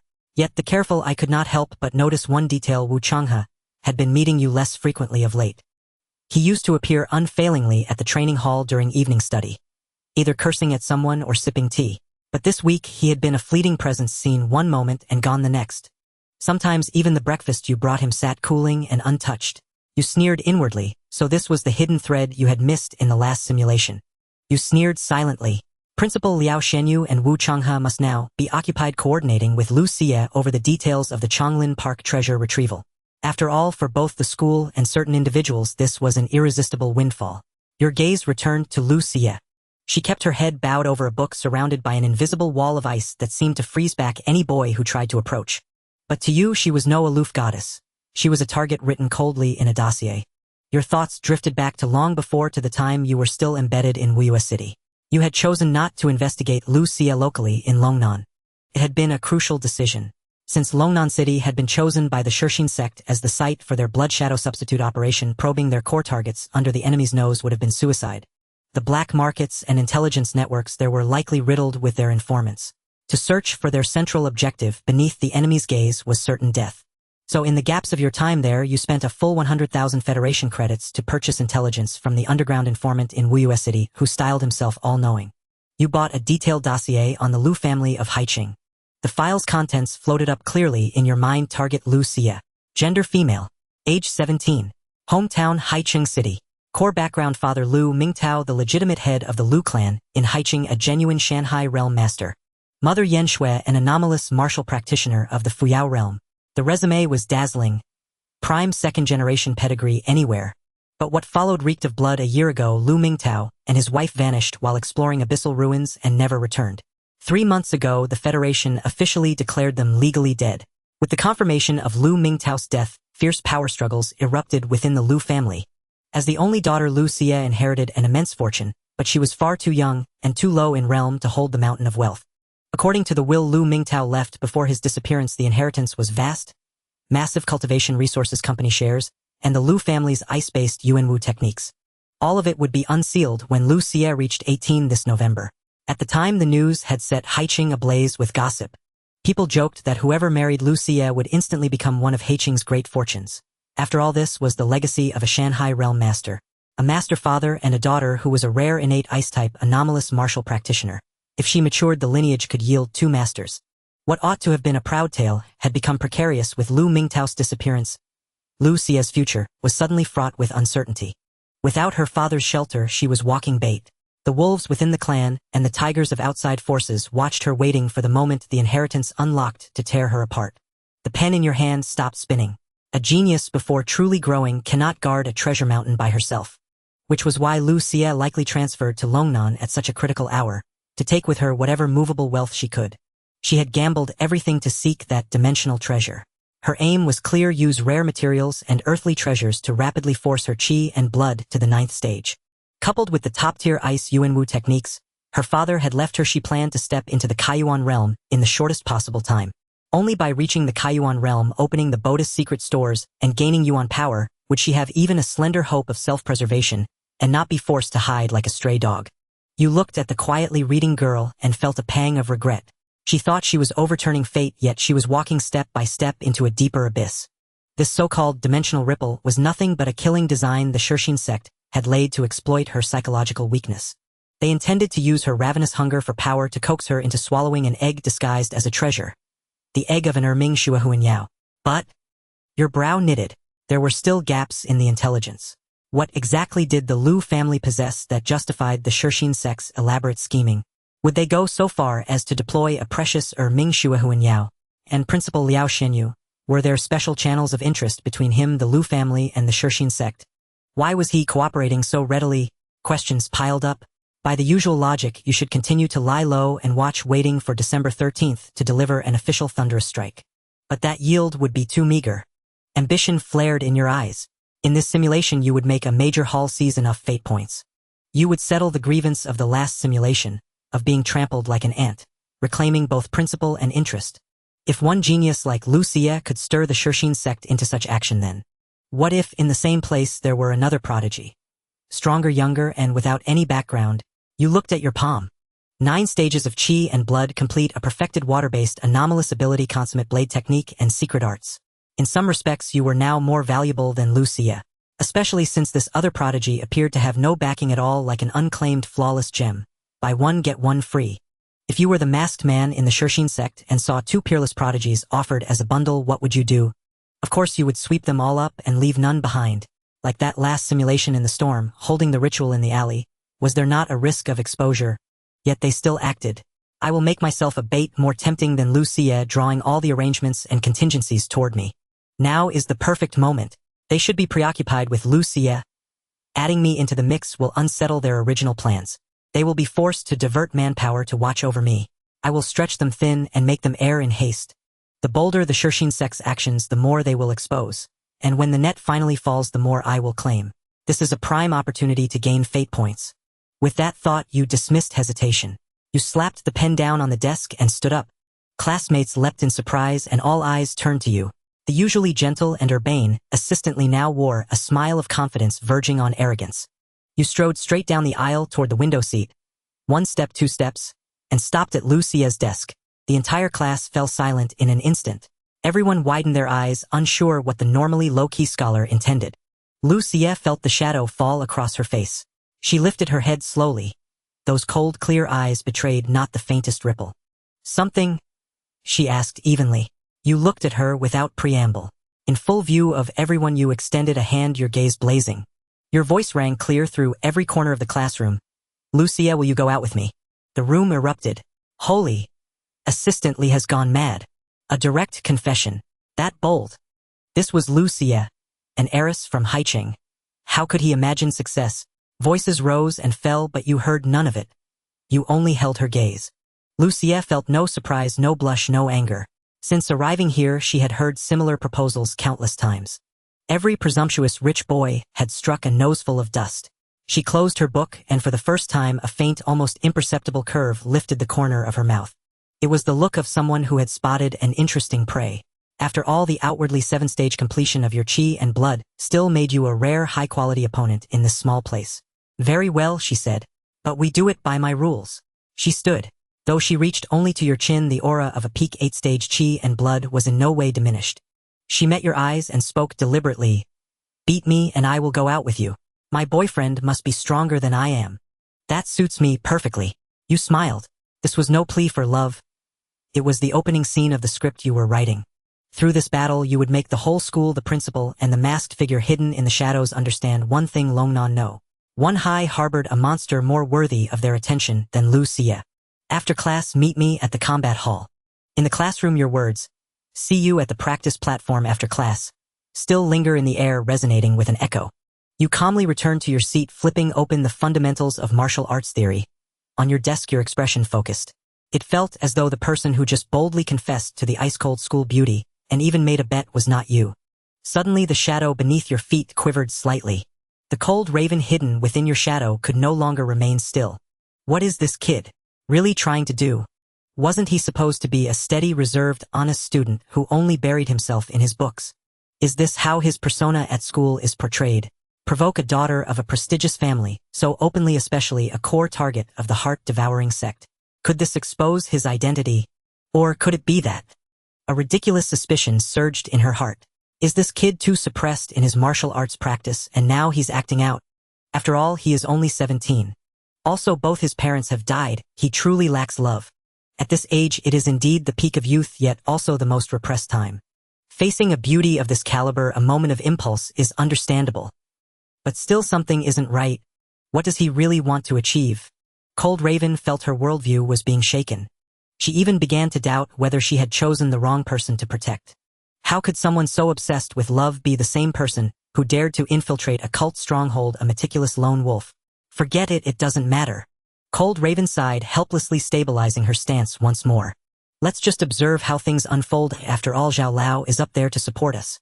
As long as he doesn't betray the country if he wants to date. I can only endure it. Time flew by. In the afternoon, during the long break. Just over an hour had passed and news of your confession to Lucia and the bet had spread throughout the entire Longnan No. One high school like wings. Indeed, this is the power of super gossip. In this monotonous and oppressive high school exam period, students' nerves were stretched to their limits. Nothing stimulates their adrenaline more than this kind of top-tier gossip. Moreover, this was a clash between two prominent figures. Rumors spread like a snowball, becoming more and more absurd, even generating countless versions. Poor kid versus the eldest daughter of a wealthy family. This is the most basic version. Former top student of Longnan High versus current top student of Longnan High. This is the spirited competition version. The poor kid falls in love with the rich girl. This is the romance novel version. The forbidden love between the gentle assistant and the ice queen. This is the fanfiction version that comes from who knows where. There were even more outrageous versions. Miss Sia wants me to confess. Already confessed the genius love martial arts battle. In just 1 hour, the discussion thread about this duel had already filled thousands of posts on the school forum. There were as many as 88 versions. Not far from 99. By the time the school bell rang, the entire school was in an uproar. In the practical training hall, a venue that usually only had dozens of people training was now packed to the brim. The place was overcrowded and very noisy. Even students from the first and second years rushed over to join the excitement, and the second-floor stands were filled with teachers. In the crowd, Wu Changhe wore a grim expression, straining to push through to the front. Make way, make way. What are you looking at? Have you finished your homework? He had been drinking tea in the office when he heard the news and nearly spat it all over the screen, rushing over in a hurry. He wasn't just here to watch the excitement. He was also here to be the referee, ensuring the safety of both participants. After all, the two individuals at the center of this storm were closely related to him. One was his proud student, the heir he had watched rise from a wastrel. The other was his recent major client. He cared about both like they were his own flesh and blood. He would be pained if either got hurt. Ahem. Wu Changhe cleared his throat and stepped onto the stage. His gaze swept through the crowd, precisely landing on you. He looked at you with a complex expression and finally subtly gave you a reassuring nod. Good kid, don't worry, leave it to me. With me here, nothing will happen. You received the signal, smiled slightly, and walked onto the stage. On the opposite side, Lucia had been waiting for a long time. She had changed into a neat white training outfit, holding a training soft sword that was not sharpened. Standing there, she resembled a solitary and proud ice peak, the surrounding air seemingly freezing. Drink! With Wu Chang's command, Lucia was the first to move. In her view, dealing with a teaching assistant at the 7th stage of vital energy did not require revealing her trump cards. She flicked her wrist and the soft sword sprang forth like a serpent, curving menacingly towards your face. The sword light was ethereal and her movements were agile, truly reflecting the swordsmanship inherited from her prestigious family. However, facing this fierce strike, you didn't even lift your eyelids. You held your knife with one hand, seemingly casually swiping upward. Clang! A crisp metallic clash echoed. The tip of the soft sword was precisely stopped just 3 inches from your nose. No matter how Lucia exerted herself, she could not advance even a fraction. What? Lucia was startled and attempted to change her attack. Swish, swish, swish. The sword light fell like rain, enveloping your entire being. But you stood immovable like a reef amid crashing waves. The war knife in your hand transformed into an impenetrable iron wall, blocking all her attacks. Moreover, every strike of yours landed on the points where her old strength had exhausted and her new strength had not yet emerged. This caused her hands to go numb and her vital energy to surge. The more Lu Xie fought, the more alarmed and powerless she became. She felt as if the sword in her hand was stirring a bottomless ocean. Everywhere subjected to control, every move fell short. This suffocating sense of oppression made her vaguely recall her missing father. Once when her father was sparring, it was the same. No matter how hard she tried, she could not breach that defense. How is this possible? How can he be this strong? As her mind became unsettled, you suddenly spoke, your tone laced with mockery. Xie, where's your ability? Where's your vital energy? You don't think you can win me with this soft swordplay, do you? That might be a bit difficult, haha. You! Lu Xie's expression darkened, and she snorted, coldly retreating to gain her footing. She finally understood that she could not win without exerting her full strength. Let's see if you can still laugh later. She took a deep breath, a chilling aura surging around her. Although lacking the enhancement of dimensional treasures, the power of her innate ability was still formidable. Congeal. The moisture in the air instantly crystallized into dozens of sharp ice shards, shooting towards you like arrows. Simultaneously, she infused all her vital energy into the soft sword, transforming herself into a streak of white light following closely behind. Now let's see how you block this. However, facing this determined strike, your smile only deepened. Too simple, too obvious in intent. In the next instant, your figure suddenly vanished from the spot. Layered waves, ninefold eruption. Your speed doubled. The war knife in your hand became a streak of azure light, instantly shattering the volley of ice shards. Following that, you appeared beside Lu Xie like a specter. What? Before she could react, the back of your knife landed heavily on her shoulder. Bang! Lu Xie felt an immense force strike her, sending her flying back several meters, staggering as she nearly fell. You did not pursue but stood still, sheathing your knife. Come again. You said flatly, is this all you've got? Bastard. Lu Xie was furious. She had never faced such humiliation. She launched a fierce counterattack, her sword techniques becoming even more frenzied, the chill more piercing. Yet it remained utterly ineffective. The man before her felt as vast and deep as the ocean. No attack could breach the knife in your hand. You not only defended flawlessly, but even had the energy to critique her sword techniques. In the midst of the fierce clash, you began to chant, entering the classic trash talk mode. Your sword strikes lack strength, your technique is poor, your footwork is loose, your reactions are slow, not a single movement is decent. For every sentence you spoke, you parried once, as if you were effortlessly playing with a child. You think you can compete with me? Dream on.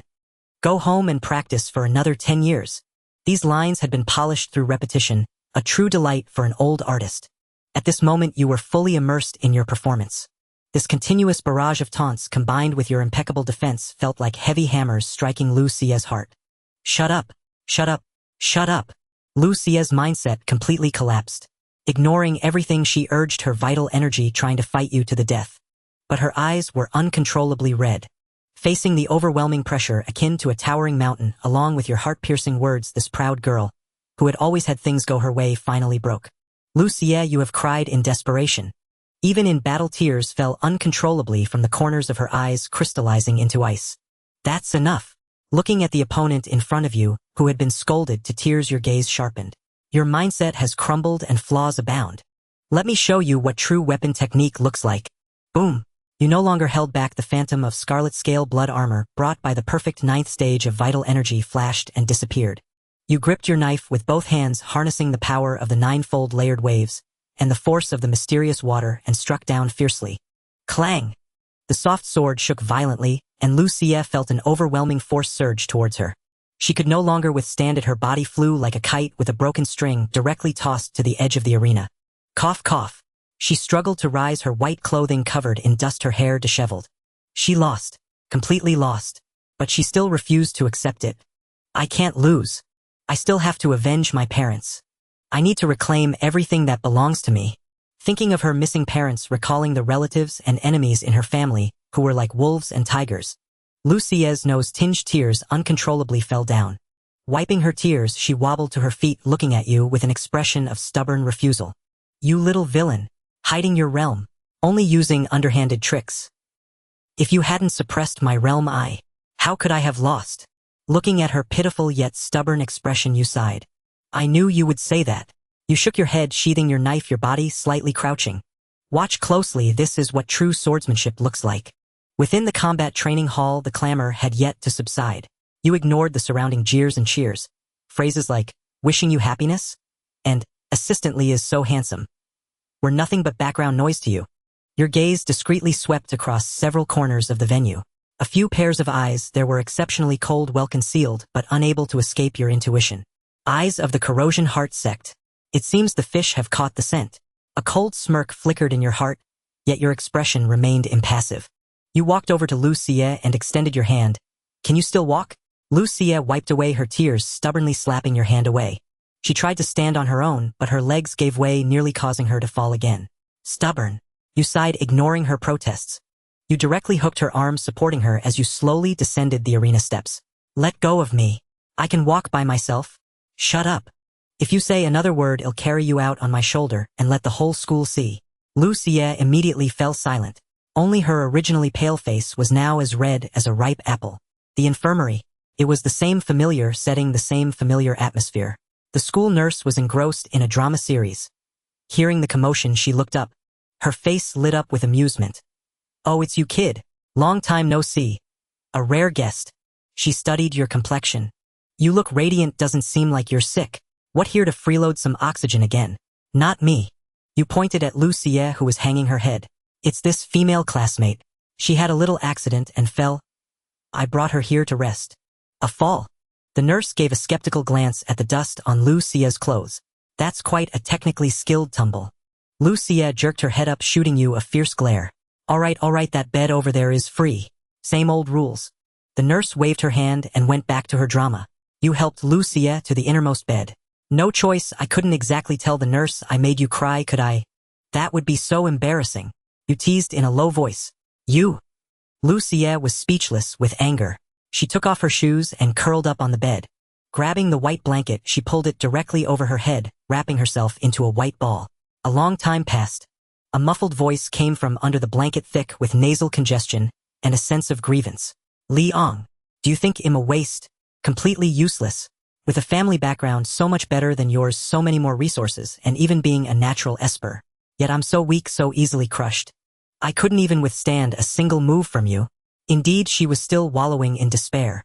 As a proud daughter of heaven, she had always been the standout among her peers since childhood.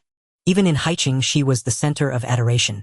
But today you had crushed her completely and utterly, leaving no room for doubt. This blow was worse than death for her. You looked at the slightly trembling white ball on the bed and sighed. You're overthinking it. You pulled up a chair and sat down, your tone calm. You're not weak.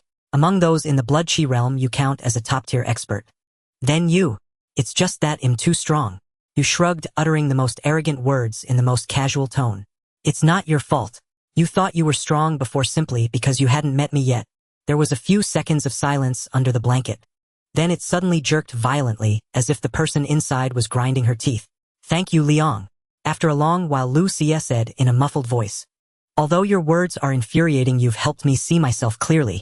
I have many shortcomings. I'll pay the tuition. I hope you'll teach me well. At this moment, a fierce mental struggle was raging in Lucia's mind. The little devil, how humiliating. I must take revenge. Learn all his techniques, grab the dimension treasure by December, advance to the 9th stage, undergo a second awakening, and then grind him into the dirt. The little angel, but that slash of his was really powerful. And he doesn't seem that bad. The little devil, shut up. Then wait for the aperture opening realm. I have the family's secret aperture opening method and aperture opening stones. As long as I break through to the aperture opening realm before him, I can crush him with superior cultivation. Wouldn't that make you a petty person who relies on realm to bully others? How is that the same? Winners are kings, losers are villains. The blanket shook even more violently. You watched this scene, clueless about what she was thinking. All right, stop shaking. You stood up. Get some good rest. See you in the training room tonight. Don't forget to bring the tuition. With that, you walked out of the infirmary. Standing in the corridor, you let out a long sigh of relief. The plan is proceeding smoothly. Previously, in the eyes of the corrosion heart sect, Longnan City was a powder keg waiting to explode. Now I've added a barrel of high explosive to it. Two peerless geniuses coupled with the upcoming December 13th. Their countermeasures should be arriving soon. You touched your chest.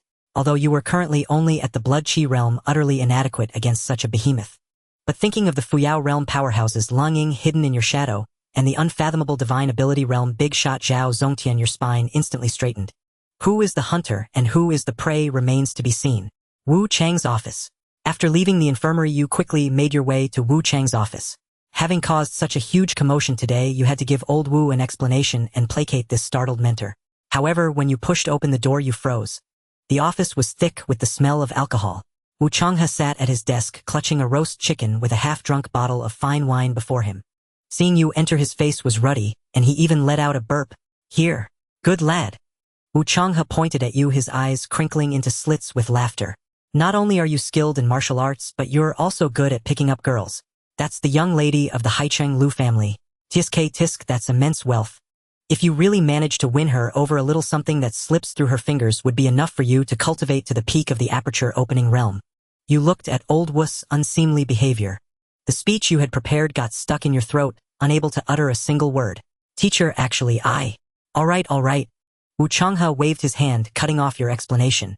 The drunkenness in his eyes faded a little, revealing a glint of profound wisdom. Kid, you don't need to explain anything to me.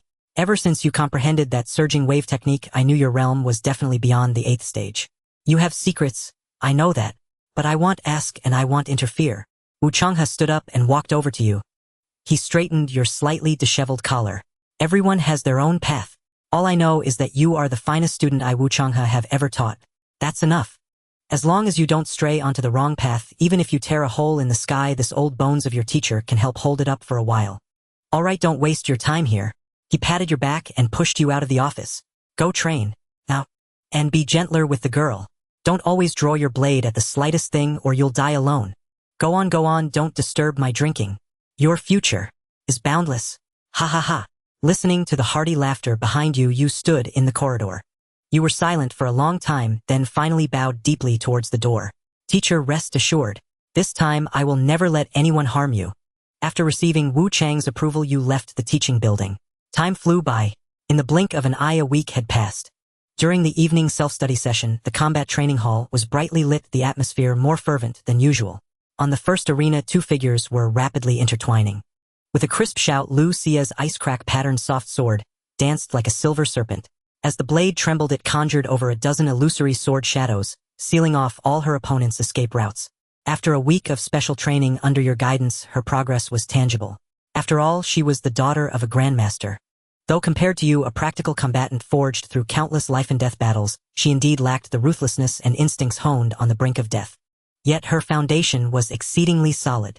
Having a father who was a master of the mountain and sea realm, she had been instilled with profound martial arts knowledge from a young age. Her vision theories and fundamentals were all top-tier. Previously lacking only practical combat experience, now with Liang as her ruthless sparring partner. She was like a dry sponge meeting water, voraciously absorbing combat experience. Yet, despite her surging offensive, you standing opposite her remained completely at ease. You wielded your saber with one hand, your footwork never leaving a 1-meter radius. Your battle blade transformed into an impenetrable iron wall, standing firm against all onslaughts. With each clash, you precisely struck the weak points of the soft sword. This was your absolute defensive circle, honed through countless swings. Watertight. Lu Xie grew increasingly frantic, constantly seeking ways to breach your defense. But you were like a mountain, instilling in her a sense of helplessness. While effortlessly blocking, your mind had already wandered far away. In your thoughts, a string of glittering golden numbers floated. 5 million. A full 5 million federal coins, you mused inwardly. This was the private tutoring fee Lu Xie had prepaid. Having undergone 3 simulations plus your past and present lives, you had never seen such liquid assets. Yes, you admitted at this moment you were blinded by wealth. It's great to have money. With this sum, once the matter with the heart erosion cult is settled, I can drag old Wu to the black market for a massive shopping spree.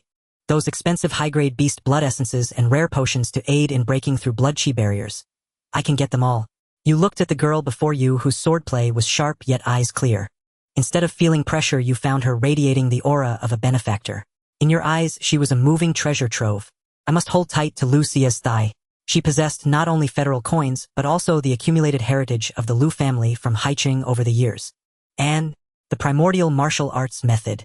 Thinking of this, your mind began to wander, pondering a more profound question. Must one wait until entering the Twin Stars to break through to the Kaiyuan realm? In this world, ordinary martial artists needed guidance from a primordial martial arts method to break life's barriers and unlock the Buddhist secrets. This path was too narrow for commoners. The first path, the martial arts college entrance exam. This was the most orthodox route.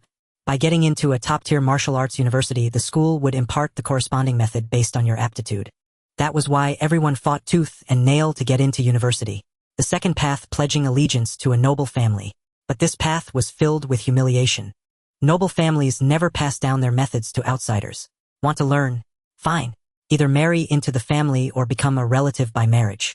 Or sign an extremely harsh indenture contract, becoming a lifelong retainer or death warrior with even your descendants under their control. For someone as proud as you, this was utterly unacceptable. The third path, hidden sects. That was even harder. Those sects mostly stayed out of the world with extremely high recruitment standards, accepting only peerless geniuses. Their rules were cumbersome and archaic, often requiring severance of worldly ties.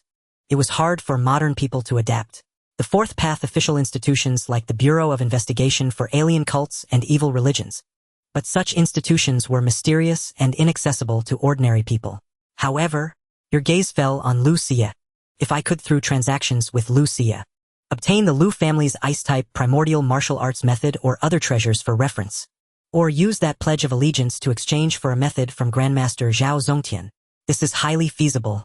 With resources secured and the method in hand, I could attempt to break through to Kaiyuan during high school, just as you were immersed in rosy future fantasies and scheming how to charm the wealthy girl.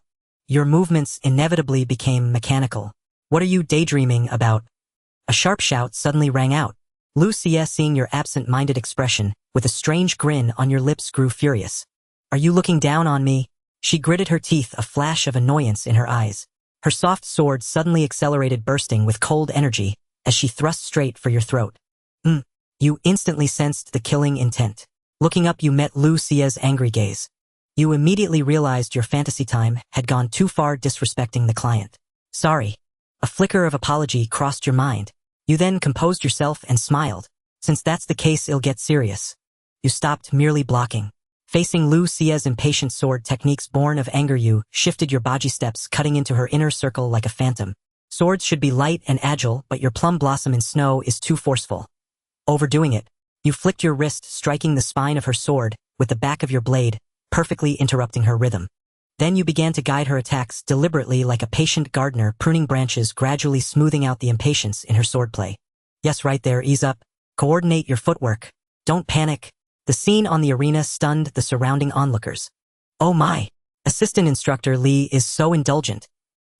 Is this the composure of the strong? I want to be trained so gently by Assistant Instructor Li too.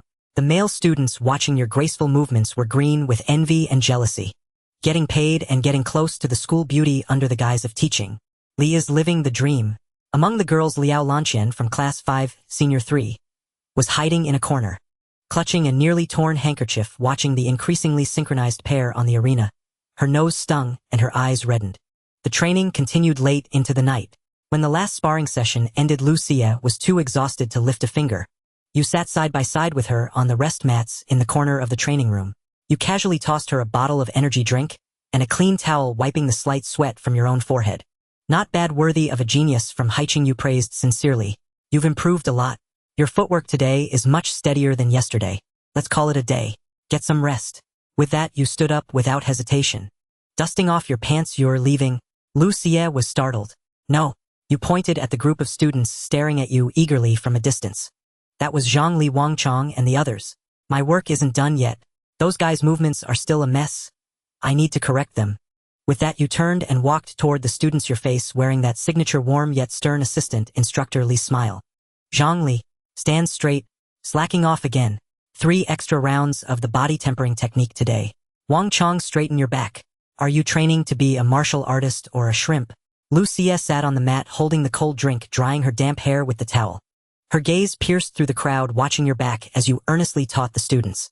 He's just too strong, she murmured to herself. We fought for so long and his breathing hasn't faltered at all. His blood qi is terrifyingly abundant, his foundation solid as a monster. His saber techniques are honed to perfection, as if without any flaw. With such abundant stamina and a tough body, Longnan, this remote border town, actually has such a terrifying monster. What surprised her even more was your attitude. And he has no trace of a genius arrogance. She recalled the look of naive surprise and sparkling eyes you had when she handed you that 5 million crystal card, as if you had never seen such wealth. And then your diligent, almost bootlicking service attitude. Thinking of this, Lu Xie couldn't help but laugh. Her laughter was like melting snow, breathtakingly beautiful. This person is truly interesting. He's already got 5 million and doesn't lack money. Yet he can still settle down and teach those average students so seriously. Greedy yet principled, a strong yet down-to-earth. Lu Xie watched your busy figure among the crowd, a strange light flickering in her eyes. Li Ong. What kind of man is he really? This noble family genius knocked down from her pedestal by you was, for the first time, viewing the world from the perspective of a loser. Unbeknownst to you, while you were busy making money and building rapport, your image, in the hearts of some, had become increasingly vivid and profound. Late at night, 11 o'clock. Your evening teaching assistant work concluded. You bid farewell to Lu Xie, whose gaze was complex, and the group of students reluctant to part with you. Closing the door shut out the clamor. You did not rest immediately. Instead, you pulled a theoretical book titled Elemental Attributes and the Bodhi's Hidden Treasures from the bookshelf. Pouring yourself a glass of water, you sat at your desk, resuming the line of thought interrupted earlier by Lu Xie. Regarding the methods of elemental martial arts, your fingers lightly tapped the windowsill, your eyes exceptionally clear in the night. Once the cult incident is resolved, I must attempt an in-depth discussion with Lu Xie or with Grandmaster Zhao Zongtian. The profound water spirit body is a top-tier constitution. Ordinary Federation standard techniques may not be suitable. I need a top-tier technique that perfectly harmonizes with the water element's origin, one that can even support my journey beyond the soaring realm. The Lu family, being a maritime city's powerful clan, might possess a rare hereditary manuscript. And Zhao Zongtian, as the Director General of the Review Bureau, commands resources vast as the ocean. Of these two leads, at least one must be secured. With your thoughts clarified, you drained the glass of water in one gulp. Entering the bathroom, you washed away the sweat. 10 minutes later, you lay on the bed, hands pillowed behind your head, legs swaying unconsciously. This was one of your rare moments of relaxation. You began to recall the past events. After 4 full simulations, from the ignorant, brutal death of the first to the arduous cultivation amidst ruins of the second, to now holding hidden cards and even daring to scheme against the cult as a player in the game. Finally, there's a chance to truly step into the Kaiyuan realm. And that ability rating test is also a crucial step. It was something that should have been completed in the last simulation, but the damned erosion heart cult ruined it. At this thought, a sharp glint flashed in your eyes, but it quickly subsided. No rush. Soon. Everything is going according to plan. I have intelligence and that unfathomable Grandmaster Zhao backing me from the shadows. A cold smile curled at the corner of your mouth as you thought to yourself, when the net is cast, Grandmaster Zhao's iron fist will make those rats hiding in the gutters know what it means to regret being born into this world. You turned over, preparing as usual to review today's martial arts in your mind one last time before beginning the late-night cultivation of Hidden Edge. However, just then, a strange thing occurred. Thump! Your heart skipped a beat violently. An unprecedented drowsiness like a tidal wave struck without warning. This was not the fatigue of a tired body, but a heaviness of the soul being forcibly dragged. What's happening? A momentary gap appeared in your consciousness. Your once clear thoughts rapidly became chaotic and blurred.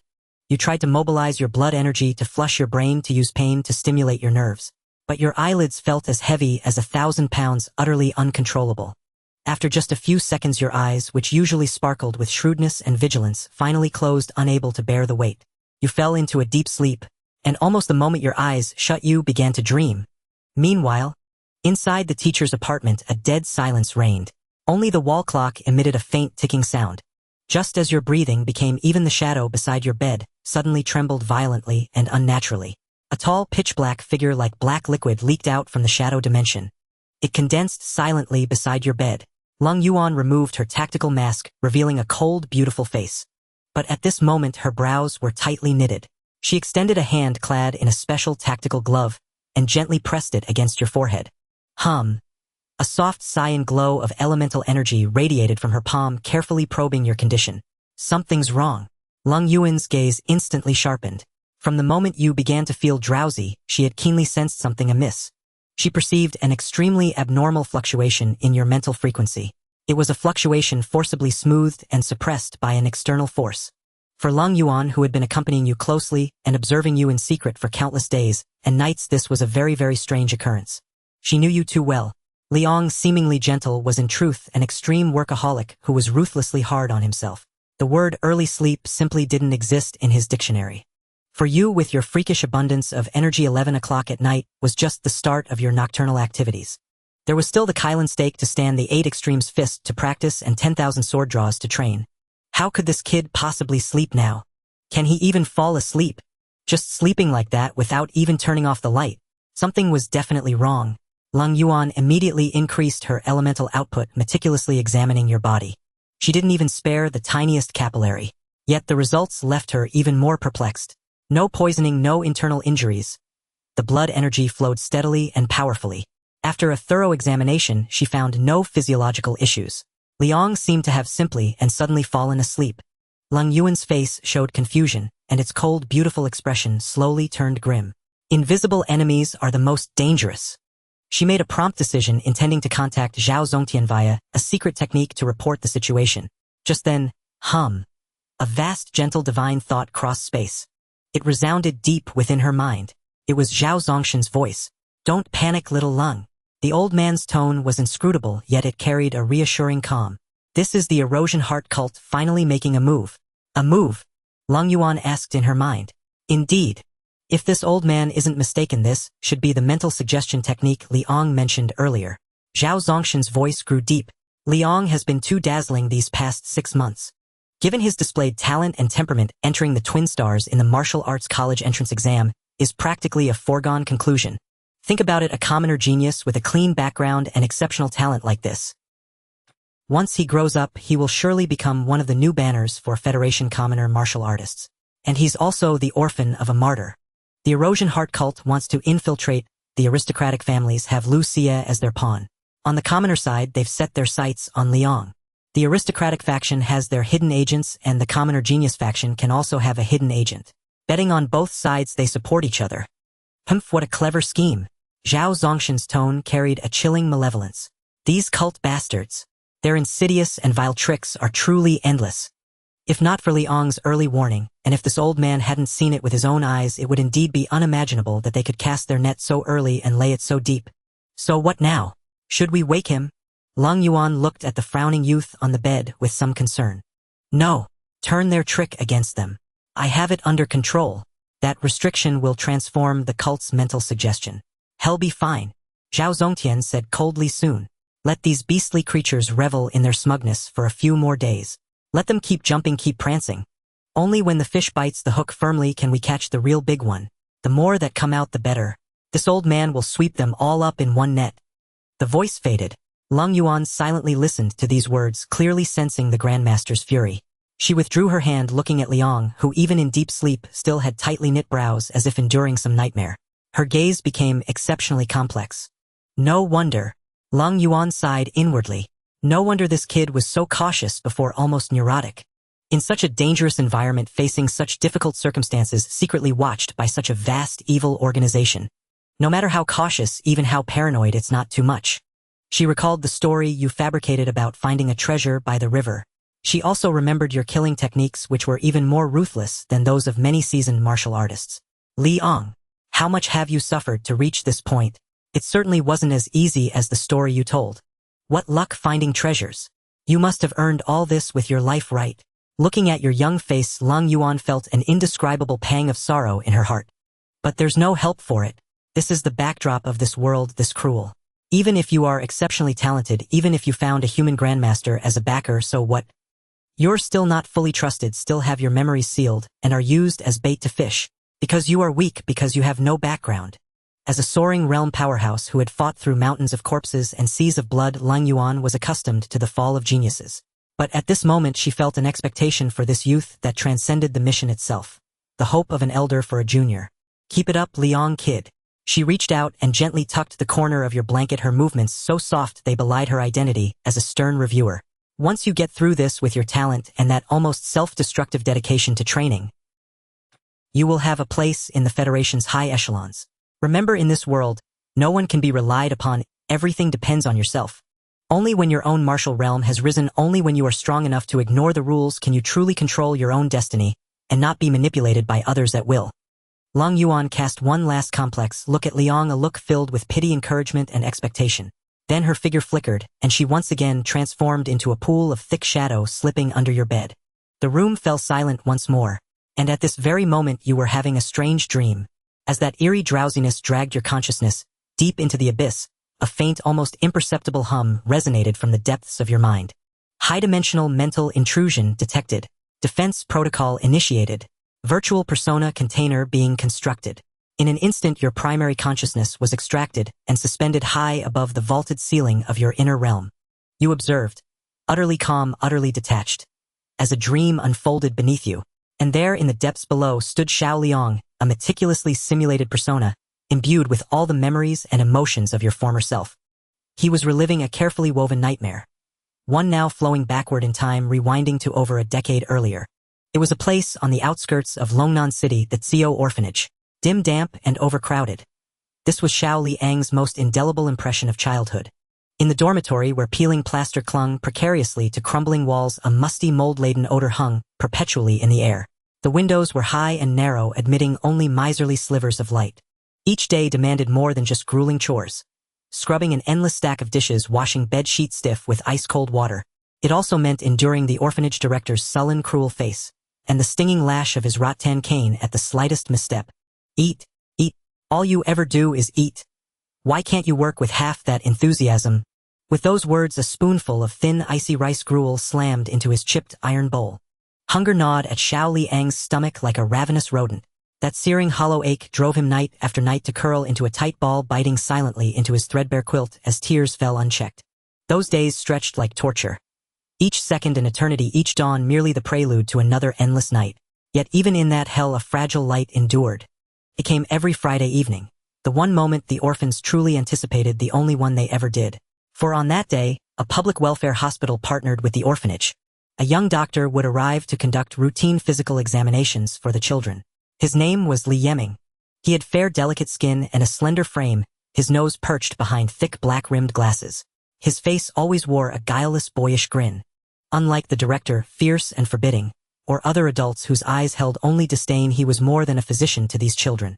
He was a window to the world beyond the sole splash of color in their monochrome existence. After finishing exams and handing out unpalatable calcium tablets, Li Yeming never hurried to leave. Instead, he'd settle beneath the ancient locust tree in the courtyard, beckoning the children to gather in a circle and begin to tell stories. Not fairy tales, not princes and princesses, but tales of martial cultivators. Ahem. Today's tale is of the dawn of new martial arts.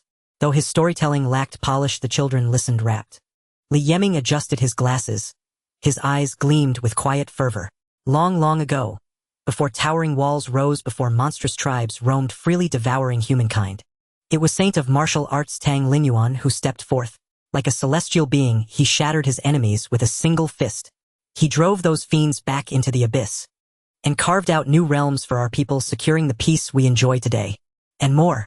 40 years ago, right here in Jiangnan province, arose another legendary saint of martial arts, Li Qingshan. Alone he stormed the central fortress of the vile, corrosive heart cult. The spectacle, fists smashing the sect master feet, kicking down the guardians. He routed the villains, utterly scattering them like fallen blossoms. At such moments, Xiao Liang's pale cheeks would flush crimson, his breath catching in awe. His gaze locked onto Li Yeming's face, his imagination soaring, envisioning himself as a peerless hero soaring through heavens and cleaving earth, omnipotent and unbound. Clad in gleaming battle armor, he'd deliver one thunderous blow and send the director flying across the yard. Clearly, this young doctor himself was an incurable wuxia devotee.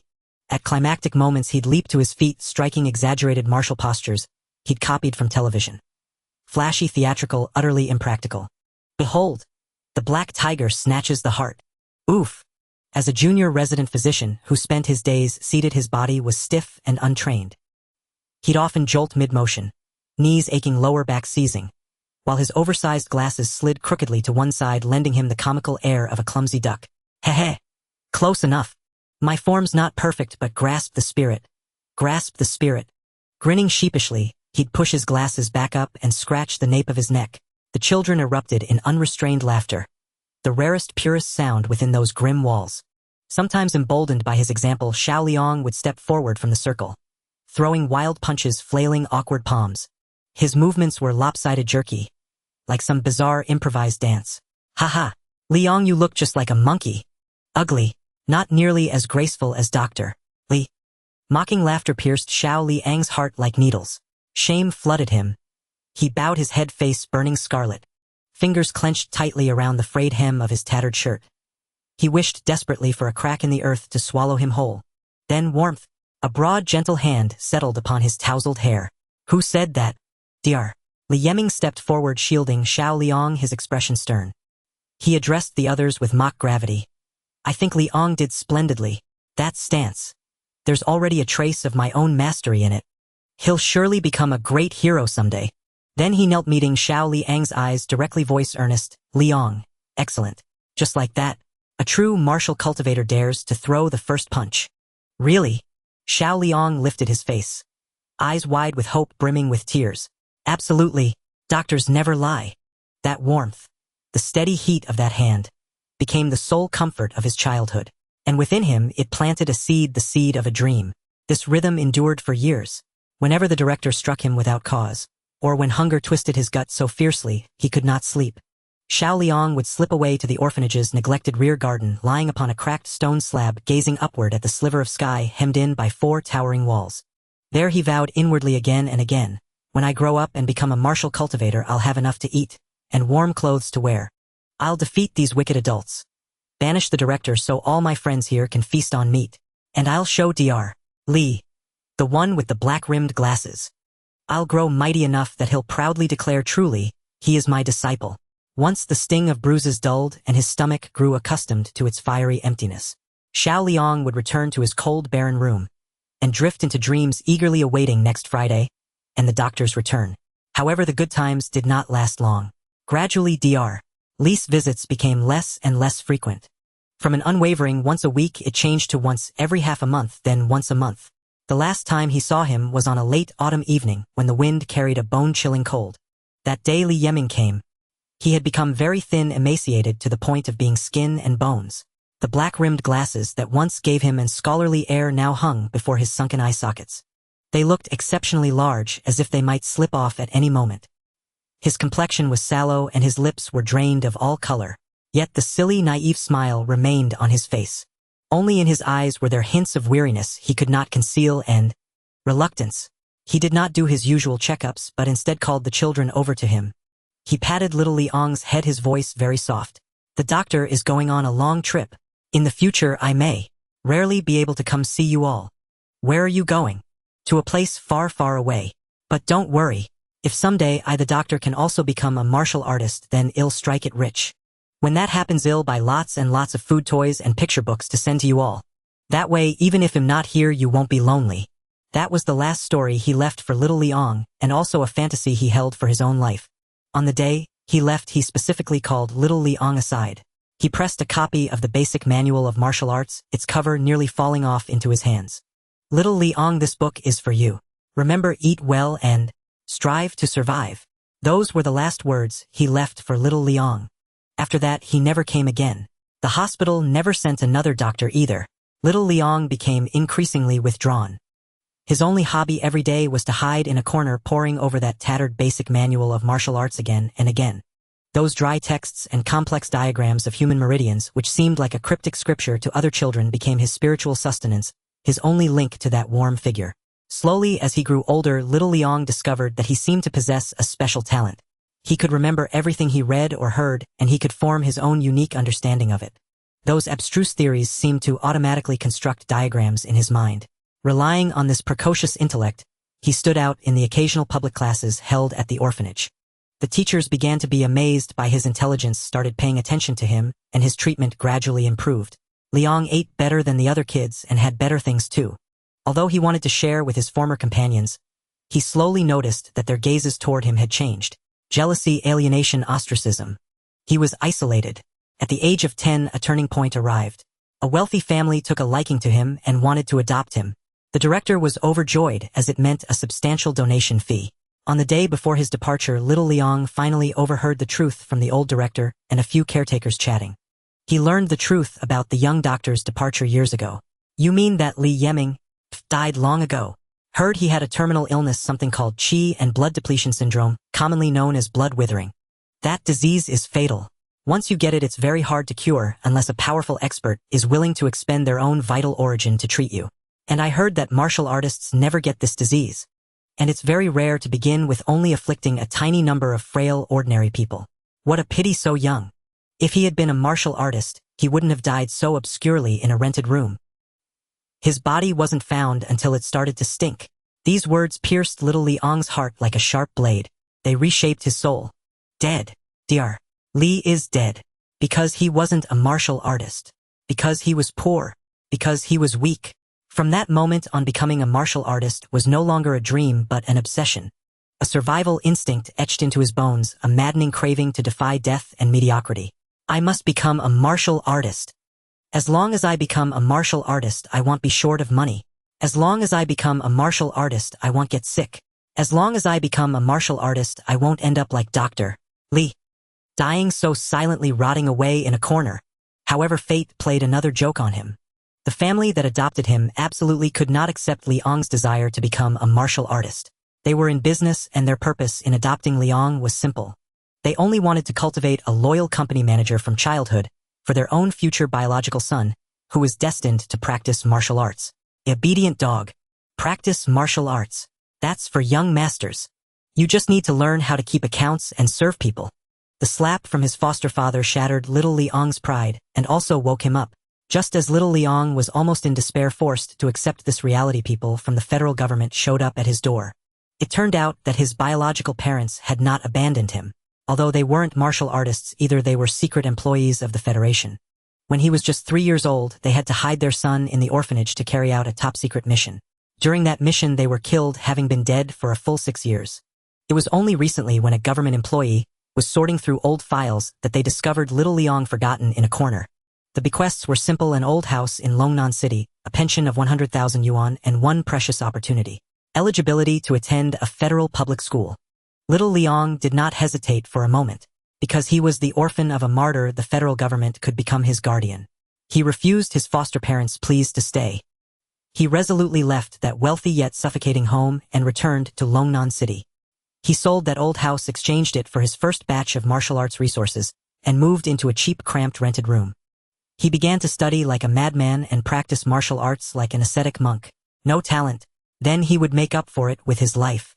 No resources, then he would take loans, get injections, mortgage his future. He had to win. He had to climb up. He had to become someone above others. He absolutely would not repeat Dr. Li's fate. The dream shifted, the scene changed. You were admitted to Longnan No. 1 high school. You became the school-famous prodigy Li. Although without family support, although forced to live in a dilapidated rented room, you relied on your astonishing talent and that relentless, desperate grit to carve out a bloody path. You became Wu Chang's most prized disciple. You became the gold medal teaching assistant admired by the whole school. Your cultivation advanced like a force of nature, even taking first place in the final joint examination. You stood under the spotlight, enjoying flowers and applause. However, just when you thought you could finally change your destiny, Lu Xie appeared. The images in the dream began to warp, becoming dark and insidious, the filter turning to a gloomy hue. You watched the girl who entered the school in a luxurious car.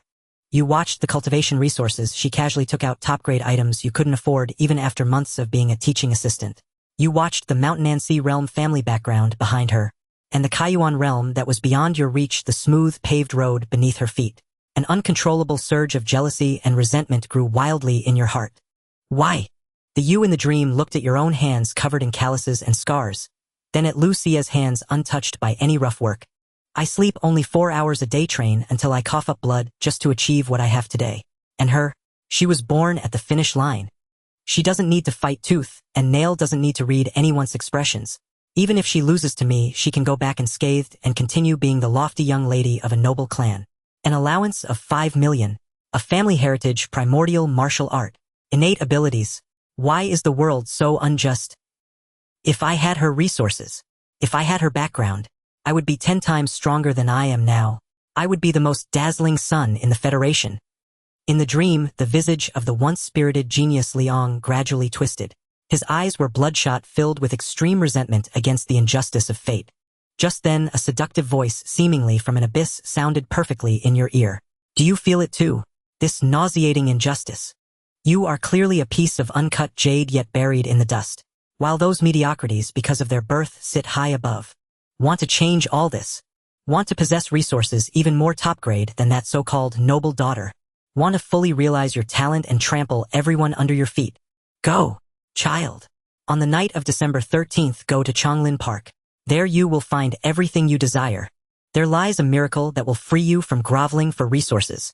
Above the sea of consciousness, the real you coldly watched all of this. You watched the virtual personality deliberately twisted by the evil technique into being cynical and desperate for quick success. A mocking cold smile curled at the corner of your mouth. Quite interesting. Compared to exploiting childhood inferiority, exploiting a genius arrogance and reluctance to accept defeat is indeed more sophisticated. What they want is a blade with ambition and ability, but one easily controlled by desire. Unfortunately, you don't understand. My obsession was never about envying Lu Xia's background. It was to live well and to control my own destiny. As the mental suggestion ended, the dream began to collapse. You knew that the cult practitioner believed their goal had been achieved. They were convinced that this genius-born poor with ambitions soaring to the heavens had already swallowed this poisoned bait called ambition. The prohibition left by Zhao Zongtian shimmered with golden light. It transformed the sinister, aggressively invasive mental suggestion left by the dream into a softer spiritual imprint of pale gold left within the virtual personality. The virtual personality soon returned to its normal state. Your consciousness returned to the darkness. As consciousness returns to darkness, the dream collapses. For an ordinary person, experiencing such a deep excavation of the most painful memories would inevitably lead to a period of emotional collapse. This is also a common tactic used by the heart-eating cult. First destroy your psychological defenses, then implant their madness. But they have miscalculated one thing. You are no longer the helpless boy who could only look up at the sky from the orphanage. The moment your predecessor's heart stopped in that infusion room filled with the smell of disinfectant, the former Liang had already departed forever. You have inherited his memories and body along with his pain, despair, resentment, and rage. From the very first day you arrived in this world, you were more acutely aware of the cruel reality of this martial world than anyone else. For the weak, even breathing is a mistake. Therefore, everything within the dream is not new trauma for you, but rather old scars that have long since scabbed over. You practice martial arts, desperately compete fiercely, and even risk borrowing and cutting corners, all to avoid repeating the same mistakes. You do not need the guidance of a cult.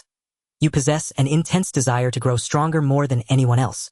In the depths of your consciousness, you coldly evaluate the dream you just had. Now the pen of the script is firmly in your hands. Since Grandmaster Zhao Zongtian has already set the stage for you, as the bait you must continue to play your role according to his demands. The next day at 4 in the morning, in the teacher's dormitory, all is silent. You suddenly sit up in bed, your chest heaving violently. By the faint moonlight outside the window, your face is pale as paper, and your eyes are filled with lingering fear and confusion. Then your facial features start to contort as if trying to suppress some emotion that is about to erupt. You cover your face with your hands, curling your body into a ball, your shoulders shaking violently.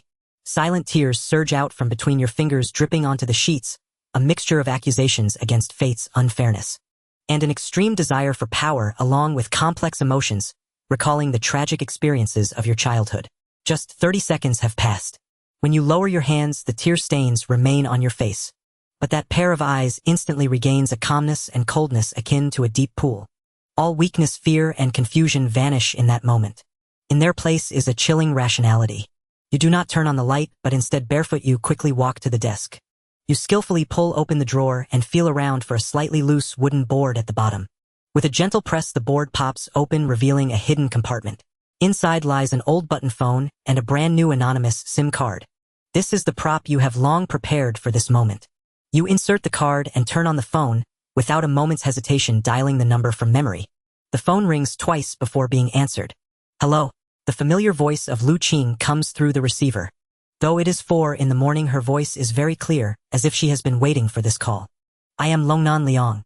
You say this brief 6-word introduction with a calm tone devoid of any emotional inflection. After speaking, you hang up directly. You remove the card, snap it, and throw it down the drain, the entire sequence flowing smoothly. This phone call is a crucial part of a multi-layered game. For Lu Qing, this is the signal from her benefactor. It means she can formally submit the file regarding the heart-eating cult conspiracy to the Wu Yu City Inspection Bureau. For Zhao Zongtian and Lang Yuan hidden in the shadows, this marks that the bait has entered the game.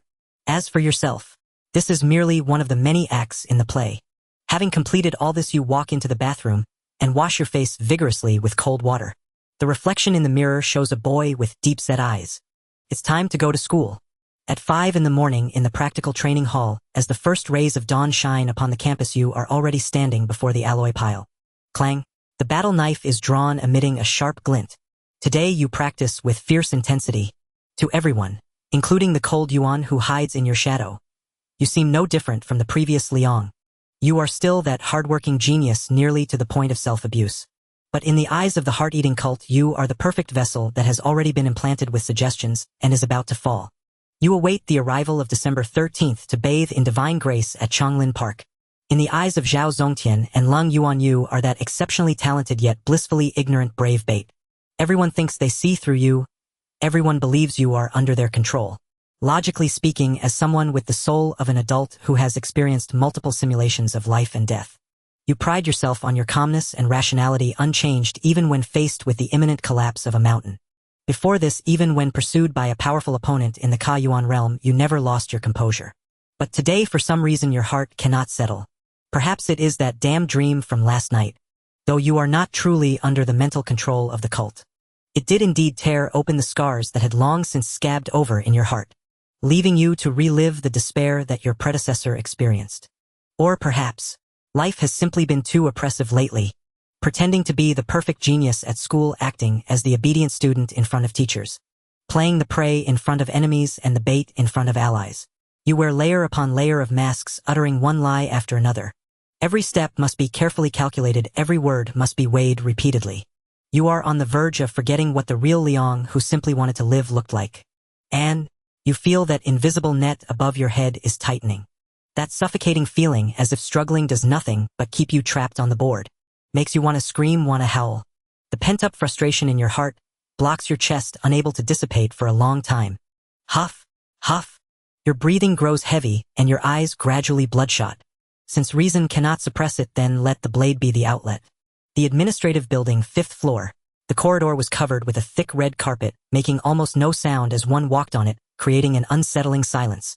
The afterglow of the setting sun poured in through the window at the end of the corridor, stretching your shadow long. You walked along the path to the principal's office. Unbidden, the scene from the last simulation surfaced in your mind. In the deep night of Changlin Park, Liao Xianyu and Wu Changhe stood guard on either side of Lu Xie. And there was that desperate stormy day when Principal Liao Xianyu never appeared. It was as if he had tacitly allowed everything to unfold. This principal definitely has issues. But is he the mastermind or an accomplice? Is it voluntary corruption or forced compromise? You took a deep breath, adjusting the muscles in your face. You checked your state again, your breath steady. You knocked firmly on the heavy, solid mahogany door. Come in, a voice strong yet slightly aged came from inside. You pushed the door open, turned, and gently closed it, isolating yourself from the outside world. The office was spacious and bright, with large floor-to-ceiling windows facing the sunset, dyeing the entire room in a warm blood-red hue. A faint scent of sandalwood wafted through the air, easing the mind. Liao Xianyu was sitting behind a large redwood desk. He held a thick red book in his hands, seemingly engrossed in reading. Upon seeing you enter, he slowly put down the book and removed his reading glasses from his nose. A warm, friendly smile spread across his face, reminiscent of a kindly grandfather.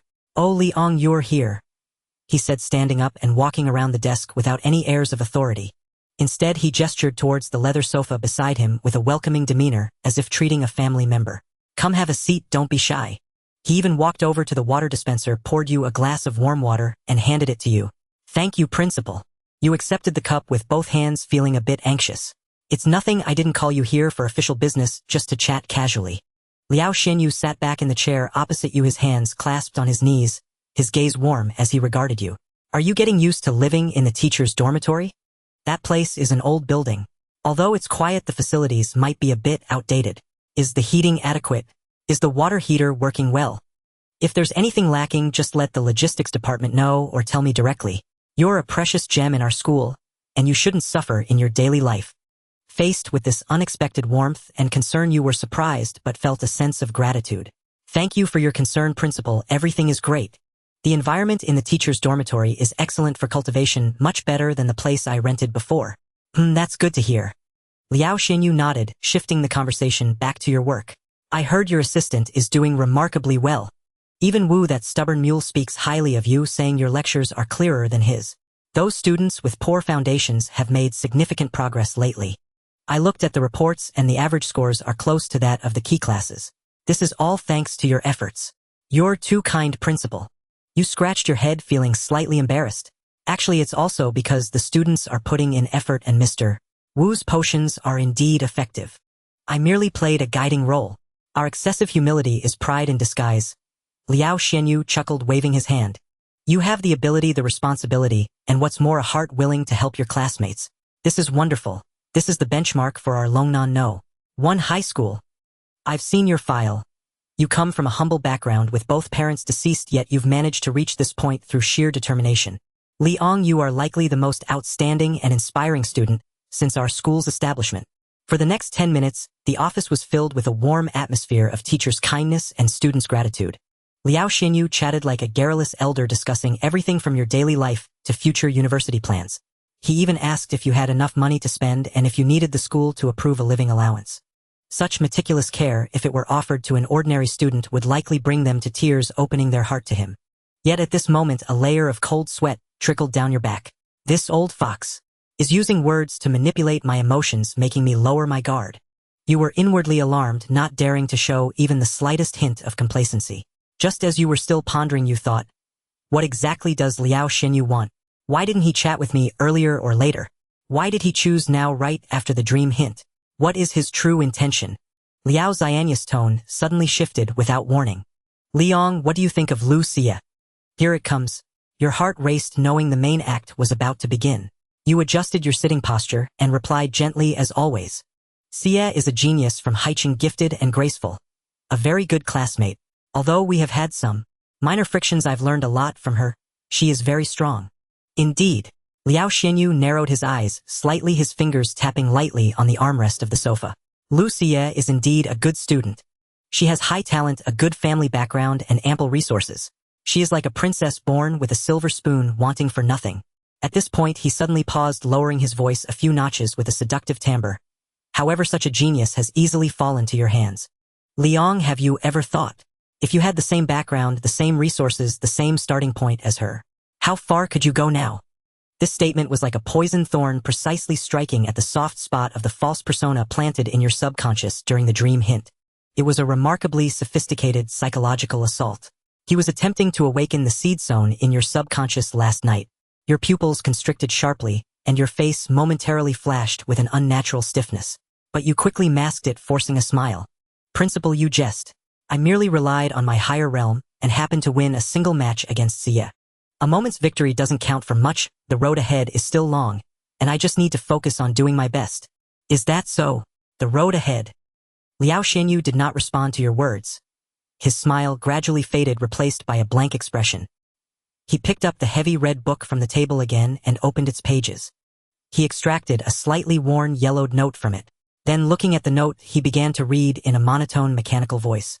The tone was no longer the warm one from before, but carried a chilling coldness that sent shivers down your spine. Peeling wall paint. A chipped iron bowl. Damn, what's happening? I've never seen this before. How am I supposed to act? Should I faint? Or recite along? Or should I roll my eyes back?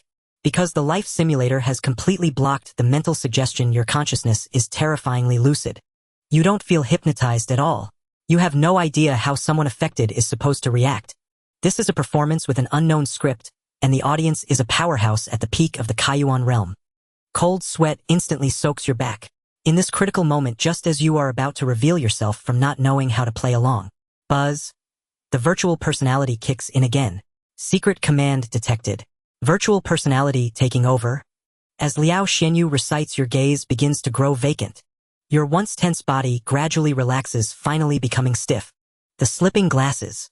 The rotting corpse. The obedient dog. The yellowed manual. With each word Liao Xianyu utters, the light in your eyes dims a little more. The expression on your face gradually shifts from struggle to numbness and emptiness, like a husk from which the soul has been drained. Above the clouds. December 13th. Until the final word falls, the 13th step. Boom. Liao Xianyu puts down his book, gazing at the hollow-eyed youth before him. A flicker of profoundly complex emotion crosses his eyes. A believer? He asked tentatively. Awaiting orders always. Your voice is utterly flat, cold as a machine. The reply comes without a moment's hesitation. Hearing this response, Liao Xianyu's tense shoulders suddenly slump, as if he has aged a decade in an instant. He picks up the encrypted phone on the desk and dials a number with no name saved. Hello, it's me. His voice is hoarse, carrying a note of pleading. It's done. The code word verification passed. He's completely under control. Your plan succeeded. Let my granddaughter go now. You promised me. As long as I cooperated, you wouldn't touch her. A hoarse, eerie laughter crackles from the other end of the line, grating on the ears. Hee hee. Don't be in such a hurry, Principal Liao. The plan has only just begun. This is just the first step. We'll need much more of your help. After all, to deliver both geniuses safely to Chonglin Park, we'll need your personal escort. Ha ha ha. You're going back on your word. Liao Xianyu roared. Beep, beep. The call is mercilessly cut off. Liao Xianyu listens to the dial tone, his face ashen, veins bulging on his forehead, the phone in his hand nearly crushed. But in the end, he just collapses weakly into his chair. Damn it all. After a long while, he lifts his head, his expression complex, as he looks at you still in your hypnotized state, and his lips tremble. I'm sorry, Liang. I had no choice. She's my granddaughter. My only family. Deep within the sea of consciousness. Watching this unfold, though your body cannot move, a bone-chilling dread seeps into the depths of your soul. Damn it. How can these cultists be so wicked and insidious? Such methods are virtually impossible to guard against. No need for kidnapping, no need for drugs. Just a few nonsensical words, and they can turn a living person into an obedient puppet. If not for the virtual personality taking over, you wouldn't even know how to act out this scene right now. But amidst the fear, a massive doubt surfaces in your mind. If their mental suggestion is this terrifyingly effective, why didn't they use it on Lu Xia? Could it be because of the distance? Your guess isn't wrong, that's part of the reason. Yes, although the same type of mental suggestion was used on you and Lu Xia, the effects are worlds apart. When the cult acted on Lu Xia, she was thousands of miles away in Haiqing City. The cult's methods are limited by spatial distance, making their effect extremely weak. They could only implant a desire to go to Longnan in her subconscious, unable to achieve full control. Besides, who knows if her father left her some treasures to protect her sea of consciousness, so a simple suggestion sufficed. This wouldn't cross certain potential red lines. That's also why after Lu Xia arrived in Longnan, they did not hold another ceremony. Only the two-life blood soul demon could ensure everything was safe. They had to be cautious with the daughter of a grandmaster. But you are different. You are in Longnan right under their noses. You come from a commoner background. No powerhouse watches over you day and night. This time targeting you, the suddenly emerged commoner genius with even more potential than Lu Xia. The heart-eroding cult learned from the flaws of the last ritual and aligned their internal details. The subject is spatially closer, the caster is at a higher realm, and it is combined with a specific nightmare environment. In their view, this combination of tactics would undoubtedly yield exceptional results. But even that wasn't enough. To ensure the plan's absolute success, they had to get you to Chonglin Park to receive the divine grace as well. But they might resort to more aggressive methods with you. The dead silence in the office stretches for a moment. Liao Xianyu looks at your wooden expression, sighs deeply, as if trying to shake off the guilt weighing on his heart. He pulls himself together and recites a code to break the hypnosis at you. Buzz. The virtual personality instantly retreats. The confusion in your eyes swiftly disperses, your gaze regaining its clarity. You blink somewhat dazedly, as if you had only been daydreaming for a moment. Liang. Liao Xianyu called out to you, his face, once again adorned with that affable, amiable smile. Ah! Principal. You pretend to just snap back to reality, looking a little embarrassed. Sorry, I think I spaced out just now. Where were we? It's nothing. You've probably been training too hard lately. Remember to balance work with rest. Liao Xianyu waved his hand with a smile, as if he wasn't the one who just sold his student's soul. I didn't call you in for anything major today, just wanted to check on how you've been doing. After all, the martial arts college entrance exam is only half a year away. I hope you can maintain your condition and achieve good results. Okay, Principal. I'll do my best. You obediently stand up. If there's nothing else, I'll take my leave now. Go on, get back to it. You turn and walk out of the office, gently closing the heavy mahogany door behind you. Click. As if nothing had happened. The sound of the lock clicking echoes with startling clarity in the corridor. The moment he stepped out of the principal's office, the draft in the corridor swept over him, bringing a bone-chilling cold. He leaned against the icy wall and slowly exhaled a turbid breath. He muttered, "What's wrong with me today? Why am I so tired?"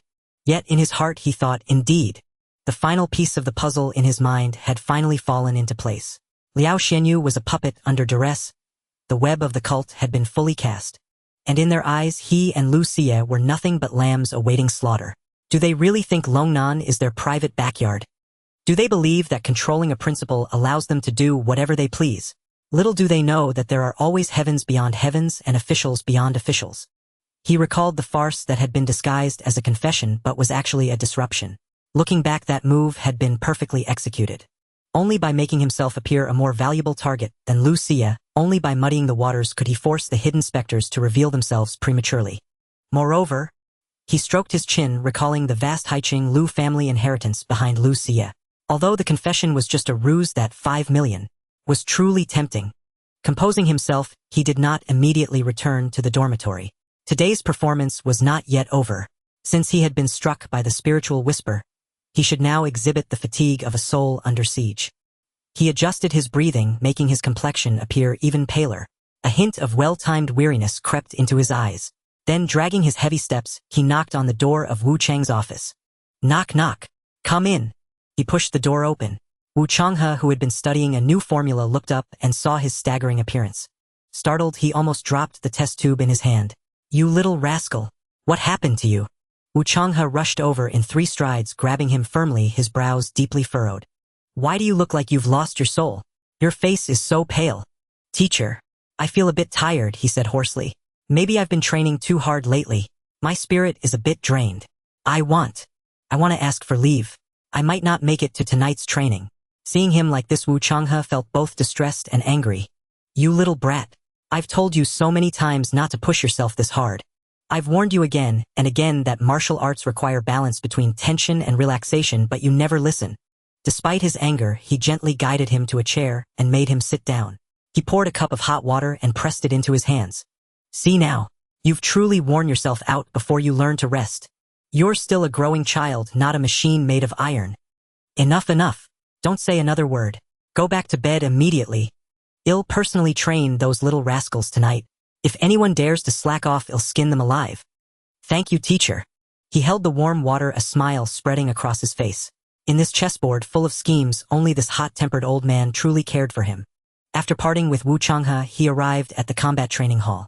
Though he had taken leave, he felt it necessary to inform the students personally. When he entered the training hall, everyone was engaged in fervent sparring. The moment they saw him, the clamorous venue fell into instant silence. Instructor Li. Zhang Li excitedly rushed over but froze upon seeing his face. Instructor Liu, are you all right? I won't be teaching today, he said, waving his hand weakly. I'm not feeling well. Teacher Wu will take over tonight. Everyone train hard. Don't slack off. Ha! Instructor Li is sick. Go back and rest. We've got this. The students immediately gathered around, offering a cacophony of concern. Their sincere gazes dispelled much of the gloom in his heart. Just then a cool voice rang out. Move aside. The crowd parted and Lucia walked over holding her soft sword. She looked at him, her brow slightly furrowed, a hint of surprise in her eyes. Can you actually get tired too? In Lucia's impression, Liang was like a perpetual motion machine. No matter when she saw him, he was always bursting with energy. I suppose. Lucia shook her head. No matter how much of a genius you're still just a high schooler who hasn't even opened his origin yet. Your physical limits are what they are. Why push yourself so hard? Though her words were harsh, he could detect a hint of awkward concern in her tone. Don't worry. Go and rest. Lucia turned around, waving her hand dismissively behind her back. The soft sword in her hand traced an elegant arc, her aura radiating fully. I'll lead tonight's training. Your salary won't be docked. Watching that proud Sundra back, he couldn't help but smile inwardly. Then I'll leave it to you. After bidding everyone farewell, he returned to the teacher's apartment. The moment he closed the door, the world fell silent. He took a hot shower and changed into comfortable cotton clothes. He drew the curtains and turned off the lights. The room was plunged into pitch-black darkness. He lay down on the bed and fell asleep almost the moment his head hit the pillow. Although his consciousness remained alert to maintain the exhausted persona, and to conserve his energy, he needed deep sleep to restore his state. This was a lesson he had learned from the art of standing meditation. The ability to rest and replenish energy at any time was a fundamental skill for a martial artist. And the moment he sank into slumber, the still shadow beneath his bed began to writhe slightly. A tall, slender figure materialized silently. Lung Yuan emerged, wearing her iconic black review bureau uniform, fully armed. She wasn't wearing a mask, revealing her cool, handsome face. She stood by the bed gazing at him as he slept, her expression incredibly complex. In her eyes, he was nothing more than a pitiful youth who had just endured the mental pressure of an origin opening realm expert even having been implanted with some kind of suggestion. And yet he can sleep so peacefully. Lung Yuan observed his slightly furrowed brow even in sleep. She stood like a statue by the bed, vigilantly sensing every movement around her. An hour later, his biological clock woke him on time. After an hour of high-quality deep sleep, his mental state had mostly recovered. Feeling it was about time, he was about to throw off the covers and get up. Click! The moment he moved, the room's light suddenly blazed on. The abrupt brightness made him squint instinctively. He sprang up from the bed like a startled cat, his hair a wild mess, his hands automatically forming a defensive stance. Who's there? He stared warily at the light switch. A woman stood there, short hair, delicate yet cold features, tall and slender, her long legs tightly clad in tactical pants. She wore no mask, clad in a black uniform with a silver badge pinned to her chest. It was the emblem of the Federal Alien Cult Review Bureau. She looked at him with a complex, scrutinizing gaze. The moment he recognized the uniform and badge, his tense muscles relaxed abruptly. Phew! He let out a long breath and collapsed back onto the bed. So it's a senior from the Review Bureau. Why are you here? You could have at least said something. You scared me to death. In his current memory, he didn't know Lang Yuan. But he knew that after leaving the tip-off in Wuyue City, the authorities would send someone to make contact. His relaxation stemmed from trust in official authority. Lang Yuan raised an eyebrow, finding his utterly defenseless demeanor strange. Oh, aren't you afraid I've come to arrest you? She said, deliberately putting on a cold face. After all, the commotion you caused in Wuyue City was quite significant. Senior is joking, he said lazily, turning over, his tone calm. I may have done something a bit extreme, but it was to save people. It was an act of heroism. Besides, I didn't deliberately hide my face. If you wanted to arrest me, you would have done so long ago. Why wait until now? He sat up straight, his expression growing slightly more serious, his eyes clear. Senior, your visit now must be about the heart erosion cult's scheme, right? Perfect timing. I'd like to explain the details to you. With that, he was about to recount the carefully fabricated adventure story. Stop! Lung Yuan raised a hand to halt him, a trace of impatience flashing across her face. She had no desire to hear that flawed story again. Moreover, in her view, he was not only physically exhausted but also mentally wounded. No need, Lung Yuan said coldly, yet her words carried a reassuring strength. Do you really think our review bureau is incompetent? We've already investigated everything thoroughly. You just rest well. Leave all these messy affairs to us adults. She walked to his bedside, looking down at him from her height. Your only task now is this: act like a normal high school student. Eat, sleep, train, and take your exams. If anything comes up, use the phone in your cabinet to contact me. I've already saved my number in it. As for those rats hiding in the sewers, a chilling, murderous intent flashed in Lang Yuan's eyes. They are our prey. Before he could say anything more, her body began to blur, sinking back into the shadows. Don't worry, Lu Qing Lui. They are doing well now and they are safe. Those were her final words before she vanished. Watching Lang Yuan's figure disappear, his hand, which had been raised to stop her, froze midair. This? In the end, he could only lower his hand helplessly, a wry smile spreading across his face. Is everyone this cool? He lay back down on the bed, staring blankly at the ceiling. Leave it to us. Those words were reassuring to hear. If he were an ordinary student, he might have truly obeyed and gone to sleep. But after 10 seconds, he abruptly threw off the covers and jumped out of bed. No! He put on his training clothes and grabbed the war blade from the corner. Clang! The blade slid from its sheath. Once again the room echoed with the sound of the blade being swung. In the shadows, Lang Yuan, who had not truly left but had merely relurked, silently watched everything. She had rehearsed this scene many times in her mind. She had originally planned to use this opportunity to taunt the reckless youth. But recalling that Liang had just suffered a mental control attack today, she lost all desire to joke. She had only appeared to reassure him and let him rest. But this kid truly is a martial arts maniac. Lang Yuan watched the figure drenched in sweat, the corner of her mouth twitching slightly. He won't stop even when he's unwell. She didn't intervene again, merely remaining silently in the shadows. At that moment, he continued to swing the blade. Time flowed like water, and before long it was almost the end of November. In the following days, you keenly sensed subtle shifts in your surroundings. Ever since you completed that coded verification in the principal's office, the faint, chilling sensation of being watched that had always hung over you was rapidly receding.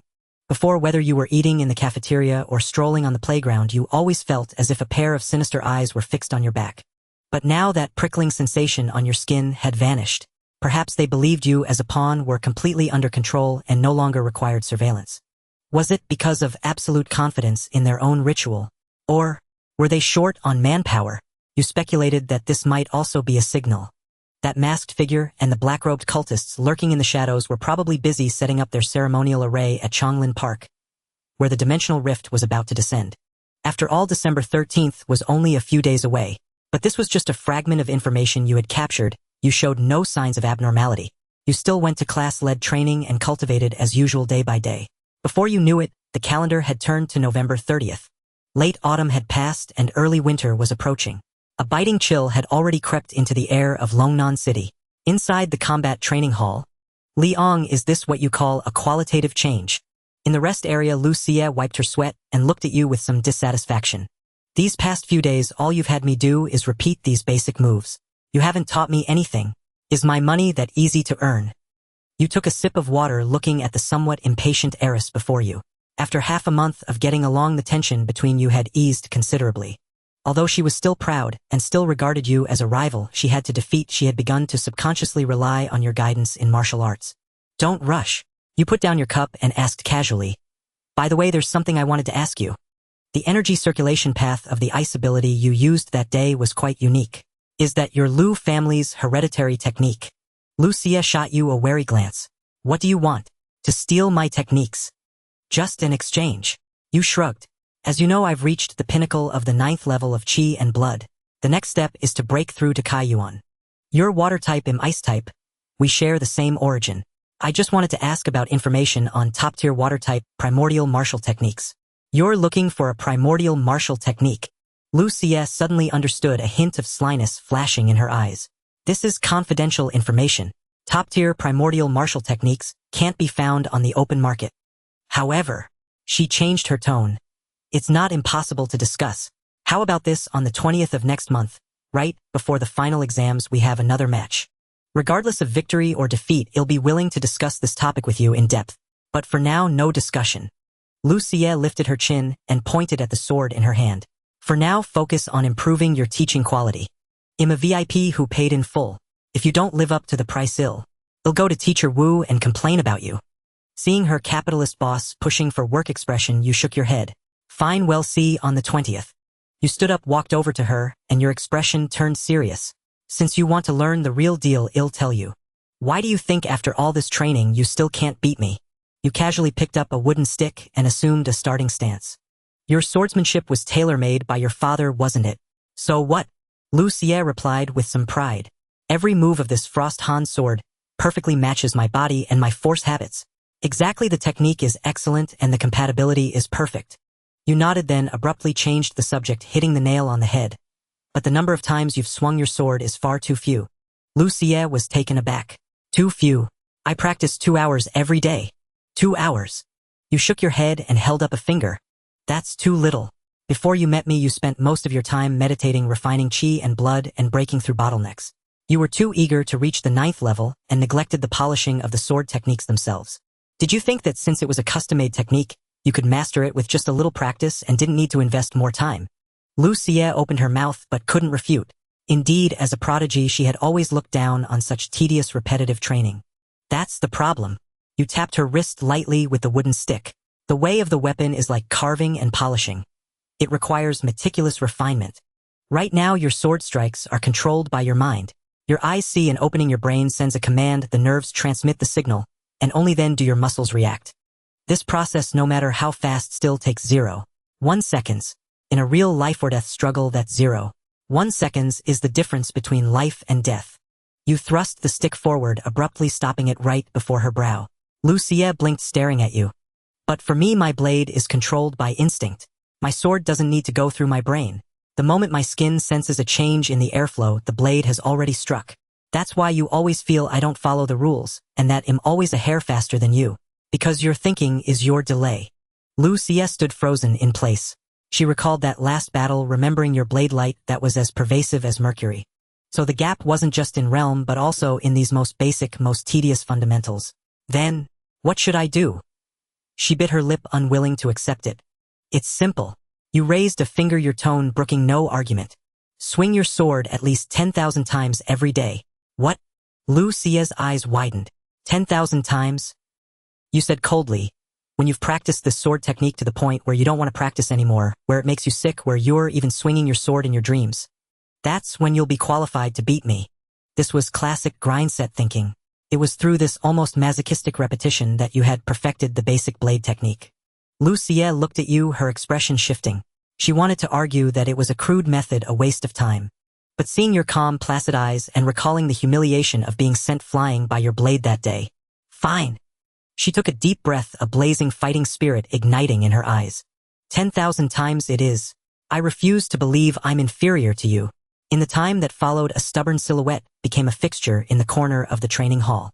The usually aloof snow maiden was now like a novice apprentice, repeating the most basic thrusts, parries, and upward cuts over and over. Sweat plastered her bangs to her forehead, her arms ached and trembled, but she didn't stop.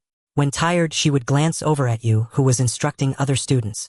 She recalled the image of being made to cry by you and the cold stares from her family after her parents disappeared. Then she fantasized about next month when she would get the dimensional artifact and grind you into the ground. Liang, just you wait. When I have my second awakening, when my swordsmanship is perfected, it'll make you cry even harder than I did. The little demon in her mind roared, and she swung her sword with even more vigor. You glanced at the stubborn figure in the corner, shook your head slightly, and a smile tugged at your lips. The student is teachable. Though her motivation wasn't entirely pure, that drive was indeed what a strong person should have. At 10 in the evening, training ended. After seeing off the last student, you felt a wave of fatigue. You returned to the teacher's apartment and took a hot shower, washing away the sweat. As Old Wu said, martial arts require a balance of tension and relaxation. Drying your damp hair, you sat at your desk about to flip through a book titled Conjectures on Kai Yuan, enjoying a rare moment of tranquility. Ring. The phone on the desk, which rarely rang, suddenly let out a piercing sound. In the silence of the night, it was particularly jarring. You picked up the phone and looked at the caller ID. Your brow furrowed. Liao Xianyu. Why is the principal calling me so late? Was it a routine inquiry? Or had the heart erosion cult issued a new order? You took a deep breath, steadying your breathing. Your fingers swiped to answer the call. Hello, Principal. Hello, Principal Liao. You answer the call, your voice laced with just the right measure of polite confusion. Principal Liao Xianyu's voice comes through the line. Apologetic, measured. It's all right, Principal. I'm still awake. Reviewing today's training while reading. You reply obediently. Is something the matter? Ha! Good. That's a relief. There is something urgent I need to discuss with you, otherwise I wouldn't dare disturb you so late. Liao exhales softly, his tone warming, then sharpening with quiet urgency. Just received an emergency notice from the Provincial Bureau. A special martial cultivation stipend for gifted but underprivileged cultivators has been approved. 30,000 yuan in full. But the approval process is extremely tight. The signature and official seal must be submitted tonight. The package goes up first thing tomorrow morning. No exceptions. So here I am, already parked beneath the faculty apartment building. Thought we'd handle this personally, expedite it as a special case. We'll get the funds processed for you within a month. 30,000. A cold, silent laugh stirs deep inside you. A flimsy pretext. Transparent, clumsy. Provincial stipends always follow formal channels. Direct bank deposits or official notifications via the Academic Affairs Office. Who ever heard of a school principal driving himself at midnight to fetch a student for a signature? And with such haste. This is no administrative errand. It's a trap designed to lure you out of the safety zone. Is it inconvenient? Liao asks, sensing your silence. No, not at all. Absolutely convenient. You instantly shift into wide-eyed, breathless delight. Really? That's incredible. I've been struggling to afford premium alchemical reagents. I'll be right down. I'm so grateful, Principal Liao. Ha! No trouble at all. Serving our students is my solemn duty. As principal of Longnan No. 1 High School. Understood. I'll wait for you. Beep, beep, beep. The line goes dead. You lower the phone, your gaze hardening into glacial stillness. Serving students. More like serving a cult. You do not rush downstairs. Instead, you walk calmly to the bookshelf and open a concealed compartment with practiced ease. You retrieve the backup phone used exclusively for one-way contact with Lang Yuan. A text is drafted. Principal Liao approached me at midnight. Pretext is weak. Suspicious. But confirmation remains uncertain. You send it. As the delivery confirmation appears, a faint, unruffled smile lifts the corner of your lips. The bait has taken hold. Let's see how many predators rise to the surface this time. You return the phone, then change into lightweight athletic wear. Composing your expression into eager anticipation, you descend the stairs swiftly. Beneath the faculty apartments, a black government sedan idles in the lamplight's shadow, its engine humming low and steady. Principal Liao sits behind the wheel. His face dark, brooding, heavy with unspoken tension. His fingers tap the steering wheel in restless, rhythmic frustration. Yet in that moment, the image of his beloved granddaughter softens his resolve. Then, through the windshield, he sees you sprinting from the building entrance. In an instant, the master of masks transforms. All trace of gloom vanishes, a warmth blooms across his features. A familiar, benevolent smile. He rolls down the window and waves gently. Liang, you're here. Hop in quickly. The night air is biting. Yes, Principal. You stride over, pull open the passenger door, and settle into the front seat. A faint acrid scent of tobacco lingers in the cabin. Evidence he's smoked several cigarettes to steady his nerves. Buckle up. No time for pleasantries. He starts the engine without waiting for your reply. Let's make this swift, sign, then back home for rest. Understood, Principal. Thank you for your trouble. The black sedan pulls away smoothly from the faculty apartments. In truth, the administration building lies barely over a kilometer away. Easily walkable. Yet driving serves two purposes. It removes you from campus surveillance and confines you within a sealed, controllable space. As expected, less than 500 meters out, on a tree-lined avenue, the timbre of Liao's voice shifts abruptly. Gone is the warmth, now it resonates like a chant from some ancient forgotten scripture. Peeling plaster, chipped iron bowl, that accursed incantation again. You sneer inwardly, but your body remains utterly still, offering no resistance. A low hum vibrates through your skull. Then instantly the pre-installed virtual persona seizes control, shielding your core consciousness deep within the sea of consciousness. With each syllable of the chant, your eyes grow hollow, vacant. Your spine slackens, your limbs stiffen against the seat back, like a vessel stripped of its soul. Liao finishes the final phrase and glances sideways at you. His pride now reduced to a hollow puppet. A flicker of profound sorrow crosses his eyes, but it vanishes as swiftly as it came, replaced by steely resolve. He says nothing, only turns the wheel sharply. The car does not head toward the administration building. Instead, it exits the campus gate, then veers onto a narrow, desolate road leading toward the old district. 20 minutes later, it halts at the dead end of a crumbling alley. Dim streetlights cast long, trembling shadows. Silence hangs thick, broken only by stray cats rummaging through refuse piles. We've arrived. Liao kills the engine and opens his door. From the alley's deeper shadows, two figures step forward. From your vantage point, the third-person perspective anchored deep within the sea of consciousness, you observe them with icy detachment. One wears a plain black robe and a featureless mask. The other, at the sight of him, your heart jolts violently. Unmistakable. Even if reduced to ash, you would recognize him instantly. A sumptuous black robe embroidered with crimson lidless eyes, each stitched in eerie pulsating detail. A ghastly bone-white mask, smooth and hollow. The masked fiend, the same peerless expert who crushed you in the last simulation, effortlessly dismantling a Kaiyuan realm cultivator, though he himself stands in the transcendent Fuyao realm. Principal Liao, you move swiftly. I am most satisfied. The masked fiend's voice remains calm, detached, utterly certain of dominion over all things. Liao offers no reply, only a terse, dismissive grunt. He opens your door and guides your motionless form out. Go. Follow them. You nod mechanically, then step silently behind the masked fiend. Liao watches, fists clenched until knuckles whiten, but utters not a word. He returns to the driver's seat, does not drive away. Instead, he lights a cigarette and sits in silence, waiting perhaps for judgment itself. Deeper in the alley, another unassuming gray sedan waits. The masked fiend studies you, then smiles faintly, uttering yet another arcane incantation. As the final syllable fades, seamless authority over the virtual persona transfers from you to him. Get in the car. He leads you to the rear seat. His black-robed subordinate takes the wheel. The vehicle glides forward, smooth, silent, purposeful. Inside, the air is thick and hushed. Only the whisper of tires on damp pavement breaks the stillness.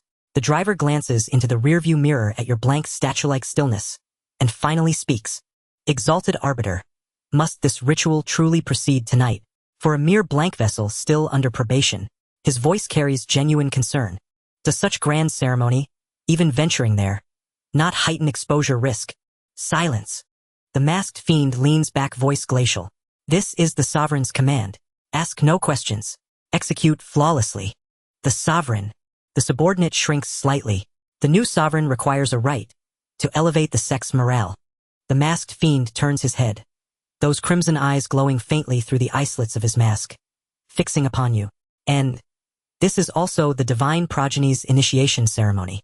Only after undergoing the sanctification there will he stand perfected, ready to greet the descent on December 13th. Deep within the sea of consciousness you register the intelligence, calm calculating. A newly enthroned sovereign, morale building, an initiation rite. So the heart-eroding sect is fractured, not monolithic. This operation is less about you, and more about asserting dominance. The car slips through the city's nocturnal veins, leaving the decaying old quarter behind. Yet it does not head for wilderness. Instead it flows steadily toward the gleaming heart of downtown commerce. Half an hour later we have arrived. The sedan glides into the subterranean parking garage of a towering skyscraper, guarded by armed sentinels at every turn. Yet none challenge the vehicle. They bow respectfully, granting immediate passage. The car stops, but the masked fiend does not usher you out. Instead he retrieves an exquisitely crafted black lacquer casket from the trunk. To behold the divine one must first adorn the vessel. He opens the box, revealing immaculate ceremonial attire. At his whispered command you accept the garments and don them with flawless automatic obedience. A sweeping black robe, silk-cold weightless. Its cuffs and collar bear the same sinister crimson ocular motifs identical to those on his own robes. Next a mask, pure white carved from polished bone. Unlike his it bears no sculpted features, only two empty lightless voids where eyes should be. Perfect. The masked fiend appraises you, his gaze that of a connoisseur admiring a masterpiece. Clad in black veiled in bone, you radiate an aura of absolute chilling aloofness. From this moment forth forget the name Liang. He opens the door, voice echoing like distant thunder. You are the divine will made manifest. You step out, docile, precise, unwavering. Beneath the garage's dim amber glow your peripheral awareness catches the massive golden emblem beside the elevator bank. In that instant ice floods your veins. A coin entwined with a skull. The Black Gold Mercantile Guild. Its global headquarters. A soft chime sounded. The private elevator did not ascend. Instead it hurtled downwards into the bowels of the earth. The digital floor indicator flashed past B1 or B2, and kept counting until B5. The elevator doors eased open. A thick stench of blood laced with an uncanny incense rushed forth and struck the nostrils. Before you lay a vast underground chamber. It ought to have been the vault or a secret storeroom of the Heijin Shanghui. Instead it had been transformed into a gruesome cult altar. Feeble candlelight quivered, throwing the surrounding walls into ghostly relief. Here the god dwells among us. The ghost-masked man stepped from the elevator, first his voice reverberating through the empty hall. You followed, mechanically peering through the eye holes of your mask as you appraised this nest of depravity, hidden beneath the bustling city. Hundreds of gray-robed devotees had already assembled. Some were ragged denizens of the old city slums, others were vagrants from the Chaos District. Even a handful of well-dressed merchants and officials stood among them. At this moment, however, they all wore the same mantle, fanatic believers. Low delirious prayers rose and fell. Eternal pure eye. Burn and be unconsumed.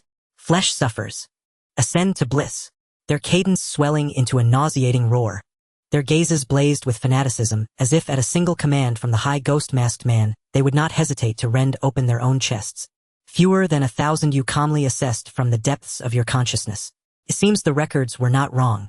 40 years ago, when Wuxing Li Qingshan fought that battle, he did indeed devastate the Shixin sect. Though it has risen again, it is only a handful of desperate stragglers surviving like subterranean vermin. Your gaze fell upon a brand new blood-red banner hanging above the altar. An open vertical eye was embroidered upon it. The new leader's ascent has brought change, you thought. Previously they mostly lurked in the heart of the Chaos District. Now, riding the momentum of a Shanghai realm powerhouse, they have begun to extend their tentacles into the federated cities, even seizing control of major firms like the Heijin Shanghui in Longnan City. The ghost-masked man guided you through the kneeling crowd and stepped up onto the altar. Silence, he commanded, and with a raised hand the chamber fell utterly still. Today is the sacred day of the church. The ghost-masked man intoned, his voice honeyed with seduction. Our Lord the leader's divine might has returned. He has restored our link with the God and bestowed upon us this perfect divine child. He hauled you forward and presented you to the throng. Behold the vessel chosen by the God. His flesh is flawless. His soul shines as pure as snow. The worshippers erupted into frenzied cries. Divine child! Divine child! Their eyes alight with envy and covetous hunger. To them, to become the divine child was the supreme honor. Then the ghost-masked man's tone shifted dark and stern. Mortal flesh is stained, he declared. To receive divine favor one must first purify body and cleanse soul-severing past ties and karmic bonds. Bring forth the sacrificial offering. At his command, two sturdy black-robed acolytes dragged up a bound figure, limbs pinned in heavy restraints. It was a middle-aged man drenched in blood, his hands and feet locked in alloy shackles, his eyes blindfolded. A gag filled his mouth, allowing only muffled whimpers. When the cloth was torn away, a cold shock struck you. Su Liang. It was him again. The once untouchable shadowy boss behind the Heijin Shanghui, who held so many lives in his palm. He was the very culprit who had placed you on the operating table during the first simulation. Now he knelt at your feet like a dead dog. His limbs were ruined, his meridians severed, and the proud cultivation of the Kaiyuan realm that he once boasted was gone. Wah! He wailed. Su Liang struggled desperately, bloodshot eyes full of hatred and fear fixed on the ghost-masked man, pleading without words. He seemed to want to cry, I am one of you. I was your loyal dog. Why betray me so? The ghost-masked man looked down with derisive amusement as if at an overused tool. Su Liang, you should feel honored, he mocked. You amassed wealth for the church for years and rendered great service. Now the leader grants you the chance to be the divine child's baptismal sacrifice. This is the glory of your life. At those words, despair filled Su Liang's eyes. He finally understood that, in the eyes of these lunatics, even a Kaiyuan realm warrior like him was nothing more than expendable material. His gaze shifted to you. Seeing the white bone mask and the deathly stillness about you, Su Liang trembled. He did not know who hid beneath the mask. He only knew this was a creature bred by the cult, a blade poised to end his life. Kill him. The ghost-masked man placed an intricately carved bone dagger into your hand, his voice a devilish whisper. Use his blood to wash away the dust of the mortal world from you. Sever past weakness and embrace your rebirth. You accepted the dagger without hesitation. Under the spell of the incantations, you had become an unfeeling executioner. Yet your true consciousness perceived in that instant a bitter absurdity and the wheel of fate turning. Su Liang, you could never have dreamed. The student you drove to a death that ended his soul and whose organs were sold to pay debts now stands before you. You do not know me, but I know you. As head of the Heijin Shanghui, your hands are stained with countless lives. You exploited the common folk, trafficked human organs, and sold everything for profit. Today's death is but retribution. In the first simulation you killed me. In this simulation I kill you. With a swift motion you struck. The bone dagger drove true and steady into Su Liang's heart without the slightest tremor. Blood erupted and splattered across your pale mask, lending a lurid crimson to the uncanny tableau. Su Liang convulsed violently, his eyes bulging in final, unwilling terror. Until his last breath, he did not know who had slain him. He descended into hell-bearing confusion and the bitter sting of betrayal. Good. Very good. The ghost-masked man watched and nodded with satisfaction. He cared nothing for Su Liang's life. To him, Su Liang was merely a worn dog, easily replaced by a newer, more reliable believer. If the man could serve to let the divine child accept an oath, he had fulfilled his purpose. Divine child claims his place. Rite complete. The worshippers erupted into even louder, more frenzied cheers. The sound rolled through the underground chamber like a danse macabre. Amid the madness, you stood at the center of the altar, letting blood drip from the dagger. Your eyes were hollow, as if you had become the cult's instrument. But deep within your consciousness, the real you watched coldly, unmoved by the spectacle. Laugh, you thought. Laugh your fill. This is your last revelry. As Su Liang's corpse was dragged away, the frenzied purification ritual finally came to an end. The ghost-faced man stood on the high platform, gazing down at the gray-robed devotees below the altar, who had grown even more fanatical from the scent of blood. A flicker of disdain flashed in his eyes. He waved his hand, grandly pointing at the remnants of the sacred feast, mixed with secret elixirs that lingered on the altar. This is the grace bestowed upon you by the gods. Partake of it. Roar. The devotees below instantly lost their reason, surging onto the altar like a horde of starving ghosts. They scrambled for the fragments of flesh that had been tainted by dust. The scene descended into utter chaos, with trampling and biting breaking out. The blood ghost did not spare another glance. Instead, he turned and beckoned to you. Stay close. He'll take you to meet the family you'll be working with. You nodded, mechanically following him with stiff steps as he led you deeper into the underground base. Passing through a gloomy corridor lined with torture instruments on the walls, you arrived before a heavy, deep red door. It was a 5-meter double-arched gate made of a material that seemed neither metal nor stone, its surface carved with intricate, eerie patterns. At the center of the two doors was imprinted a massive blood-red eye motif that seemed to slowly rotate. It was the sacred emblem of the heart-eroding sect, the Eye of Epical Purity. With a creak, the blood ghost pushed open the door with his pale hand. A wave of air mixed with extravagant incense immediately rushed toward you. What came into view was a spacious circular meeting room. In the center stood a massive blackstone table, surrounded by a dozen high-backed chairs. At this moment 6 figures were already seated around the table. Though all wore the blood-patterned black robes and blood-red robes, symbolizing high rank, each exuded a distinctly different aura. Some were as cold as serpents, some as fiery as rage, others as deep as an abyss. But the most striking sight was the empty seat of honor at the head of the table. There sat a throne inlaid with unknown beast bones. Though unoccupied, an invisible pressure radiated throughout the entire room. "Hey blood ghost, you finally decided to show up," a gruff voice rang out first. It came from a burly man seated on the right who wore no mask. A hideous scar ran across his face, and he was idly playing with 2 white bone walnuts. "Did the sect master summon us old bones just to wait for that childish initiation ceremony of yours?" The scarred man tapped the table in dissatisfaction. "I've been swamped over there. I haven't slept for 3 days brainwashing that batch of new goods. And where is the sect master? What's the meaning of leaving us hanging here?" The blood ghost led you to the table but did not sit down. Instead, he stood by your side, his tone calm yet cold. "The sect master is very busy. He must personally oversee the final adjustments of the divine descent ritual in the Forbidden Zone underground. As you know, a ritual of this level involves communicating with the higher gods and locking the spatial anchor. Only the sect master himself, with his cultivation at the Mountain Sea realm, can hold the fort and ensure everything goes flawlessly. He naturally has no time to see you." At this point, the blood ghost let out a cold laugh, his gaze sweeping over those present as his voice suddenly rose. "And today is the day the sect master personally set for the divine child's return. It's a critical juncture for the revival of our sacred sect."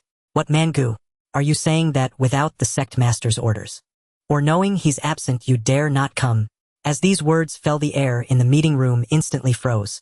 The burly man named Mangu stiffened. His hand gripping the white bone walnuts tightened abruptly, clearly recalling the terrifying methods of the new sect master. A Mountain Sea realm master could crush them, mere soaring cloud cultivators, with some effort, but it was by no means difficult. "Humph, I never meant that." Though Mangus' words were stubborn, his demeanor had clearly weakened.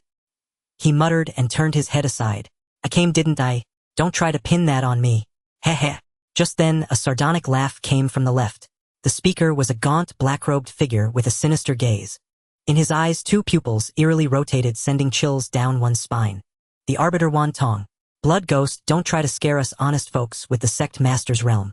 Wantong extended a slender finger, pointing at the 4 empty seats across the table, his tone dripping with mockery. "We complain, but at least we showed up. Unlike those 4, Ming, Niao Qing, Gue Chile, and Yume, there's no sign of them at all. Classic case of lip service and defiance. Instead of targeting them, you're trying to scare us. Blood ghost, isn't that a bit unfair? Or do you only dare to pick on the weak?" "Wantong, shut your dog mouth." The red light beneath blood ghost's mask flickered. "Stop with the insinuations. Ming Niao and the others were specifically chosen by the sect master to assist in setting up the formation core in the Forbidden Zone. And you, a useless fool, not even selected, still dare to find fault with them. How ridiculous. Who are you calling useless?" Wantong erupted in fury, his primal energy surging as his shadow instantly transformed into countless open eyes, emitting a soul-shaking mental fluctuation. "Wanna fight?" Blood ghost was not to be outdone, stepping forward to shield you as his bloodthirsty aura soared, clearly overpowering Wantong. The collision of auras from 2 soaring cloud powerhouses made the atmosphere in the meeting room extremely tense. Tables and chairs trembled, cups and saucers shattered. "Enough!" A gentle, languid voice, yet carrying undeniable authority, rang out. A blood-robed figure who had been sitting silently with closed eyes at the left of the head seat slowly raised a hand. He wore a blank mask with no features, and his body exuded no trace of aura. He was like a ghost that did not exist. But the moment he spoke, both the enraged Wantong and the dominant blood ghost instantly withdrew their auras.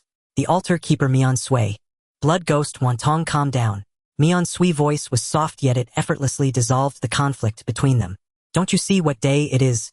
Starting an internal strife in front of the divine child. How improper. Aren't you afraid the sect master will hold you accountable?" He slowly stood up, his blank mask turning toward you. "Is this the divine child, personally enlightened by the sect master?" Before his words faded, his figure vanished from the spot without a trace. The next second, you felt a blur before your eyes, and Mian Sui stood before you less than half a meter away. He extended a hand wrapped in eerie bandages, as if to touch your shoulder and probe your reality. With a sharp crack, Blood Ghost reacted, swiftly stepping in and firmly gripping Mian Sui's wrist. Lord Mian Sui, there's no need for you to trouble yourself. Blood Ghost's voice grew exceptionally grave, even carrying a warning. The divine child has just completed the ritual and must maintain the pure state of purified body and soul. Even the mental suggestions the sect master painstakingly planted will dissipate after the final rite. If external interference causes the divine child to become impure, can you bear that responsibility? The two remained locked in a standoff for a moment. Haha, Blood Ghost, don't be so tense. Mian Sui suddenly withdrew his hand, letting out a meaningful soft laugh. I just wanted a closer look at our sect's divine child's elegance. It's not like I'm going to eat him. He looked you up and down, though he had no facial features. Yet you could feel the scrutiny in his gaze. Truly a fine piece of jade, handsome and refined. Mian Sui clicked his tongue in wonder, but his tone carried a strong undercurrent of sourness and sarcasm. I must say the sect master's eye is indeed sharp. It's fortunate that the divine child appeared at this very moment. Otherwise, if we'd waited until the sect master finished with the divine maiden affair and completed the task assigned by the higher god, we might not have had such a smooth time getting our hands on such a rough gem. After all, the sect master's mind is entirely on that key from the Liu family in Haicheng. How could he spare a thought for a weed from a backwater town like this? He then put on a fervent expression. The key of Haicheng, the vessel of Longnan, and the sect master's perfectly timed Mountain Sea realm cultivation. Mian Sui spread his arms, as if embracing the void, his voice exaggerated and theatrical. This is the perfect alignment of heaven's favor, earthly advantage, and human harmony. This time our sacred sect is destined to rise. No one can stop us. May the higher god bless us, and may the sacred sect flourish forever. With Mian Sui taking the lead, the other high-ranking members in the meeting room also rose one after another. Though each harbored their own schemes and might not have been fully convinced by the new sect master at this moment, they had to display absolute loyalty. Everyone crossed their hands over their chests, making an eerie heart-holding gesture. It was the highest etiquette of the heart-eroding sect, known as the hand-holding heavenly heart salute. May the sacred sect flourish forever. The unified roar echoed through the meeting room, carrying a suffocating fervor. The ceremony concluded. Mian Sui cast a deep glance at you, then said to Blood Ghost, all right, that's enough for today. You've met the people and established your authority. We will fully cooperate with the sect master's plan and guard our respective sectors. After all, if anything goes wrong, well, all become sacrifices for the higher god. With that, his figure flickered and vanished into thin air. The other high-ranking members also rose and left. Naturally, before departing, there were plenty of meaningful glances and mental exchanges. Clearly, this seemingly united cult was rife with undercurrents, each person with their own agenda. In the now empty meeting room, only you and Blood Ghost remained. Deep within the sea of your consciousness, you observed all this with a heart turned to ice. A Mountain Sea realm sect master, disunited high-ranking members, and the so-called Divine Maiden and Key. This game is far more complex than I imagined. You maintained your wooden expression, standing obediently behind Blood Ghost. Let's go, Divine Child. Blood Ghost said no more, leading you as he turned and left. As the heavy crimson door slowly closed behind him, he left the blood-soaked and oppressive underground lair. The masked man led him back into the private elevator that ascended to the surface. They then returned to the unremarkable gray sedan. The car started and drove away from the Black Gold Chamber of Commerce headquarters. An eerie silence filled the cabin. The masked man seemed to be resting with his eyes closed. The black-robed driver also kept his mouth shut, not daring to make a sound. Deep within the sea of consciousness, his body remained sluggish. Yet his mind was racing furiously, digesting the vast intelligence he had gathered tonight. The gains from this simulation are already destined to be substantial, he mused. He calmly took stock of his assets.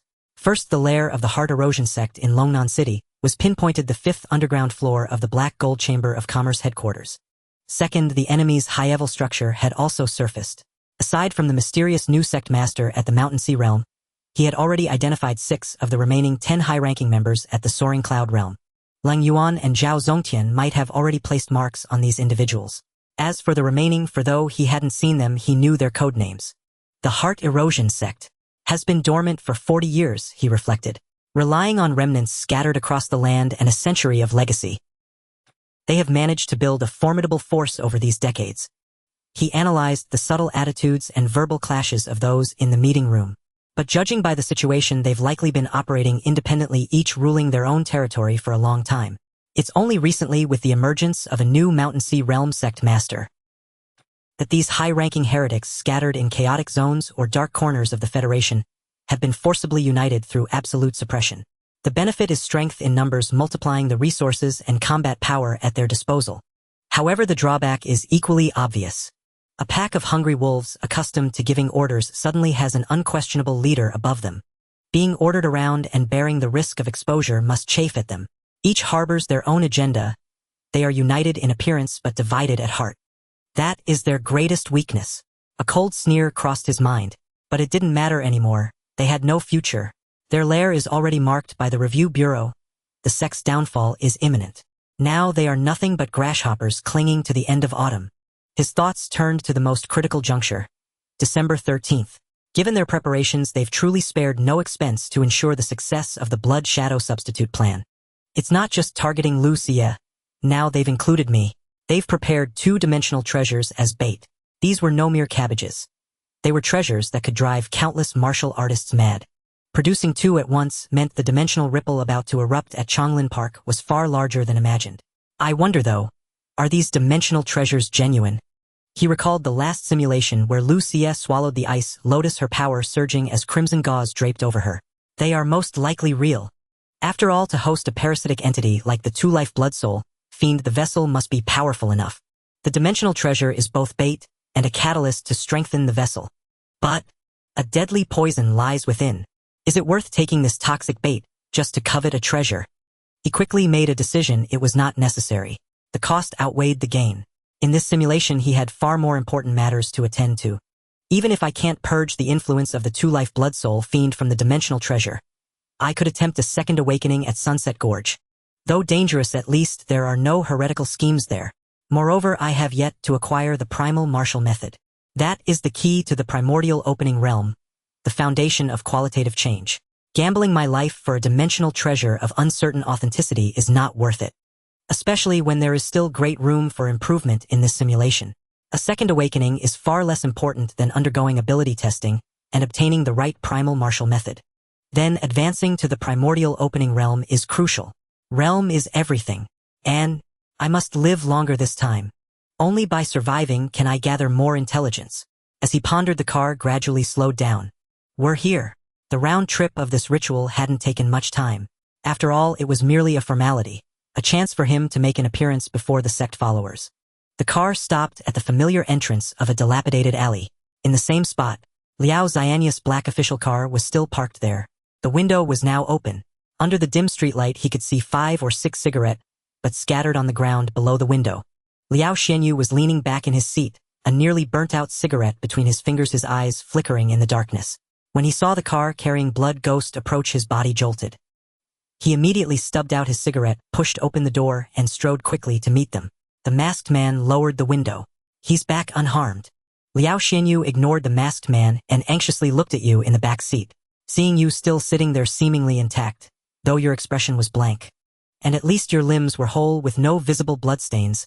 His tense shoulders visibly relaxed. The relief was unmistakably genuine. At least, he's still alive.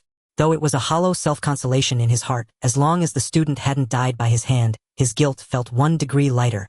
Remember your promise, Liao Xianyu said coldly to the masked man, his face devoid of any goodwill. Of course, the masked man chuckled softly and raised the window. The gray sedan silently retreated into the darkness. Liao Xianyu opened the door, helped you into the passenger seat, and carefully fastened your seatbelt. Let's go, we're heading back. The car started again. This time Liao Xianyu deliberately opened all the windows. Whoosh! The cold late autumn night wind rushed into the cabin, howling. He drove fast, as if hoping the rushing draft would scour away any nauseating sense that might have clung to the car. Throughout the journey, he remained silent, his face alternating between light and shadow under the passing streetlights. 20 minutes later, the car entered the school's administrative district. When the lights of the administration building came into view, Liao Xianyu turned his head. Looking at you still in a hypnotic state, he softly recited the deactivation code. The virtual personality instantly receded, and your main consciousness retook control of your body. You controlled your eyelids to flutter a few times before slowly opening your eyes. The familiar campus scenery greeted you. You looked somewhat dazedly at the windshield ahead. Through the rearview mirror, you saw Liao Xianya's slightly tense face. Ha! You let out an unconscious murmur, your body trembling slightly, as if just awakened from a deep sleep. Liao Xianyu had been watching your reaction through the mirror. Seeing you awake, he immediately put on a concerned expression and spoke in a gentle tone. "Oh, Liang, you're awake. Why not sleep a bit more? I think you were really exhausted. You fell asleep without a word in the car." You vigorously rubbed your face, stretched with a grimace, and looked as if you had just come to your senses. "Ha! We're here." You looked out the window and scratched your head apologetically. "I'm so sorry, Principal. I fell asleep even on such a short ride. I might have been training too hard lately." Liao Xianyu, as if afraid you might notice something amiss, quickly followed your lead to cover for you. "That's normal. That's how young people are." He waved his hand with a smile. When they're busy, they're bursting with energy, ready to tear a hole in the sky. But once they relax, they fall asleep instantly. I was the same when I was young. It's the Buddhist way of protecting itself. I guess it's my fault for dragging you out in the middle of the night and putting you through all this. No. You quickly replied. "How could I blame you? You were helping me apply for the stipend. It was for my own good." Looking at your completely trusting demeanor, a flicker of pain passed through Liao Xianyu's eyes, but he quickly masked it. "Haha, enough chit-chat." He parked the car and unbuckled his seatbelt. "Let's go upstairs, quickly sign and stamp the documents, submit the materials, and you can head back to rest early." "Sure, Principal." The subsequent process was unremarkable. You followed Liao Xianyu to his office and signed several pre-prepared application documents. These were likely just a formality. 10 minutes later, you walked out of the administration building holding a stamped application receipt. Liao Xianyu accompanied you all the way to the apartment building. He watched your back until you disappeared down the path leading to the faculty apartments, then let out a deep sigh and turned back into the darkness. After returning to the teacher's apartment, you did not turn on the light. In the darkness, you leaned against the door, slowly exhaling a breath of stale air that had long been pent up in your chest. The oppressive feeling of having to constantly stay on edge in front of Liao Xianyu playing the role of a hypnotized puppet finally dissipated a little at this moment. But you had no time to rest. Barefoot, you strode quickly to the desk and skillfully pulled open the hidden compartment at the bottom of the drawer. There lay the old phone used for single-line contact. You turned it on, and the faint glow of the screen illuminated your stern face. Your fingers flew across the virtual keyboard, composing a crucial intelligence message. Recipient Lung Yuan. Content: Liao Xianyu is definitely suspicious. After tonight's contact, I experienced a brief lapse in consciousness, highly likely subjected to a mental suggestion. He is undoubtedly colluding with the heart-eroding cult and deeply involved. Please be extremely cautious. You press send. Watching the words sent successfully on the screen, you powered off the phone, returned it to its place, and relocked the hidden compartment. After doing all this, you instinctively glanced at the shadow beneath your feet. That dark shadow stretched quietly under the moonlight without any unusual fluctuation. Is Lung Yuan still here? You wondered inwardly. Or did she see me get controlled and taken to the Black Gold Chamber of Commerce and follow that masked man instead? You weren't certain. If a cultivator in the soaring cloud realm deliberately concealed themselves, your current perception was basically incapable of detecting them. Whether she's here or not, the message has been sent. You stopped dwelling on it and turned into the bathroom. The icy water washed over your body, cleansing the smell of blood and dust from that underground den of devils. When you dried off and stood again in the training room, your gaze had become as calm as an ancient well. There are still over 10 days until December 13th. The ritual is about to begin. You tightened your grip on the war blade, a bloodthirsty smile curling at the corner of your mouth. How exhilarating. I can hardly wait to see the look of despair on those cult bastards' faces who think they have everything under control, when they believe their plan has succeeded. With a clang, the blade flashed and you began your training for the night, conserving your strength, waiting for the storm. In the following days, in your eyes, Longnan City fell into an eerie calm. Lung Yuan did not reply to your message, nor did she show herself again, as if she had disappeared completely into the shadows. And Principal Liao Xianyu, after that night's allowance signing, never contacted you again. At school, he remained the elusive, kindly elder. Everyone is acting, everyone is enduring. You thought your heart as clear as a mirror. Time passed slowly amidst monotonous training and teaching. Finally, the calendar turned to December 13th. Morning. The sky over Longnan City was terrifyingly gloomy with thick, low-hanging dark clouds. A cold wind swirled snowflakes in the air. Inside the combat training hall, it was still warm as spring. As usual, you arrived early, standing in a corner to practice stance training, honing your blood and chi. At this moment, your condition had reached its peak. The blood and chi within you were like a sleeping dragon coiled in the Danshan's sea of chi. The concealed edge secret art had been cultivated to its utmost. Your entire aura was perfectly sealed with not a trace leaking out. To outsiders, you were just an ordinary, slightly robust high school student. That once sharp blade-splitting edge had been perfectly sheathed. Ha! A crisp, clear shout interrupted your thoughts. You opened your eyes and turned to look beside you. Lu Xie was practicing her sword. Today she seemed exceptionally excited. She wore a brand new white training uniform, her long hair tied up. The soft sword in her hand danced like a spiritual serpent, its flashing light carrying a piercing cold air. Each thrust was swifter and more powerful than usual. Even the frost clinging to the blade was thicker and heavier than normal. Her face was adorned with an unmistakable smile. A vision of the future, a longing for power. You knew the reason. Because tonight was the day her long-awaited dimensional treasure would descend. In her eyes after tonight, she would obtain the legendary profound ice twin lotus. She would use it to break through to the 9th stage of blood and chi, complete her secondary ability awakening, and finally escape her family's shadow, reborn anew. She thought she was going to welcome hope, unaware she was heading for a date with death. You paid her no mind, withdrew your gaze, and continued adjusting your breathing, nurturing the momentum within. Morning practice ended. Students gradually left for academic classes. Lu Xie sheathed her sword and wiped the fine sweat from her brow. Instead of leaving as usual, she deliberately walked over to you. She looked up, her beautiful eyes shimmering with unprecedented confidence. Liang.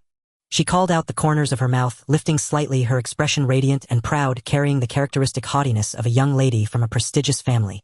Don't forget our agreement on the 20th. I've remembered every word you said. I swing my sword 10,000 times a day, not once less.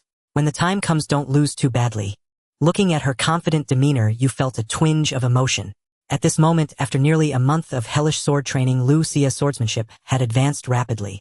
Coupled with the psychological anticipation of obtaining the dimensional treasure, she felt she was capable again.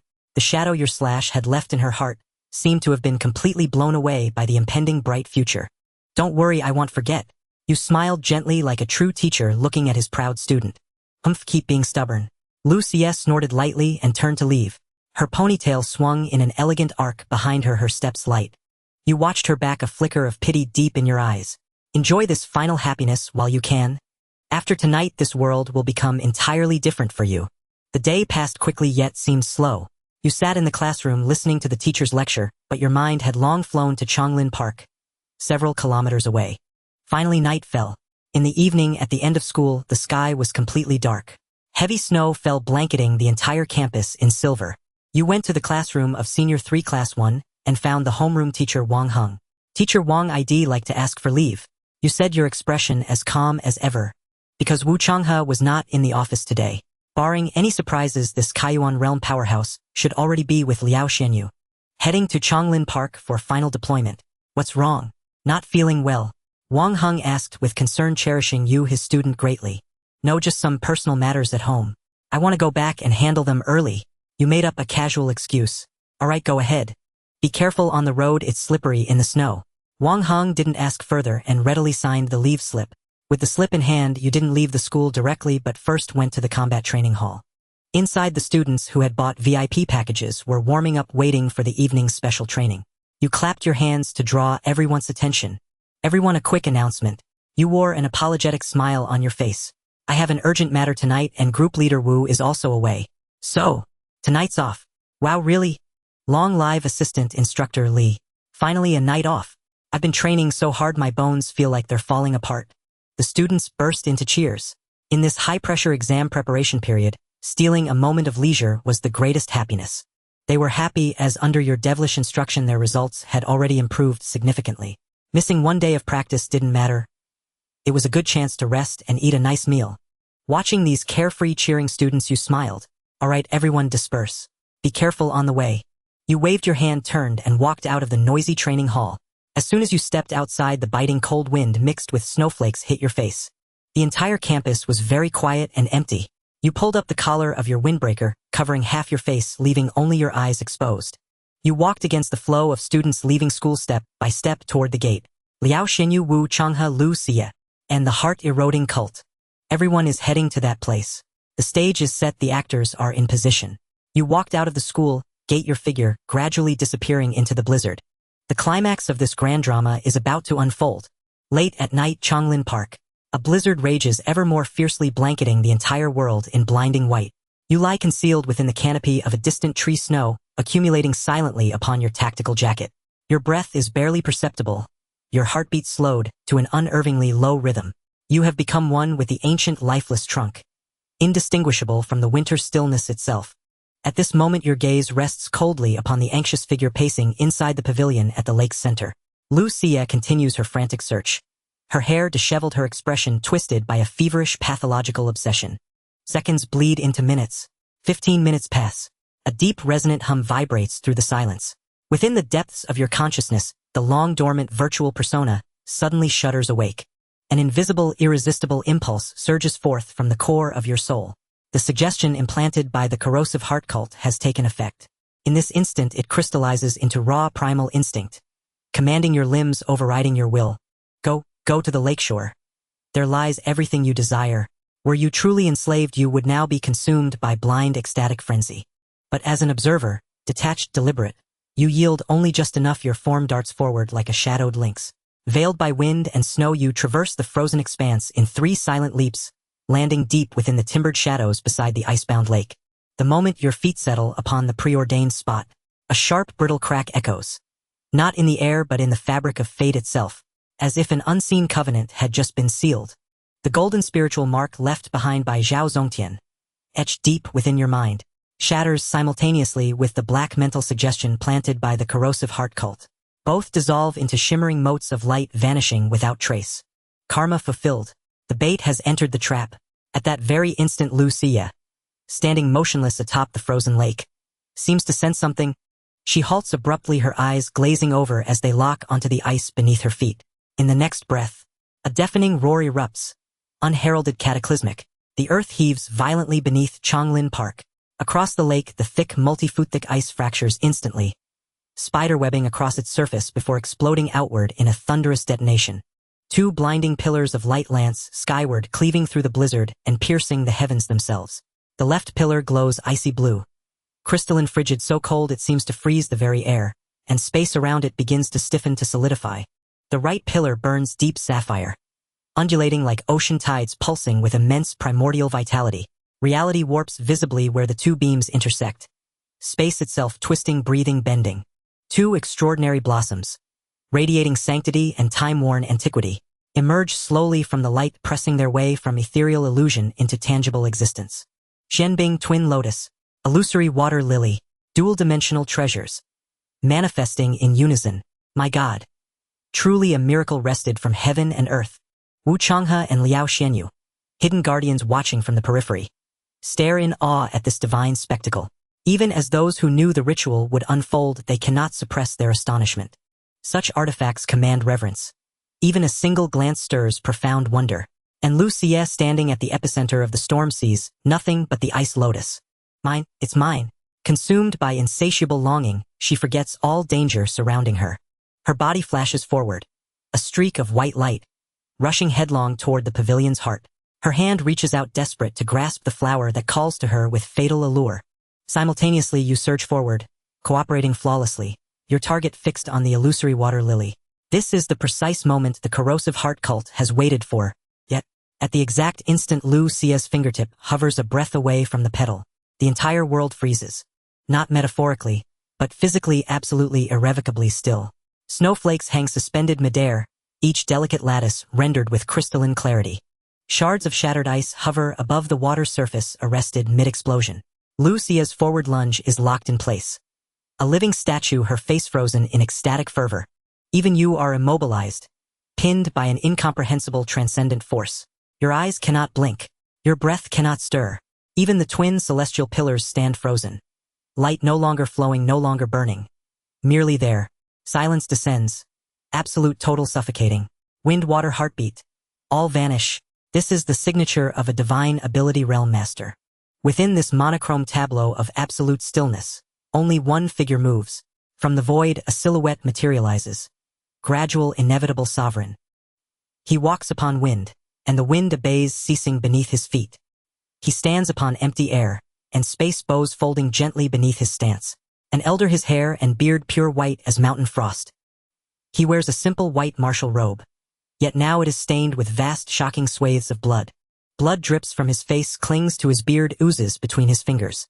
A grandmaster should remain immaculate, untouched by dust or stain. Yet he makes no effort to cleanse himself. Instead, he lets the crimson tide stain his robes. proof of the blood sacrifice he offered along the way, honoring the fallen with the lives of countless cultists. Zhao Zongtian, this gentle, benevolent elder, now wears no expression, only infinite cold and bottomless killing intent.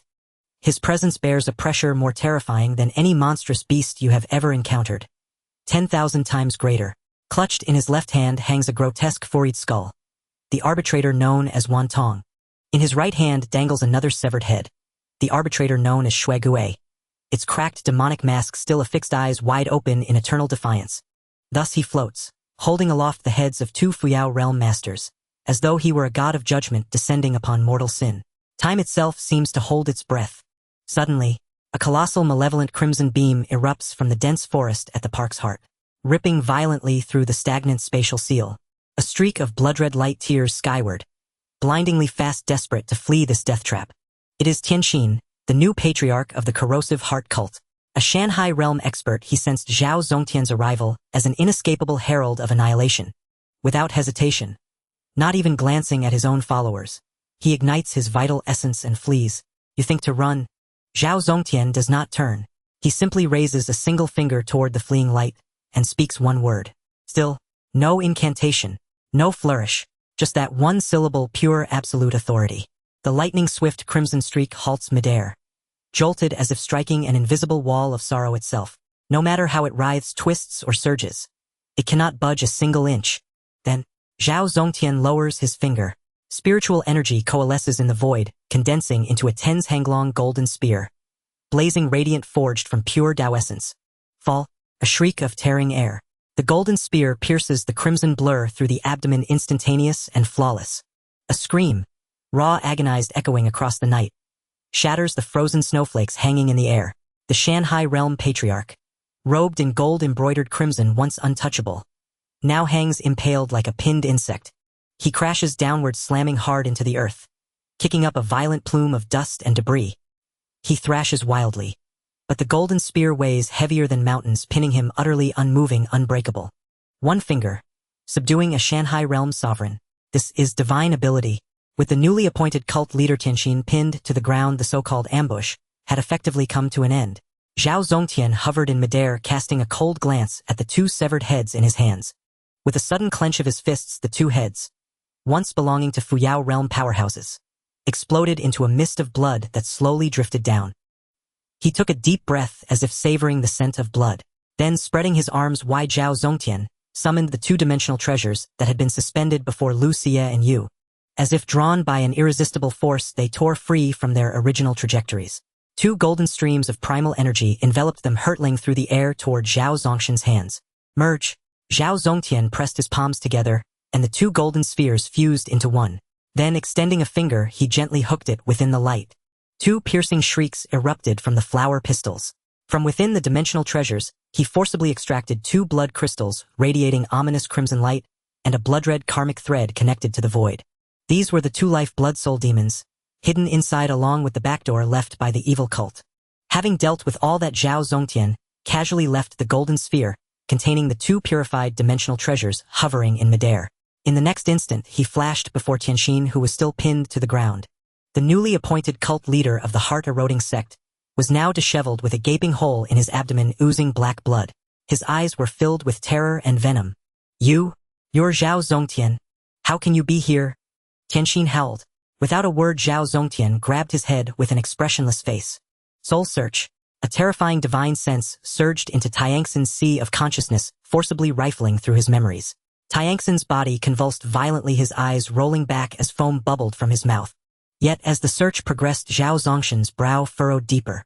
His face grew darker, frosting over with a layer of icy cold. Humph! A prohibition seal. Zhao Zongtian snorted coldly, apparently failing to uncover the core secrets he sought. He released his grip and produced an ancient, exquisite parchment scroll from somewhere. It bore a strong resemblance to the one used by the masked figure in the previous simulation, yet its aura was more ancient and profound. He unfurled the scroll and spread it beneath Tianxin's suspended body. Then he withdrew the golden spear of primal energy. With a wet thud, the unsupported Tianxin collapsed onto the scroll. Black blood gushed from the wound in his abdomen, instantly soaking the parchment. Since you won't talk, let your master speak. Zhao Zongtian grabbed the crimson karmic thread. He had just extracted and activated his divine ability. Sacrifice. The scroll, now saturated with the blood of a Shanghai realm cultivator, began to glow with an eerie crimson light. The runes upon it seemed to come alive. They writhed and struggled frantically, as if trying to resist, yet they were forced to submit to the will of the Grandmaster. Tianxin's body began to visibly wither. His blood, primal energy, even his soul. All were being viciously drained by an invisible pump. In mere seconds, a Shanghai realm master was reduced to a desiccated corpse. A low hum resonated as the space above the corpse twisted. A gigantic bloodshot red eye abruptly squeezed out from the void. It was a projection of the eternal pure eye scorching body deity. The eye's pupil rotated once, radiating boundless evil and chaos before locking onto Zhao Zongtian. Time seemed to freeze once more. 3 seconds. Just 3 seconds of mutual gaze. In that span, an immense, incomprehensible will clashed and communicated between them. Zhao Zongtian's expression shifted from gravity to shock and finally to towering rage. Bastards! How dare you! Having apparently learned something from the evil deity, Zhao Zongtian erupted in fury. Get back! He swept his hand, and golden primal energy coalesced into a colossal palm that blotted out the sky, slamming into the eye. Boom! The eye exploded into a mist of blood. In that single strike, the corpse, the scroll, and the eye were utterly annihilated. After all this, Zhao Zongtian's chest heaved violently, clearly enraged. He turned and grabbed the floating sphere from the air. In a flash, he appeared before you, still in a state of stasis. He shook the blood from his hands until they were clean, then placed a heavy hand on your shoulder. Awaken! A gentle force surged into your body.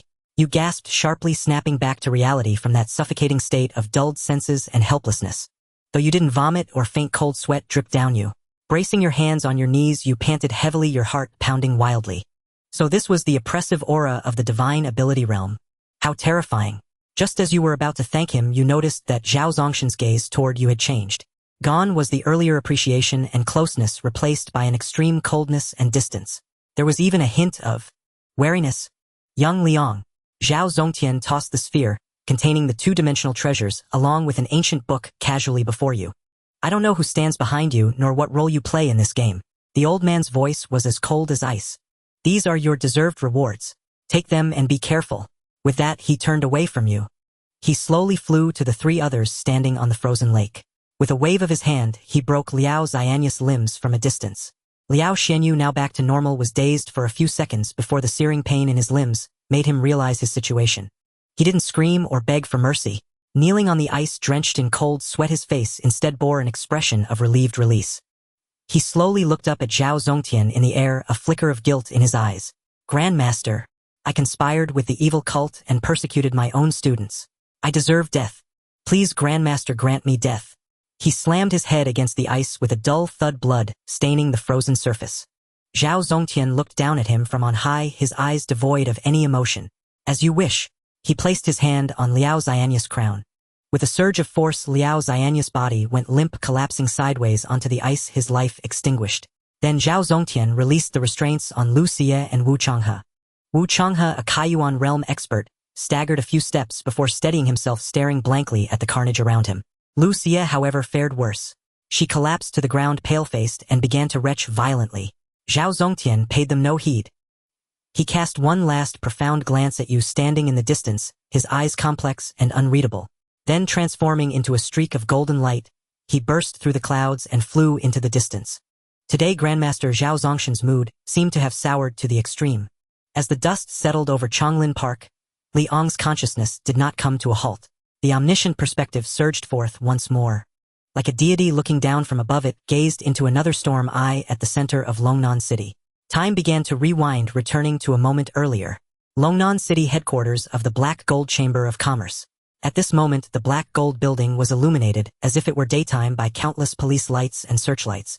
A massive cordon surrounded the entire building, making it impenetrable. In the sky, several armed helicopters circled overhead, their powerful searchlight beams sweeping across the building's surface. On the ground, the local police and armed forces of Longnan City were already fully armed, standing in readiness with their guns trained on the entrance.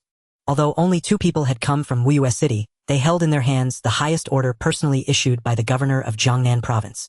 Moreover, a grandmaster at the pinnacle of martial arts was personally present to oversee the situation. This was after Zhao Zongtian had eliminated all the high-ranking members of the heart-eating cult with a thunderous strike. The local official forces, having received the governor's decree, were finally free from any constraints and had been fully mobilized. They surrounded the black gold chamber of commerce in layers, sealing it off so tightly that not even a fly could escape. Inside the building, especially in the underground fifth floors, cult altar, the official forces had completely taken control. Those gray-robed followers who had previously been fervently chanting were now all fitted with specially designed handcuffs and shackles. Escorted by the special police, they formed a long line ready to be sent to a high-security prison for detention. Everything seemed to be developing in a positive direction. However, just as Zhao Zongtian shattered the projection of the eternal cleansing eye of the divine with a single palm, a wave of indescribable mental impact filled with brutality and chaos surged forth. Following an invisible causal link, it descended upon the group of followers in an instant. It was the wrath of the evil god as well as the backlash from their faith's collapse. The once downcast or trembling followers suddenly began to shake violently. They abruptly raised their heads, their eyes instantly bloodshot. Their eyes turned a chilling crimson, their expressions becoming frenzied and twisted. Kill! For our god! A surge of unnatural strength erupted from within them, releasing a beast-like roar. Crack! Crack! The specially designed alloy handcuffs and shackles were forcefully shattered under their frenzied struggle. Hundreds of irrational rioters, like a pack of starving wolves, lunged crazily at the nearby guards. The scene instantly descended into chaos. Suppress them! Quick, suppress them! Although the guarding special police were well-trained, they were still caught off guard by this inhuman transformation. At that moment, a streak of black light surged into the crowd. Lung Yuyan had made her move. She did not draw her sword, moving through the chaotic throng like a ghost. Bang! Bang! Bang! The finger strikes of the strong cultivator were precise and domineering. Each strike landed accurately on the pressure points of the rioters. In just a few breaths, dozens of the frenzied followers fell to the ground, rolling their eyes. Lung Yuyan's movements were swift and efficient, aiming to regain control of the situation at minimal cost. However, just as she prepared to deal with the next group, a strange sound of bone grinding came from behind her. Creak! Creak! Those who had just been knocked unconscious and should have been out for hours were now defiantly standing back up in a grotesque posture. Moreover, they had become even more frenzied, their aura increasingly malevolent. Their muscles began to swell uncontrollably, tearing through their clothing. Their teeth sharpened like saws and viscous saliva dripped from their mouths. Their crimson eyes narrowed into inhuman vertical slits. Roar! They lunged at her again, their speed and strength multiplying several times compared to before. What is this? Lung Yuyan's pupils contracted, a chill rising in her heart. She immediately understood. Evil seed merging. This group was beyond saving. They were not merely brainwashed and controlled mentally. Their bodies had also been thoroughly contaminated by the residual power of the evil god at this moment, resulting in irreversible mutations. They were no longer human but had become evil corpses that only knew slaughter and devouring. If left unchecked, they would kill everyone here and even burst out of the building, bringing disaster to the city. Ha! Lung Yuyan took a deep breath, a flicker of reluctance passing through her eyes, but more was the resolution of an investigator. Her hand slowly grasped the hilt of the tang knife at her back. She had to strike decisively, just as Lung Yuyan was about to draw her sword, preparing to completely cleanse this hell on earth. Freeze!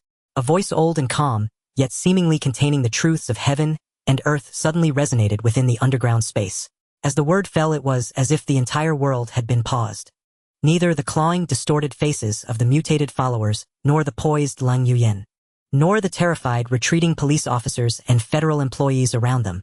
Everyone was completely immobilized. Except for Lung Yuyan, whose thoughts remained active, the consciousness of everyone else seemed to freeze at that moment. In the void, a figure slowly emerged. It was Zhao Zongtian, who had just concluded the battle at Chonglin Park.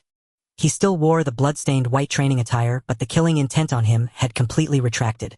At this moment, looking at the twisted and deformed faces below his eyes revealed not disgust but a profound compassion. Dust to dust, earth to earth. Zhao Zongtian sighed softly. Then his figure moved. Fast, too fast. Even Lung Yuyan could only barely catch a series of golden afterimages. Zhao Zongtian swiftly maneuvered through the crowd, without using any world-destroying techniques. He simply extended his hand, gently tapping the forehead of each cult follower. 1, 2, 3, 4. His movements were as gentle as stroking the head of a child, yet the effect was as thunderous as a storm. With each tap, the evil vitality within those followers was instantly severed, dead upon contact, their souls extinguished. Immediately, a layer of pure golden flames ignited upon their corpses. This flame was not scorching. Instead, it exuded a warmth and purifying aura. Under the burning of the golden flames, those grotesque bone spurs, disgusting scales, and twisted muscles began to dissolve rapidly. All filth, sin, and suffering were completely burned clean within seconds. The corpses vanished. In their place were crystal-clear white bone beads, each one resembling jade. On each bead, a faint name seemed to surface.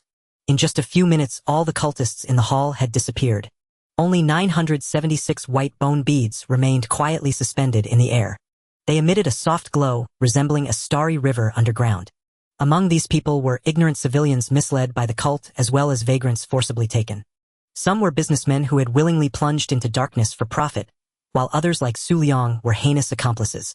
Their souls and bodies had been tainted and Zhao Zongtian could not leave them whole. In the midst of the swirling snow, that golden streak of light had long vanished into the horizon, leaving behind a scene of devastation and a suffocating blood-red night. You stood there gazing at the orb of soft light in your hand, alongside the ancient book on the icy surface, feeling a mix of emotions. The complex gaze of Zhao Zongtian was difficult to decipher, yet you could roughly guess the reason behind it. What did the projection of the universal cleansing I say to him in the 3 seconds before its destruction? Was it about my identity or some unspeakable prophecy? Zhao Zongtian might have received some intelligence that caused a shift in his attitude toward you. Of course, this might not be the case. After all, it was merely your speculation. However, one thing was clear: this Grandmaster, who had always been your greatest support, may now harbor a crack in his trust. Forget it. Thinking too much is futile. You took a deep breath, forcing yourself to calm down. Regardless of Zhao Zongtian's thoughts, the spoils in front of you were undeniably tangible. On the cover, several powerful ancient characters were inscribed: Heavenly Sea, Vastness, Divine Seed Formula. This is the Yuan martial arts. Your pupils contracted sharply and excitement surged within you. Moreover, the texture and aura of this book felt grand and upright. This was a gift specifically left for you by Grandmaster Zhao Zongtian. As you opened the pages of the book, an immense aura surged forth, overwhelming you. Buzz. The essence of your heavenly river water lotus instantly resonated strongly. It felt like a long-awaited rain after a drought, sending joyful tremors through you. This indicated that this Yuan martial art was highly compatible with you, perhaps even a perfect match. Water system. A top-tier Yuan martial art. The key you had long yearned for to become stronger had been casually tossed to the ground by the Grandmaster. With it, the opening Yuan realm is right before me. You carefully stored the secret book, shifting your gaze to the golden orb in your hand. Within the orb, 2-dimension treasures, now devoid of any evil aura and extremely pure, were slowly rotating. One was the Shenbing double lotus sought by Lucia, and the other was your target, the illusionary water lily. They had been thoroughly cleansed by Zhao Zongtian, stripped of the cursed eggs and hidden dangers. They had transformed into the most pure and untainted wonders of the world. You pondered for a moment. The Shenbing double lotus is ice-type, not particularly useful for me, but this illusionary water lily. You reached out and gently touched the deep blue lily. Buzz. At the moment your fingertip made contact, the illusionary water lily transformed into a stream of water blue vapor, penetrating into your body through your pores. However, this absorption felt entirely different from the previous experience with the heavenly river water lotus. If absorbing the heavenly river water lotus felt like the galaxy flooding in grand and overwhelming, then the sensation from the illusionary water lily was akin to a winding stream gently flowing. Although it could flow softly for a long time, its scale was far too small. Indeed, dimension treasures are also ranked by quality. You realized. It was obvious that the quality of the heavenly river water lotus far surpassed that of the illusionary water lily. It was an absolute upper-tier existence.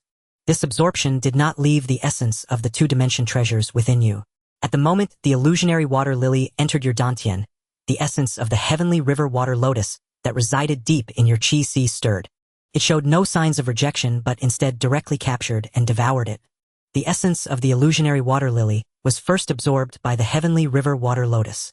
It then quickly transformed it into the purest energy, perfectly aligned with your Shen water spirit body, and fed it back to you. This time no energy overflowed from your body, nor were there any anomalous phenomena. Everything occurred within your body, silently nourishing. Your blood essence was once again refined, and the already perfected red-scaled blood attire became even more crystalline and translucent, hinting at a vast depth akin to the sea. After completing all this, you restrained your aura and turned to approach the 2 individuals in the distance.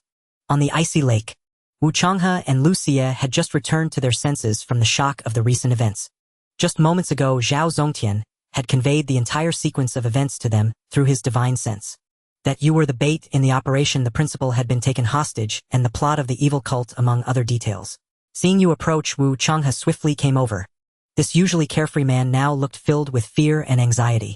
He quickly accepted the notion that you are the bait. Right now, he was not concerned about the evil cult schemes or why you had kept things from him. His only worry was whether you were safe. Although he had seen from afar that you were unharmed and had successfully absorbed the dimension treasure, he still felt uneasy. Wu Changhe rushed up to you, checking you from head to toe, squeezing your arms. He then patted your back, confirming that you had all your limbs intact and that your internal organs were undamaged. Phew! He finally let out a long sigh of relief, feeling at ease. It's good if you're fine. It's good. Wu Changhe patted your shoulder, his voice slightly choked. Good lad, you've really done something big. Although he had just learned that you were the bait cooperating with the Grandmaster's plan, there was not a trace of resentment in his heart. He only felt that you had it tough. Having barely made a name for yourself through talent and hard work, you were now being used as bait to deal with these ruthless, heartless cult fanatics. In Changlin Park, atop the frozen lake. A transaction. You gaze at Lu Xie, your expression calm. Let's hear it. Lu Xie bit her lip and spoke rapidly. I know the liquid assets I brought this time are considerable. But for a divine object of this caliber, it might not suffice. However, I promise to mobilize every resource currently available to the direct line of the Lu family. I will dedicate everything to help you break through to the Kaiyuan realm. Whether it's Kaiyuan stones, the most supreme Yuan martial arts techniques, or elixirs to aid cultivation. If you need it and I have it, I will provide it to you. As she spoke, she glanced at Wu Changhe beside her, her tone solemn. Let teacher Wu bear witness. Tonight I will draft the transfer agreement and resource allocation document. Tomorrow morning we will sign the official contract. What do you say? You looked into her eyes filled with longing and resolve and nodded inwardly. This was indeed the greatest sincerity she could offer. To you now money was merely a number. You already possessed the Tianhai Kanglin Shen Xin Zhong Yuan Ju. What you lacked were exactly the hard currencies like Kaiyuan stones to assist in breaking through. This was also a chance to peruse other water element Yuan martial arts techniques, treasured by the Lu family. As a prominent clan of Haiqing, even in decline, their foundational heritage was beyond what a commoner like you could match. Moreover, strengthening Lu Xie would not hinder your future plans in any way. It was also an opportunity to gain a powerful ally. All right. Without hesitation or bargaining, you casually tossed the golden light orb containing the Shenbing Bingdi lotus to Lu Xie. Deal. Lu Xie was startled, seemingly surprised by your prompt agreement. She fumbled to catch the orb with both hands, and as she felt its chilling aura, her eyes instantly reddened. Thank you. She wasted no words, knowing every second was precious. She sat cross-legged on the ice, holding the orb in her hands, and began to circulate her family's cultivation technique. Crack! The golden Yuan force seal shattered. The crystalline ice lotus instantly transformed into a stream of azure mist carrying an extreme frost. As if finding its true home, it swiftly burrowed into Lu Xie's body. Boom! In an instant, a violent surge roiled through Lu Xie's blood and qi. Unlike you, she lacked the Tianhe Shualian origin within her to suppress such power. This vast energy from an unknown dimension wreaked havoc on her meridians. Rampant coldness radiated outward, forming hard ice crystals in the surroundings. Seeing this, Wu Changhe stepped forward, his Yuan force expanding into a semi-transparent barrier. It shielded the three of you within, preventing any leakage of energy that might attract unwanted trouble. Time ticked by minute after minute. You watched Lu Xie's surging aura, silently calculating in your mind. The goal is clear now. I must convert the resources gained tonight into my own strength. Using Kaiyuan stones and Yuan martial arts techniques, I will swiftly break through to the Kaiyuan realm. Once I succeed in Kaiyuan, I will conquer the Sunset Canyon. You recalled the humiliation of being hunted by the Tiangnan heavy industry enforcer in the Sunset Canyon during your last simulation. This time I won't flee in disgrace like before. This time I will reap a grand harvest in the treasure trove of Sunset Canyon. 10 minutes later, with the final roar, the tumultuous blood and qi around Lu Xie gradually began to settle. Hum! A faint ice-blue gossamer veil slowly materialized on her skin, though it remained highly unstable. But the shackles had been broken, the chasm turned into a thoroughfare. She no longer needed to refine her blood and qi. Now all she required was the 24-hour golden absorption period. She would then fully stabilize her realm and formally begin the breakthrough to the 9th stage of blood and qi. Such was the wondrous power of a dimensional secret treasure. A fortune that countless people sought in vain their entire lives was now blossoming within this young woman. Lu Xie slowly opened her eyes. Though energy still overflowed within her, it no longer hindered her movements. She clenched her fists, feeling the newborn power inside, and much of the gloom in her heart dissipated. She stood up and bowed deeply once more to you and Wu Changhe. Teacher Wu Liang, words cannot express my gratitude. Wu Changhe waved his hand, looking somewhat weary. Enough, since it's done, let's leave this place of trouble quickly. He turned his gaze to the corpse lying alone on the ice not far away. Liao Xianyu. The once illustrious principal now lay with limbs broken, his face twisted dead in silence amidst the wind and snow. Wu Changhe walked over, grabbed Liao Xianyu's corpse with one hand, as if lifting a tattered garment. "Let's go," he said to Yu and Lu Xie. "Come with me to the police station tomorrow morning to give a statement." As for why not the Alien Cult Investigation Bureau, it was because there were only 3 such bureaus in Jiangnan province. They were located in Wuyue City, Ningzhou City, and the headquarters in Suang City.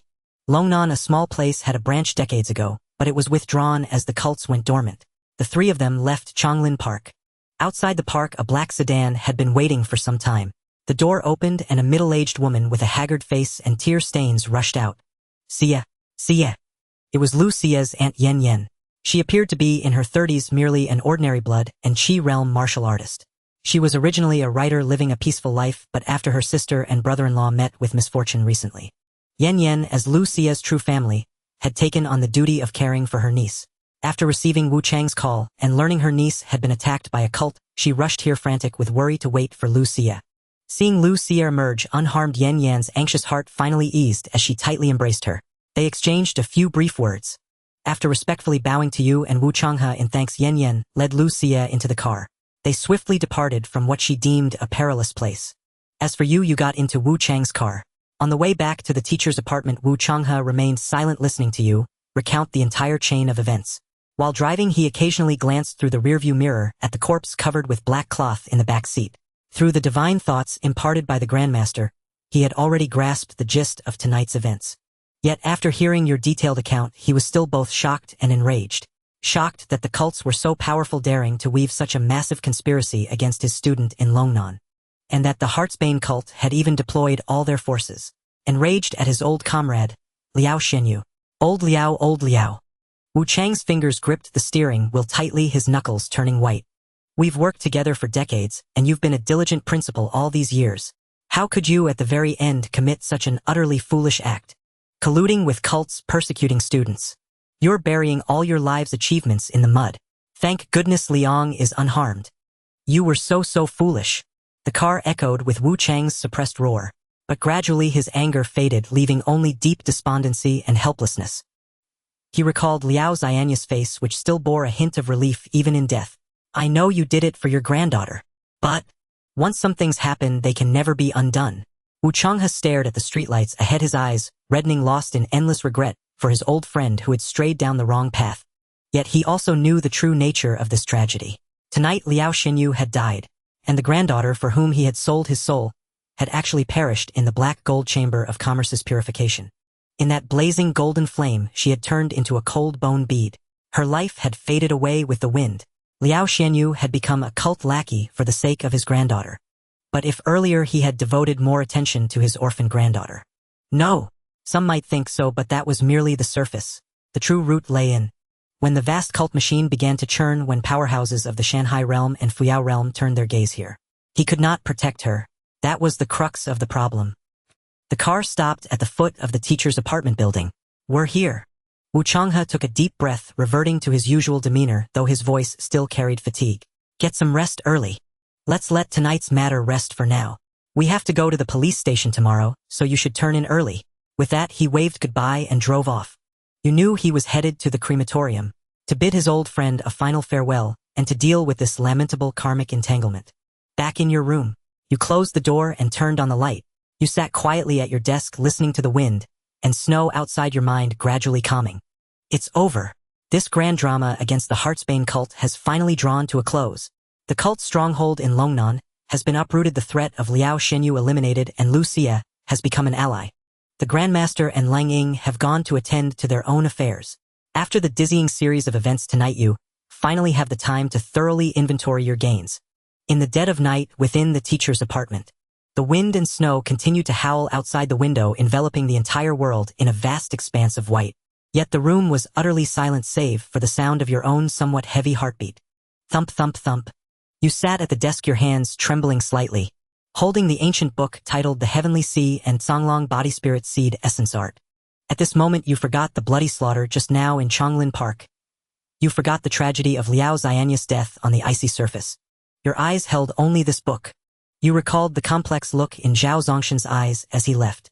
Though you had no idea what that Grandmaster had witnessed during those 3 seconds of gazing upon the evil god's projection. Thus he had formed a misunderstanding of you. But his magnanimity was truly immense. Not only did he act to resolve your greatest crisis, but he also casually tossed you this key to a path of greater strength. To judge a person's thoughts, you cannot merely look at what they say or their expression.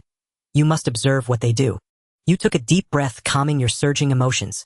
With this inheritance alone, the gains from this simulation were already enormous. This was the first top-tier cultivation art you had ever truly encountered in 2 lifetimes, one that directly pointed to the Fuyao realm. It was the first cornerstone on your path to the heavens. At that very moment, subtle changes were occurring within your body. Deep within your mind, the causal shackle restriction that had originally belonged to Zhao Zongtian. After being lifted, it did not dissipate. Instead, it transformed into a mass of pure spiritual nourishment, gently nurturing your sea of consciousness. This was the spiritual gift of a divine ability realm powerhouse, the so-called Grandmaster Zhao's slow-release spiritual source. Simultaneously, your physical body and supernatural ability were steadily climbing in strength.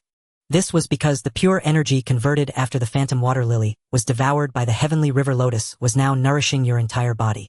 But you had no time to examine these changes that would have sent ordinary martial artists into ecstasy. All your attention was consumed by the yellowed booklet in your hands. You caressed the spine as if it were your most cherished lover, then gently turned to the first page. Boom! As the page opened, a vast ancient will, as if containing an entire ocean, surged into your sea of consciousness. On the first page, 2 lines of vigorous ancient characters leaped off the paper, each stroke seeming to hold the power of stormy waves. Return to the source, gather the flow, guide the ripples into the body of vast as the heavenly sea, profound as the azure waves. The flesh harbors spirit, the essence seed enters the cavity. The moment this general outline met your eyes, the origin of the heavenly river lotus within you resonated intensely, emitting a joyful tremor. Indeed, this is the method most suited to me. You read voraciously, each word striking your heart. As you delved deeper, you gained a greater understanding of the art's power and its stringent demands. The heavenly sea and Songlong body spirit seed essence art. This was by no means an ordinary common technique. It was highly likely that even within a prominent clan like the Lu family, it would be a treasure of the highest order, a clan-protecting inheritance. Its requirements for the cultivator were extremely harsh. It could only be learned by an unparalleled genius. It could only be learned by a water element supernatural ability user. More importantly, the cultivator must harbor a mindset of all rivers flow to the sea, 100 schools of thought converge. One must align with the art's characteristics of boundless vastness and enduring depth. If the mind is impatient or stubborn, even with a compatible physique and realm, one cannot open all the acupoints. It would be even harder to generate a spiritual force in harmony with the art, ultimately leaving one stuck halfway, dying from withered meridians. Boundless, enduring. You murmured, a glimmer of understanding flashing in your eyes. Wasn't this precisely the tenacity and foundation you had honed through your hardworking and enduring talent all along? Continuing to flip through the mist surrounding the Caillou on realm cultivation began to peel away before your eyes. This art rigorously divided the cultivation of the Caillou on realm into 4 steps. Step 1: return chi and blood to the origin, nurture spirit within the flesh. This meant cultivating one's chi and blood to perfection like a robe of crimson silk draped over the body. It involved forging the physical body into a leak-proof vessel, granting it the capacity to bear primal power. You had already perfectly achieved this step upon reaching the pinnacle of the 9th stage of chi and blood. Step 2: visualization to solidify the spirit, the birth of the divine sense. This was the most critical step you currently faced. You needed to visualize the Tsangming 10,000 streams visualization chart embedded within the art. This chart was no simple painting. It contained the spiritual imprint left by the powerful being who created this art. It was the core of refining one's mental power. Only through visualization, aligning your spiritual frequency with the Kanglan intent, could you condense the first strand of Kanglan divine sense within your sea of consciousness. This divine sense was of an extremely high quality, far surpassing that of ordinary Kaiyuan realm martial artists, and was the foundation for subsequent operations. Step 3: simultaneously open 10,000 acupoints, awaken the secret treasury. You sit cross-legged on the mat in front of your desk, your hands naturally resting on your knees. Your breathing gradually becomes deep and prolonged as you silently recite the mantra of the Tian Hai Kanglan Divine Seed technique in your mind, relying on your excellent memory. You slowly begin to redraw the Tsangming Wanlu visualization map that is printed on the book pages in your mind. With a low rumble as your consciousness sinks in, the previously still painting seems to come alive within your sea of consciousness. In a daze you feel that you are no longer in your room but floating above a vast boundless ocean. This is the Kanglan intent left behind by martial arts masters. This visualization map is not dead. It is dynamic, flowing, and possesses life. At times the sea is as calm as a mirror, deep blue, and seemingly capable of embracing all things in the world. It exudes a gentle and vast aura of the highest good is like water. At times a violent wind rises and monstrous waves billow up like a roaring beast. It seeks to engulf everything in the heavens and the earth, revealing the ferocity and fierceness of water. You do not panic, but instead control your mind, attempting to integrate into this vastness. You imagine yourself as a drop of water in the sea, rising and falling with the waves, drifting with the ocean currents, returning to the source, drawing the waves into the body. Your consciousness sways with the rhythm of the ocean waves. In this process you feel your spiritual power being stretched, compressed, and tempered continuously by this vast and profound intent. If it were an ordinary martial artist, even a rare genius attempting to visualize such a level of map for the first time, they would probably suffer from a splitting headache due to mental exhaustion in less than 10 minutes. They might even have their consciousness shattered by that violent intent. But you are different. Deep within your sea of consciousness, the slow-release spiritual source, transformed from Zhao Zongshan's divine abilities, is continuously releasing pure and gentle energy. This nourishes your slightly fatigued spiritual body, while within your physical form, the Xian water spiritual body origin, enhanced by the illusory water lily, resonates wonderfully with the Kanglan intent in your sea of consciousness. With this multiple enhancement, your spiritual power is like a piece of iron being repeatedly forged. It not only does not deplete, but instead grows increasingly resilient and pure. You do not know how much time has passed. In that vast black sea of consciousness, a faint blue light suddenly flickers into existence. Then there is a second, a third. They shine like lighthouses on the deep-sea night. Though weak and seemingly on the verge of collapse, they flicker tenaciously amidst the crashing waves. This is not an ordinary light. It is the spark of consciousness about to transform into spiritual sense after the refinement of spiritual power. Although there is still a long way to go before achieving true spiritual sense, these twinkling blue lights signify that you have successfully taken the first step on the path to foundation establishment. The path of foundation establishment begins here. Time passes swiftly in deep meditation. When you open your eyes again, although it is still pitch black outside, the wind and snow have ceased. It is 5 in the morning. You have completed an entire night of intense visualization. Logically, after such an all-night mental exertion, a normal person would already be dizzy and mentally exhausted. But as you stand up and stretch your somewhat stiff limbs, you are surprised to find that you feel no fatigue at all. Instead, you feel invigorated with a glimmer of brilliance flashing in your eyes, as if you have just had the most perfect sleep. Is this the power of the slow-release spiritual source and the illusory water lily? Using both in tandem yields exceptional results. You clench your fist, feeling the abundant energy within you, a smile creeping onto your lips. Not only has it repaired my mental exhaustion, but it has also eliminated my physical fatigue. This state is truly rare. After a simple wash, you change into a clean school uniform and head to the martial arts practice room for today's early class. After all, you need to go to the police station to make a statement at 8 o'clock. Although there is a high probability that this will just be a formality due to the endorsement of a grandmaster. But considering the sensitive nature of the heart-eating cult, no loopholes can be left in the process. In this simulation, I've only completed a phase goal. You think to yourself as you walk. Upon arriving at the martial arts practice room, the familiar white figure, Lu Xia, does not appear today. You speculate that she is likely busy coordinating the resources promised to you and handling the follow-up from last night. After all, as the young lady of the Lu family, even signing a document requires going through various internal family processes. Moreover, she needs time to settle the shock she experienced last night. However, the practice room is not quiet. It is even more lively than usual. Assistant Li. As soon as you walk in, you are surrounded by a group of excited students. Have you heard? Something big happened downtown last night. The building of the Black Gold Association has been sealed off. They say there was a terrorist attack and even the military's helicopters were deployed. That commotion, I could hear it from 5 kilometers away. Also, I heard from my dad that a super big shot seems to have come from Suong City. They directly flattened that building. The students chatter excitedly, their eyes sparkling with excitement.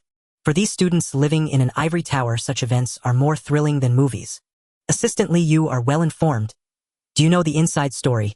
Zhang Li leans over full of curiosity as he asks. Looking at this group of inquisitive youths, you sigh inwardly. It's nothing major. You maintain a calm demeanor, using the prepared excuse to placate them.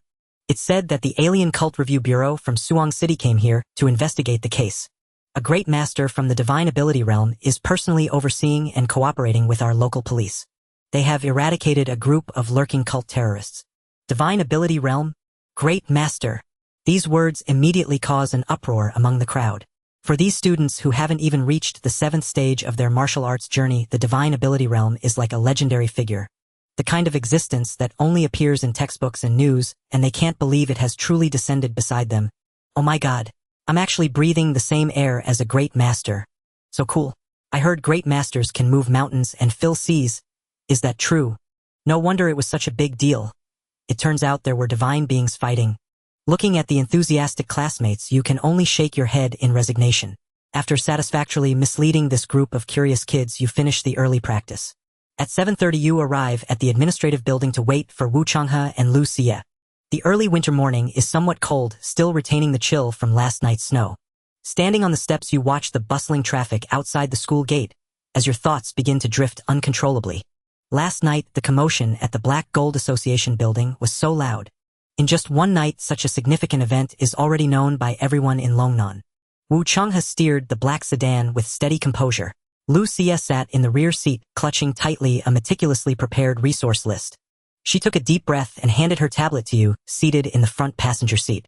Here is the full inventory of all resources currently available to me, along with the complete catalog of water affinity martial arts manuals housed in the Lu family scripture pavilion.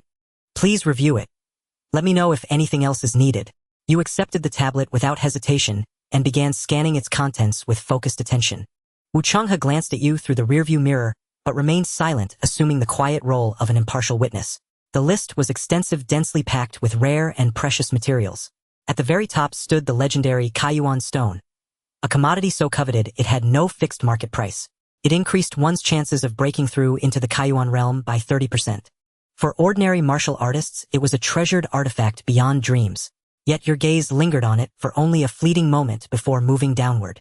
To you, armed with supreme cultivation techniques and a flawless simulation system, the Kaiyuan stone, though invaluable, was not irreplaceable. What truly mattered was finding something that could fill the strategic void in your combat framework. Your fingers scrolled across the screen as your eyes skimmed over each technique name: Crashing Waves Palm, Azure Ripple Body Method, Water Curtain Celestial Radiance. All commendable, but insufficient. You shook your head inwardly. Your current fighting style was unmistakably distinct: immense Qibla vitality, extraordinary regenerative capacity, impenetrable defense, and terrifying explosive power. In prolonged heat-in engagements, you were virtually invincible. Yet, as you encountered ever stronger opponents, your glaring weakness became increasingly apparent. Your methods were too direct, too unyielding, lacking unpredictability. My blade is too straight. Against foes with elusive movement or mastery of illusionary arts and mental control, I am easily forced onto the defensive.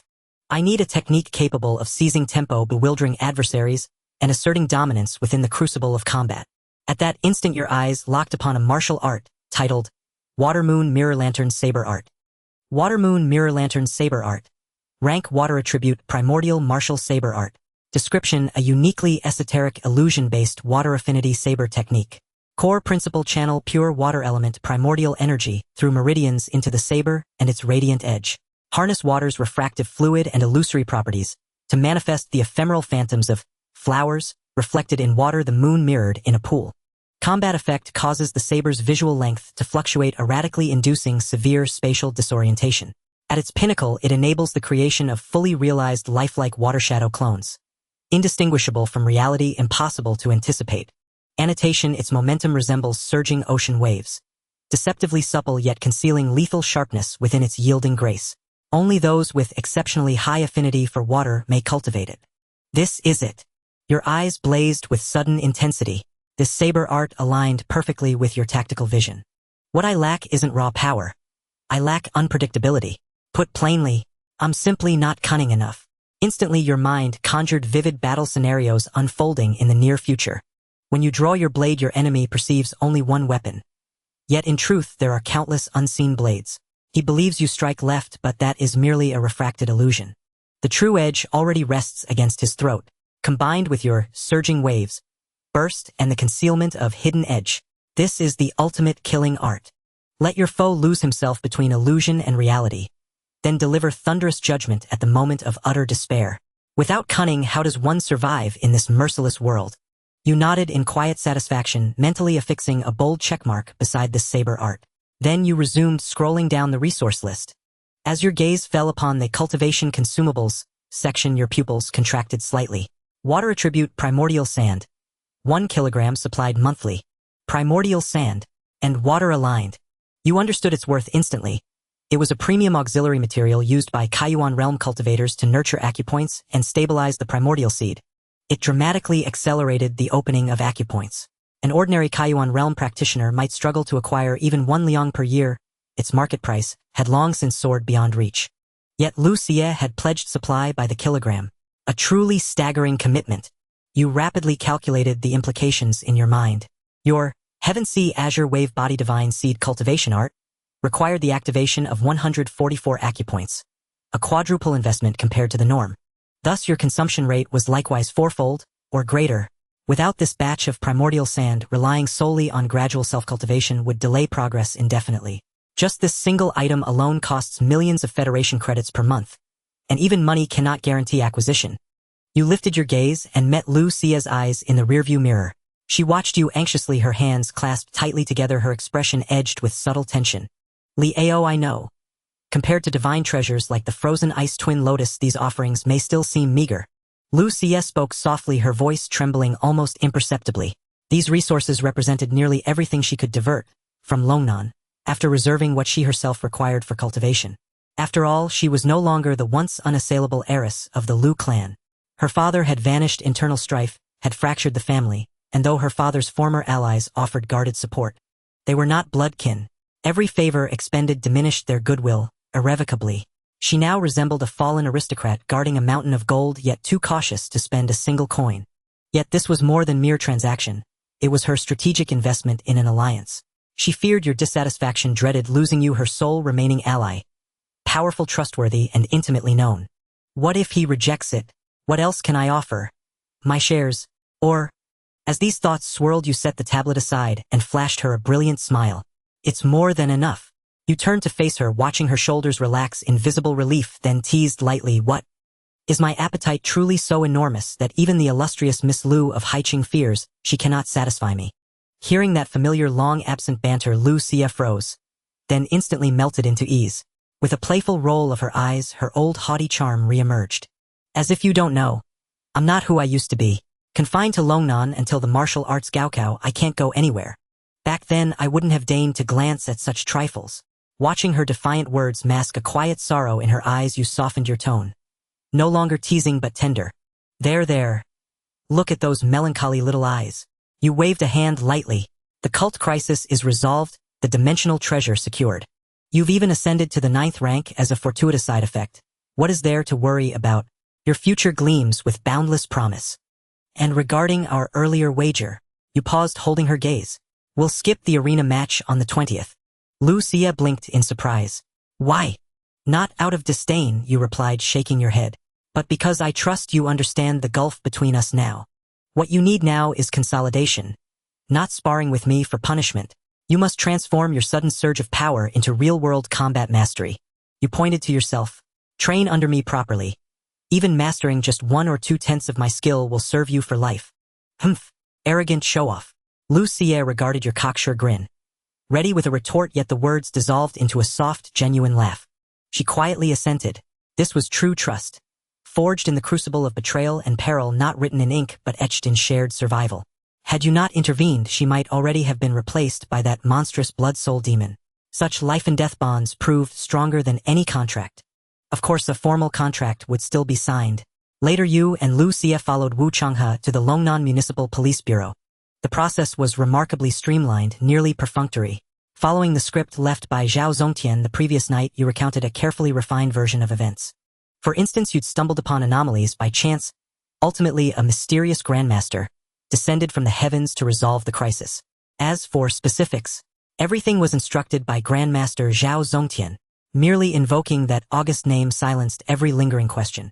Even the most skeptical bureau chief swallowed his doubts, offering courteous farewells instead. After all, Zhao Zongtian was a figure before whom even the provincial governor deferred.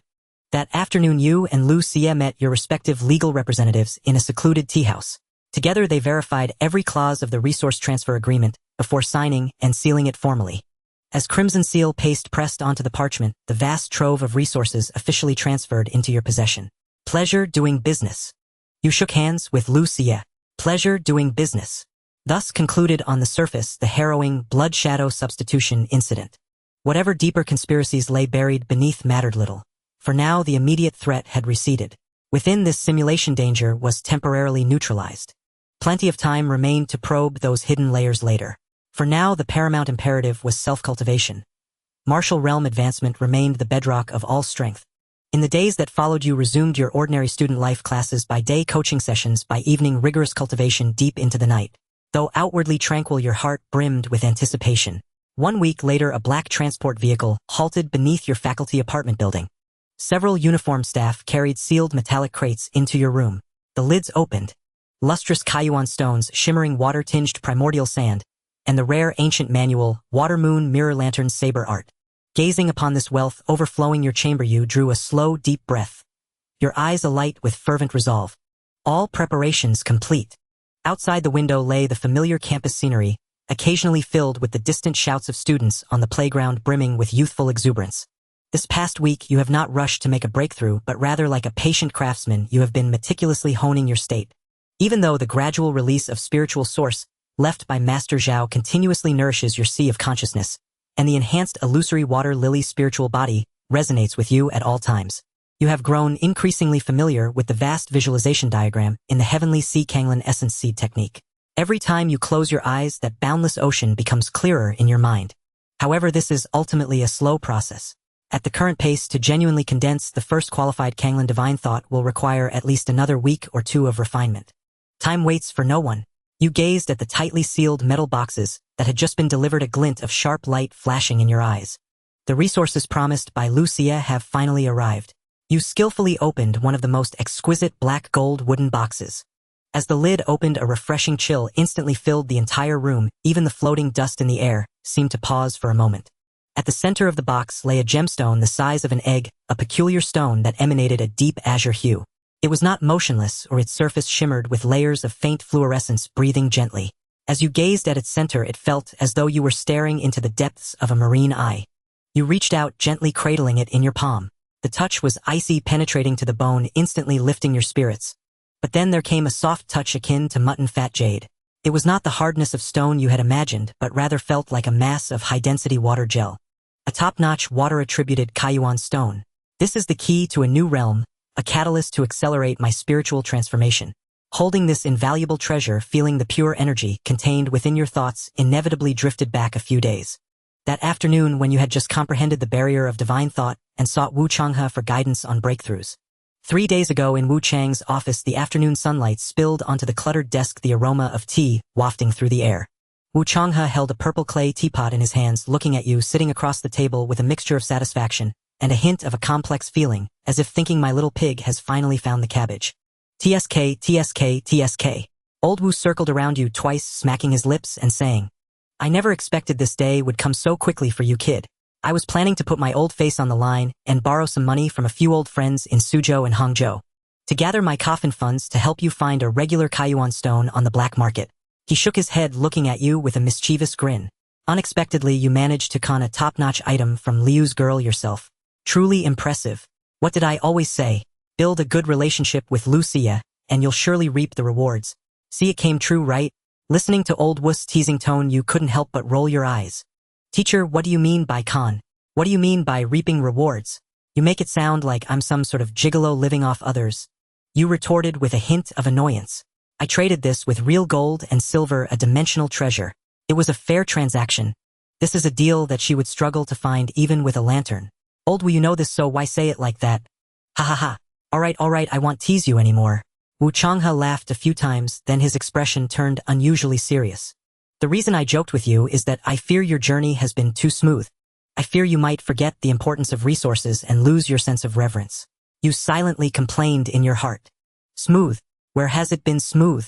Where does it feel smooth? Died 3 times, chased, mentally controlled. Of course you wouldn't say this out loud. Wu Changhe cleared his throat, beginning to lecture you. Liang, breaking through to the Kayuan realm is both simple and difficult. The current federal martial arts system is already very mature. For most ordinary martial artists, the methods of the Yuan martial arts mostly follow a balanced and peaceful path. As long as your qi and blood foundation is solid, diligently cultivate until you achieve the perfection of the 9th stage of qi and blood. Push your flesh to the limit. Then progressively practice the accompanying visualization techniques, refining for a year and a half to give birth to the first wisp of divine thought. Next, introspect to open the 36 major apertures in the human body. Gathering the heaven and earth's vital energy, condensing the original seed, and nurturing it within the major apertures is sufficient. If you can supplement with resources like Kaiyuan stones and Yuan sand, the speed will be faster and the success rate will be higher. At this point, Wu Changhe paused, gazing intently at you. I believe these processes are written in the Yuan martial arts methods and you have memorized them. Do you find it simple? But that is true for ordinary Kaiyuan martial artists who are opening 36 apertures. Wu Chang's voice suddenly rose, carrying a serious sense of pressure. Liang, I do not know which specific Yuan martial arts method you possess. Whether it was taken from Lu Xie or bestowed upon you by the Grandmaster in private. But I can assure you that with your foundation and those two's vision, the Yuan martial arts method you are cultivating requires you to open at least 108 apertures, perhaps even the legendary number of complete perfection. You slightly nodded, not denying it. In fact, your Heavenly Sea Kanglin Essence Seed technique requires the opening of 144 apertures. That's right. Wu Changhe sighed, standing up and walking to the window, turning his back to you and speaking. You must understand that techniques capable of opening more than 72 apertures carry exceptionally high ideals in their accompanying visualization diagrams. Ordinary qi and blood martial artists possess weak spiritual power. Let alone cultivating, even a glance would cause dizziness and make visualization difficult. But I see your aura has become sharper recently, and the divine light in your eyes is more restrained. You must have begun cultivating the visualization diagram, and your progress seems good. This first step of divine thought birth should not be difficult for you, this anomaly. But Wu Changhe suddenly turned around, speaking deliberately. The moment your divine thought truly condenses into form, and you prepare to guide your qi and vital energy to open the first main aperture, you will face a true test. To ensure that your divine thought truly embodies the essence of the visualization diagram, you will surely enter a special conscious space to undergo the true trial. This is heart barrier. Heart gate. You repeated the term. That is precisely why only those who cultivate primordial martial arts with no fewer than 72 awakened apertures can have the chance to ascend to the Fuyao realm, Wu Changhe explained. For only by passing the heart gate, by undergoing a spiritual baptism of that magnitude, can one truly be called a person who has forged their own martial path. As for what the trial truly entails and why such a heart gate exists, a complex expression flickered in Wu Chang's eyes, a reverence for the unknown and the mighty. There is a theory in the martial world most superior visualization methods contain the lingering will of the martial powerhouse who created that technique. Martial artists who cultivate the same high-tier primordial martial art, upon successfully visualizing, will share the same artistic conception and generate a vast mysterious consciousness cluster. No one knows where the dimension of this consciousness cluster lies. It is like a colossal cloud server or perhaps a Valhalla. This is also a hot topic currently being researched by top martial arts universities, primordial martial resonance.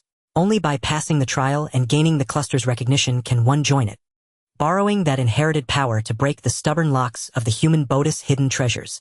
As for lower-tier primordial martial techniques, their conception is too shallow to touch this level. Hence, they have no heart gate and naturally no potential for Fuyao advancement. Different techniques manifest differently. Upon hearing this, you furrowed your brows and posed a question. Teacher, what if only one person cultivates this technique, or it is a self-created one? Without the will of a predecessor left behind, wouldn't it be easy to pass? Ha ha ha. I knew your sharp mind would seize on this tricky point. Wu Changhe laughed heartily, pointing a finger at you. But why is it considered a difficult problem? Naturally, there is a reason. This consciousness cluster does not dissipate just because all martial artists who cultivated that primordial martial art have died. It is utterly unbound by time or space. One could even say once a certain Tao is pioneered, it is inscribed into the very rules of the world. That is the most wondrous and baffling part. Wu Changhe looked at your astonished expression, deeply satisfied. Lowering his voice with a hint of intimidation, he said, moreover, the higher the conception of the technique, and the more apertures it opens, the stronger the creator of that technique. Generally, the longer a martial artist can walk the martial path, the more terrifying the will they leave behind. So hee. Old Wu let out a mischievous chuckle.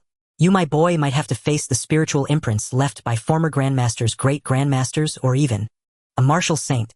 You must prove under their oppressive might that you are worthy of inheriting this power. How about it? Still confident? A chill ran down your spine. A martial saint's trial. Wasn't that hellish difficulty? You played along perfectly with old Wu, who was like a big child, obediently lowering your head. Your student is dull and knows nothing of these secrets. I implore you, teacher, to teach me how to break through the gate. Good attitude. Wu Changhe wore an expression that said, "You boy are teachable." He stroked the stubble on his chin and nodded. Easy to say, but this is my secret passed down only to disciples. The art is not lightly taught. He deliberately drew out his last words, his gaze drifting towards the door. I heard that Drunken Immortal Pavilion recently got a new batch of deep-sea thunder eel sashimi. You immediately caught his drift and declared loudly, "Rest assured, teacher. I've already booked a private room at Drunken Immortal Pavilion for tonight. We'll drink till we're drunk and not go home till we drop. Ha ha ha. Good. You're a filial lad." Wu Changhe once again using this subtle and worldly method to remind you of the principle that the art is not lightly taught, then put away his joking demeanor and began to impart the real substance. The concrete manifestation of the Heartgate trial varies completely depending on the primordial martial technique. Take me for example. Wu Chang's expression turned solemn, even tinged with a bloody reminiscence. The primordial martial technique I cultivated back then was the fierce blood 100 battles forge seed primordial art passed down through the military. It opens 72 apertures, a superior grade technique. Its matching visualization chart is the 100 battles soldier aura guard frontier chart. And my trial was to have my consciousness pulled into an ancient battlefield. I had to single-handedly slay 1,000 alien beings on that battlefield to pass. Moreover, there was a time limit, a deadline of 3 months. Of course, in the consciousness cluster, only an instant passes in reality. 3 months. 1,000. You exclaimed in shock. That's right. It was absolute hell. A trace of lingering fear appeared in Wu Chang's eyes. The first time I was killed instantly upon entering, my spirit severely wounded, and I spent half a month recuperating. The second time I killed 100, then died from exhaustion. Fortunately, this trial had 3 chances. If these 3 chances were exhausted, this primordial martial art would be lost to me, and I would have to seek another path. On my final attempt, I truly fought with my life on the line. Wu Chang's gaze turned ruthless. I stopped charging in like a greenhorn. I tried every trick in the book. Poisoning, arson, digging traps, playing dead to ambush. I turned myself into a madman who would stop at nothing to win. Finally, I scraped through by a hair's breadth and completed the trial. It was through that trial that I gained the recognition of my predecessors. By doing so, I was able to inscribe the purest aura of fierce slaughter into my sea of consciousness. This allowed me to break open the Bodhi's hidden treasures and achieve Kaiyuan. Having said this, Wu Changhe let out a long breath, looking at you as he summarized. Actually, during the trial, I came to understand something. This Heartgate trial isn't for the sake of testing. It is meant to let you acclimate to the core true intent of this technique in advance. Only by truly experiencing the ordeal within the trial can your divine sense perfectly fuse with the technique and master that power. So I'm telling you all this to make you realize. This is a very difficult matter with limited opportunities. You must prepare well. I don't know the grade of your primordial martial art, but it's likely higher than mine, so the trial will definitely be more twisted. I also don't know if your technique offers a second chance. You must prepare with the resolve to succeed on your first try. After all, this is a trial that exists only in the heart. No one can help you, not even a great grandmaster. Wu Chang's tone was severe, each word carrying immense weight. Your thoughts drifted back to the teacher's apartment. You slowly opened your eyes, the Kaiyuan stone in your hand, emitting a faint blue glow illuminating your serious face. Consciousness cluster. Heartgate. 3 chances.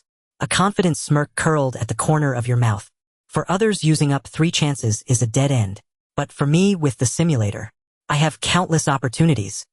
Even with a trial that means certain death, I can use my lives to test and err until I find the one path to victory, let alone a trial that isn't fatal. You were fully aware of the immense power of the heavenly sea vast body spirit seed primordial art you cultivated. The top-tier technique with 144 apertures. Its associated consciousness cluster was likely an unimaginable behemoth. The trial's difficulty was undoubtedly hellish. So you waited until all resources were gathered, then spent a full half-day adjusting, pushing your spirit energy and vitality to their peak before deciding to begin. Yet there was no worry in your heart. Throughout your journey, you had never given up halfway. Whenever you saw an opportunity, you would seize it with an iron grip and never let go. And more importantly, you had the simulator as your foundation. There is always a chance. You hesitated no longer. Regulating your breath, you circulated your blood and chi to the extreme, focused your mental energy to its peak, and channeled it all into the Kaiyuan stone in your hand. You began to absorb the vast pure energy from the Kaiyuan stone. Boom! A surge of cool clarity shot straight to your crown. Your consciousness was instantly yanked as if sucked into a bottomless vortex. The breakthrough to Kaiyuan officially began. The moment that cool energy surged into your crown, the familiar physical world collapsed. All senses faded into darkness, the spiritual clarity not awakening. Here there was no distinction between up and down, no sense of time passing, only eternal solitude and void. You attempted to scream, yet no sound escaped. You tried to wave your hand, but felt no presence of limbs. You were like a pure consciousness stripped of flesh, floating in this endless darkness. There were no prompts, no task guidance. Panic was the greatest enemy. In this absolute void, there was only one thing you could still perceive: your heart was still beating. Thump, thump, thump. That was the most primal rhythm of life, perhaps your only connection to this world. Uncertain how much time had passed, absolute solitude began to gnaw at your sanity like a venomous snake. Your consciousness began to blur, thoughts scattered, even beginning to doubt whether you were still alive, whether you still existed. You murmured to yourself, "I cannot sleep, cannot forget." As you teetered on the edge of vanishing, you suddenly remembered a clumsy yet effective method to anchor your existence. Count your heartbeats. As a martial artist with a strong grasp over your body, you knew your resting heart rate clearly. 1, 2, 3, 10,000, 100,000, a million. In this endless darkness, these monotonous numbers became your only faith. Time was passing. Although there was no clock in your perception, 10 years, 20 years, 30 years had elapsed. At this moment, your brain was shrouded in ignorance, even forgetting who you were, forgetting why you were counting. Yet that obsession etched into your soul, perhaps due to the innate talent of endurance, bestowed you with terrifying resilience. Perhaps it was your own determination, made you persist mechanically and instinctively. 900 million, 900,000,001. You were like a stubborn rock, steadfast against the waves of void, forever holding onto that flickering light. It seemed that the examiner hidden in the shadows was also surprised by your tenacity. Suddenly, even the last heartbeat was silenced. Absolute silence descended. However, you did not collapse, for that thump-thump sound had long become more than just a physiological beat. It had transformed into the unchanging rhythm in your mind, the pulse of your soul. As long as you did not surrender, that sound would never cease. Thump, thump, thump. You roared in your heart, striking the war drum with your will, resisting this void world. Finally, that consciousness seemed to abandon this meaningless drain. Boom! A sudden flash of light illuminated your vision. All senses returned in an instant. The roar of the waves, the salty scent of the sea breeze, the heat of the sunlight, poured into all your senses like a tide. You sat up abruptly, gasping for air, greedily inhaling each breath. In that moment, you completed the transformation from blind ignorance to clarity of thought. As if that long 30 years of torment in the void had never existed. Ha! You calmed your emotions and surveyed your surroundings. Before you lay a golden beach. Before you was an endless expanse of azure sea, while behind you stood a lush tropical jungle. Is this a deserted island? You stood up, stretching your limbs. Suddenly your expression changed. Your vital energy, completely gone.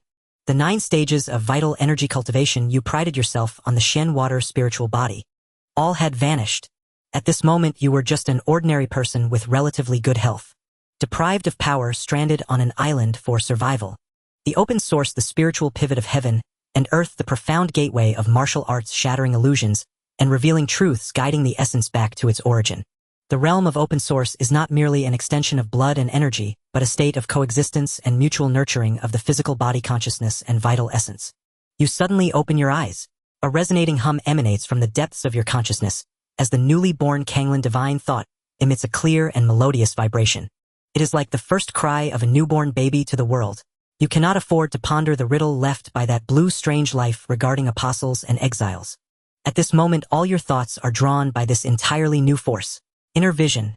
With a single thought, your newly formed divine consciousness instantly envelopes your entire body. Boom!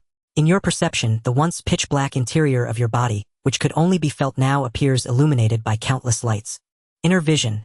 This is a microscopic perspective that only a warrior with divine consciousness can possess. You clearly see the blood and energy surging through your body like rivers. You see the pale blue mystical membrane enveloping your bones and meridians. You can even perceive each cell breathing and pulsing. It is astonishingly clear. This level of control compared to mere blood and energy is like heaven and earth apart. In the past, you could only control your body down to the muscle groups and main meridians like a craftsman wielding a heavy hammer.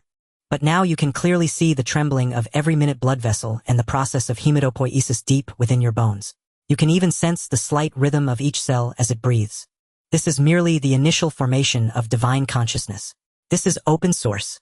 You suppress the shock in your heart, refusing to indulge in the ecstasy of this godlike perspective. You know that divine consciousness is merely a tool. The true goal lies in the treasure hidden deep within your body. You quickly adjust your breathing, following the guidance of the Tianhai Kanglin Wanxiao map in your memory. Controlling the divine consciousness, you navigate through the complex labyrinth of meridians, passing through the 12 main meridians and circumventing the 8 extraordinary meridians. Finally, your divine consciousness halts above the Danshan's Qi-Si at a node between the Shinkei and Qi-Hai.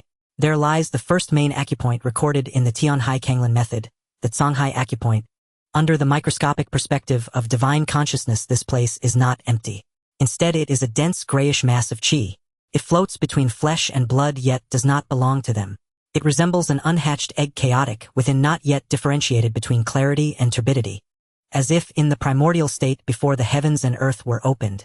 This is the initial state hidden within the human body. You take a deep breath, your expression solemn. You aim to carve out a small space that can contain the essence within this chaos. The difficulty is akin to sculpting a palace from a pebble. It is indeed a formidable task.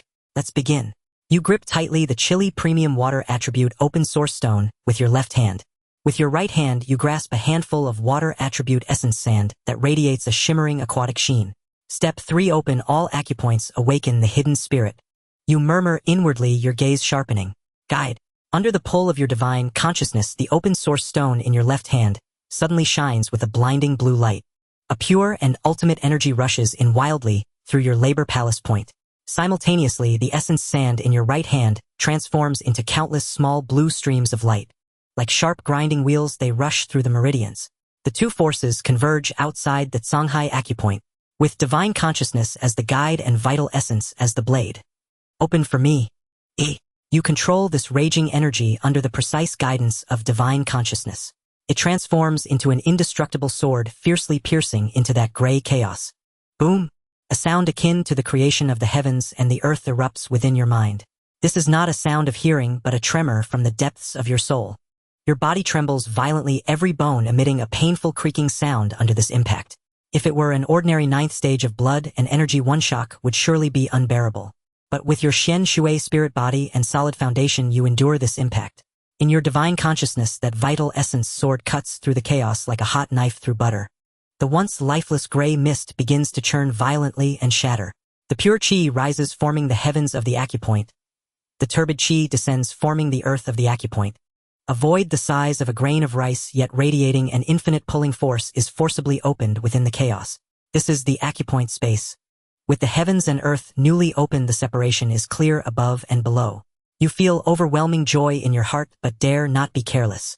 For you sense that this newly created space is extremely unstable.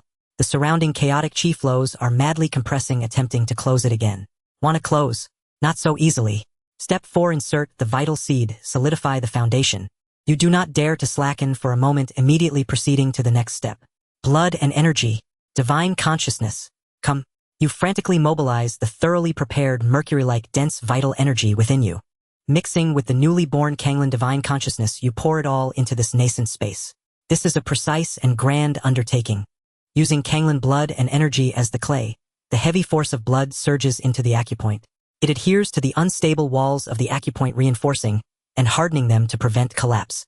Using the elemental water essence of heaven and earth as water, the remaining energy in the open source stone and essence sand transforms into a torrent of flowing water. It pours in, nourishing the parched space, granting it vitality. Using the Kanglin divine consciousness as the soul, your mental will imprint itself at the very center of the acupoint, becoming the ruler of all. The three forces whirl, compress, and merge madly at the center of the acupoint. This is an extraordinarily painful process. Your meridians wail under the burden of energy far beyond their capacity. It feels as if countless tiny knives are scraping within your veins. Every muscle in your body spasms, sweat instantly soaking your clothes, pooling at your feet into a puddle. Hiss. You inhale sharply, clenching your teeth, blood seeping from your gums. Yet your gaze remains clear and sharp. The talent of endurance plays a stabilizing role at this moment, allowing you to maintain absolute rationality amidst extreme physical pain. You precisely control the fusion ratio of every trace of energy. A little more blood. Add a bit more vital essence. Compress. More compression. Under the pressure of divine consciousness, that swirling energy vortex gradually shrinks while its density soars exponentially.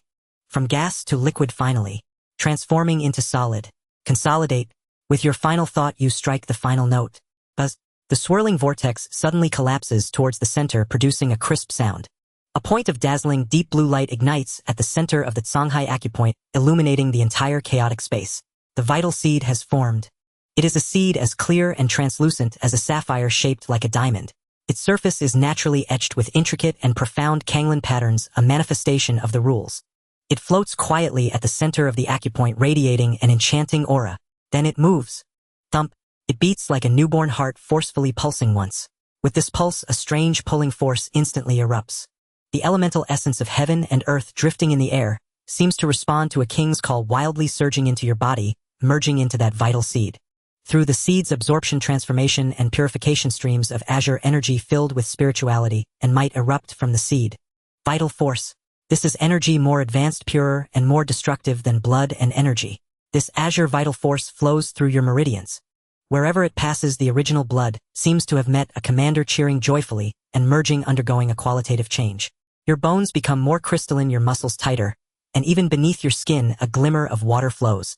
An unprecedented sense of power fills your entire being. You feel that you can easily crush your former self from just a few minutes ago. Huff. You slowly open your eyes, exhaling a long breath of turbid air. That breath condenses in front of you, transforming into a white air arrow. Exhaling into an arrow. At this moment, although you are drenched in sweat, your hair sticking to your forehead, looking somewhat disheveled. Your eyes, however, shine with a terrifying brilliance, as if hiding a profound ocean within their depths. You raise your hand, a thought flickers. Buzz. A radiant azure glow appears in your palm. It is no longer the condensed crimson thread of blood, but rather a true water attribute, vital force that can be manipulated at will. It dances at your fingertips, vibrant and agile. It's done. Finally done. You stand up, feeling the vital seed within you pulsing like a heart. As the first yuan seed settled within your body, you did not rush to rise. Instead, you remained seated cross-legged, quietly contemplating the earth-shattering changes unfolding within. The Kaiyuan realm was indeed an entirely new world. You could clearly sense that yuan seed suspended within the Songhai aperture, beating like an unceasing, powerful heart. With each pulse, it greedily devoured the wandering yuan energy from the outside world. After transformation, it pumped out streams of azure, spirit-infused yuan power. This power coursed through your limbs and bones. Nourished by this yuan energy, you discovered that your ability to digest foreign energies had undergone a qualitative leap. The residual energy of the illusory water lily, which had previously lingered within you, requiring painstaking effort to refine along with the sustained release spiritual source left by the Grandmaster in your sea of consciousness. They were now being decomposed and absorbed at a visible rate. At this pace, perhaps in just a few days, I will be able to fully assimilate these foundations and stabilize at the early stage of the Kaiyuan realm. What surprised you even more was the deep fusion of the illusory water lily's energy. The origin of your profound water spirit body seemed to be gestating some peculiar transformation. It was a stirring sensation, like a seed cracking its shell. Still faint, but you sensed an imminent revelation. Who? You stood up and casually swung your arm. A dull boom echoed through the air, the sonic boom from the resonance of pure physical strength and yuan power. Feeling the surging power within, you nodded in satisfaction and then sat back down. You grabbed a handful of precious water-attributed yuan sand as if it were ordinary sand. You unsparingly refined it with your yuan power to polish your newly opened acupoints. This sensation of clearly perceiving your own strengthening with each passing moment with resources aplenty was truly intoxicating. The days that followed were remarkably simple, even somewhat monotonously luxurious. Although the matters concerning the heart-eroding cult were still fraught with doubts, you were also well aware that the conspiracy behind it was far more than just a blood shadow life replacement. But these were not things you needed to worry about now. In the simulation, as long as there's no danger to my life, everything else can be set aside for now. The most important thing is still my own progress. Your gaze was resolute, your mind clear. Conspiracies, schemes. If I can cultivate to become a martial saint, do I need to fear those rats hiding in the gutter? When the time comes, I'll just overwhelm them with raw power and crush them heathen. With this mindset, your daily rhythm underwent a tremendous change. You no longer spent every day immersed in school, attending theoretical classes that now seemed rudimentary, playing the part of a model student. You applied for independent cultivation from the school, rarely attending during the day. Only at 7 in the evening would you appear punctually at the practical training hall to conduct an hour of gold medal teaching assistant guidance. After all, you were now a genuine Kaiyuan realm powerhouse, and your status was incomparable. The value of this single hour far exceeded that of an entire day before. Hey Liang, you've been appearing and disappearing like a dragon lately. Inside the training hall, Lucia glared at your carefree demeanor, as if you were some transcendent master grinding her teeth in frustration. She was still struggling desperately to break through to the 9th stage perfection, exhausting herself daily with tempering her chi and blood and practicing her swordsmanship. Yet you had already crossed that heavenly chasm, standing at a higher vantage point, even looking idle. Can't help it. At my realm, I need more time to comprehend the heavens and earth. You shrugged, and seeing her unconvinced expression, you offered an infuriating assessment. I have nothing to say to classmates who haven't advanced to the Kaiyuan realm. When you reach this realm, you'll understand naturally. You? Lucia was so furious, she nearly drew her sword, but sensing the unfathomable yuan power fluctuations emanating from you, she could only stomp her feet in resentment and turn to vent her anger on the training alloy dummy. After your daily teasing of Lucia, you continued your affluent cultivation life. During the day, you focused on 2 things: scattering yuan sand to polish your acupoints and beating Old Wu strike through, sparring with Old Wu. In the private training ground behind the teacher's apartment, clang, clang, clang, the fierce clashing of metal rang out incessantly. Although Wu Changhe still held an advantage in realm and had more seasoned experience, he was after all older, not like Fuyao, and his body was on the decline. You, on the other hand, were in the prime of your youth with a profound water spirit body, making your recovery ability monstrously abnormal, coupled with your reckless, unrestrained style. Unlike Old Wu, who had to hold back, you fought as if you had no regard for your life.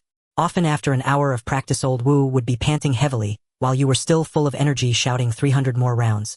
After these days of training, Wu Changhe looked at your once pleasant model student face and now found it somewhat irritating. This brat? Is he trying to exhaust this old bones to death? Whenever you keenly sensed Old Wu's expression darkening and his mood shifting subtly, you would immediately halt the offensive rhythm. Ah, teacher, that returning blade move of yours was so exquisite. Even with my yuan power protecting me, I almost couldn't react in time. The way you applied yuan power in it is truly awe-inspiring. You began to flatter him with a look of admiration, shifting the topic with seamless fluidity. Once Old Wu's expression eased, you would opportunely add, "Oh teacher, to thank you for your guidance, how about I treat you to a meal at Drunken Immortal Pavilion tonight? I heard they just got a few jars of century-old aged brew." Humph, you're not entirely without a conscience. This trick never failed. After fully adapting to the Kaiyuan realm's power and stabilizing your cultivation base, you began to practice the Yuanwu blade technique acquired from the Lu family, the Water Moon Mirror Ripple blade. You had been anticipating this blade art for a long time. Liang, this blade art follows the path of strangeness and deceit, emphasizing illusions and refraction, with a style that is feminine and treacherous. Wu Changhe frowned as he spoke, and while your water-based ability allows you to control water, it is inherently more inclined towards moderation and balance, and enduring vitality. Although the attributes are compatible, it's like asking a hammer wielder to do embroidery. The path is wrong, and it will be difficult to master the essence. Master, what do you see this? Without rebuttal, you smiled faintly and extended your right hand.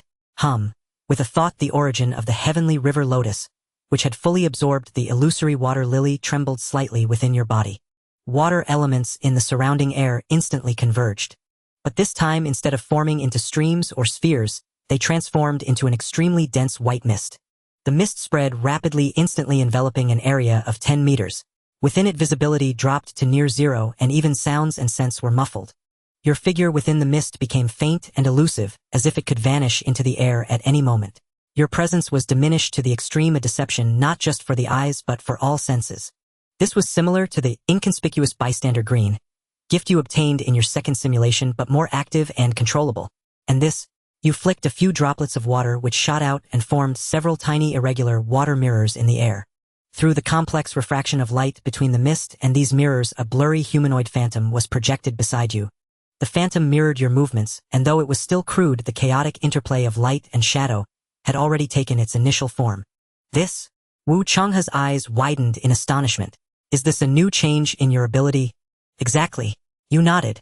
This change left you somewhat bewildered. Was it the mystic water spirit body, after its second awakening, acquiring the traits of the illusory water lily? Or had the origin of the heavenly river lotus deepened the development of the mystic water spirit body?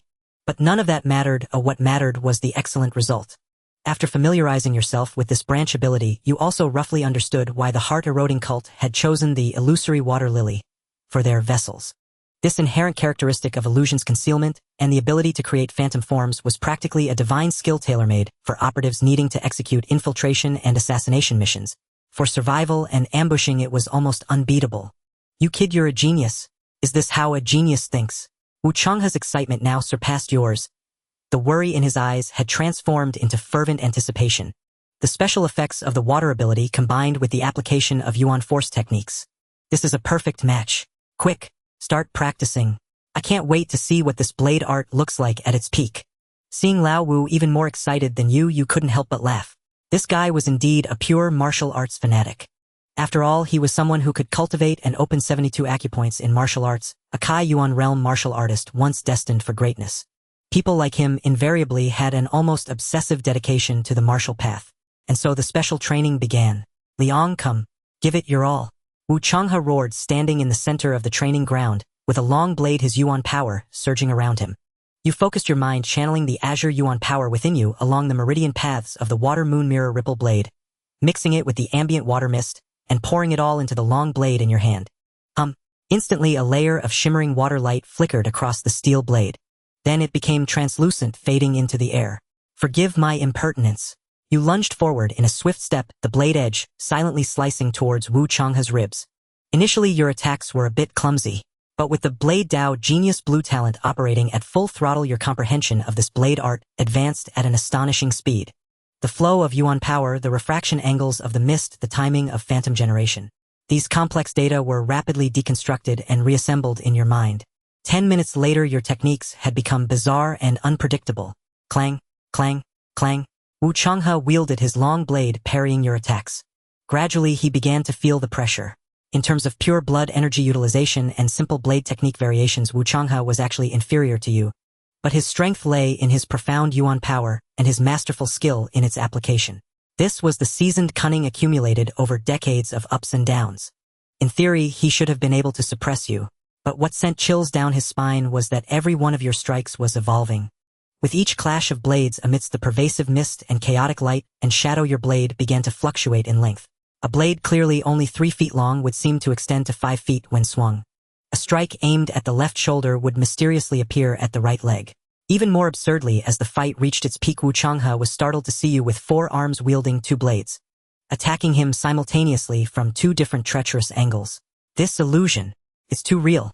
At first Wu Changhe could rely on experience, but he soon became unsettled.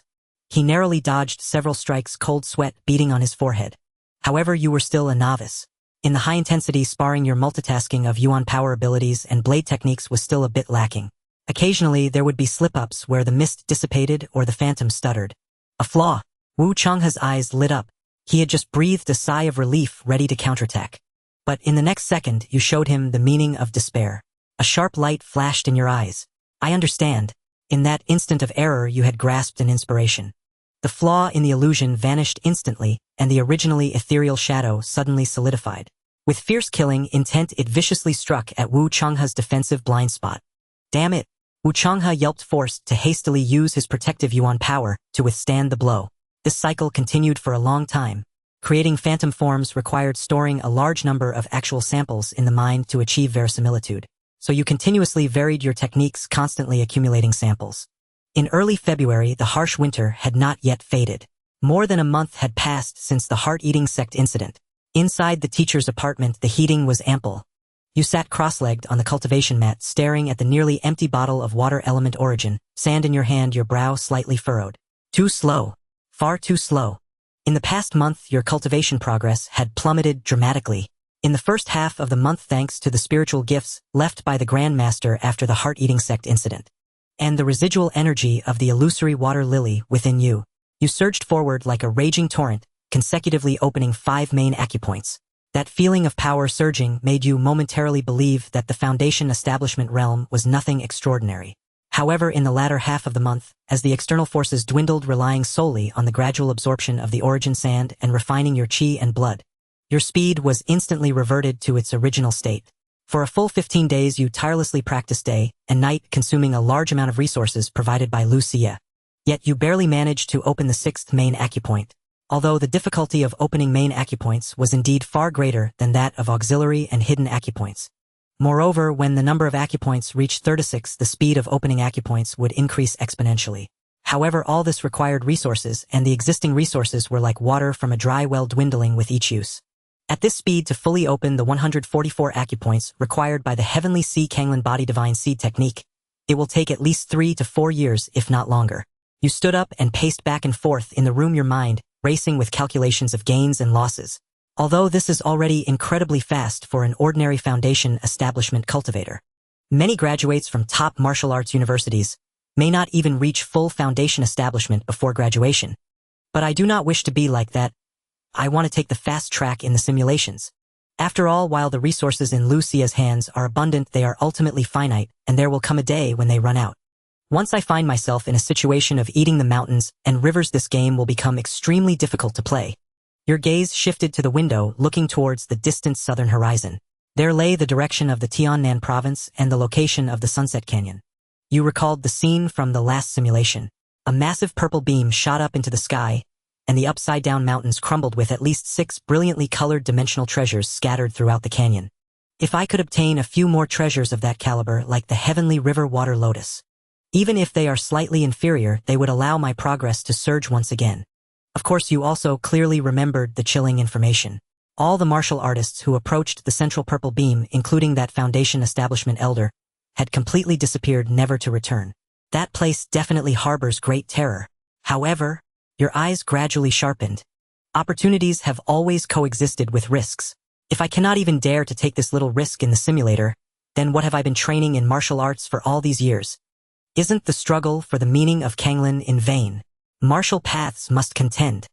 How can I walk further on the martial path in the future if I do not contend for that piece of heavenly secret?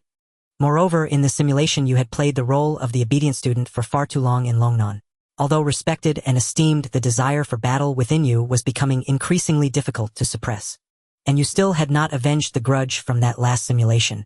Extreme stillness brings movement. It is time to make a move. Early the next morning you found Wu Changhe. At this time, due to Liao Xianyu's passing and his heroic performance in the recent anti-cult operation, he had already been appointed as the new principal of Longnan No.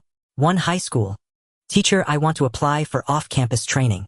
You placed a pre-prepared application letter on his desk. Staying closed in the school has reached a bottleneck. I need to travel to famous mountains and rivers, comprehend the true meaning of martial arts, and lay a solid foundation for my future martial path.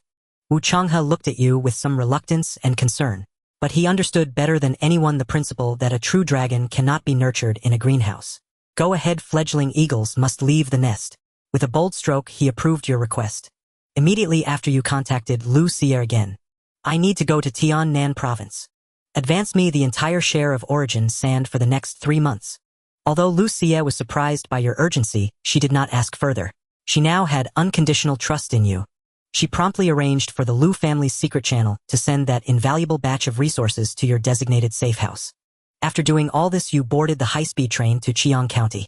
A day later in Tiannan Province, Chiang County. This border town, located at the junction of 2 provinces and close to the Sunset Canyon, was still as dilapidated and desolate as you remembered. The cold wind of February swept through, stirring up yellow sand and beating against the old buildings, emitting a mournful wail. You pulled your suitcase and expertly navigated through several alleys.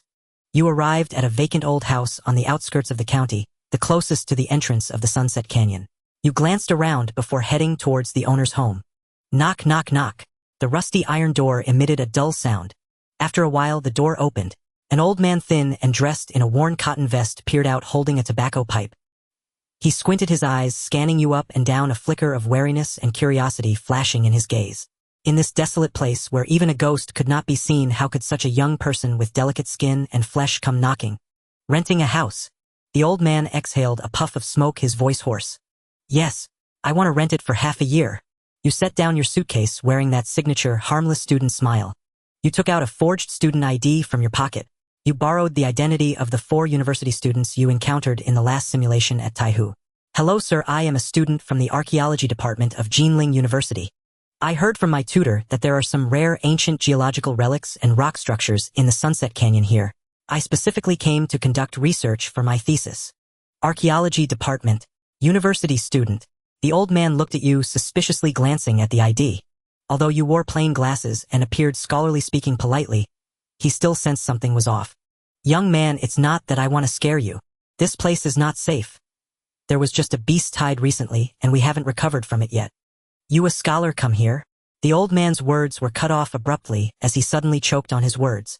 Because you adjusted your breath and looked at him. What kind of eyes were those? Calm, profound, yet emanating a sharpness that seemed capable of cutting through skin. They belonged to a Foundation establishment cultivator, a true warrior who had seen bloodshed and taken lives. Though it was a fleeting moment, this aura was to ordinary people, like being locked onto by a ferocious tiger, sending chills down their spine. This old man was a seasoned veteran. What kind of people had he not seen? He was far too familiar with that gaze. This is no weak and frail scholar. This is a wolf in sheep's clothing. The old man shivered in his heart, immediately changed his tone, extinguished his pipe, and dared not ask further. Cough. Since you are here for academic pursuits, then stay.